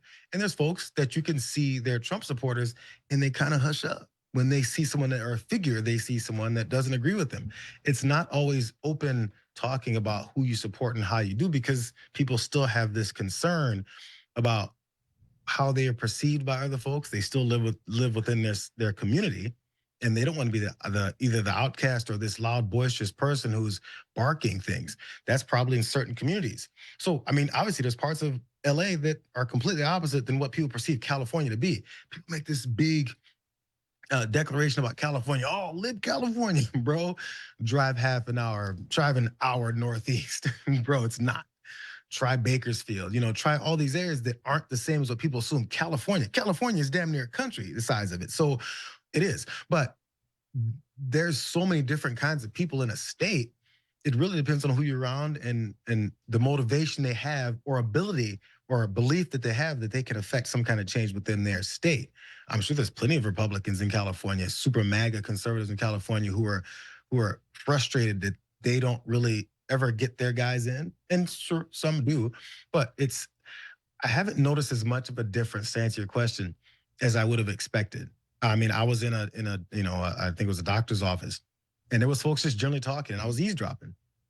And this lady said, yeah, I have to travel to California to do this. I'm so tired of this here, and we have to change that and a third thing here. old folks that you would look at and go, yo, they've got to definitely be a MAGA supporter. And they're like, no, hate that guy. Never was about that guy. And not because they said they were lifelong Republicans. There's progressive folks everywhere. It's just a matter of, this is where I don't know how you run a campaign to motivate enough of those folks to come out, and not because they hate you or they saw you run this one ad. Most people don't pay attention to any of that stuff. They're too busy trying to make sure that their house is standing. The number of houses I've seen in this state that look like they're falling in upon themselves, and I was like, there's no way no one lives there. And there's a full family that lives there.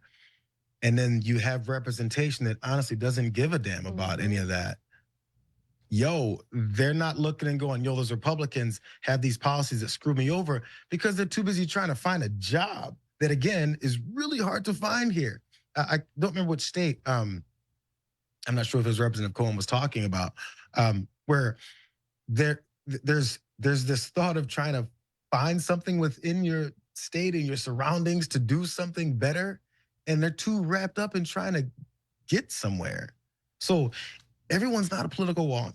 Everyone's not paying attention to everything that's going down. But all the things that we saw, people get turned off by Donald Trump, people get turned off by Donald Trump here from the same way too. It's just, are we willing to overlook that? It's not as direct of a thought as, yeah, you know, I kind of want Kamala in, or is it Trump? It's just, whatever, let me try and get to my job. I'm sure there's people who stepped out of the line in many of these states because like, I got to work in the morning. If I don't go to work in the morning, I'm screwed. Yeah. It just is. Well, there's one other factor that I hadn't thought of until you started talking about it. Also, you're black. So they might assume that you're a Democrat and not talk around you, right? So whereas I was in a diner in LA last week, I forgot to talk about the story on the bonus episode. Two people start talking to each other super loudly. They didn't know each other. They're both white. One's a woman, the other one's, and then they start getting into conspiracy theories and lunatic stuff. And this is in West LA, right? And then she starts talking about how, oh yeah, you know, black people, they're all in gangs. They all have 5 to 7 wives. What? And I'm like, what?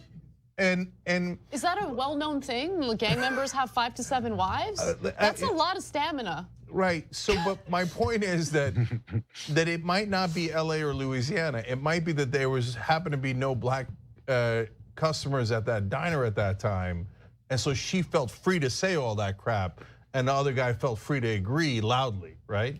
Whereas you could be down in Louisiana, but you see JR, maybe they get a little bit more reluctant to say their real feelings, et cetera. But I don't want people to misinterpret me. I don't agree with Congressman Cohen about race being determinative in the race, in the campaign, et cetera. So I'm just talking about people feeling free to talk. All right, I want to go to more results.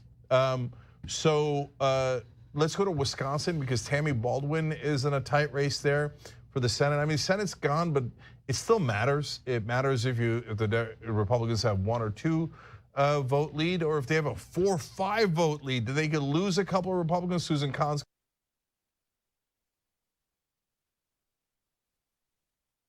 Because there was a lot of turnout, and Democrats early in the day were kind of giddy about that, but I think this might be a function of what we've been seeing, which is young men turning out for Donald Trump and maybe skewing what you normally would expect from a university town. And something we haven't mentioned just yet, because so much of the vote is out in Wayne County. You have Detroit and you have Dearborn. That makes up Wayne County, that Arab American Muslim vote. We're talking about more than 200,000 voters there. Again, it's probably not going to be monolithic, but they're uncommitted votes as well. The question is, what happens? Do they not show up? Do they vote third party? Do they vote for Trump? Or do they stick with Harris? We still don't know. Okay, Tom, hang tight there. We want to go right to Detroit, actually. NBC's Jesse Kirsch on duty there. Hey, Jesse. Hey, Savannah, I know we're wondering when we're going to have those votes from Wayne County, specifically Detroit, where I am right now, as Tom was just mentioning. Here's what we know from officials. Here in Detroit, city officials had expected around midnight that the full tabulation would be completed. So we haven't received word that that has been finalized, but that was the estimate earlier in the evening. We know that absentee ballots, around 95% of that had been pre-processed before Election Day. So the overwhelming bulk of the absentee ballots were ready to be tabulated before Election Day. So that was what was the expectation heading into tonight. Just a short time ago, we heard from the Secretary of State here in Michigan herself, and she says that they are further along in tabulation, including for here in Detroit, than was anticipated. Her initial estimate before Election Day was by midday Wednesday. So today, we would have an answer on the unofficial results. She says it could be sooner now. There is a caveat. Remember, in 2016, former President Trump won this state by around 10,000 votes. We are told there are around 6,000 ballots outstanding from military and overseas. If they're postmarked by Tuesday, they can be counted if they're received by a week from yesterday, which would be Tuesday, the 12th. Back to you guys. All right, thanks, Jesse. And in battleground Georgia, Ellison Barber is in Gwinnett County. Ellison, what's it looking like there? Hey, Lester, it's starting to get a lot quieter in this tabulation center, and that's because for the most part, they're almost done here. We're told by election officials in this county, there is one precinct that is still out of the 156, 155 have been counted. They're still counting one final precinct and a few absentee ballots, but voter turnout here has surpassed what we saw in 2020. That's something both Democrats and Republicans were hoping for. But what Republicans were hoping for specifically was that Trump could maybe get a couple percentage points above the 40% that he had in this state back in 2020, and that it would be enough to chip into Harris's margins and the Democrats' margins here and then carry the state. And right now, he's a little over 41% of the vote in this county. So it looks like what they were hoping would happen here in terms of those couple extra percentage points might have happened. I will remind you, when we're talking about Georgia, think of what happened here back in 2022 in the midterms, where you had Trump endorsing candidates in the Senate race, in the gubernatorial race, and in the Secretary of State race. All of the candidates he'd backed lost that election cycle. The state essentially seemed to be rebuking Donald Trump. Tonight, Lester, it seems like we're seeing a very different Georgia than what we saw in 2022. Lester. All right, Ellison, thank you. All right, let's go out west. Reno, Nevada. Steve Patterson is there in Washoe County. Tell us what you're seeing there. Democracy in action, Savannah. We're in the tabulation center. The machines are humming. The ballots are coming in from polling places all across the county, although it is now abundantly clear that the workers you see over my shoulder are going to be here for a while. That is because we just heard from an election official about 10, 15 minutes ago to say that people are still voting. It is, 2.5 hours past when polls were supposed to close. People that are still in line can still vote, and they are still voting. We're hearing that there's a polling place, tribal community that has about 50 people still in line. It is going to take a while for those votes to get counted. In-person votes that come in today have to wait to be counted until the very last person in Nevada takes their turn to vote. So this is going to take some time. We're also understand there was a University of Nevada, Reno, that took a while. There were about 50 people that still had to vote after polls closed there. That is because we're hearing same-day registrations were spiking at college campuses. College students realized, you know what, I think I am going to vote. And so they signed up to vote on the same day, clogged the system a little bit. None of this is to say that this is any indication that there's anything wrong, any indication of fraud. It just means that the system is taking a while. And as we often report in the Silver State, it may take a minute before we get totals here. Back to you. All right, Steve, thanks very much. NBC News senior legal correspondent Laura Jarrett joins us now. She's at the Vote Watch desk with an update on the abortion measures on the ballots in several states. Hey, guys. Yeah, we've been tracking these across 10 different states tonight. And at least so far, we can make calls for 4 different states. And it's worth noting here, the places where the abortion referendums have actually gone through and passed are places where abortion rights are not in jeopardy. Places like Colorado. Holy cow! Yo! Oh my gosh, I was taking a break, you guys. I was taking a break and the 30 show raided. Sorry, guys, I was just taking a bathroom break. The worst timing ever. But, yo, 30 show raids into the Lecture Fan stream on election night. Yo, 30 show Breeski in the house. What's up, Bree? Good to see you in chat. Thank you guys for being here. This is huge, guys. Trump 2024. Absolutely massive. Look at this. New York Times at 92%. New York Times got him all the way up at 92% chance of Trump winning. 92% chance of Trump winning, according to New York Times at 10:30 p.m. Mountain. Let's go. ban will stand there. Guys, we're going to keep watching other states like South Dakota, also Missouri, Nebraska. The referendums are still on the ballot there, and they're not yet at a point where we can project those. Send it back to you guys. All right, Laura, thanks very much. We've got a new guest on our panel. We've got former Housing and Urban Development Secretary, Democrat Julian Castro, and Republican. Tristan, thank you for asking. Tristan, married life is awesome. I don't have any of my own kids yet, but I do have a stepdaughter who I love dearly, so that's great. Thanks for asking, Tristan. How about you? You got a girlfriend yet? Points. They went for Biden. We're looking fantastic, Bree. We're looking fantastic. 30 show. 30 show. Be careful, 30 show. You can't say that. You can't say that. You got a diverse following. You got a diverse community, 30. You got a lot of non-Trump supporters in your community. You know I was going to host you on the most important day in history. Hell yeah, 30. Hell yeah. By the way, 30 and Bree, congratulations on all, everything that you guys are doing. That's freaking awesome. I know the Alaska thing is going well, so keep it up. He has picked up significant Latino support. I think we're seeing that in places like Pennsylvania. In addition to that, from what let's see what Robert Costa's saying. Confident that Republicans will win the White House, the House, and the Senate, but the count remains to be counted in so many of these states. So many top Democrats, I'm talking about people I really trust as sources on the Democratic side, are growing alarmed, frankly, as they look at these numbers. And what is in particular in the numbers that's alarming? They're not seeing the kind of support they need to from working people in the Midwest. Labor union members. I talked to Sean Fain, the head of the UAW, and other labor organizers. They were confident all night. But former President Trump, with his message on the economy and immigration, in the view of my Democratic sources, has been able to make gains with working people who are affiliated with unions or in a union by talking about the border again and again. I think it's important now to go back to Anthony Salvanto and Major Garrett to look at where the outstanding vote is in these blue wall states and the additional battleground states. Here we go. So, Nora, I told you in the audience a few moments ago that there were trends beneath the toss-up designation. Those trends have continued to play out in Wisconsin. That's why we have changed the rating to lean Trump. First thing I want to show you is the vote margin. Why do I want to bring our audience's attention to that? Just remind ourselves. Let's go, baby. 2016, Donald Trump won Wisconsin by just over 20,000 votes. 2020, President Biden won it by just over 20,000 votes. Look at the margin right now. It is in the range of 100,000, and there's a reason for that. Look at Milwaukee County. They're talking about that at the Harris campaign headquarters. 60% in. How does that compare with 2020? The vice president is running well behind what President Biden achieved in Milwaukee County. That's one of her problems. Well behind. In Dane County, that's Madison. About equal, but still a little bit behind. And I can tell you, Nora, this red area of Wisconsin, redder than it was in 2020. Trump running ahead of where he was in 2020. Former President Trump did precisely what his campaign said it would attempt to do.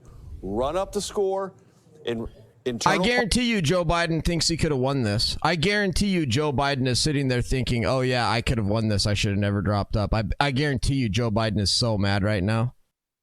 Racine County. Harris running behind the president.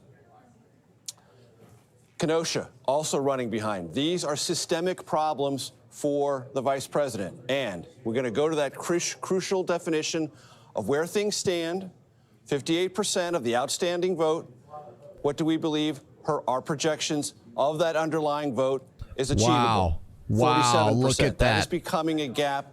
So again, he's saying of the outstanding votes that haven't been counted, she needs 58%, but she's only going to get 47%. Wisconsin is now lean Republican. So if she loses Wisconsin, let's check on Montana. Votes. Right, she might need the 11 electoral votes that is in Arizona. Oh, she would desperately need the 11 electoral votes. Right, that's the only path to victory. That's it. So where? Hold on, let me throw these up really quick. Better than it was in 2020. Trump running ahead of where he was in 2020. Former President Trump did precisely what his campaign said it would attempt to do. Run up the score in I guarantee you Joe Biden thinks he could have won this. I guarantee you Joe Biden is sitting there thinking, oh, yeah, I could have won this. I should have never dropped up. I guarantee you Joe Biden is so mad right now. Shoot. I guarantee you Joe Biden thinks he could have won this. I guarantee you Joe Biden is sitting there thinking, oh yeah, I could have won this. Sorry guys, sorry. These things are usually I'm quicker at editing those. But I got to get this up onto YouTube because I am monetized on YouTube. And so, and when I put these shorts up, some of these shorts I have gotten as many as 10,000, 15,000 views, which is, that'll be $10 or $5, $10 or whatever. I actually have a pretty good click or CPM rate on. This is huge. Good to see you in chat. This is huge. New York Times got him all the way up. New York Times got him all the way up at 90. So I'm like I'll put these little shorts up and like literally some of them will get 0 views and I've had some get like 16,000 views. They get 16,000 views, I'll literally make like $5 or $10 on it. It's like, okay, all right. It's like I'm making the content on Twitch and it takes me about 30 seconds here to edit these. So give me a second. Couple more, two more. Is probably going to win the popular vote. Those are pretty dramatic margins. I mean, we're not nitpicking about a point or two. Dude, Chuck Todd just said that Trump is likely to win the popular vote. That's insane, man. To actually think that Trump is going to win the popular vote. I still think Donald Trump is about to win the popular vote. I still think even the New York Times is still saying that Donald Trump is favored to win the popular vote. Look at the New York Times. We'll go to live forecast at the New York Times. New York Times saying that Donald Trump 91% chance of victory. Electoral College estimates Trump 302, Harris 236. Popular vote estimate Trump 1.3.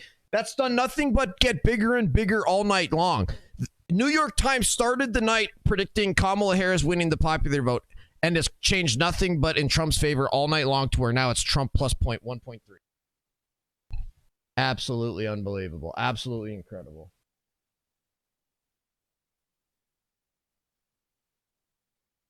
All right, just one more. Last one of these, and we'll go back to live. We'll go back to live streams. Of course, didn't happen tonight. So there would have to be something that nobody is predicting to happen. And I don't know where that would be. I mean, at this juncture, the Senate for the Democrats is gone. Yeah. There it is, boys. Republicans take the U.S. Senate, too, by the way. That's already done. Republicans have won the U.S. Senate. Republicans have absolutely retaken the U.S. Senate. That is massive, massive, massive news. That is so good. Montana having 12.5% reporting. Donald Trump with 64%. Tim Sheehy with almost 60%. Zinke with 60%. Downing with 60%. Gianforte, the governor, with 65%. Christy Jacobson, 67%. Austin Knudsen, 66%. James Brown, 67%. Wow. Susie Hedelian, 65%. Bowen Greenwood, 63%. Supreme Court, where are we at on this? Oh, man, this is so close. Wow, Dan Wilson is now in the lead. 45,000. Holy crap, this is 50-50, dude. Look at this Supreme Court race in Montana. This is huge. This is a really big race. This is a huge race in Montana to basically decide control of the Montana courts. Wow. Let's check in on Charlie Kirk, shall we? Yo! Captain Joseph, raiding with the party of 12. Thank you, Captain Joseph. Thank you so much for the raid, Captain Joseph. Welcome, everybody. 100,000 of our best votes. One at a time. He's going to be onesie, twosies. It's going to take. We're going to be here for 2 weeks. I can't. We're going to be here for 2 weeks, and they're going to be like, until they finally have to claw their way into Kerry Lake as their U.S. Senator. And Justin Heap as your recorder. We're not calling that yet. We're not calling that. No, I'm just saying. We have some new calls. It looks like they're getting set up. Sadly, they did call New Mexico West Palm. Is that RFK? No, they're prepping. That's the advanced team. But here's the New Mexico news. You want to hear some good news? No, actually, it's a speaker. No, I was gonna say I thought it was RFK for a second. Or he's gonna sing. Is this a singer? What's going on here? Can we get this feed, please? Can we get this feed, please? Can we get this feed, please? Can we get Real America's Voice or something? Something is happening. Or YouTube. Can we find a YouTube link? Look, I'm not glad about the grassroots people who gave and lost their money. Let's check in on Cenk Uygur. Let's see how the progressive left is doing tonight, shall we? Corporations and executives and et cetera. Captain Joseph, God bless you. You lost your money? Oh, no, you will not be able to fire Lena Khan now. You will not I get have all not. the goodies and favors. Tristan, that you I'll check it wanted. out. Don't worry.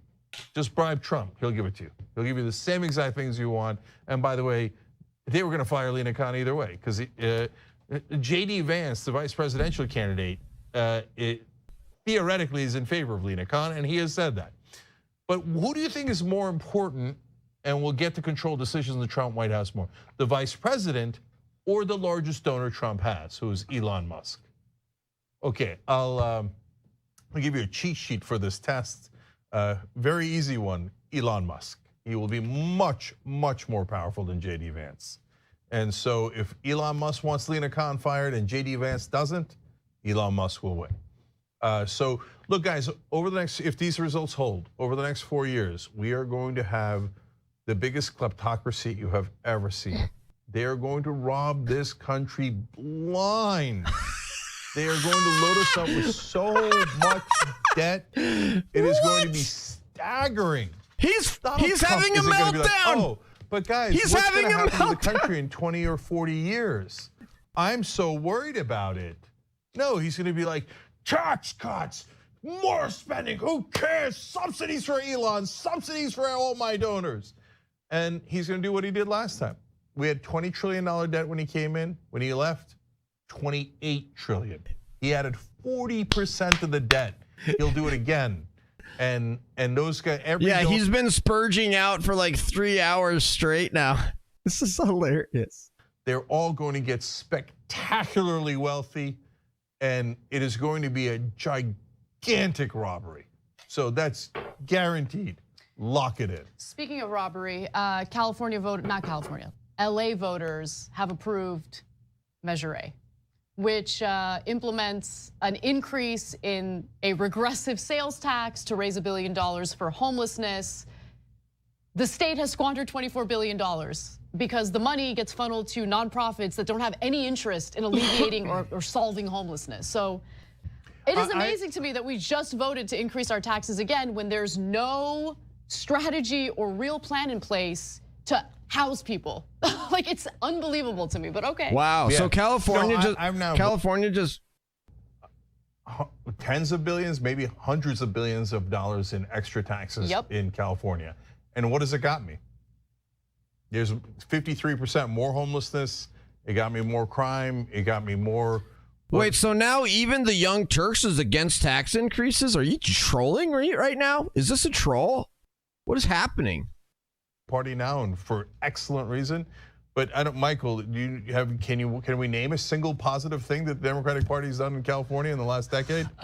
Look, I certainly think they've done a lot they're for trash. I love this, dude. I love it when the progressives absolutely I love it when progressives absolutely trash the Democrat Party. It's one of my favorite things. I love, like, Central Committee, obviously Chank. I love this when this happens. Harris Walz co-chair giving the same Clinton speech from 16 about how they won't talk tonight further about votes and more votes needed to count. Are you serious, Hydra? Is that happening right now? It is the number one issue. It's just that it's in the eye of the beholder, and it means different things. I mean, Mark Lauder's here, a veteran of Republican campaigns. Wow, so yeah, everybody's leaving Kamala HQ. Wow, everybody's walking away. Or Thursday, but depending upon the margin, we might get to the point where there's enough for us to call it. Michigan, I think they're mainly focusing on Wayne County right now in the city of Detroit. I think there's some that are still to be reported. I have an update on Arizona in particular. I just talked to a Maricopa County election official, and there's about 650,000 ballots that they have not reported. Are you kidding me, dude? That they think are just as existential, and it's really about the direction of the country. Yeah, well, obviously I don't speak for every Republican. I do think there are a lot, though, that believe the threat to democracy also is packing the Supreme Court. It is the use of the law. Look at the difference, dude. The Trump is like this massive party at Trump HQ. Everybody's dancing and partying and having a good time. And at Kamala HQ, the crowd is all sad and walking and going home and scattering. There's a bunch of garbage on the I think also resonate for many. But I know we've talked about a lot about the 2016. I was on that campaign as well with then Governor Pence, obviously part of the Trump campaign. It reminds me of 2016 in so many ways because of the theory. It's not you have to win wow counties or you have to do Yo, thank you guys so much, Altair. The one time a bunch of people come just for Kamala and not a concert, they all leave early and Kamala doesn't show up. Right. Another level even more. Well, as we go to a commercial break, there's the side-by-side Wow. Just tuning into all this, I think the pictures speak loudly. On the left, the Harris extremely loudly. From a standing stop to set up a national campaign. She had to adopt all of the Biden operatives. She didn't have time to put in. And I can tell you as a candidate, you have to go out there and work. And you've got to be able to believe that the people— How have they not called it? Everybody's literally talking. Everybody's literally talking and acting as if Donald Trump won. I don't get this, but they won't call anything. Okay, giant amounts of money funneled to all their donors, and we get no help. So we just wasted a couple more $1 billion in LA. That'll be great. But that's the thing. Look, that gets to the overall point, because LA's not important. It's one city in a giant country, right? What's important is that the Democratic Party keeps telling us that how they have so many smart leaders. Congressman Cohen today, just everybody's smart. The consultants are smart. All the leaders are smart, or the governor's smart, the mayor's smart. They're all wonderful, competent, etc. Well, then how come they keep losing to Trump? How come they keep clowning themselves and not being able to fix a single thing? So here, I'll give you one of the things I would have done. So there's always a feeling at the end of an election when Democrats lose of like, well, I guess there was nothing we could have done. No, that's not remotely true. You could have actually run a real campaign. So what's a real campaign? So she put out some good things in the beginning, and we were excited about it. She had some economic. Yeah, I know what he's gonna say. She should have gone hard left, et cetera, et cetera, et cetera. 5,000. No, I had it 100, but it was down to 162 because I've been tracking this pretty closely. Do we want to color Pennsylvania red on the map? No. No. All right, No. then we'll turn it back. Absolutely not. I'm not there yet. It looks. I'll Don't tell you jinx when. it. I'll make the call. It's not there. No, he's at, no. He's at 157 right now. I want to thank our members. Daisy sent me some of the names. Members.charliekirk.com. We are signing. By the way, you'll be. Wow, so they're talking about whether to call Pennsylvania on the Charlie Kirk stream, and he's like, "No, I'm making the call." Amateur hour. You know, she has an obligation to speak. This pathway for her might be narrow, but it's also might be walking through the eye of a needle. She should say something to the people that adopted her as their nominee because they were just told by the president to do so. And she's leaving the country hanging now all night. And I think it's ridiculous and it's childish. Well, first of all, Amen, Reince. I agree with Reince, yeah. That's absolutely pathetic for Kamala Harris to not speak. Yeah, that's a joke, dude. Here excited about the returns or the results. New Jersey. Wow, actually, New Jersey was actually pretty close. Kamala Harris, 51 to 47. Wow. 51 to 47. That's actually really close to New Jersey. New Hampshire, they still haven't even called. 51 to 48. Maine, they haven't even called. 53 to 45. Dude, all these are pretty close. New York is only 56-44, dude. Wow. Pennsylvania has 92% of the vote in.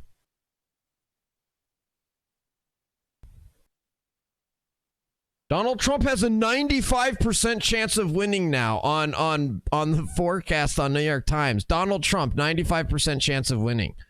Dude, what the freak is going on here? Would look like about probably -1 to 150,000 votes if it wasn't for our team chasing those votes.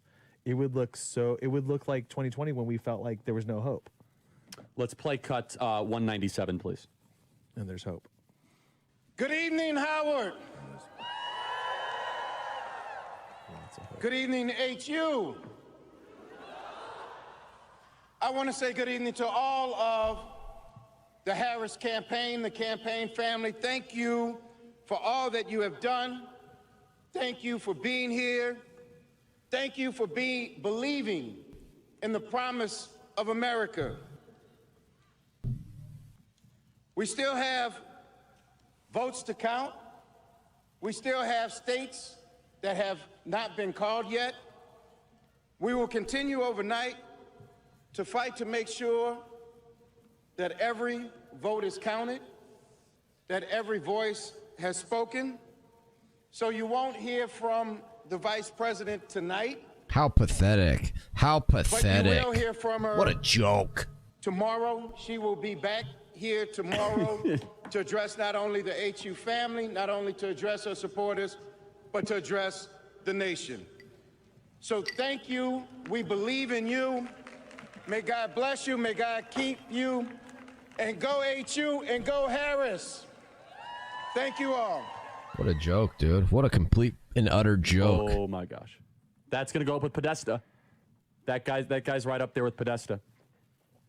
By the way, Montgomery County, Cliff, we're getting some numbers out of Montgomery County.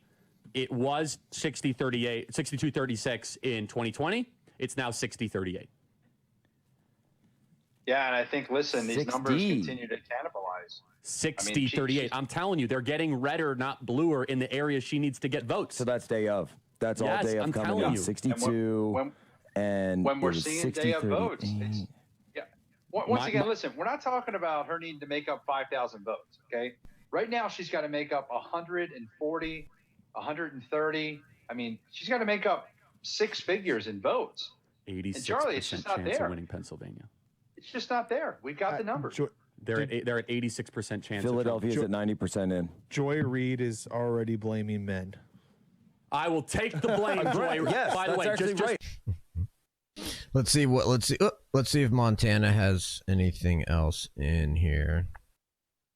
Are you serious? 13.5. All right, so Montana's got 13.5% reporting. Let's see. Tim Sheehy, how have they not called the Montana Senate race, dude? Are you kidding me? Montana shows 18% reporting with Tim Sheehy at 60% of the vote, dude. Tim Sheehy's got 60% of the vote. How have they not called that? Nice. Dan Wilson has taken the lead. Did hear earlier from Jen O'Malley-Dillon. She is the campaign chair. She had what was in effect a sort of pep talk for the forces. The campaign. True, Pro-Law. Good point, Pro-Law. Some sleep and that they would come back and finish this off. Guest, thank you, Guest. Thank you for the updates. Keep putting the updates in chat, Guest. Thank you. When so many Hydra, thank you, those you too. close to Kamala Harris really felt like they had the momentum. They felt like the vibes Pickles! were on their side. And What's up, Pickles? Do you really think Trump won? Say that we're not going back, that they may be returning to the figures that haunted Democrats back in 2016, where they just didn't have enough to defeat Donald Trump. That go around, so many blank stares, glum faces, people not so much holding back tears, but certainly unable to, what a joke, to crack Goku. a smile here. They had been handing out American flags early on. As some of the early numbers were out, they were cheering and waving those flags. But as the night progressed and they watched the returns come in, no more waving flags. In fact, they asked for the television to be muted here with the returns, with the exception of Hawaii, Colorado, other places that Harris won. They turned them on and got cheers for that. Instead, they blasted music to try to sort of distract from the situation, try to give a little pick-me-up to the people here. All right, Peter, thank you so much. I want to go over to Garrett Haake, who's at Trump headquarters in Florida, where it looks like the party is still going. And of course, the question is whether or not we will hear from the former president tonight. Yeah, Savannah, Trump supporters reveling in the news that they are getting here in this ballroom just over the last half hour or so. Huge cheers in this room as the networks called Georgia for the former president, and a loud chorus of boos when Cedric Richmond took the stage in Washington to announce that Vice President Harris would not be speaking. There has been movement from Mar-a-Lago across the Intercoastal Waterway towards West Palm Beach of Trump supporters. The party there emptying out a lot of the folks he had been with. Governor Burgum, for example, other close Trump aides and allies making their way across the street. Still no sign of the former president here yet, Savannah. Okay, thank you. We've got another call to make here. I believe this is the state of New Mexico. NBC News projecting that Kamala Harris will win in New Mexico, 5 electoral votes.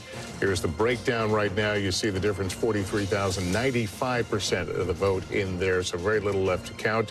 Where does that bring us to in the road to 270? Donald Trump at 246, Harris now up to 194. Let's go over to Tom Yamas, who's at the big board of Pennsylvania, and you've got some bellwether counties that are reporting in now, and it's a good news for Donald Trump. Yeah, one in the east, one in the west. Let's start in the east. Northampton County, this is Easton, PA, right here, south central suburbs. 95% of the vote is in. Trump is there with 51%. Remember, Biden won this in 2020, so Trump able to flip that bellwether county. There's still some vote out, but it's unclear if Harris can catch up. Erie County. We haven't talked enough about Erie County tonight. This is one of those swing counties that we watch in western PA. Biden won it in 2020. Tonight, Trump is on top. There's about 3,000 votes still left to be counted here. It's unclear. She's going to have to get all those votes if she wants to flip that county back blue. Let's go to the caller counties in Philadelphia. Let's talk about what we have here. So we want to compare to 2020 to see how she's driving out the vote. Underperforming right now in Chester County. Still 20% of the vote is out there. Montgomery County, 86% of the vote is in. 62% for Biden. Again, 60%. She's underperforming there. We move down to Delco. 95% in, 62.9, slightly underperforming there. Philadelphia County, this is where she closed out her campaign with Lady Gaga and Oprah as well. There's still a lot of vote left to be counted, 20% or so. 81% was where Biden was at. She's at 78. And finally, Bucks County here. Trump has flipped this right now. There's still about 30% of the vote is out, 69%. He had 51. Biden did in 2020. Trump tonight with 50%. Still some vote to be counted there. But those aren't promising numbers in the collar counties right now. And the bellwethers, one in the east, one in the west, showing signs that Pennsylvania could turn red. Still a lot of vote out, guys. But this may be one of the reasons, and we don't know why Vice President Harris decided not to speak tonight, but this may be one of the reasons why the trend lines in Pennsylvania from what we're seeing. Yeah, I agree. Charlie Kirk's has been kind of the best stream. Comment on this. I mean, this was our #1 target. I was going to be embarrassed. I was going to be mortified. We put 3 of our Airbnbs in Scott Perry's district. As of 30 seconds ago, Scott is now up by a whole percentage, 187,000 votes to 183,000. You know, look, the Dems ran up the mail-ins, but this is the power of Trump and his coattails, right? Look at McCormick, look at Scott Perry. And yeah, in York, exactly. York just came in big. Just came in big. Trump is now up by almost 200,000. Are you serious? Oh, by the way, Alan Lichtam, who said that Kamala is going to win, 210 said that democracy is gone. Trump is up by 210 right now in Pennsylvania. When one of the candidates gets With the most 90%. The electoral college is broken. Don't you hate that? Democracy dies so many people on my list. Democracy. I cannot believe that democracy killed democracy. I want to thank Austin, Mark, Kyrie, Tim, Jessica, Daniel, Alyssa, David, Andrew, Lisa, Bobby, Ashley, Brandon, Jean, Amanda, Abram, Cabe, John, Zane, Aaron, members.charliekirk.com, members.charliekirk.com.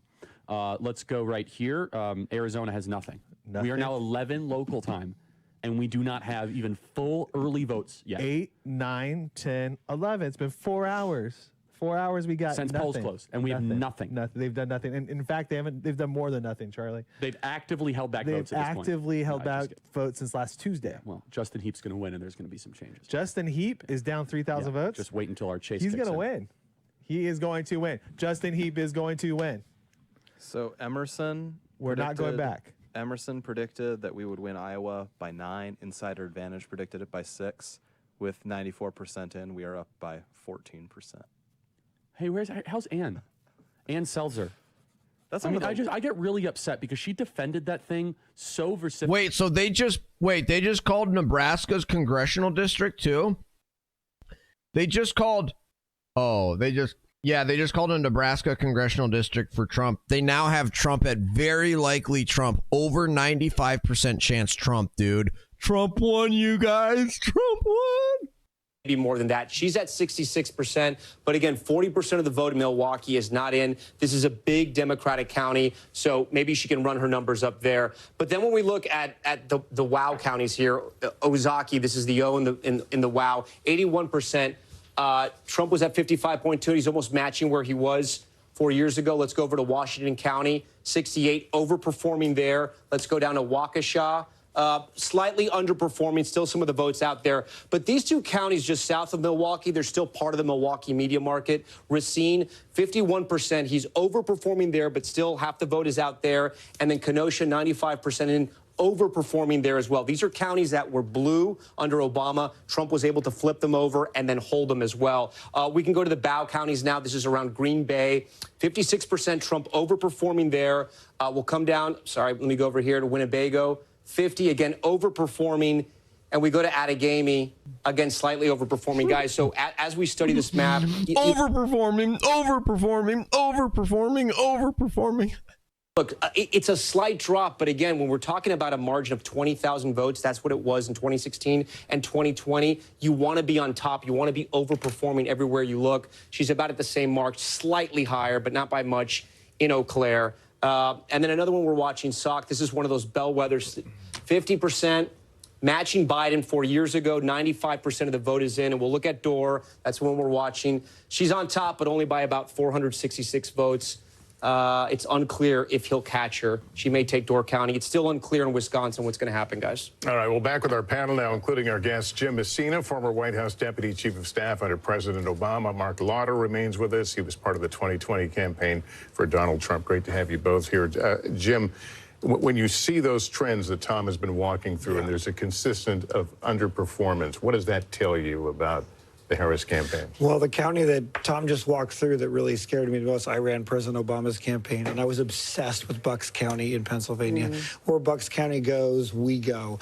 And we spent more time and resources there, and the Harris campaign did too. They had huge operations on the ground. The fact that they're not going to win Bucks County is really difficult and starts to say to folks, hey, you know, we have a problem here. The other thing is there just may not be enough turnout in Philly to get there. And I've spent my entire adult life waiting for Philly to come in. I just have anger. I hate the Eagles. All right, relax. Wrong table. Hey. You know, every 4 years we're having this discussion. Usually it's enough. 6 out of the last 7 elections, Democrats have won Pennsylvania.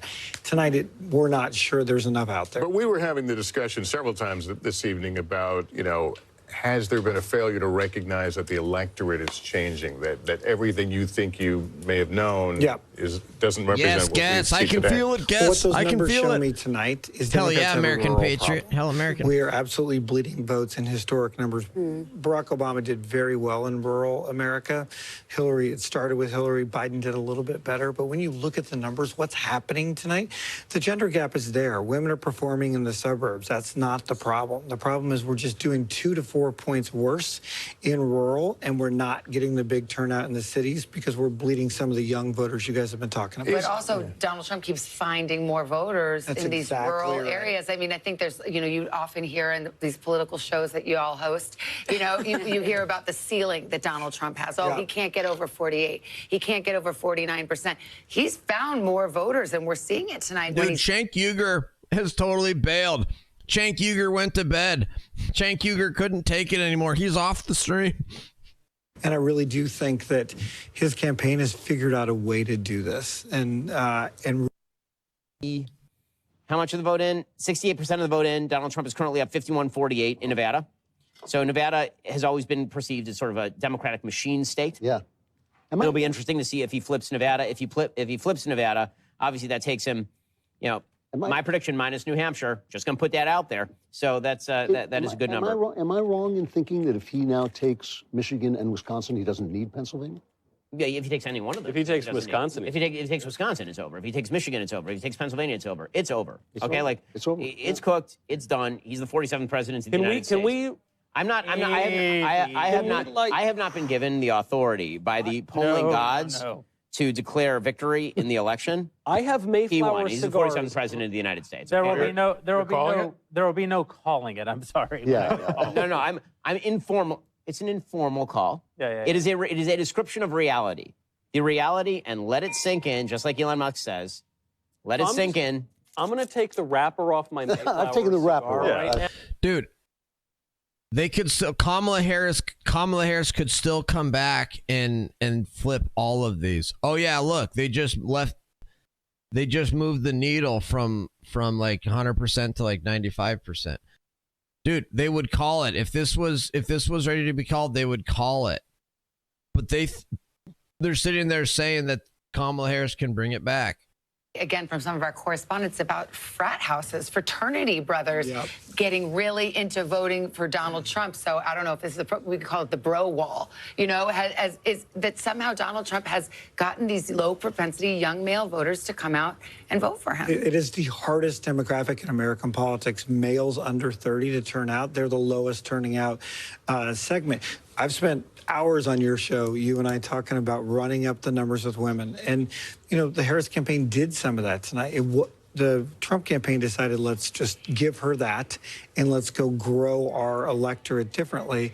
And it looks like tonight that worked. We've got another result on one of the abortion referenda.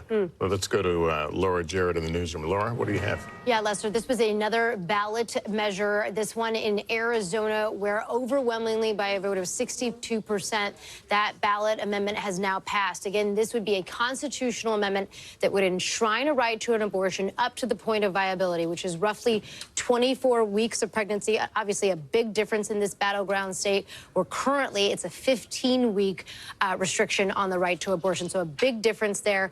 Again, we haven't yet made a projection on the ultimate race for president in that state. But again, the ballot amendment we can project has passed there, Lester. All right, Laura, thanks very much. And you know what's interesting on that front? There's also another ballot initiative in Arizona that has to do with immigration. And the thinking was that maybe that would turn out, if people were going to turn out based on this abortion ballot initiative, maybe they would also turn out based on the immigration ballot initiative, that those would maybe lean Trump. But the Trump campaign has thought that there would be quote-unquote ticket splitters or ballot initiative splitters, people who would back former President Trump in Arizona, but also back this ballot initiative that, as Laura reports, has just passed. One of the things that I think is so interesting is we're talking about expanding the amount of voters who came out to vote for Donald Trump is this decision that he made not to campaign with Nikki Haley.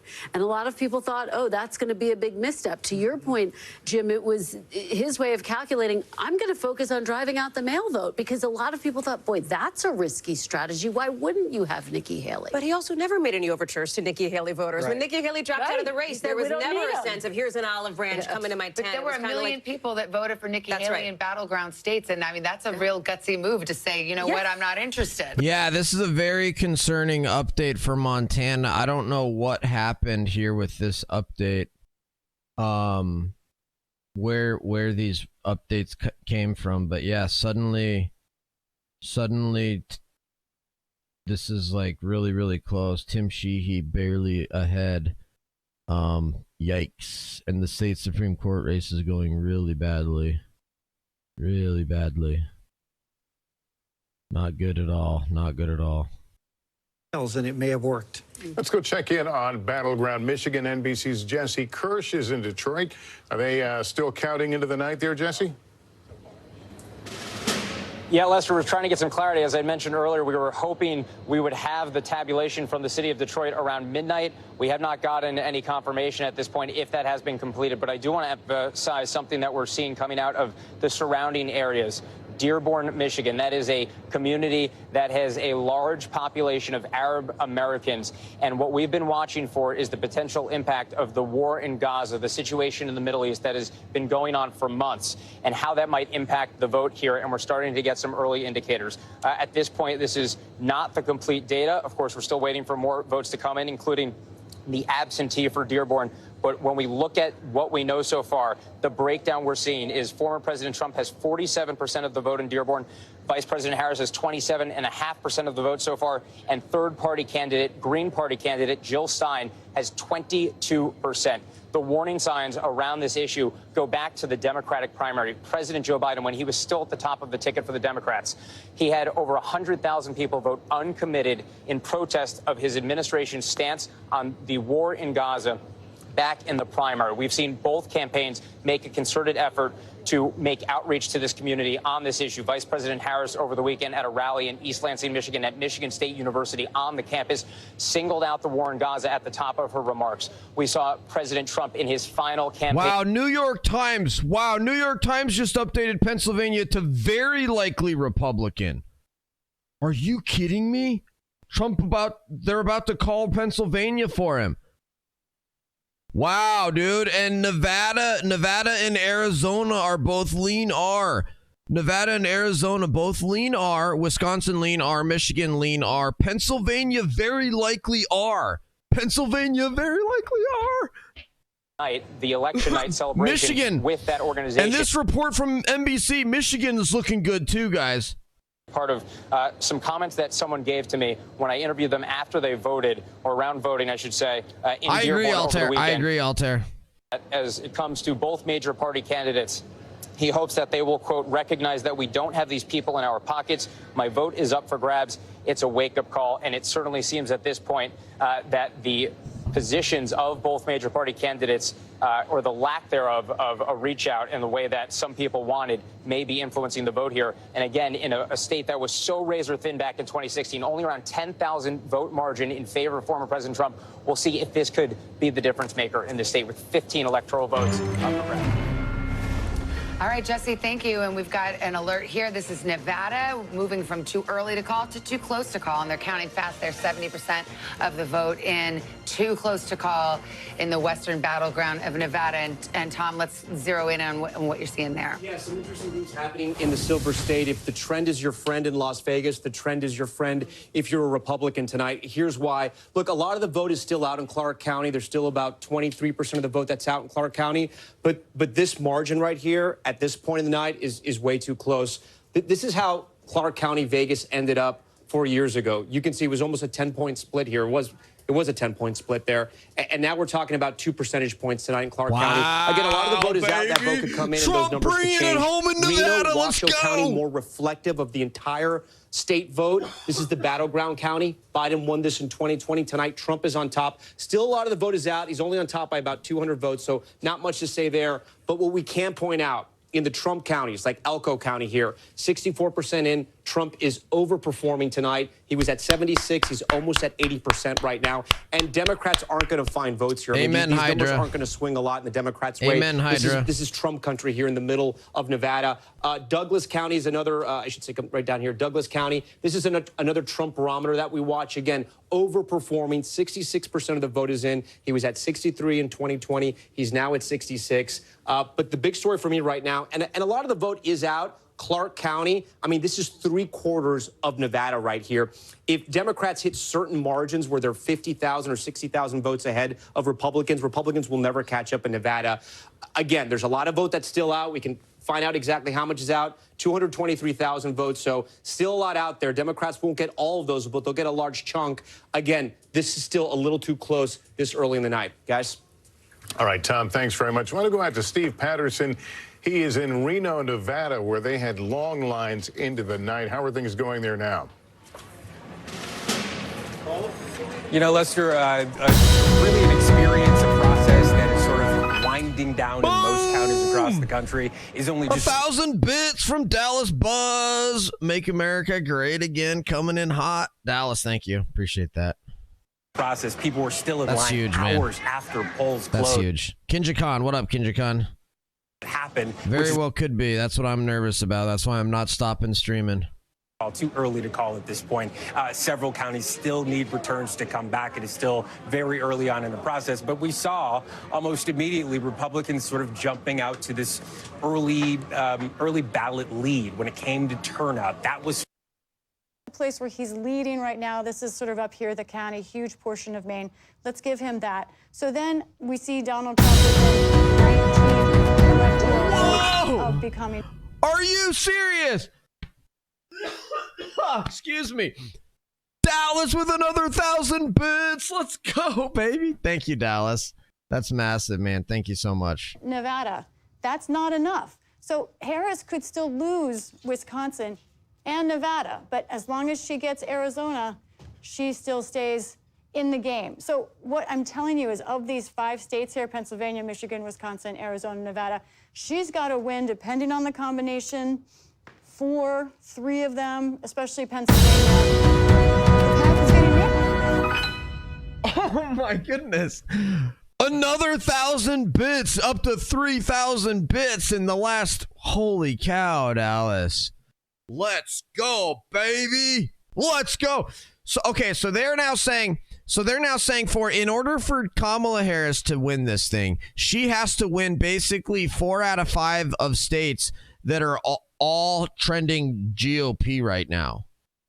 Kamala Harris wins New Hampshire. Okay, they called New Hampshire for Kamala. Big flip-de-whoop-de-doo. Donald Trump is already at 200. Holy cow, dude. Thank you, Dallas. You demand, Dallas. You demand. Let's go. Let's go. Let's go. Great. Record fundraising and all of that. And it's like, look, I get it. Like to them, it's, oh, this candidate is. Made it very clear earlier today, he does not have a lot of patience with this vote counting process. He wants this to be over tonight. He thought earlier today it would be over tonight. And it was his desire to speak tonight. Now you see that picture breaking up a little bit as he makes his way across the bridge to West Palm Beach. This ballroom is full. Secret Service starting to kind of close the doors, urge people to get in. They're cranking up the music, Savannah. I do not think it will be long until we hear from former President Trump.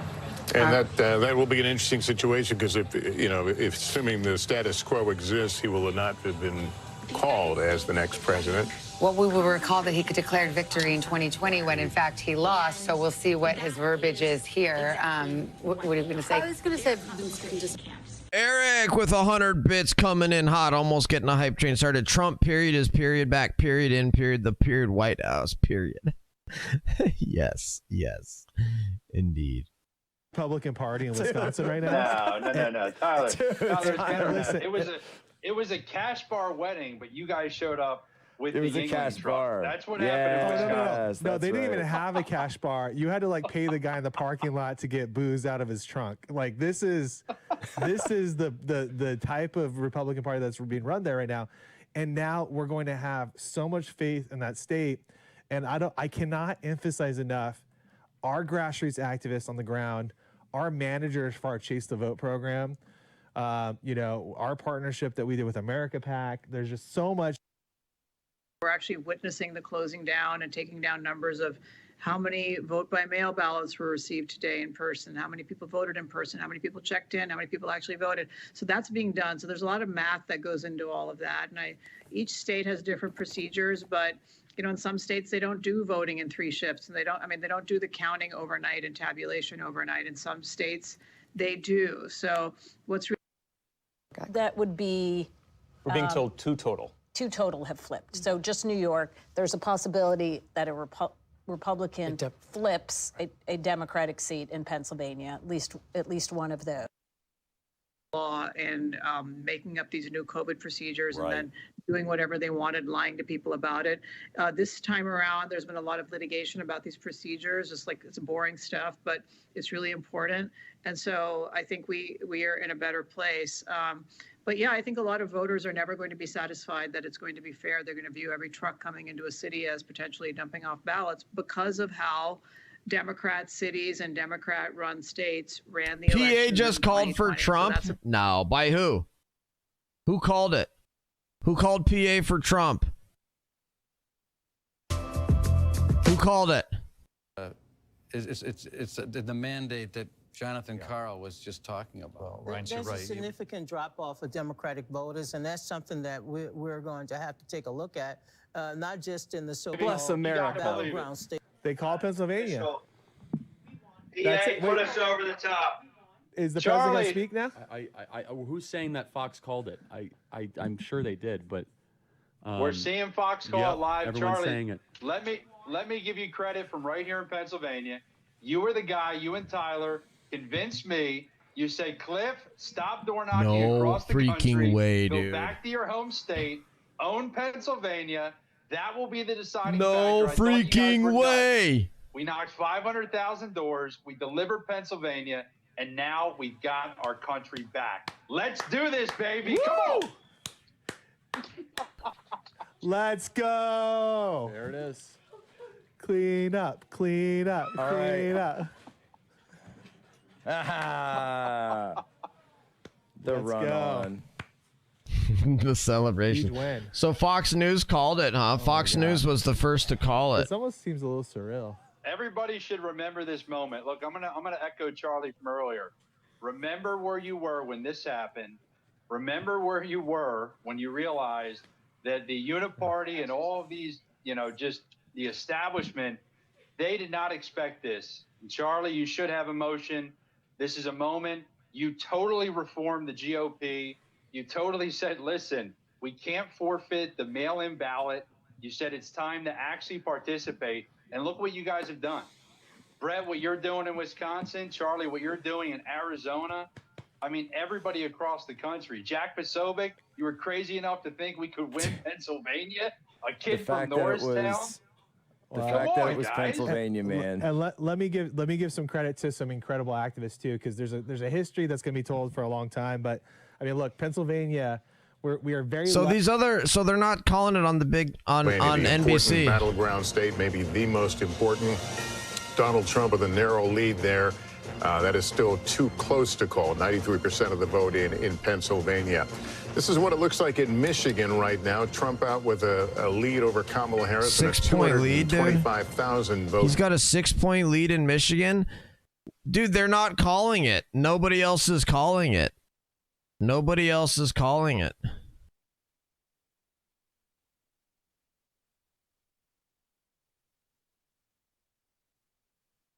I am going to reveal it now. No, it's fine. It's fine. Everyone should come on up here. So I'm going to reveal it. Yeah, come on, guys. I brought this all the way from Pennsylvania. We should start like the Charlie Brown song, and just like everyone start dancing. Just in case we won Pennsylvania. I said I wouldn't even talk about it. Ladies and gentlemen, we've got tasty cakes all the way from Philadelphia, PA. Pass them around. Pass them around.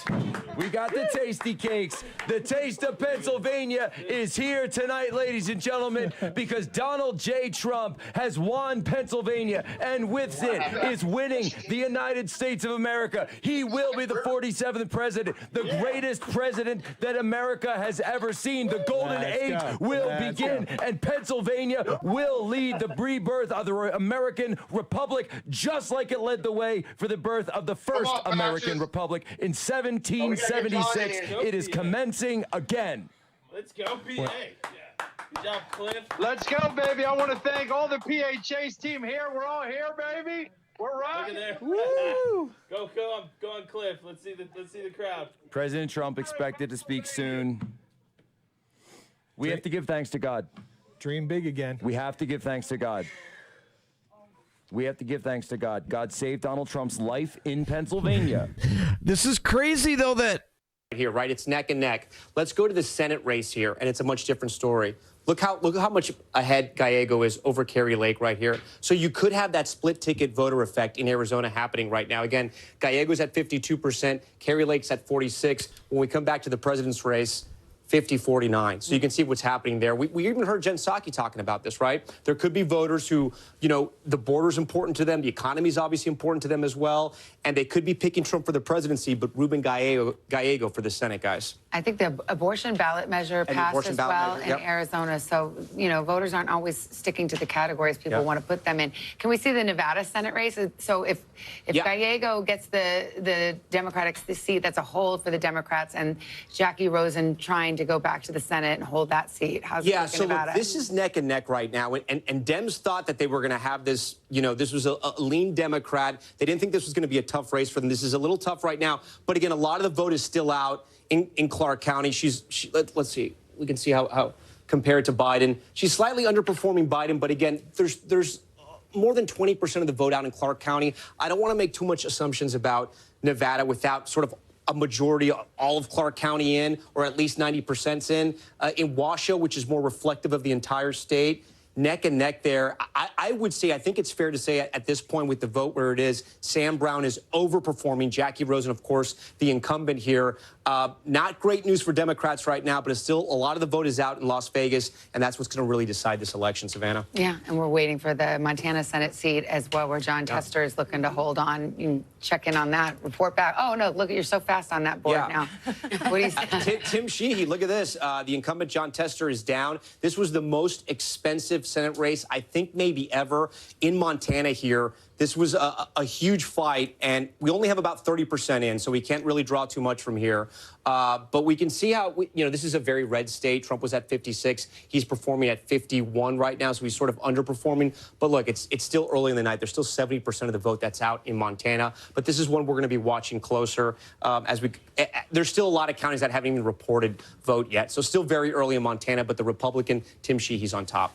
All right, Tom, thanks very much. We're back with our panel now, along with our guests, Claire McCaskill, former Democratic Senator from Missouri, and Mark Lauder, Strategic Communications for the speeches. And the Trump campaign obviously projecting a lot of confidence about where they are right now. They believe that they're going to pick off some of those other states that still remain. And depending on how this plays out, it's worth going back to that early vote, because the Trump campaign had been telling me for days and days that they were overperforming and that Kamala Harris was underperforming. Of course, we know that 2020 was an anomaly because of the pandemic, and it was unlike anything we'd ever seen before. But the Republicans had been saying that they were making these steady gains. Succeed with enough. So, Stu, what are you waiting on to be able to call some of these states? I mean, I'm ready, I don't know if we're ready with the graphics yet, but I think Pennsylvania, I'm pretty much convinced. I'm interested to see a couple of these other states, because while Pennsylvania is the big ticket, it's the one we've been talking about for an endless amount of time. We just talked to Harmeet, who was in Arizona. They still need Arizona if they don't get Alaska. Alaska has been called by some people. Looks like that's going to be enough. I think they're going to get these other states. I don't think we're going to. I don't think we're in an issue, a period here where there'd be a lot of worry. Though, again, you have a lot of people who do get concerned whenever the final total doesn't go across the border of 270. What's interesting, too, is the approach from Fox here, Glenn. Fox, if you remember in 2020, called Arizona early. I mean, their audience hated that, and they got pissed off at them. It wound up the final total of. Minnesota's a pretty Democratic state, and so it's just. I mean, there's not much more you can say, but there's a prevailing wind in this campaign, and the wind is touching pretty much everywhere. Prevailing wind, which I hope shifts. I mean, she has to win the blue wall. And it is my fervent hope that Fox, that call by the other network, is it's 1:30 in the morning. I can't even think anymore. But it is my hope that the AP will flip that. Fox was premature. That Fox was premature, and that she hangs on. Obviously, you hope that, bro. If she does, we know that you hope that, dude. Vike, what's up? Oh. Republican White I don't know House, if we have the Senate, House. No. The House is going to be really Supreme hard Court. because we've got, between California and Oregon and Washington, there's so many races out west and Nebraska. So it does feel a little bit too early. I haven't been able to look at all the math, but it's probably right now that Democrats are up 1. Mm-hmm. And overall, but they're probably going to lose at least one Michigan, if not 2, and so that will even it back out. And so it is 1:30 in the morning. This is not the time for me to be probing for deep, thoughtful conversation, and yet here we are. And yet here we are. Only because, and between everyone here, there is so much incredible experience and knowledge that if we just pull.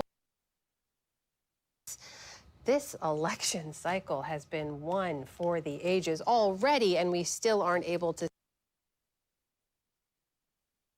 Let's take a look now at the blue wall. This was the easiest path to victory for the Vice President, Kamala Harris.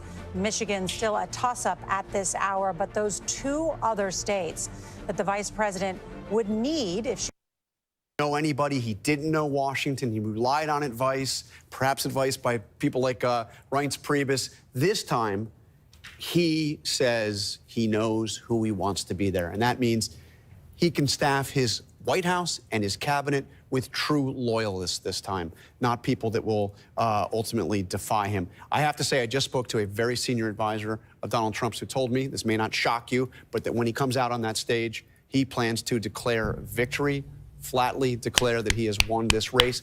He did that, of course, in 2020. But unlike that, we haven't called it. At least he has a solid reason for coming out and saying that. In fact, we've also heard on Elon Musk's X platform from Mark Cuban, who, of course, was a very prominent surrogate and supporter of Kamala Harris. I interviewed him just over a week ago. He's saying, congrats, Donald Trump, you won fair and square. Wow. Again, we haven't called it yet, but that's a Wow. very prominent Wow. supporter who was out there campaigning for Kamala Harris, going out and saying, congratulating Donald Trump, and by the way, also congratulating Elon Musk as well. But that's certainly not the message coming from the Kamala Harris campaign. Just to be clear, Mark Cuban may be a very, a top supporter of Kamala Harris, but their campaign is still insisting they have a slim path here. But even they recognize that in kind Yes. of going dark tonight or going quiet, that they're opening up all of this sort of airtime and conversation to the real possibility that Donald Trump is going to return as president, particularly given the mathematical path here that we see ahead of us with the blue wall. I mean, there's no way around it. He's had a very impressive night, not only in the Sun Belt, but right through the blue wall states. And so Not know about those for several hours now, and we are waiting. Wisconsin and Michigan kind of bringing up the rear there in terms of these Midwest, East Coast time zones. So we will continue to follow this, but Kamala Harris, I should mention, has gone home for the night. Cedric Richmond, who is the co-chair of the Harris campaign, came out and addressed the crowd at Howard University in Washington, D.C., letting them know that one of the things you can do to avoid an outcome like this if you're Democrats is not be absolutely terrible for 4 straight years. That is one thing you can do if you want to make sure this type of Decision Desk called Pennsylvania too now? So now Fox News and Decision Desk have called Pennsylvania? Of that horrible failure of a regime. That's an option. I know you threw out the actual guy who's president, even though he's still president, but you threw him out on the ticket. Maybe try not to be constantly terrible. Just a suggestion. Amen. All right, let me go to stage 2. You guys have an update? Yeah, Glenn, while I know it was noted that most of the results were in that Mark Cuban was predicted an aging lesbian, it has been 100% confirmed. But on top of that, Mark Cuban did actually post on X, congrats, real Donald Trump, you won fair and square. Congrats to Elon Musk as well. Godspeed. And so you'll note you won fair and square stick out pretty boldly there from Mark Cuban, who just 5 minutes ago was telling us that all women who supported Trump or surrounded Trump were, weak and stupid. Yeah. The Elon Musk tweet that just was published, you are the media now. And it's true. Nice, dude. Nice. Oh, Cenk is back. Arizona. Cenk is back, baby. Let's go. More meltdown. I want more Cenk meltdowns. Closing in Pennsylvania, right? It's under 200,000 votes, which it hasn't been for a long time. But, a broken record here. Those votes have to be out there in order for them to be covered. What does look good is the House races right now are the Democrats have definitely picked up some House races. Some incumbents are in trouble. Ryan Zinke down in Montana right now, which that is so weird. It is weird. It's also 44% in, but it's tracking that way. I can't imagine that Zinke's going to lose. I can't imagine either. But there are not a lot of voters in Montana. Big state, not a big population. So yeah. Can I mention something about the media? Because you mentioned Fox News. So, look, they have called things early before 2000 and all that. This is sort of on trend for them. But I agree with your read. They're doing it not because their journalistic ethics have led to it, but because they're trying to curry favor with Donald Trump, which obviously every right-wing media outlet, if he wins, is going to do for the next 4 years. And my fear is that combined with some of the moves we saw from prominent newspapers, the seeming preemptive fear of going against Donald Trump, a guy who has talked constantly about, revoking broadcast licenses and, going after his critics. He wasn't allowed to use Spotify. This is the most unlikely of hero it's the American journeys. people are the best people on the planet. They are. There is no country like this. And from Elon Musk buying Twitter to liberate we Twitter. asked the question, are the American people still there? If you can hear me, Tubby, what's up, Tubby? And we did it, boys. We did it. Been cowed into such silence. The political persecution, the censorship, the actual lawfare against conservatives across the country. Tyler, you've been faced with this. We don't need to. Not to do the tariffs. I don't, and he doesn't need Congress for that. He can do the tariffs right away. I've been hearing from my friends that are in Europe. They're very worried about the lines of those countries being redrawn fairly quickly. You mean Ukraine? Yes, and more. You know, Orban and other autocrats that now will feel this is a green light. I think NATO will be greatly diminished. I think our European allies will be very, very nervous. You know, so that's another whole piece of this. So I think it really is important for us to know whether the Democrats take the House before we start speculating too much. And part of me, you know, I want the Democrats to take the House because I think there'll be a check. On the other hand, they also will be a scapegoat. Well, let's be clear. If the Republicans hold on to the House, they have the Senate. If they win the White House, you have an ideological 6-3 Supreme Court. You will have the Republicans in charge of every branch of government in this country. And not to raise this specter, but it is possible that if Donald Trump wins another term, if that happens, and we have not called Pennsylvania or the race yet, so big ifs here, but if that happens, you could maybe see some court retirements if there is a Republican Senate, Republican House, Republican in the White House as well, and then the court could become even more conservative. Again, potentially, I don't want to go too far down that road. Let's see how the night shakes out, but since you brought it up, Savannah, just to throw that in. Well, that brings us to Tom Yamas and the Commonwealth of Pennsylvania. We've been talking so much about those collar counties. I want to talk about the I-222 corridor, and I know we have some PA homies in the house tonight. I'm sorry if my highway is not exact, but it kind of cuts through here. And I want to talk about this because when we look at the counties and how Trump's doing here, this is where the Hispanics are. This is the Latino corridor, if you will, in Pennsylvania, because I want to show you how important this is. So when we start, we can start right here. We'll start in York County, overperforming in York County. As we move up, Lancaster, about even there. We'll keep going. Berks County here, overperforming again, almost all the votes in there. We go to Lehigh now. She's underperforming. Harris is underperforming from Biden. Trump is overperforming. And we finish over here in Northampton again, Easton, PA. Again, he flips this county, overperforming there. And then I want to show you the polls, guys, right? This was the exit poll that sort of, I don't want to say it surprised us, but this told us that the story was going to be different tonight. This is Trump support among Latino voters in Pennsylvania. Look at this number, 2020, 27%. In 2024, 41%. It was just not Latino voters. And again, I know this could change. These are early exit polls. So look at the breakdown here. White, 55, 57. But even black voters, he grew his margins there from 2020 to 2024. And again, that Latino margin, that spread right there. And I bring this up because we were talking a lot about that Madison Square Garden rally, that joke that was made about Puerto Rico and Puerto Ricans and how it would affect the race and how it would affect what happened in Pennsylvania. So far, we have not seen it have any tremendous effect. Again, we'll get all the data post-Thanksgiving, and we'll be able to sort of figure all that out. But right now, it looks like it's not affecting those Latino counties in Pennsylvania. I do want to get a check-in on how the collar counties are doing around Philadelphia. And we'll, again, Biden's number, where Trump is. This is statewide. We're going to start in Chester County. Harris is underperforming, still about 15% of the vote left out there. Montgomery County here, again, underperforming. We come down here to Delco. 62%, 61%, you know, almost about the same. But again, if you want to win Pennsylvania, you have to be at the same mark as Biden or higher. And then Philadelphia right now, this is not a great number for her. This is pretty bad. Again, 15% of the vote, more than 15% of the vote is still out there. So she could claw that back. And I don't want to forget Bucks County here. This is the big one tonight when we talk about the collar counties in Pennsylvania, because Democrats need to win this. They need to win all the collar counties. Biden at 51 in 2020. Tonight, Harris underwater at 48 and Trump up at 50. He may possibly flip Bucks County. 75% of the vote is in. Hallie Jackson's the Bucks County expert here, so I'll leave it to her. No, correct me if I'm wrong. It was a Biden County in 2016 as well, right, by a slim margin. It was Clinton County. Yeah, you're right. I'm sorry, Democratic County, of course. Yeah, but this is the only collar county. Yeah, Hallie, you're right. This is the only collar county Republicans thought they had a chance in, or could at least claw back some of the vote, maybe peel back some of the Democratic support. And tonight it looks like it's happened. We're still waiting on a quarter of the vote. But that's a strong, when you see a number like that in Bucks County, you know it's going to be a tough night for Democrats. And as we talk about the education gap here in this race, I will just point out that Bucks County does have a bigger education gap than you see in some of those other Philadelphia suburban counties as well. You have an area like Lower Bucks, you see more of sort of that blue-collar voter there.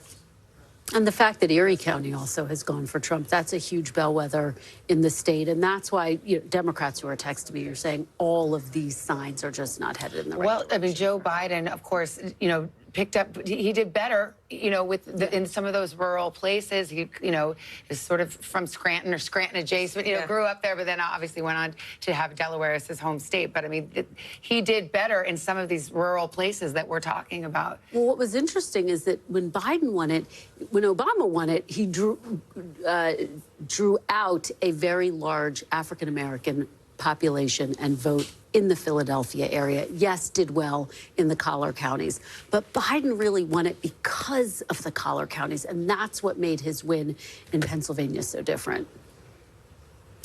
Everyone's speechless here. I guess it really is 1:40 in the morning, except for they're not speechless. They're cheering there at Trump headquarters. I think we can go West there. Palm. Yeah, I think we must be getting close to that moment with Donald Trump. His motorcade, we saw it coming, so I think...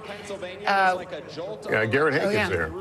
Yeah, he's there. We can listen to him and hear what the crowd is hearing. Yeah. Savannah, I can tell you right now, the anticipation far outpaces the available information about what Donald Trump will say and when he will say it. They're broadcasting another network in here, and we're getting a lot of cheers from a crowd who is anticipating a victory speech. I can tell you on the platform behind me, you probably can't quite see it, but the glass is up. The teleprompter glass is up for prepared remarks. But I think it's possible that part of the delay here may be that those remarks don't yet exist. Trump told reporters this morning after he voted that he hadn't written anything yet. He hadn't written a concession speech. He hadn't written a victory speech. He is something of a superstitious person, and it's possible he did not want to put anything on paper early, not knowing the results. For right now, I'm like tapping through my phone. We're reaching out to campaign sources, but I think part of the problem is Trump himself may not be entirely clear what message he wants to give to the country when he decides to step forward and give it. Savannah? All right, Garrett, thank you. Let's go over to Peter Alexander at Harris headquarters, where they're shutting it down. Cedric Richmond had just came out a little earlier saying that we will not hear from Kamala Harris tonight, but we will tomorrow. Any further word there, Peter? Right now at this hour. Yeah, I think most accurate to say that we are shutting it down at this point, shy of 2 o'clock here. We're the only ones left, a matter of reporters here who are sort of bundling up their gear in anticipation of the vice president returning to Howard University, her alma mater, as we were told. I guess it's later today. She'll be speaking today, Wednesday, not just to her supporters, but to a national audience as well. Obviously, this thing isn't done yet, but certainly based on the expressions we saw, the information we're getting from those in and around the Harris campaign, it doesn't feel like a winning night for them, a successful campaign. We heard a funeral type atmosphere from those top donors who were gathered at a hotel not far from here. Kamala Harris never arrived at this location, not dissimilar to Hillary Clinton back in 2016 when it was one of... Oh my gosh, you guys, sorry about that. Holy cow, I had to take a break. Did I miss anything? I literally just took a shower. Holy cow, I feel so much better. I needed a break. I needed a shower. Woofy. Did I miss anything, guys? Did I miss anything? Nothing. Democrats said they were going to give me higher minimum wage and health care, and I got nothing. I don't, and that's not a totally... That's huge, Eric. That's huge, Eric. Yes. Doesn't mean that Donald Trump's a good guy, and it doesn't mean that he didn't say those racist things. He did, right? And it doesn't mean that he's going to deliver for black people. He won't. He's only going to deliver for himself. But my point is, the Democrats' bar was so low. They passed so little things that helps the average American that Donald Trump had to just go just a couple of inches above the ground to get above that bar. So is everybody... Wow, Michigan got a big update. Leanar. Very likely are over 95%. Pennsylvania, 94% reporting Trump up 3 points. Michigan, 71% in, Trump up 6 points. That's amazing.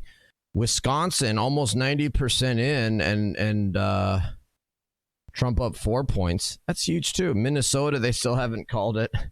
Arizona, Trump winning. Nevada, Trump winning. I mean, doesn't get better than that, does it? To do is they're taunting Trump to declare victory and be like, well, Trump preemptively calls victory, it's not. It's done. It's over. What? So, it's done. Yeah, like a dictator. It's you're done. going to get the autocrat. You're going to get whatever. all that It's stuff. just all a bunch of noise. We're in power and they aren't. Thanks for shopping. Oh man, the P Diddy gang is not feeling great tonight. Their bets didn't pay off. I just want to say thank you to everybody who supported us too, and who prayed for us, and who donated to all of our efforts, and who's become members tonight. You guys are a huge part of all. I mean, you are witnessing history, everybody. True. And it was so different than 2016. It's its own thing. It's not even its own comparable thing, it's not right? 2016. No, No, it's not 2016. That was a shock and awe. It's like they saw this coming and they tried to build a fortress, right? It was unstoppable object, immovable force. They said, how can we try and prevent Donald J. Trump? So I think that I'm prepared to say at this point that Donald Trump has won.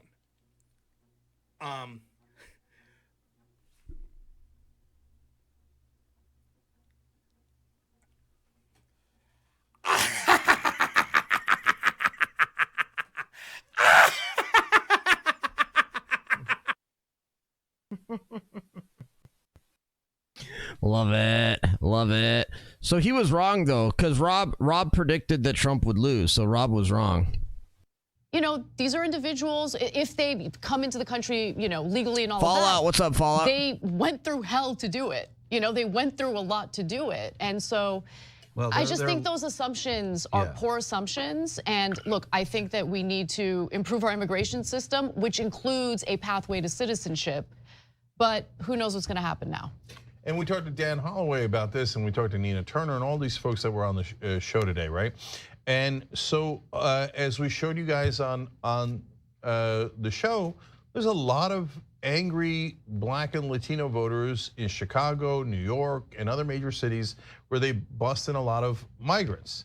I told you that when he started doing the busing that it was a really smart political idea. I don't like it. I don't want to do it. I don't want to. I would be against using people as a political pawn like that. But I said, nevertheless, it's going to work, and it did work. And those people did get mad, and then Democrats and in that case, particularly leftists were like, no, pretend it's not happening. It's all a lie. It's all made up. No, they love the immigrants there. No, they don't. And sorry, and by the way, I wish they did, and I wish we had more of a budget and more resources. So Cenk is still spurging out. So Cenk Uygur is still like spurging out.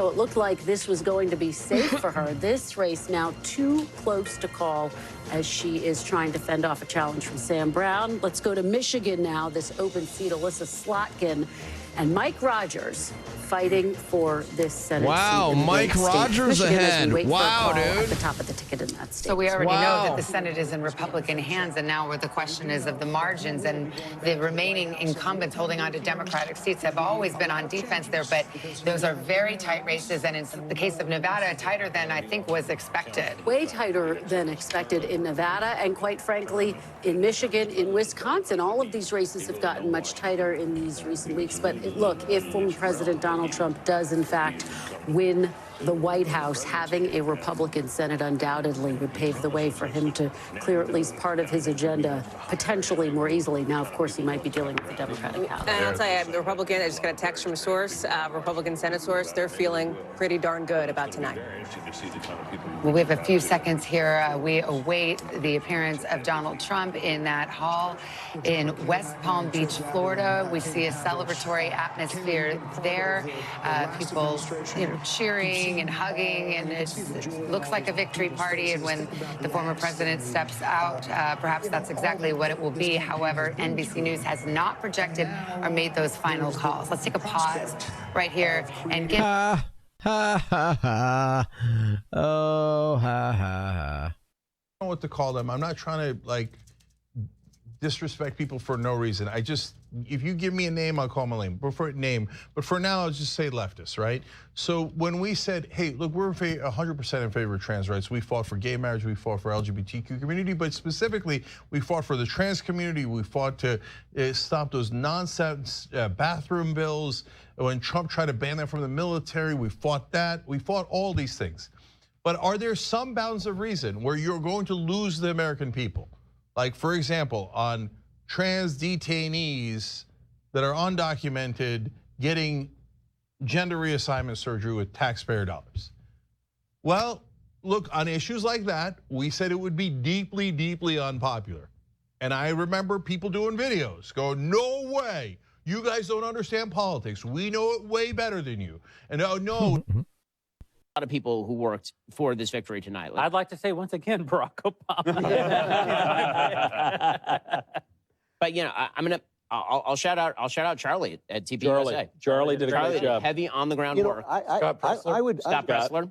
I would thank us. I really would. I think this has been a revolutionary enterprise. It's been part of a revolution. It only represents the revolution. It isn't the revolution, but it represents it, and it represents it proudly. I'm incredibly proud to be here, even with you clowns. Yeah. And I mean, which just shows you that you're seeing Fox News seeing a little bit of the writing on the wall, wanting to ingratiate themselves back over with Trump and be the first ones to call it for him.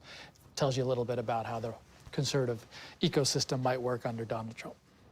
We have another race call to the 2nd Congressional District in Maine that comes with 1 electoral vote. Amy? I love the 2nd Congressional District of Maine. It's beautiful. I think it's the largest. Presque Isle? Yeah, it's the entire northern part of the state. Acadia National Park is in there. You've got Western Maine. It's beautiful.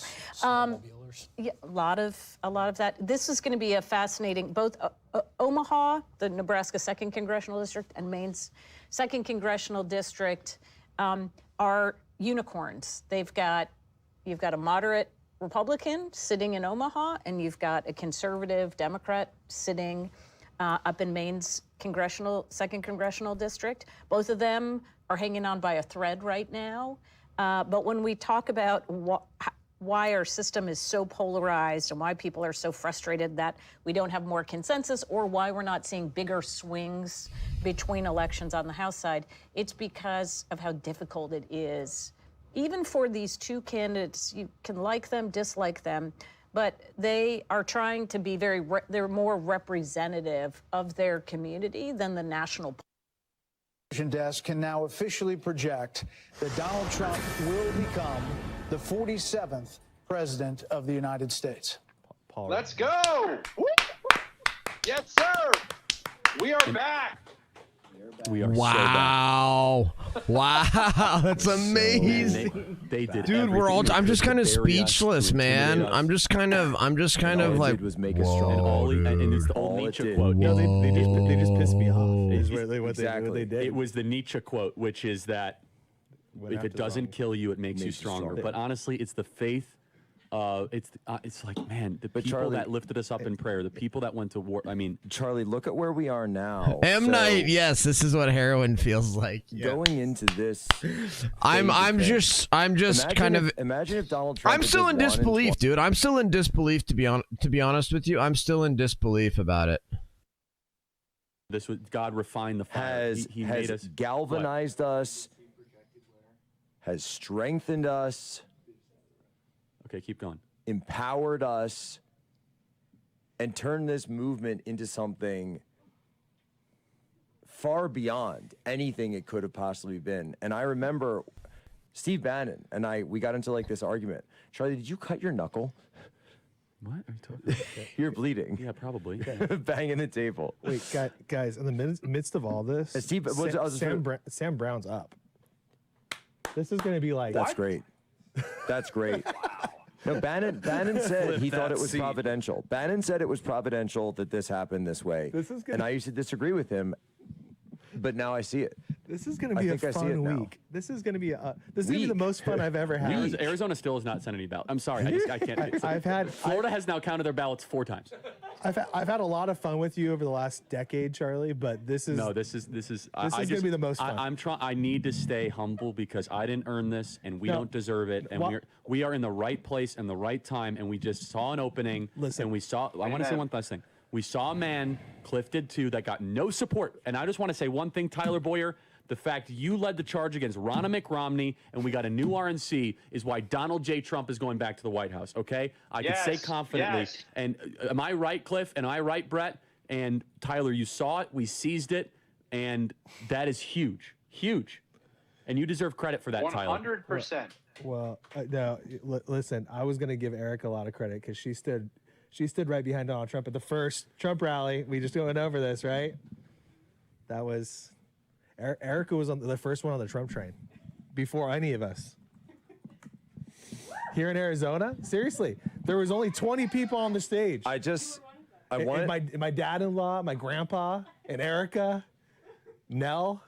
1-year-old Nell. I want Donald Trump to just get up on stage in a couple of minutes and say, Kamala Harris, you're fired. I think he's going to be more magnanimous than that. But we'll. No, I know, but still. I kind of hope he's. But I want it. I don't. I want it. It's just like all of it's. No, he'll be magnanimous. This is That's his nature. All right, I want to thank our members. Yeah, Cliff, go ahead. Cliff, you've been great tonight. You're not going to bed, Cliff. You're staying up. Decision Desk called it too, dude. Decision Desk called it for Trump. No. Wow, dude.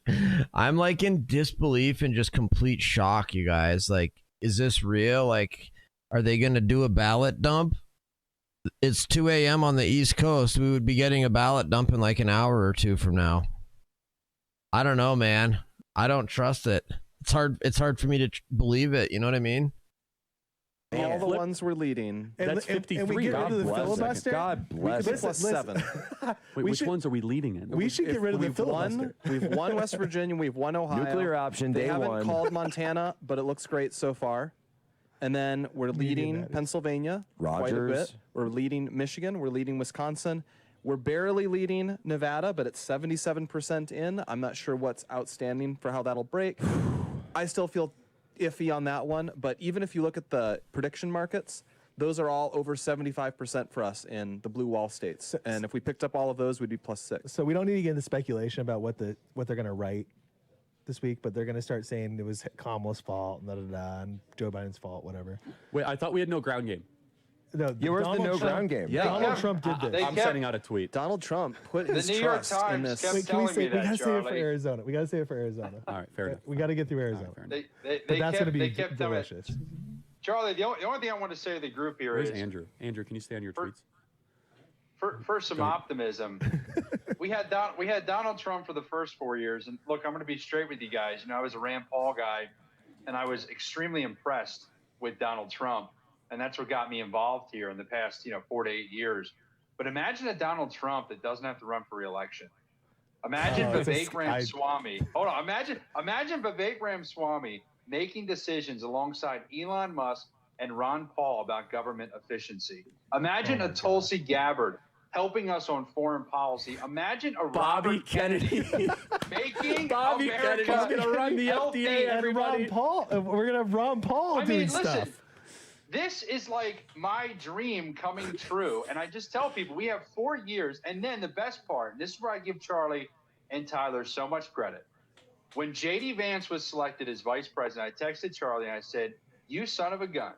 For the first time in my life, we have a ticket with no neocons, with people that understand that we have to be anti-globalist." That was some dark art stuff. We did that one. It was magical. This is pathetic why the mainstream media won't call it for Trump, dude. This is hilarious. They've been talking as if Trump won for like 2 hours, but they literally won't call it for Trump even though everybody else has. This is hilarious. Not to run, I'm not saying that, but to influence another set of policymakers. Is Trump still up in popular vote? Let's see. First of all, let's do live forecast. According to New York Times, according to the New York Times, Trump is going to win the popular vote by 1.2. Actual reported results, yes, Donald Trump is winning the popular vote by like 5 million votes, 51% to 62%. But that's because we've only got 45% of California in, probably.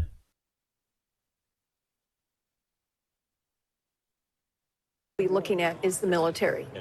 We have a civilian-controlled military in the United States, but there is a deep ethos in the military, especially in the leadership, about the separation of politics and the military. And Trump at times tried to blur that line and was frustrated, I think, because he could not get the military to do what he thought they ought to do when they ought to do it sometimes. So I think it'll be interesting to see how the Pentagon handles this, because there are so many strong leaders in our military, and they have come up through the ranks, and they have transferred their families all over the world, and they have learned every part of military leadership. And I think there could be some bumps in the road as to how he handles the military and who he puts in charge. Well, in his first term, there were a number of administration officials who were there because they felt as though they could say no to him. They felt as though they were protected.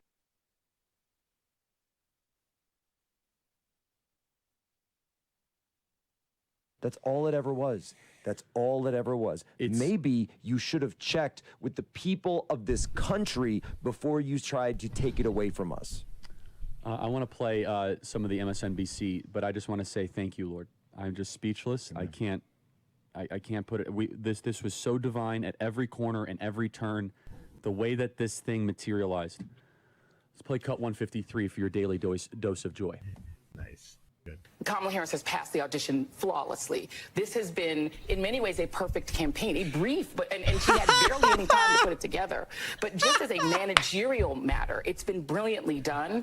She's reached out to every possible constituency, and what the campaign is talking about now is the granular get out the vote effort that you just don't see on the other side. On the other side, you're seeing Charlie Kirk, to whom the Trump campaign outsourced the parts of its ground game they didn't give to Elon Musk, going on X Twitter this morning and begging people to vote. So their ground game is to go on Twitter and beg people to vote, or X, whatever they're calling it now, whereas the Harris campaign's ground game is literally multiple taps at each door. They're going back to people, texting, This is hilarious. calling, going to the door, do you need a ride? It's like what Obama did. It's numerous touches on voters who don't vote that often, because that's who this ground game is for. We will play that later in the week. Don't even mention it. Let's just wait for more Arizona. Okay. Email us, freedom@charliekirk.com. I just want to internalize that. We will happily walk her through our program. Guys, yeah, that's right. She's welcome. We will happily walk her through our program. If you guys, and the thousands of people that we had not, right? If you guys want a signed MAGA hat, freedom@charliekirk.com, proof of subscription, you get in the running, or a guaranteed one, members.charlie. Let me finish, please. Members.charliekirk.com. Members.charliekirk.com. We still don't have data from Maricopa County. It is. I'm going to text Stephen Richer right now. You should actually, yes. And I'm going to say, it's midnight. What is going on? Say Trump is president. You don't have to play any games. You should tell him that. Trump is president. Trump is president. You don't have to play any games. Pennsylvania. When are they going to call Michigan and Wisconsin, dude? Because Donald Trump is dominating in Michigan and Wisconsin, too. They might as well just call Michigan and Wisconsin for him, too. That deep state, or these are people that were an obstacle to what he wanted to do Vegas, what's inside up? the administration. Mark, how seriously do you think he will take that? Well, I think he will take. I don't speak for the former president. Amen, Hydra. We've got an important call to make here. Moments away from I'm calling one of the being key told to stand battlegrounds. by. Yes, NBC News can now project.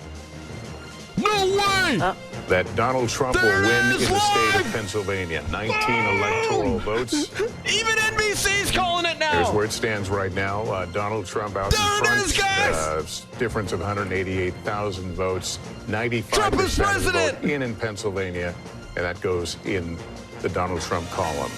And with that, it's expected that he will have the 270 votes he needs. I see you puzzling over there. It's because of Nebraska. Yeah. I was looking here going, okay, am I going crazy? No. Because we haven't called Alaska yet, and that's why it's 266. But once Alaska gets called and Nebraska, you can see former President Trump, he had to get to 270. He's likely to get to 272, if not higher. We still haven't called Wisconsin or Michigan as well, but he is on his way. NBC News projecting him on his way back to the White House. And we were told he is perhaps a minute away now from coming on the stage at the campaign headquarters in West Palm Beach and to make his I think remarks. Trump was waiting. Trump was waiting for even the mainstream networks to call it. Trump was waiting for even NBC News to call it. Now Trump can really speak and say, yep, I won. Even NBC News called it. Everybody's called it. Second term after a gap Has of New time. York 4 Times? years later, Donald Trump will be the 47th president of the United States, as he was the 45th president of the United States, with the convincing sweep of several battleground states. Several battleground states still not decided, but the magic number of 270 electoral votes has been reached, and we will have many hours and days to talk about the coalition that he put together. But this is the scene at Trump headquarters in West Palm Beach, as Donald J. Trump once again will assume the presidency on January 20th. The United States Senate will be in Republican hands. Democrats have lost control of the Senate, and the fate of the House of Representatives, currently in Republican hands, also in question. Democrats just need 4 seats to pick up to get control of the House. That would be the one check on Republican power, but it may well be that they sweep the House as well. So we have set the scene for you. This long campaign is over, and we await the former president to make his remarks. Tom, to be clear, how does he get to 270 now? He's at 266. Yeah, so right now... Yo, Dano! That is exactly what they are. They are concentration camps. Dano with the 447 bits. Thank you, Dano. 47, 47, 47. Let's go. Yeah, there's a congressional district in Maine. Once he gets there, he'll get past 270, or he'll get right to 270, and that's where he'll stand tonight. And when we hit 2024, he'll likely get to 272. Again, and we haven't called Wisconsin and Michigan, so it could grow from there. But as Savannah mentioned, he got to 270. That's the magic number. We're projecting that Pennsylvania is a win for former President Trump. He is headed back to the White House. This is all, of course, assuming that Alaska and Nebraska and the Maine district go the way that we expect them to go. So just to, I think Tom is making an excellent point here, that we haven't hit that magic 270 number just yet. But with the win in Pennsylvania here, the thing I'm looking for, a couple of things. What is the Harris campaign going to say and do now? They can't say or do anything now. Wait, what? What the heck? I just lost my NBC News feed. Or did they just go down?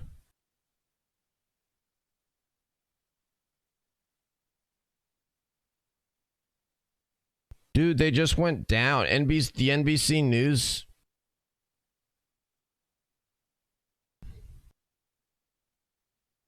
State Hillary there Clinton it is. did, in fact, call Donald Trump that night. There it is. That was weird.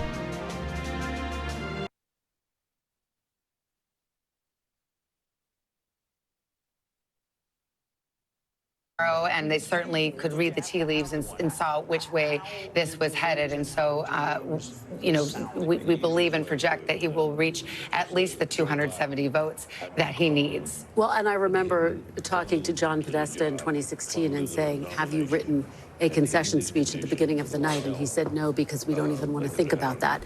And you have to ask that question. Did Harris even have a concession speech, or is that part of what she's thinking through? What exactly? Well, I mean, going into a night where, you know, the polls showed 49-49. I mean, I think Well, maybe someone wrote a concession speech. I think you wouldn't be blamed for, you know, being presumptuous to go out and write a... For all the talk about the 2016 vibes, and I'm sure it's in your text messages as well, yours, you know, that this feels a lot like that. There is a distinction here, and I defer, of course, to the former Hillary Clinton campaign correspondent, but there was, in some ways, an air of inevitability around Hillary Clinton that just didn't exist around Kamala Harris. She wasn't even supposed to be on the top of this ticket 6 months ago, right? So it was a very different vibe coming into this. She talked about it, her campaign cast her as the underdog here in this race, not as the sort of heir apparent, if you will. So there are some distinctions here. By the way, this is the third straight election in which it appears that pollsters have underestimated the Trump vote. I mean, we will see. We don't have all the numbers here, and we can all do the comparison, but it does appear that he, at least, maybe it's not a polling miss, because those were, in most of these battlegrounds, dead ties, and within the margin of error. And if it's in the margin of error, it's not a polling miss.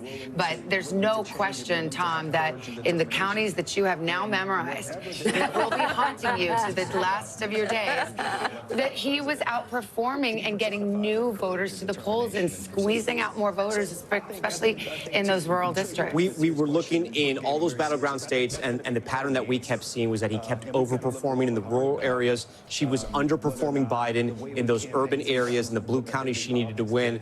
I was signaling you, Savannah, because one thing I don't know if you guys have talked about it yet, but if former President Trump goes back to the White House, something else you guys, I don't think you've talked about it yet, is the Supreme Court. And what happens in the Supreme Court, and if anything happens there, we saw how he completely reshaped that court.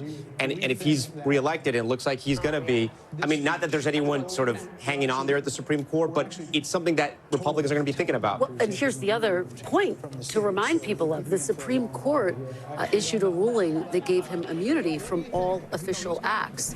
Prior to tonight, Donald Trump was facing 3 legal battles and was also convicted. He's got a November 26th sentencing date. So there will be a lot of questions about how all of that will There are 2 unfold. state cases with sentencing case. The sentencing is in the New York State Hush money case. and then there are 2 federal cases which will functionally Effectively disappear. go away, I mean, yes. they'll go away if he took Thanks for office the and they were still follow. going. He could pardon himself. He could have a different attorney general. I mean, there's a million. They're gone.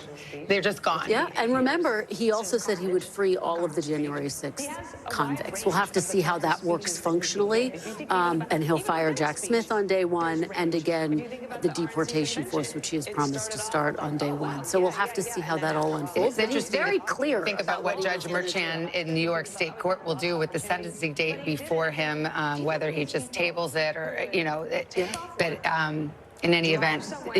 That could mean another Supreme Court intervention to try to find out It could. It'll be very interesting. Yeah, it's an experienced judge. I don't know what he'll do. He may just, you know, recognize what's going on. And in the end, it is a business records case.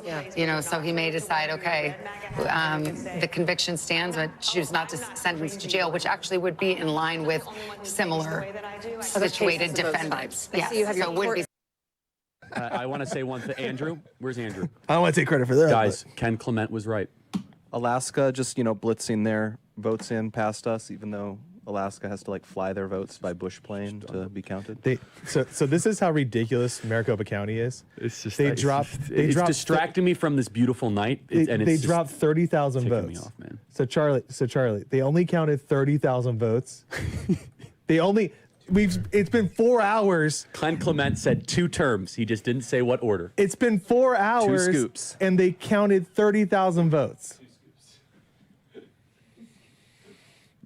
I can't get over this. Real Trump troopers will remember. Oh my goodness. Wow. I'm going to be like, wow. How many votes are half left? the Like votes? all of them? Yeah. They're counting them 30,000 every 2 hours.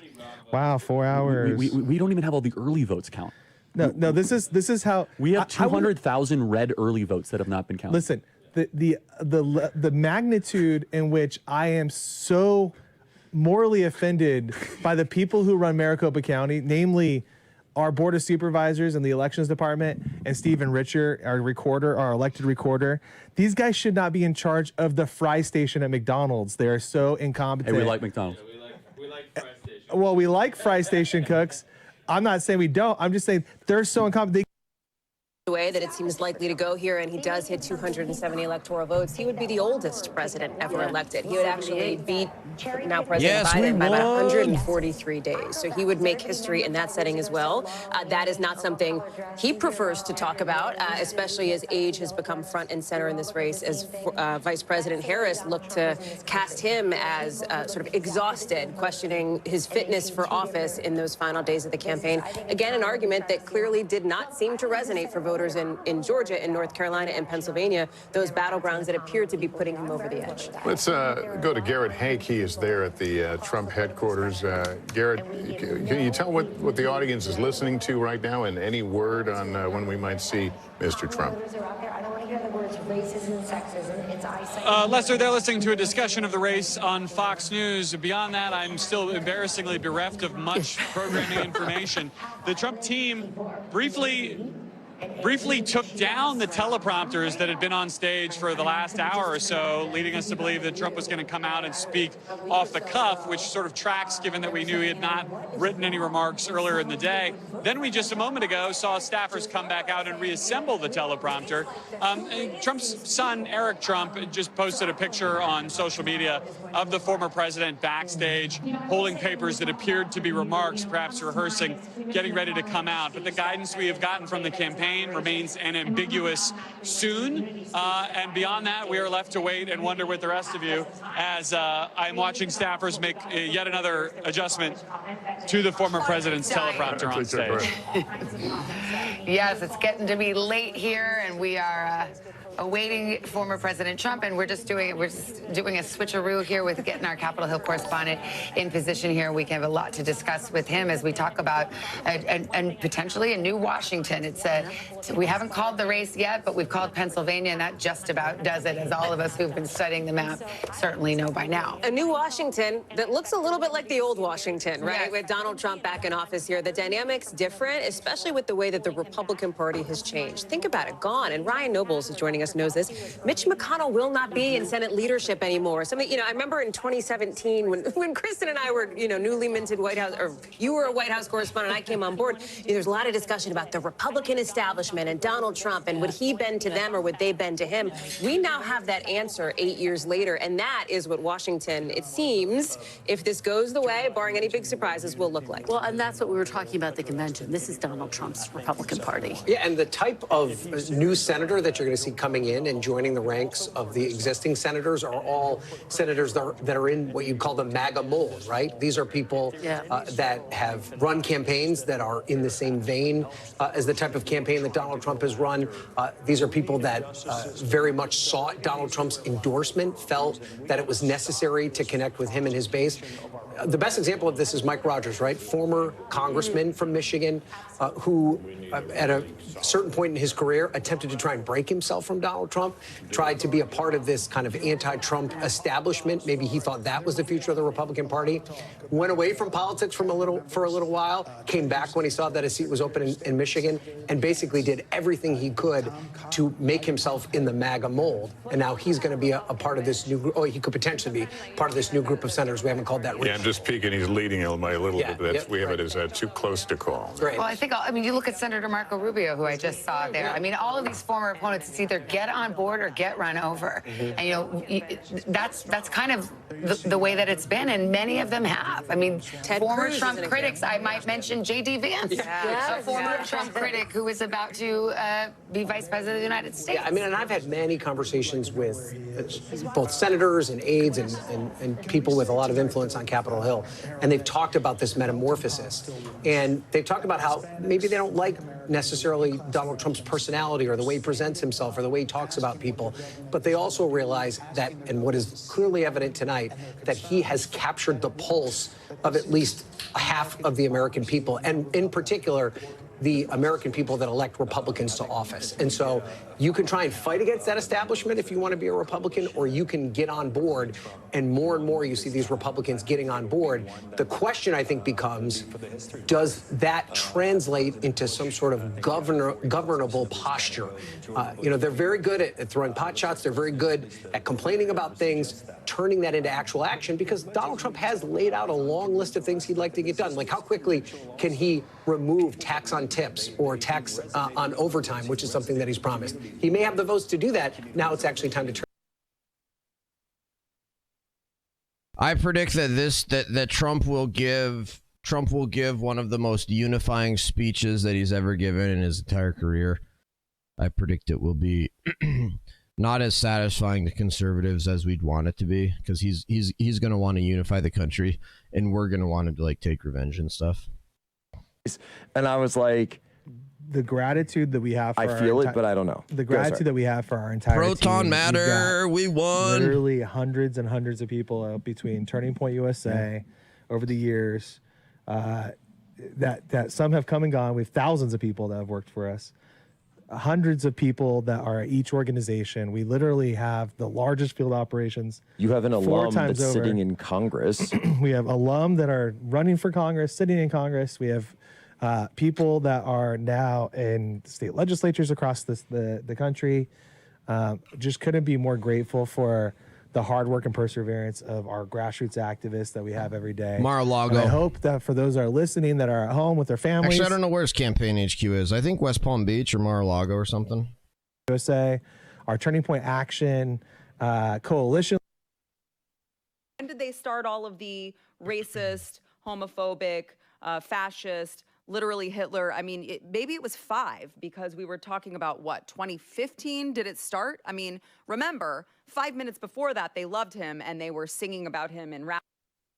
Up the Stormy Daniels strength, which was what you saw ultimately at McDonald's, was that he's got this enormous kind of fellow feeling for the American people and ease with the actual human being. I mean, Let's check in on Shank. In Missouri. Nice. The first time that they increased it was in the 2018 elections where Claire McCaskill was running. Claire McCaskill is a corporate establishment Democrat, and she thought it was a genius idea to not run on the minimum wage thing. Oh, no, the donors don't like that. No, conservatives are right. Republicans are right. No, nobody wants higher minimum wage. She got reelected, right? Oh, well, actually, first of all, I should tell you that at the time, the minimum wage bill. Dude, I've been live for 9.5 hours. I've never streamed this long. This is the longest stream I've ever done. In Missouri, a very red state, Claire McCaskill lost by 6 points. Oh, wow. I didn't see that Yeah. coming. Because they're idiots. I can't believe New York Times. It's not that complicated. People want higher wages. Dude, New York Times still hasn't called anything. Are you kidding me? Why won't they call PA?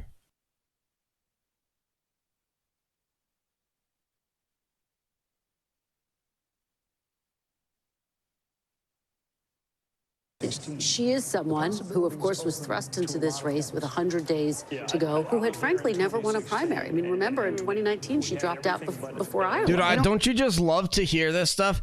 Now that Kamala Harris has lost, now you hear all of the media now suddenly admit everything West conservatives have been saying for the last 3 months about Kamala Harris. Now you finally admit it's true, and now they're finally saying it. It's like, dude, we've been saying that this entire time. They never once said it until now. At 41%. Well, they may not like him, but they like what he says. They like his policies. I talk to voters all the time that say, I can't stand him.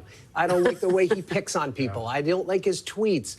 I don't like the way that he picks on people that aren't like him, but I love his policies. But in his mind, does that validate his worst instincts now? I mean, will the lesson for him of this election be, course works? And also, it doesn't matter, Lester, right? Because he's not going to run for re-election again. That's it. He's going to have these 4 years, and he's the same Donald Trump, but he may govern differently. And what I mean by that is that he knows Washington now. The first time he didn't know Washington.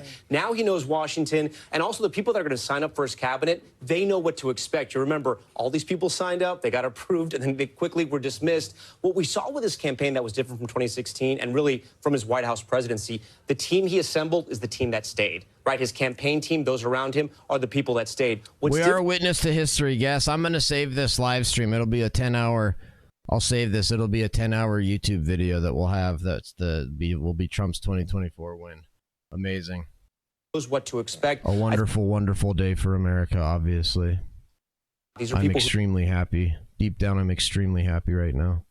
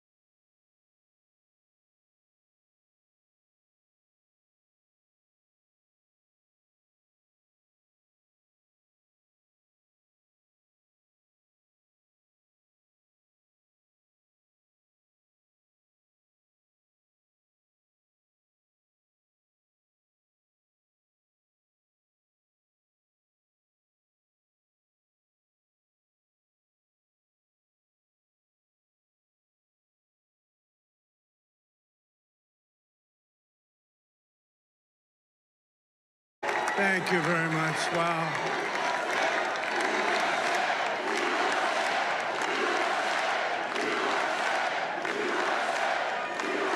Well, I want to thank you all very much. This is great. These are our friends. We have thousands of friends on this incredible movement. This was a movement like nobody's ever seen before. And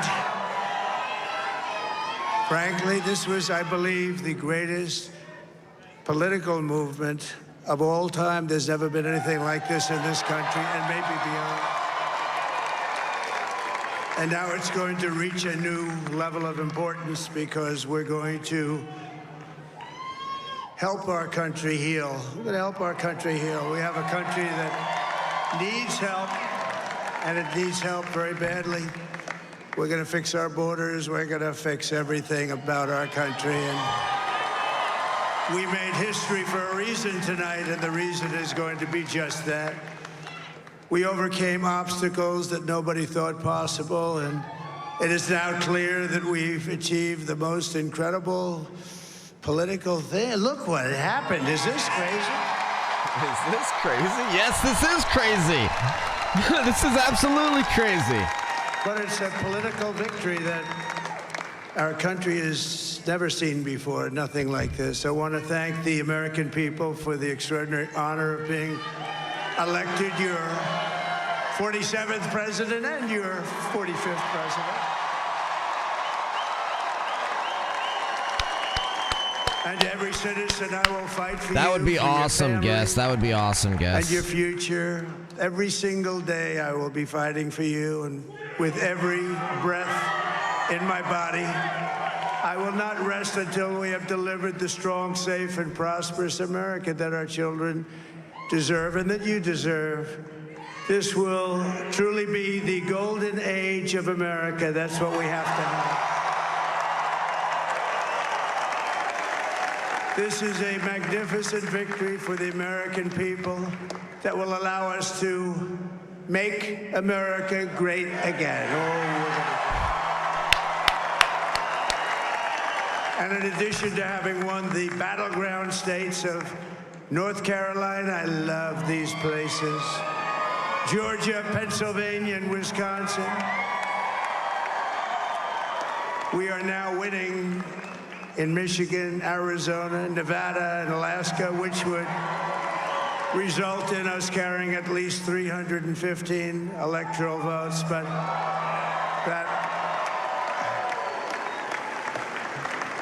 But it's much easier doing what the networks did or whoever called it, because there was no other path. There was no other path to victory. We also have won the popular vote. That was great. Very proud of that.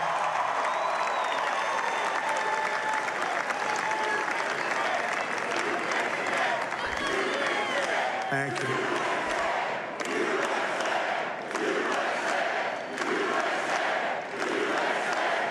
Thank you very much. Thank you. And, winning the popular vote was very nice, I will tell you.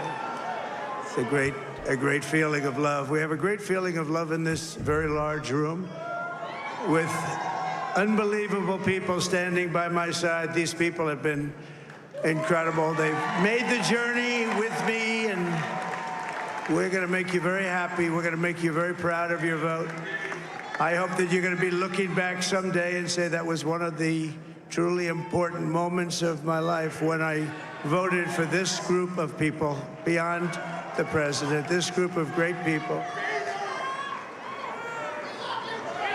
America has given us an unprecedented and powerful mandate. We have taken back control of the Senate. Wow, that's good.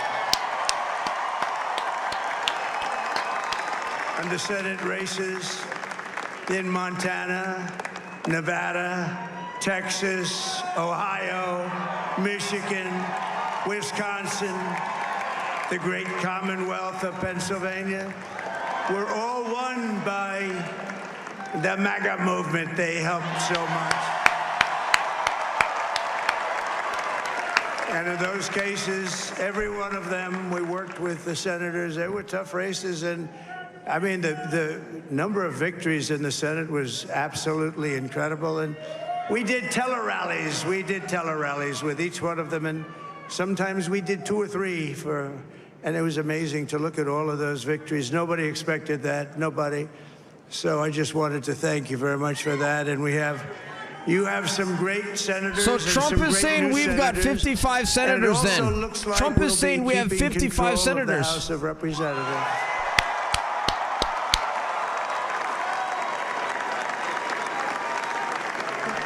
The House and the Senate and the presidency, dude. Are you kidding me? Job.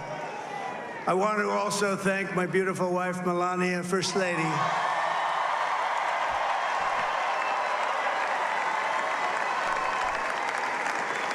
That's a sweep. And, dude, 55 in the Senate's a blowout. That's a red wave. That's a red wave, dude. That's a red wave, MAGA wave, dude. Out of this world, red wave. 55 Senate seats? Are you kidding me? Oh, no, she's done a great job. Works very hard to help people.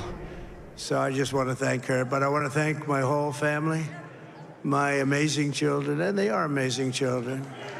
Now, we all think our children are amazing. Everybody here thinks their children are amazing, but that's a good thing when you think they are. But Don, Eric, Ivanka, Tiffany, Barron, Laura, Jared, Kimberly, Michael, thank you all. What a help. What a great. House secured. Kingmaker, My yes. father-in-law, House Victor, secured. is tremendous. Thanks for the follow, by the And way. we miss very much Melania's mother, Amalia. Solomon, what's up, Solomon? We miss Amalia, don't we, huh? She would be very happy right now, standing on this stage. She'd be so proud. She was a great woman, that one. Beautiful inside and out. She was a great woman. I want to be the first to congratulate our great, now I can say, Vice President-elect of the United States, J.D. Vance.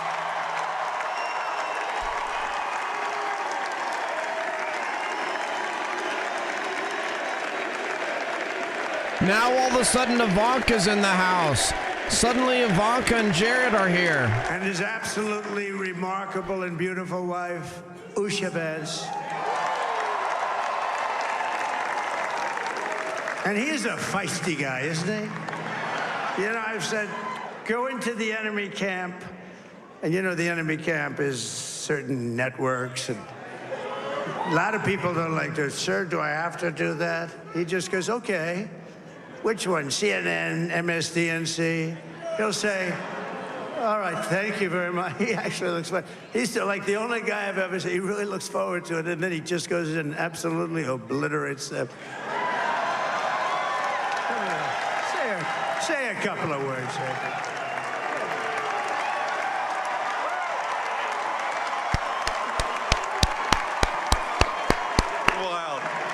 Holy cow, dude. This is crazy.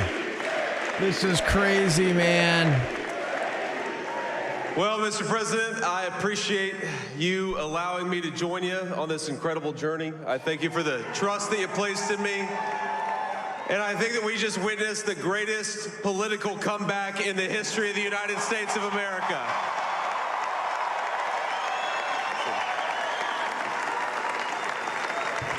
This is unbelievable. And under President Trump's leadership, we're never going to stop fighting for you, for your dreams, for the future of your children. And after the greatest political comeback in American history, we're going to lead the greatest economic comeback in American history under Donald Trump's leadership.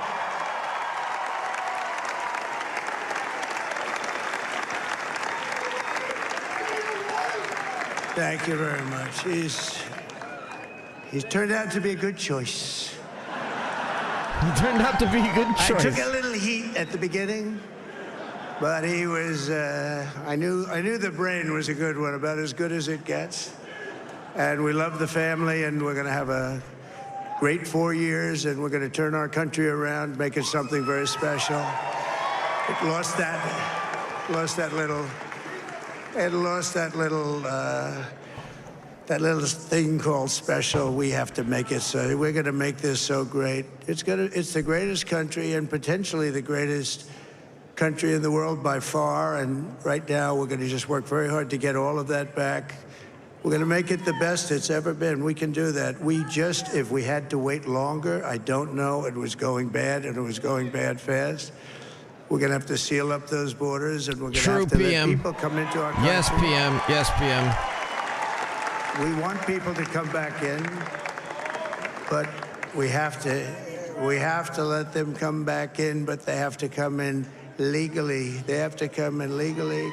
Let me also express my tremendous appreciation for Susie and Chris, the job you did. Susie, come here. Come here, Susie. Chris, come here, Chris. Susie likes to stay sort of in the back, let me tell you. The Ice Maiden, we call her the Ice Maiden. Come here, Chris. Come here, Chris. Susie likes to stay in the background. She's not in the background. Come here, say something. This wasn't expected, but I just want to thank, obviously, President Trump for this journey. It was a great one, and he's a hell of a candidate, and he's going to be a hell of a great 47th president. And this team that we had, the best team, and, of course, even my boss, Susie Wiles, the best. Thank you. Thank you, and thank you, Susie. Look at her, she's shy. I've never seen her be shy before. Susie, they're great. Everybody up here is great. Everybody up here is very special. But the Trump, who did you say? Oh, let me tell you, we have a new star. A star is born, Elon. We have a new star, Yeah, Elon. he's an amazing guy. We were sitting together tonight. You know, he spent 2 weeks in Philadelphia and different parts of Pennsylvania campaigning. You know, he sent the rocket up 2 weeks ago, and I saw that rocket, and I saw it coming down. I saw it. It was, when it left, it was beautiful, shiny white. When it came down, it didn't look so pretty. It was going 10,000 miles an hour, and it was burning like hell. I said, what happened to your paint job? He said, we've never made a paint that could withstand that kind of heat. And, but I saw it come down and turn around. And it was, you know, it's like 22 stories tall, by the way. It looks a little smaller than that, but it's big. And it came down, and you saw that fire burning. And I'm saying, only Elon can do this. It must be an Elon. And I tell the story. I told it last night. I had a man on the phone. I had the screen muted, no sound. I was talking to a very important man, happens to be here. And that very important guy, one of the most important people in, I would say, the country, actually. But, you know, I was president, and now it looks like I was going to be maybe president again, so I figured I could ask him to hold. So I asked him to hold. Because especially because you're going to be president again, they Thank you, fan. So I took the phone down, and I'm looking at the screen. I'm seeing this crazy thing that's going around and coming down there. It looks like it's going to crash into the gantry. And I said, oh, no. And I said, do me a favor, do you mind holding for a couple of minutes? I want to see this. I thought it was a space-age movie or something. I put the phone down. Bad part, I didn't pick it up for 45 minutes, and he was holding. But this spaceship came down, and I saw those engines firing, and it looked like it was over. It was going to smash. And then I saw the fire pour out from the left side, and I put it straight. And it came down so gently, and then it wrapped those arms around it, and it held it. And just like you hold your baby at night, your little baby. And it was a beautiful thing to see. And I called Elon. I said, Elon, was that you? He said, yes, it was. Yes, it was. I said, who else can do that? Can Russia do it? No. Can China do it? No. Can the United States do it other than you? No. Nobody can do that. I said, that's why I love you, Elon. That's great. And you know, when we had the tragic Hell yeah, fan. Hell yeah. Helene, and it hit in particular I agree, North guess. Carolina, they were really devastated. The water. This was a big water, as big as we've ever seen water. I would love it, built lakes Altair. out I of would love to hear. nothing. I'd Fields love to hear became Kamala. lakes, and the danger was unbelievable. And the people from North Carolina came to me and they said, would it be possible, at all possible, for you to speak to Elon Musk? We need Starlink. I said, what's Starlink? It's a form of communication. So I called Elon, and I'll tell you what, he had, and it was very dangerous. People would die. They had no communication. All the wires were down. I called Elon Musk. I said, Elon, you have something called Starlink. Is that right? Yes, I do. What the hell is it? He said, it's a communication system that's very good. I said, Elon, they need it really, really badly in North Carolina. Can you get it? He had that there so fast. It was incredible. So, and it was great. It saved a lot of lives. He saved a lot of lives. But he's a character. He's a special guy. He's a super genius. We have to protect our geniuses. We don't have that many of them. We have to protect our super geniuses. I want to thank some of the guys. You know, we have up here today the U.S. Open champion. He's a fantastic golfer. He's slightly longer than me. It's a little bit longer than me. Just a little bit. Bryson DeChambeau is up here someplace. What happened to Bryson? Where is he? Bryson. Oh, he was shot. He's hitting balls. Oh, he's on the way. He's hitting balls. Bryson. Oh, look at him. Who's this? Who is this guy? Bryson? I don't know who this is. He had he's got a great career going. Great U.S. Open, Bryson. That's a fantastic job. And we also have a man, Dana White, who has done some job. He's a tough guy.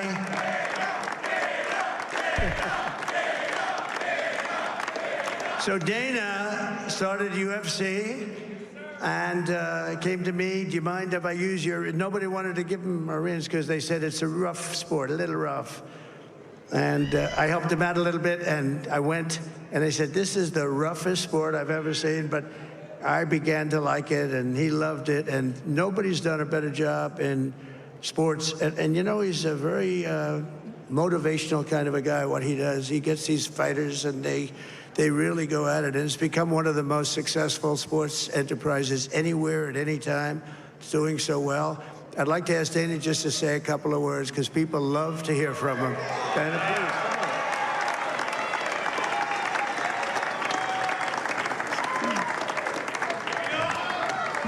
please. Nobody deserves this more than him, and nobody deserves this more than his family does. This is what happens when the machine comes after you. What you've seen over the last several years, this is what it looks like. Couldn't stop him. He keeps going forward. He doesn't quit. He's the most resilient, hard-working man I've ever met in my life. His family are incredible people. This is karma, ladies and gentlemen. He deserves this. They deserve it as a family. I want to thank some people real quick. I want to thank the Nelk boys, Aiden Ross, Theo Vaughn, busting with the boys, and last but not least, the mighty and powerful Joe Rogan. And thank you, America. Thank you. Have a good night.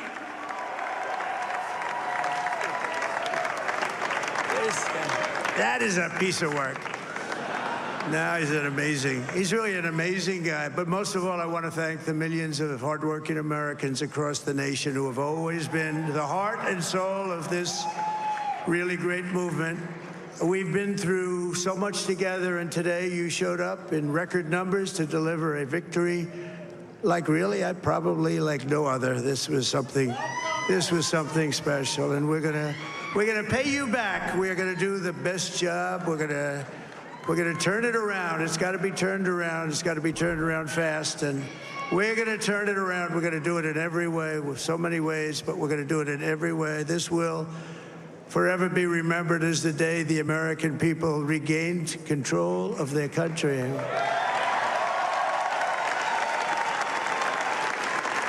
So I just want to say that on behalf of this great group of people, these are hard-working people. These are fantastic people, and we can add a few names like Robert F. Kennedy Jr. He came in.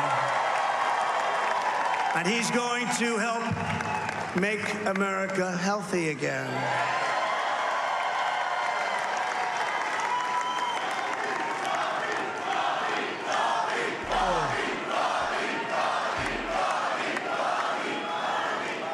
And now he's a great guy, and he really means it. He wants to do something. Yeah, I can't wait to see the clips of the meltdowns. We saw some meltdowns live tonight, but there'll be a lot of good ones. Oil to me, we have more liquid gold, oil and gas. We have more liquid gold than any country in the world, more than Saudi Arabia.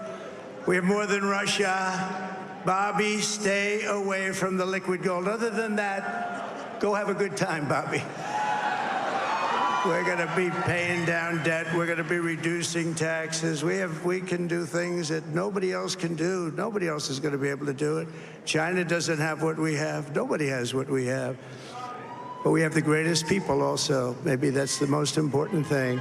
This campaign has been so historic in so many ways. We've built the biggest, the broadest, the most unified coalition. They've never seen anything like it in all of American history. They've never seen it. Young and old, men and women, rural and urban. And we had them all helping us tonight. When you think, I mean, I was looking at it, I was watching it. They had some great analysis of the people that voted for us. Nobody's ever seen anything like that. They came from all corners, union, non-union, African American, Hispanic American, Asian American, Arab American, Muslim American. We had everybody, and it was beautiful. It was a historic realignment, uniting citizens of all backgrounds around a common core of common sense. You know, we're the party of common sense. We want to have borders.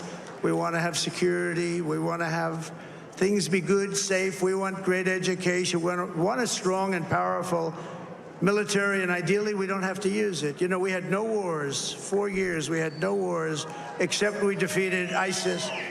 We defeated ISIS in record time, but we had no wars. They said, he will start a war. I'm not going to start a war. I'm going to stop wars. But this is also a massive victory for democracy and for freedom. Together, we're going to unlock America's glorious destiny, and we're going to achieve the most incredible future for our people. Yesterday, as I stood at my last stop on the campaign trail, I'll never be doing a rally again. Can you believe it? I think we've done 900 rallies approximately from them. Can you imagine? Can you imagine? 901 something, a lot of rallies. And it was sad. Everybody was sad. Many people, I said, this is our last rally. But now we're going on to something that's far more important, because the rallies were used for us to be put in this position where we can really help our country. That's what we're going to do. We're going to make our country better than it ever has been. And I said that many people have told me that God spared my life for a reason.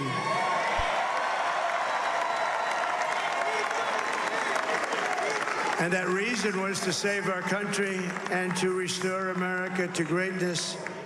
And now we are going to fulfill that mission together. We're going to fulfill that mission. The task before us will not be easy, but I will bring every ounce of energy, spirit, and fight that I have in my soul to the job that you've entrusted to me. This is a great job. There's no job like this. This is the most important job in the world. Just as I did in my first term, we had a great first term, a great first term. I will govern by a simple motto: promises made, promises kept. We're going to keep our promises. Nothing will stop me from keeping my word to you, the people. We will make America safe, strong, prosperous, powerful, and free again. And I'm asking every citizen all across our land to join me in this noble and righteous endeavor. That's what it is. It's time to put the divisions of the past 4 years behind us. It's time to unite. And we're going to try. We're going to try. We have to try. And it's going to happen. Success will bring us together. I've seen that. I've seen that. I saw that in the first term when we became more and more successful. People started coming together. Success is going to bring us together, and we are going to start by all putting America first. We have to put our country first for at least a period of time. We have to fix it, because together we can truly make America great again for all Americans. So I want to just tell you what a great honor this is. I want to thank you. I will not let you down. America's future will be bigger, better, bolder, richer, safer, and stronger than it has ever been before. God bless you, and God bless America. Thank you very much. Thank you. Thank you very much.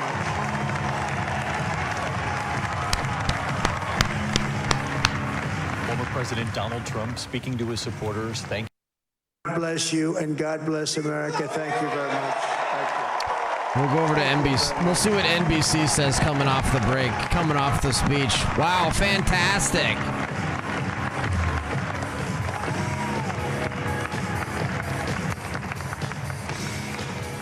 Former President Trump making about 25 minutes worth of remarks, essentially acknowledging that he has been called by other networks, not this one so far, as the next president of the United States, coming out with family and supporters there, a crowd that had waited a considerable amount of time, but obviously eager and happy about the outcome of the evening. As we said, NBC News has not projected that he is over the top yet, but he has a clear path to victory and the White House at this point. And we just saw Barron Trump, 18 years old, cast his first vote in a general election for president today for his father. And people say that Barron Trump has actually had a lot of ideas about having his father appeal to young men. Democrats are going to steal the election. Donald Trump said it was rigged. Alex Jones said we're all going to be in FEMA camps. Ted Cruz said we're all going to be in Hobbit homes. None of those things ever happened, but the right-wing voters never catch on. Okay. And of course, they said, oh, Kamala would do the same thing. Democrats would do the same thing as Donald Trump. They're not going to do the same thing. Kamala Harris is the vice president of the United States. She could refuse to certify the election. Is she going to do that? There's a 0% chance she's going to do that. There's a 0% chance they'll try to cheat and try to say, well, I got fake electors in Michigan. I got fake electors in Michigan. So no, of course, she'll concede. It's over. Donald Trump has won. So last thing here, and then I'm going to do a quick bonus episode because all you good members, you wrote in all these great things. We'll do it quick, guys. And I want to give you guys a shout out because you're amazing. Thank you for trying to get us to the $100,000 goal today. Thank you for joining up for membership. 20% off, still possible on TYT.com. Thank you for all the things. ShopTYT.com has a bunch of wonderful shirts. The You're Fired one. He's acting like he's. Wow, actually, the Daily Wire ended theirs. Wow, the Daily Wire called their stream off. Wow, so did the Blaze. Weak sauce. Charlie Kirk's still going though. To share, yeah. So I just went back to TP Action HQ and we just went through the numbers because I told the team when we were standing back here earlier. I called them and I said, give me all the ways that the numbers can break and what's going to happen in all the different ways for Trump, Kerry, everybody else, because there's 10 other races in Arizona that we're looking at. If everybody remembers, and I want to rewind everybody, and those of you that have been with us for so long, remember in 2022, what they did in Maricopa County. What they did was they released the results, the election day results, if you remember this, Charlie, closest to 70th, and as could Michigan, where he currently has a 300,000 vote lead. There's still a lot of vote still to come in Detroit that might hold that back. And then you've got Wisconsin, which as we've been talking about, 121,000 vote lead. He is also currently leading in both Arizona and Nevada. And we still have a lot of votes to come in there, but it's beyond even talking about pathways to 270. 270 is within his grasp. It would be beyond shocking for him not to receive 270 electoral votes. I can't really fathom a situation where all of those things would fall into place for Vice President Harris. Alley Cat, thank you, Alley Cat. Boom. He's knocking at the door. Thanks for the tier 1 sub. Opened it already. 60 months, Yeah, 5 years, Trump wins. The numbers coming in and making sure there's absolutely not a possibility any other way before our decision desk. and we really appreciate their great care. We would do this no matter what campaign it was, and this is what election nights are in America, and we're used to that. I do want to project 2 more states, though. Minnesota, 10 electoral votes. Going to Vice President Harris, of course, Governor Tim Walz, her running mate from Minnesota. It took some time, though, before we announced that state. In New Jersey, the winner there, Vice President Kamala Harris as well, picking up 14 more electoral votes. Let's go to the map right now, the road to 270. Let's look at the map, if we could, the road to 270 and where this race stands. And there you have it. Kamala Harris, 218, Donald Trump, 266, though, as Rick Klein mentions, we see where the math will come from that will put him over 270. We're just waiting for the official projection in a number of other states that should be coming, we think, within the next hour or so. But that is where the math stands right now. John Carl, let's talk about, you want me to mention that some stations in the West are going to leave us now. I know you're standing by to bring your local viewers up to date on local news, so we'll let you do that. Thank you for joining us. Some local newscasts are going to begin now, and I'll pause here for them to join their own audiences. And we'll continue here with the rest of the network. And thank you for being here. This is ABC News Live coverage of Election Night 2024. It's now just before 3 a.m. Eastern Time. John Carl, former President Donald Trump up there, he was talking about being the 45th president, the 47th president, and he thanked his family, his support.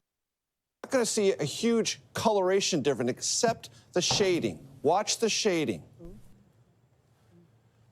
Red areas get a little redder, blue areas get slightly less blue. What does that mean? That means the intensity of the Trump vote became more apparent, and Harris underperformed as compared to Joe Biden. Again, here's 2024, here's where we are early this morning, here's where we were. Dude, that's crazy. So Kamala Harris literally underperformed Joe Biden. So they threw Joe Biden to the curb and kicked him to the curb and cooed him out and forced him out so that Kamala Harris could literally even underperform even Joe Biden. Dane, also trailing. And since we're talking about a remade Republican Party, let's go to Fond du Lac. Why do I have Fond du Lac up there? Ripon, Wisconsin is there, the modern home of the Republican Party. And Donald Trump overperforming what he did in 2020. So if it's a remade Republican Party and the Republican Party at least traces some of its roots to Ripon, Wisconsin, well, even in that county, Trump is doing better this time around than he did 4 years ago. Major Garrett, thank you for that. And as we see, it has been a successful night for Donald Trump and the Republican Party, winning decisively in a number of these battleground states and the Senate, right, Ed? Yes, the Republicans leading in Pennsylvania, Michigan, Wisconsin, and Nevada's Senate races. The Nevada one especially notable because Sam Brown, the candidate there, taking on the incumbent. Dude, that's crazy. No, Trump said... is the kind of thing that's democracy between elections, which is the work of civil society, it's the work of the fourth estate, it's the work of institutions, it's the work of citizens. All that's super important stuff. We've seen it before. No, they're watching clips. He's talking about the deep state. We'll get to that later. I mean, it's just like, yes, the deep state needs to stop Trump now that the people... No, Donald Trump said Republicans are going to pick up all those Senate seats. That's a massive, overwhelming red wave, exactly as I predicted. That's exactly what happened tonight, exactly what I predicted, guys. Woo! Huge mandate, guys. Like a massive mandate. Like an unspeakable mandate. If you win the popular vote... No one can say that this is not you win electoral vote plus popular vote. That is a nationwide mandate. A nationwide mandate. All right, I want to thank some of our members here. Daisy, can you send me some of these names? By the way, we will give away some signed free hats on this historic evening if you subscribe to our podcast. We are now in our 10th hour of streaming just since we started this afternoon. 10 hours of streaming, guys. I feel a lot better now than I did then. How about you, Tyler? Blake, I mean... It feels surreal. Oh, like literally this stream has been on for 10 hours. No, this is a 10-hour stream so far. I feel like not even including By the way, the shows before. We still have 150,000 concurrents on YouTube right now. Right on. I mean, that's just bonkers. And we're on Real America's Voice right now. So if you guys want a guaranteed signed hat, it's members.charliekirk.com. I will sign them all night. And if not, subscribe to our podcast and email us proof of subscription. But I think those visual images will strike a lot of Americans as repulsive. With the Republican Senate, though, he will be able to, in concert with Senate Republicans, expand the conservative majority on the Supreme Court for generations to come. President Biden said that the next president would likely have 3 appointments, assuming, you know, if Thomas and Alito retire. They're 2 right there. But Republicans and maybe Sotomayor, you know, you never know. So, well, he won the presidency, or is about to apparently, and so that's part of the job. You get to pick the Supreme Court nominees. That's just part of the job. Jonathan? I'm not as optimistic about these natural limits that David's talking about. To William's point, you know, I'm part of the other half of the country who's shocked, given all of the things that Kevin said. But to be honest, there's also a part of me that's not shocked. I mean, for a lot of people, this will be 2016 all over again. And for me, it's not. Because you know, I lived through the first, the 4 years. Now all the Democrats are going to come.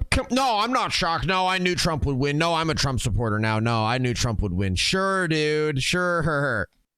Sobering moment for me as an African American, because things that he said on the campaign trail about giving power to police to do all sorts of things that would loop me in. Oh my goodness. I hate to say it, I think we're gonna win. I sent that to him I said that at like 5. Let me think about this. At like 7:15. That was like, we started the night, for those who weren't here. All we had was Kentucky and Indiana to look at. And it looked okay? It looked, we were looking at these things, and I'm like, okay, this is about the same as 2020, and their turnout's high, so if we're higher there and lower in urban areas, and I wasn't feeling great. Dude, no, it's, for me, here's the deal, guys. For me, it's been constant, nonstop. For me, it's been constant, nonstop reinforcement of my pre-existing beliefs and my own personal beliefs this entire election. Every piece of data point this entire time we've all been watching and paying attention, it's all pointed to the same thing. And he's been adding to them Trump basically wave. every day of this campaign, rolling out new policies time and again, oftentimes not explaining how he'd pay for them. In the middle of this campaign, he talked about a free IVF program that would be paid for by the government or by insurance. He almost never mentioned it again. But these are things that are out there, and I think in this coalition that he has built are going to expect action on. The other thing, Darth Tanian with 1,000 bits to celebrate Trump 2024. Let's go. Thank you, Darth Tanian. Heck yeah, Trump 2024, baby. Let's go. We did it. This is such great news for America. This is such great news for my family. This is such great news for our lives, for the safety of our country, for the future of our country. Oh, this is such a relief. This is such a relief. I feel so just relieved. Oh my gosh, we still have a chance. Oh my gosh, America still has a chance. Broadly saying he wants to heal this country and talking about his agenda. We did not hear that from Donald Trump tonight. That's a good point. Do we know if there's been any communication this evening between the two camps? I have asked everyone who I can think would know that information, up to and including Donald Trump himself, and I don't know yet, Lester. I mean, the Harris campaign has not indicated that they think this race is over yet, so I'd be surprised if there's been a phone call between. Kinja Khan dropping a $5 for the Trump victory celebration. Let's go. Almost get a hype train going. Kinja Khan, thank you, man. Kinja Khan, thank you for the $5. Holy cow, 1,000 bits from Darth Tanian, 5 sub pack from Kinja Khan. Almost getting a hype train go. Let's go. Celebrating Trump 2024 victory. America's back. America's back. No, that was Pennsylvania. Pennsylvania. Harris has won in Minnesota. We've also got those other calls, I believe, coming in, and you would know this, Tom, but on CD2 in Nebraska. At this point, it's just the math, figuring out how to get to 270 here. Thank I you, will say, is one of the Kinja Khan. conversations we're having here about what this term would look like for former President Trump here, and the dynamics back home where we are in Washington between the House, the Senate, the White House. You talked about, Ryan, the possibility of a Democratic control of House, Republican control of the Senate. I do wonder, and I think the question is out there, what does that Democratic, quote-unquote, resistance look like? Not just in Congress, but more broadly across the country. I think one thing you've heard from Democrats, they're some of them are exhausted, right? Yeah. And this was the case that Kamala Harris was trying to make. Like, we're all so tired of this. Let's move on. Let's have a fresh start. And I just wonder, on the Democratic side, what is the energy to sort of, again, quote unquote, resist here in this potential? Well, and the Trump team has said they're afraid that he's going to be quote unquote impeached on day one, and Right, that's been part of their message. I mean, we are in this era of impeachments, Yeah. right? I mean, it seems as though there's an impeachment inquiry for every president that takes office. And, you know, we did talk a little bit about maybe there's areas for them to find common ground and work together on things. I think the more realistic outlook here is that the Democrats do and will view the Democratic-controlled House, if it turns out that. New York Times has not given Trump. New York Times has not given Trump Oh, they gave him 267. What'd they give him? Oh, they gave him the main two. Nebraska 1, Nebraska 3. Alaska's worth 3. They haven't given him Alaska yet, even though he's got 55% to 41%. He'll win Alaska. So he's at 267. And then they've got Wisconsin as likely R. They've got Michigan as lean R. They've got Arizona lean R. They've got Nevada lean R. Right now, they're expecting Trump to get 312. 312. Do you know how bad that's an electoral that's a landslide. Will he go after his political rivals legally? What specifically does that look like? Now, look, his aides and allies have tried to downplay that. They've said, look, that's not what he meant. You're taking that out of context. But it is what he said.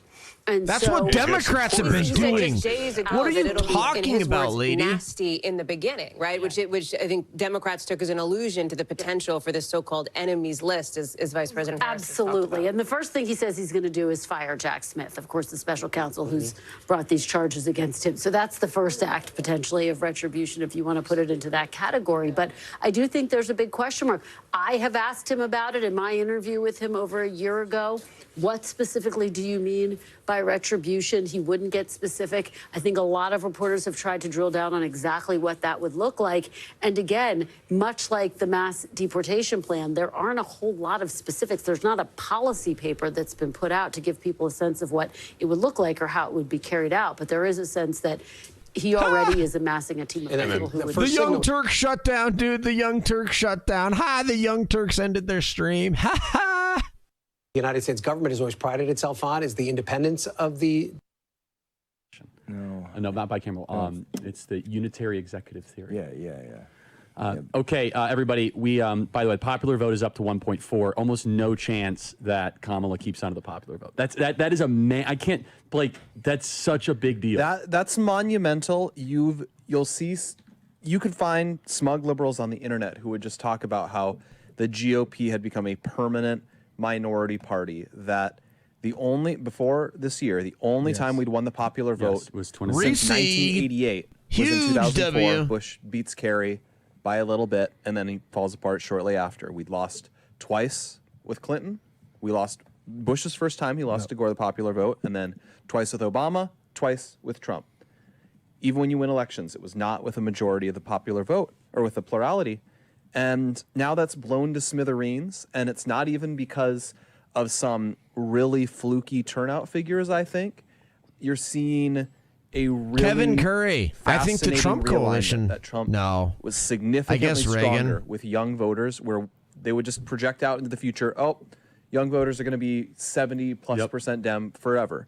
That he did way better with the Hispanic vote when they're saying, oh, they're becoming more common. They'll just be 70% Dem forever. Black voters, we'll just say they're going to be 92% Dem forever. And he's really dismantled each of those myths. And I think it's so fitting that he did that while the left was trying to play all of that up, that they would say, oh, he's a sexist, he's a fascist, he's this ultra racist. I mean, Kamala Harris, her closing argument, they literally went on stage and said that Donald Trump would commit genocide. Yes, that was that's correct. an outrageous thing for them to do. And that was their And by the way, the American people in every state are rejecting that. Illinois, just so we're clear, my home state of Illinois. Have you seen this? Yeah. I mean, it's unbelievable. We're gonna lose it by 8. No, I mean, like, guys, Illinois with a little bit of work. I told you. It's a remember when I was battleground state in like a decade. All you do is if you I make texted Charlie as soon as the first numbers came out. I was like, Wait, this is like kind of funny. I mean, but mind you, Chicago I don't think has totally come in yet. Yeah, true. That's what's left. But like, if all you have to do is take Hispanics in Chicago, take Hispanics in New York, and make them shift as much as the ones in Florida and Texas have, and suddenly there's so many states that were shifted beyond our reach are vastly more in play again. So many House districts are in play again. There's a really important practice that we have to continue, which is outreach to the union members. And this is one of the things that I personally studied. I studied Russian, and one of the things that Russian history, one of the things that Lenin hated more than anything in the world were unions, and because communism does not align with unions at all. Right. Unions are something that exists within a free society. Well, it was unions that in Poland that overthrew communism, and the communists hate it. Marxists hate unions, and we have to expose that like crazy over the course of the next 4 years so that we can create some kind of permanence that's in a post, whatever the president leaves us with that, right? Which we got so lucky to be able to escalate that so quickly, because that alone will be able to turn the tide in America for a long time with what Charlie talks about all the time with the muscular class, the working class, the blue collar. Texas and Florida both over 56%. Are you serious for the presidency? Texas, wow, 57% in Texas. 6.2 million, 57%. Wow. Florida, 56%. Dude, the Democrats have no chance, dude. The Democrats are barely holding on to deep, deep blue states, dude. The Democrats can barely hold on to like the Northeast and like Minnesota and like, dude, even Oregon is 55 to 42. We're not trying to keep anything away from former President Trump. We're just not there in the night yet. Right. And so the headline of this night would be, because you went through state by state, and we kept seeing the same thing: underperform, underperform, underperform. They're still refusing. Are these lunatics still refusing to call it for Trump? Are you kidding me? She needed to win. She was underperforming Biden pretty much in all the battleground states. And when we started the night last year, remember, we even did this last night on Nightly News, we showed you the easiest path for Trump. And it's not easy to become president, obviously, but the easiest path for him was to hold North Carolina. He did that, flip Georgia, and then win Pennsylvania. And he'd get to the White House. And tonight he's done that. So you'd walked us through that. And so we're still waiting on Wisconsin and Michigan, Nevada and Arizona. So officially we're at 266 now, I think. We're at 266. Right now we're at 266, right. And we're waiting on Alaska and then the congressional districts in Maine. Was this something that could have been anticipated, given what the polls down the stretch, the tie? Yeah, it's an interesting question. We had a call with the Trump campaign a few days ago, and they were bullish on their sort of prospects. But again, on those calls, they're sometimes trying to spin you. And, sometimes you take this with a grain of salt. Are they right? It turns out on that call, they were right on a lot of what they were seeing in their own data about the early voting. Once early voting started coming back in some of these states and Republicans were matching Democrats, that was a big sign to Democrats like, listen, wait a minute, things may be changing here. It may not be as easy as we thought. And no one thought it was going to be easy. Everyone thought it was going to be a coin flip. It was going to be so tight. But now looking back, and we can look back a little bit and maybe Monday morning quarterback and say there were signs there for Democrats to be a little nervous. And Hallie, obviously Democrats have a lot ahead of them now as they try to work through this and find the lessons. Yeah. But that takes time. Yeah, these things don't get turned around even in 4 years. And at this moment, I think there is, by all accounts and by the reporting that our teams are doing, a bit of a moment of shell shock here for Democrats, for folks who had worked to try to turn out the vote for Vice President Kamala Harris, who had hoped that tonight would be history-making in a very different kind of way. That instead of seeing, of course, Donald Trump elected, that the nation would see its first female president, its first president who was a woman of color. That is, by the math that you and Tom just laid out, looks to not be the case once Donald Trump does hit 270 electoral college votes. I'm struck by some reporting that members of our team put in from a Harris aide who talked about needing to find some love for the people, the other half of the country, not Democrats, right, not Harris backers, who chose to back former President Trump despite or perhaps because of his rhetoric here. And so I am curious to see, as morning, I was going to say night turns into day, but as early morning turns into later morning, where Democrats are on this. I think you heard some of it at the table when we were with former Senator Claire McCaskill, former White House Press Secretary Jen Psaki, about maybe a moment of soul searching for Democrats, what the brand is, what the outreach is to Americans here, especially when our exit polling shows that fewer people identify as Democrats right now. We saw that surge in people who said that they really weren't down with either party, Lester. And so that is also a factor here, I think, as Democrats are looking at what this moment means for them and how they move forward. I do also think that control of the House, and whether that goes Democratic or not, is also going to be a factor in this as well. Okay, Hallie, thanks very much. We're going to take a quick break right here, and then we'll pick it right up with our colleagues Kate Snow and Craig Melvin. Far, the three biggest are the ones that have been allocated, and he's leading by a significant margin in the other four. It could be an absolute clean sweep of the battlegrounds, and as big a margin as we've seen that you can imagine in a race that was projected to be this close. It, in fact, is this close because of how divided the country is. But to see things tip so consistently in the same direction, to me, is quite striking, and that's an unexpected thing. We've been talking about the popular vote, tracking it now. It's north of a 5 million vote advantage.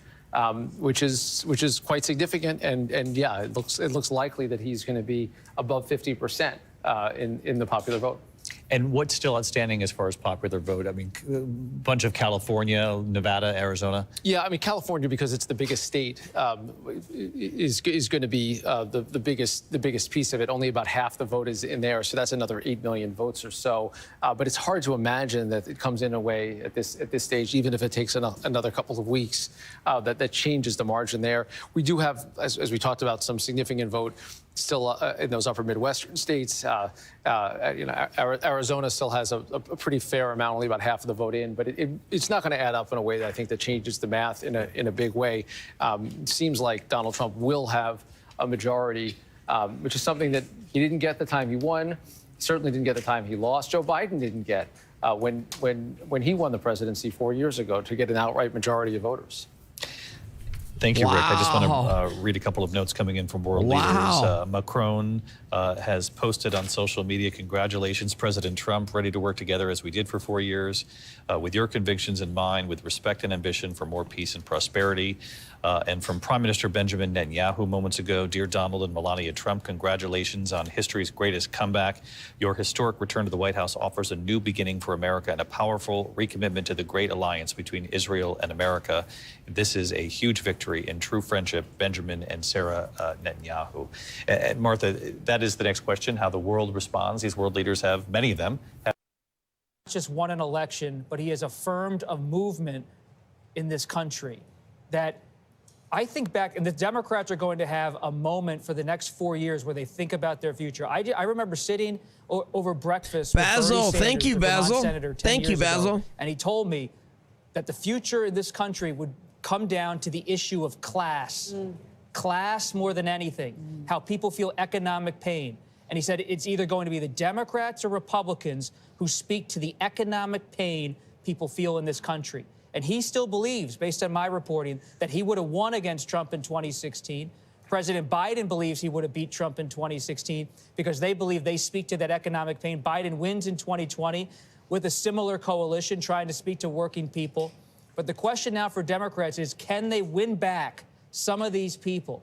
And it might not be appealing to the Liz Cheney Republicans, but appealing to those who like Senator Bernie Sanders, those who are searching. We encounter in our reporting all the time people in this country who are not seeing themselves as political, but feel pain about the future of their well-being, their families' opportunity. But Kamala Harris always talked about the working class and the middle class and what she wanted to do. But it was for a them. compressed campaign. Okay. Just a few weeks. Did they not believe her?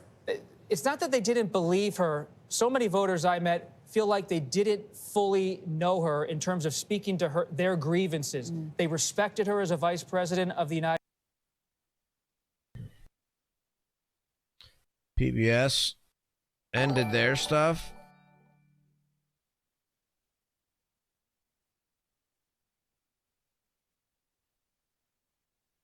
Thanks for the joining us. follow. We'll see you back here at the news hour. Wow, dude! The PBS ended their stream. All the streams are ending. We're down to only 4. We're down to only 4 streams still going.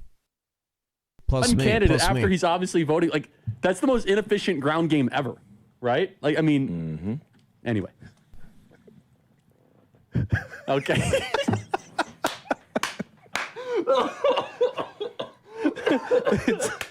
It's like I'm not going to sleep for a week. You can't make this stuff No, up. I just think that I don't deserve this. I don't know what I did on this planet. Oh, by the way, Macron just congratulated Trump. Oh my Zelensky's got a really long tweet up as well. Does he really? Is that in Ukraine? No, By it's the way, in they're English. still going on. Like, Jen Psaki is still going. She's like, what's the path? What's the math? What's the path?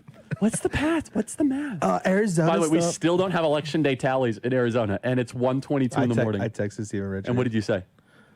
I said, man, come on. Like, can we just, like, count the votes? That's what I said. I said, hang on. Policy, as he says, is America first. Very different. But one thing that I wonder about, I was in the White House when President Trump came after he won in 2016 and was welcomed in by Barack Obama. And Barack Obama made it clear to the White House staff, he said, we are going to have a smooth transition. Do they live stream it? Donald Aiden? Trump has won the presidency. It is our job to ensure there is a smooth transition. There were people in that White House that were distraught. They wanted nothing to do with that. They thought Donald Trump was a threat. It's exactly what you're going to have right now in the Joe Biden White House. I think it'll be very interesting to see Biden's actions in the coming days. There's obviously been zero relationship there of any constructive form. Does, you know, what kind of what does this transition look like, and how does Biden facilitate it?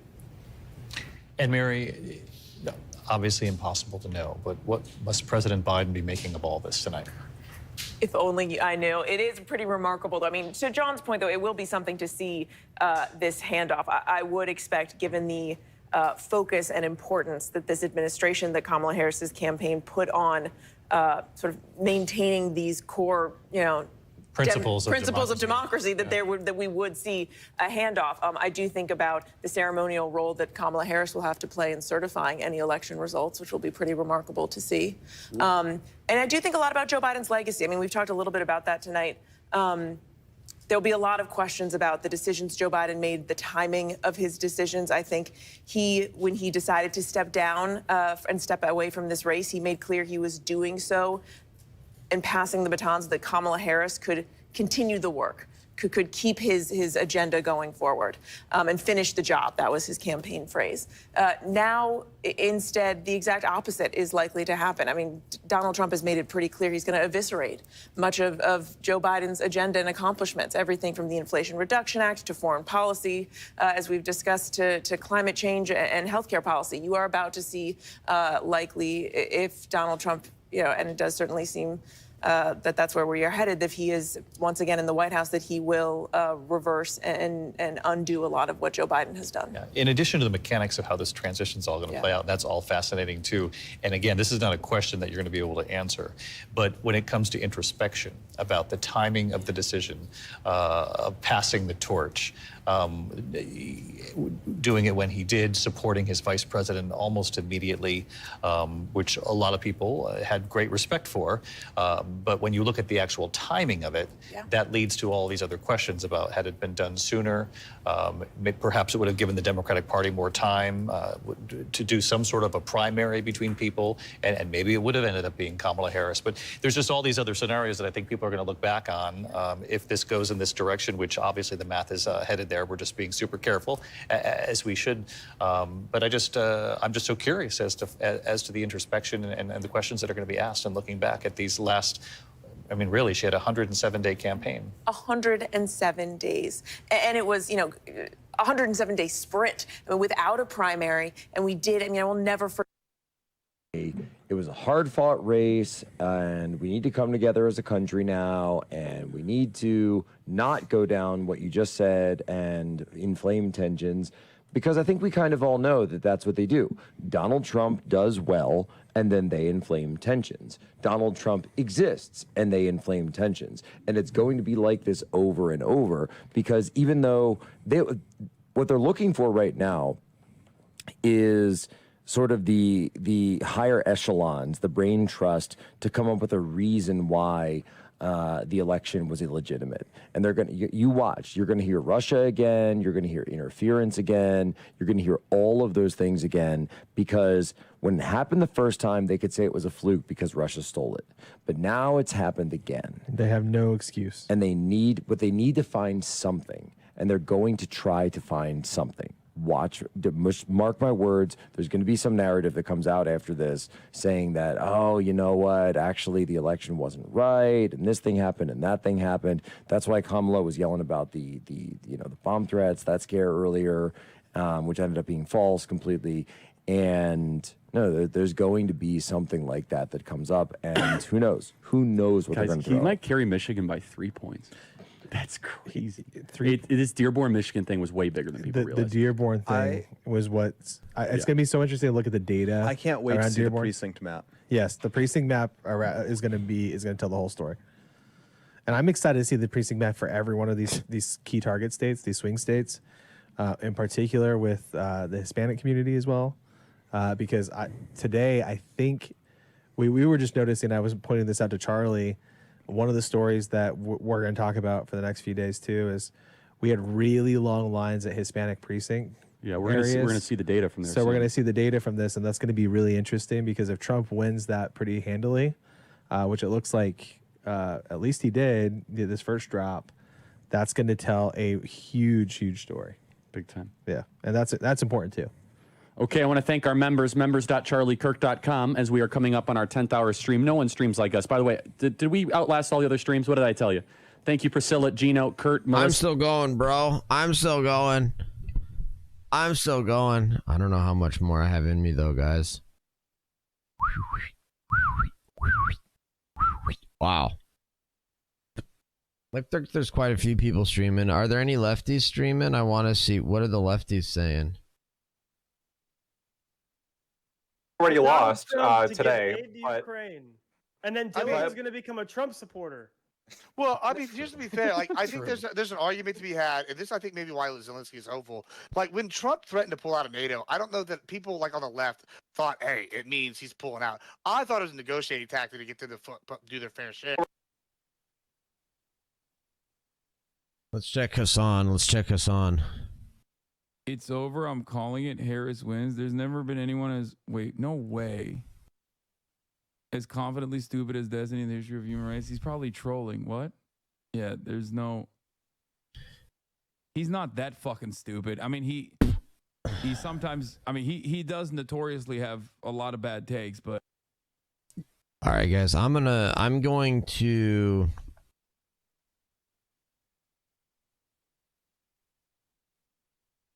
going to raid Ranger and Rogue. Certain things that probably shouldn't have been in there, but I don't know exactly. Thank you guys all so much. I love you guys so much. Constitutional originalist. But if you say that, no, you're just an originalist. You're a constitutionalist and you're an originalist. But if you say you're a constitutional conservative, that means that you think the Constitution should be conserved in its current form.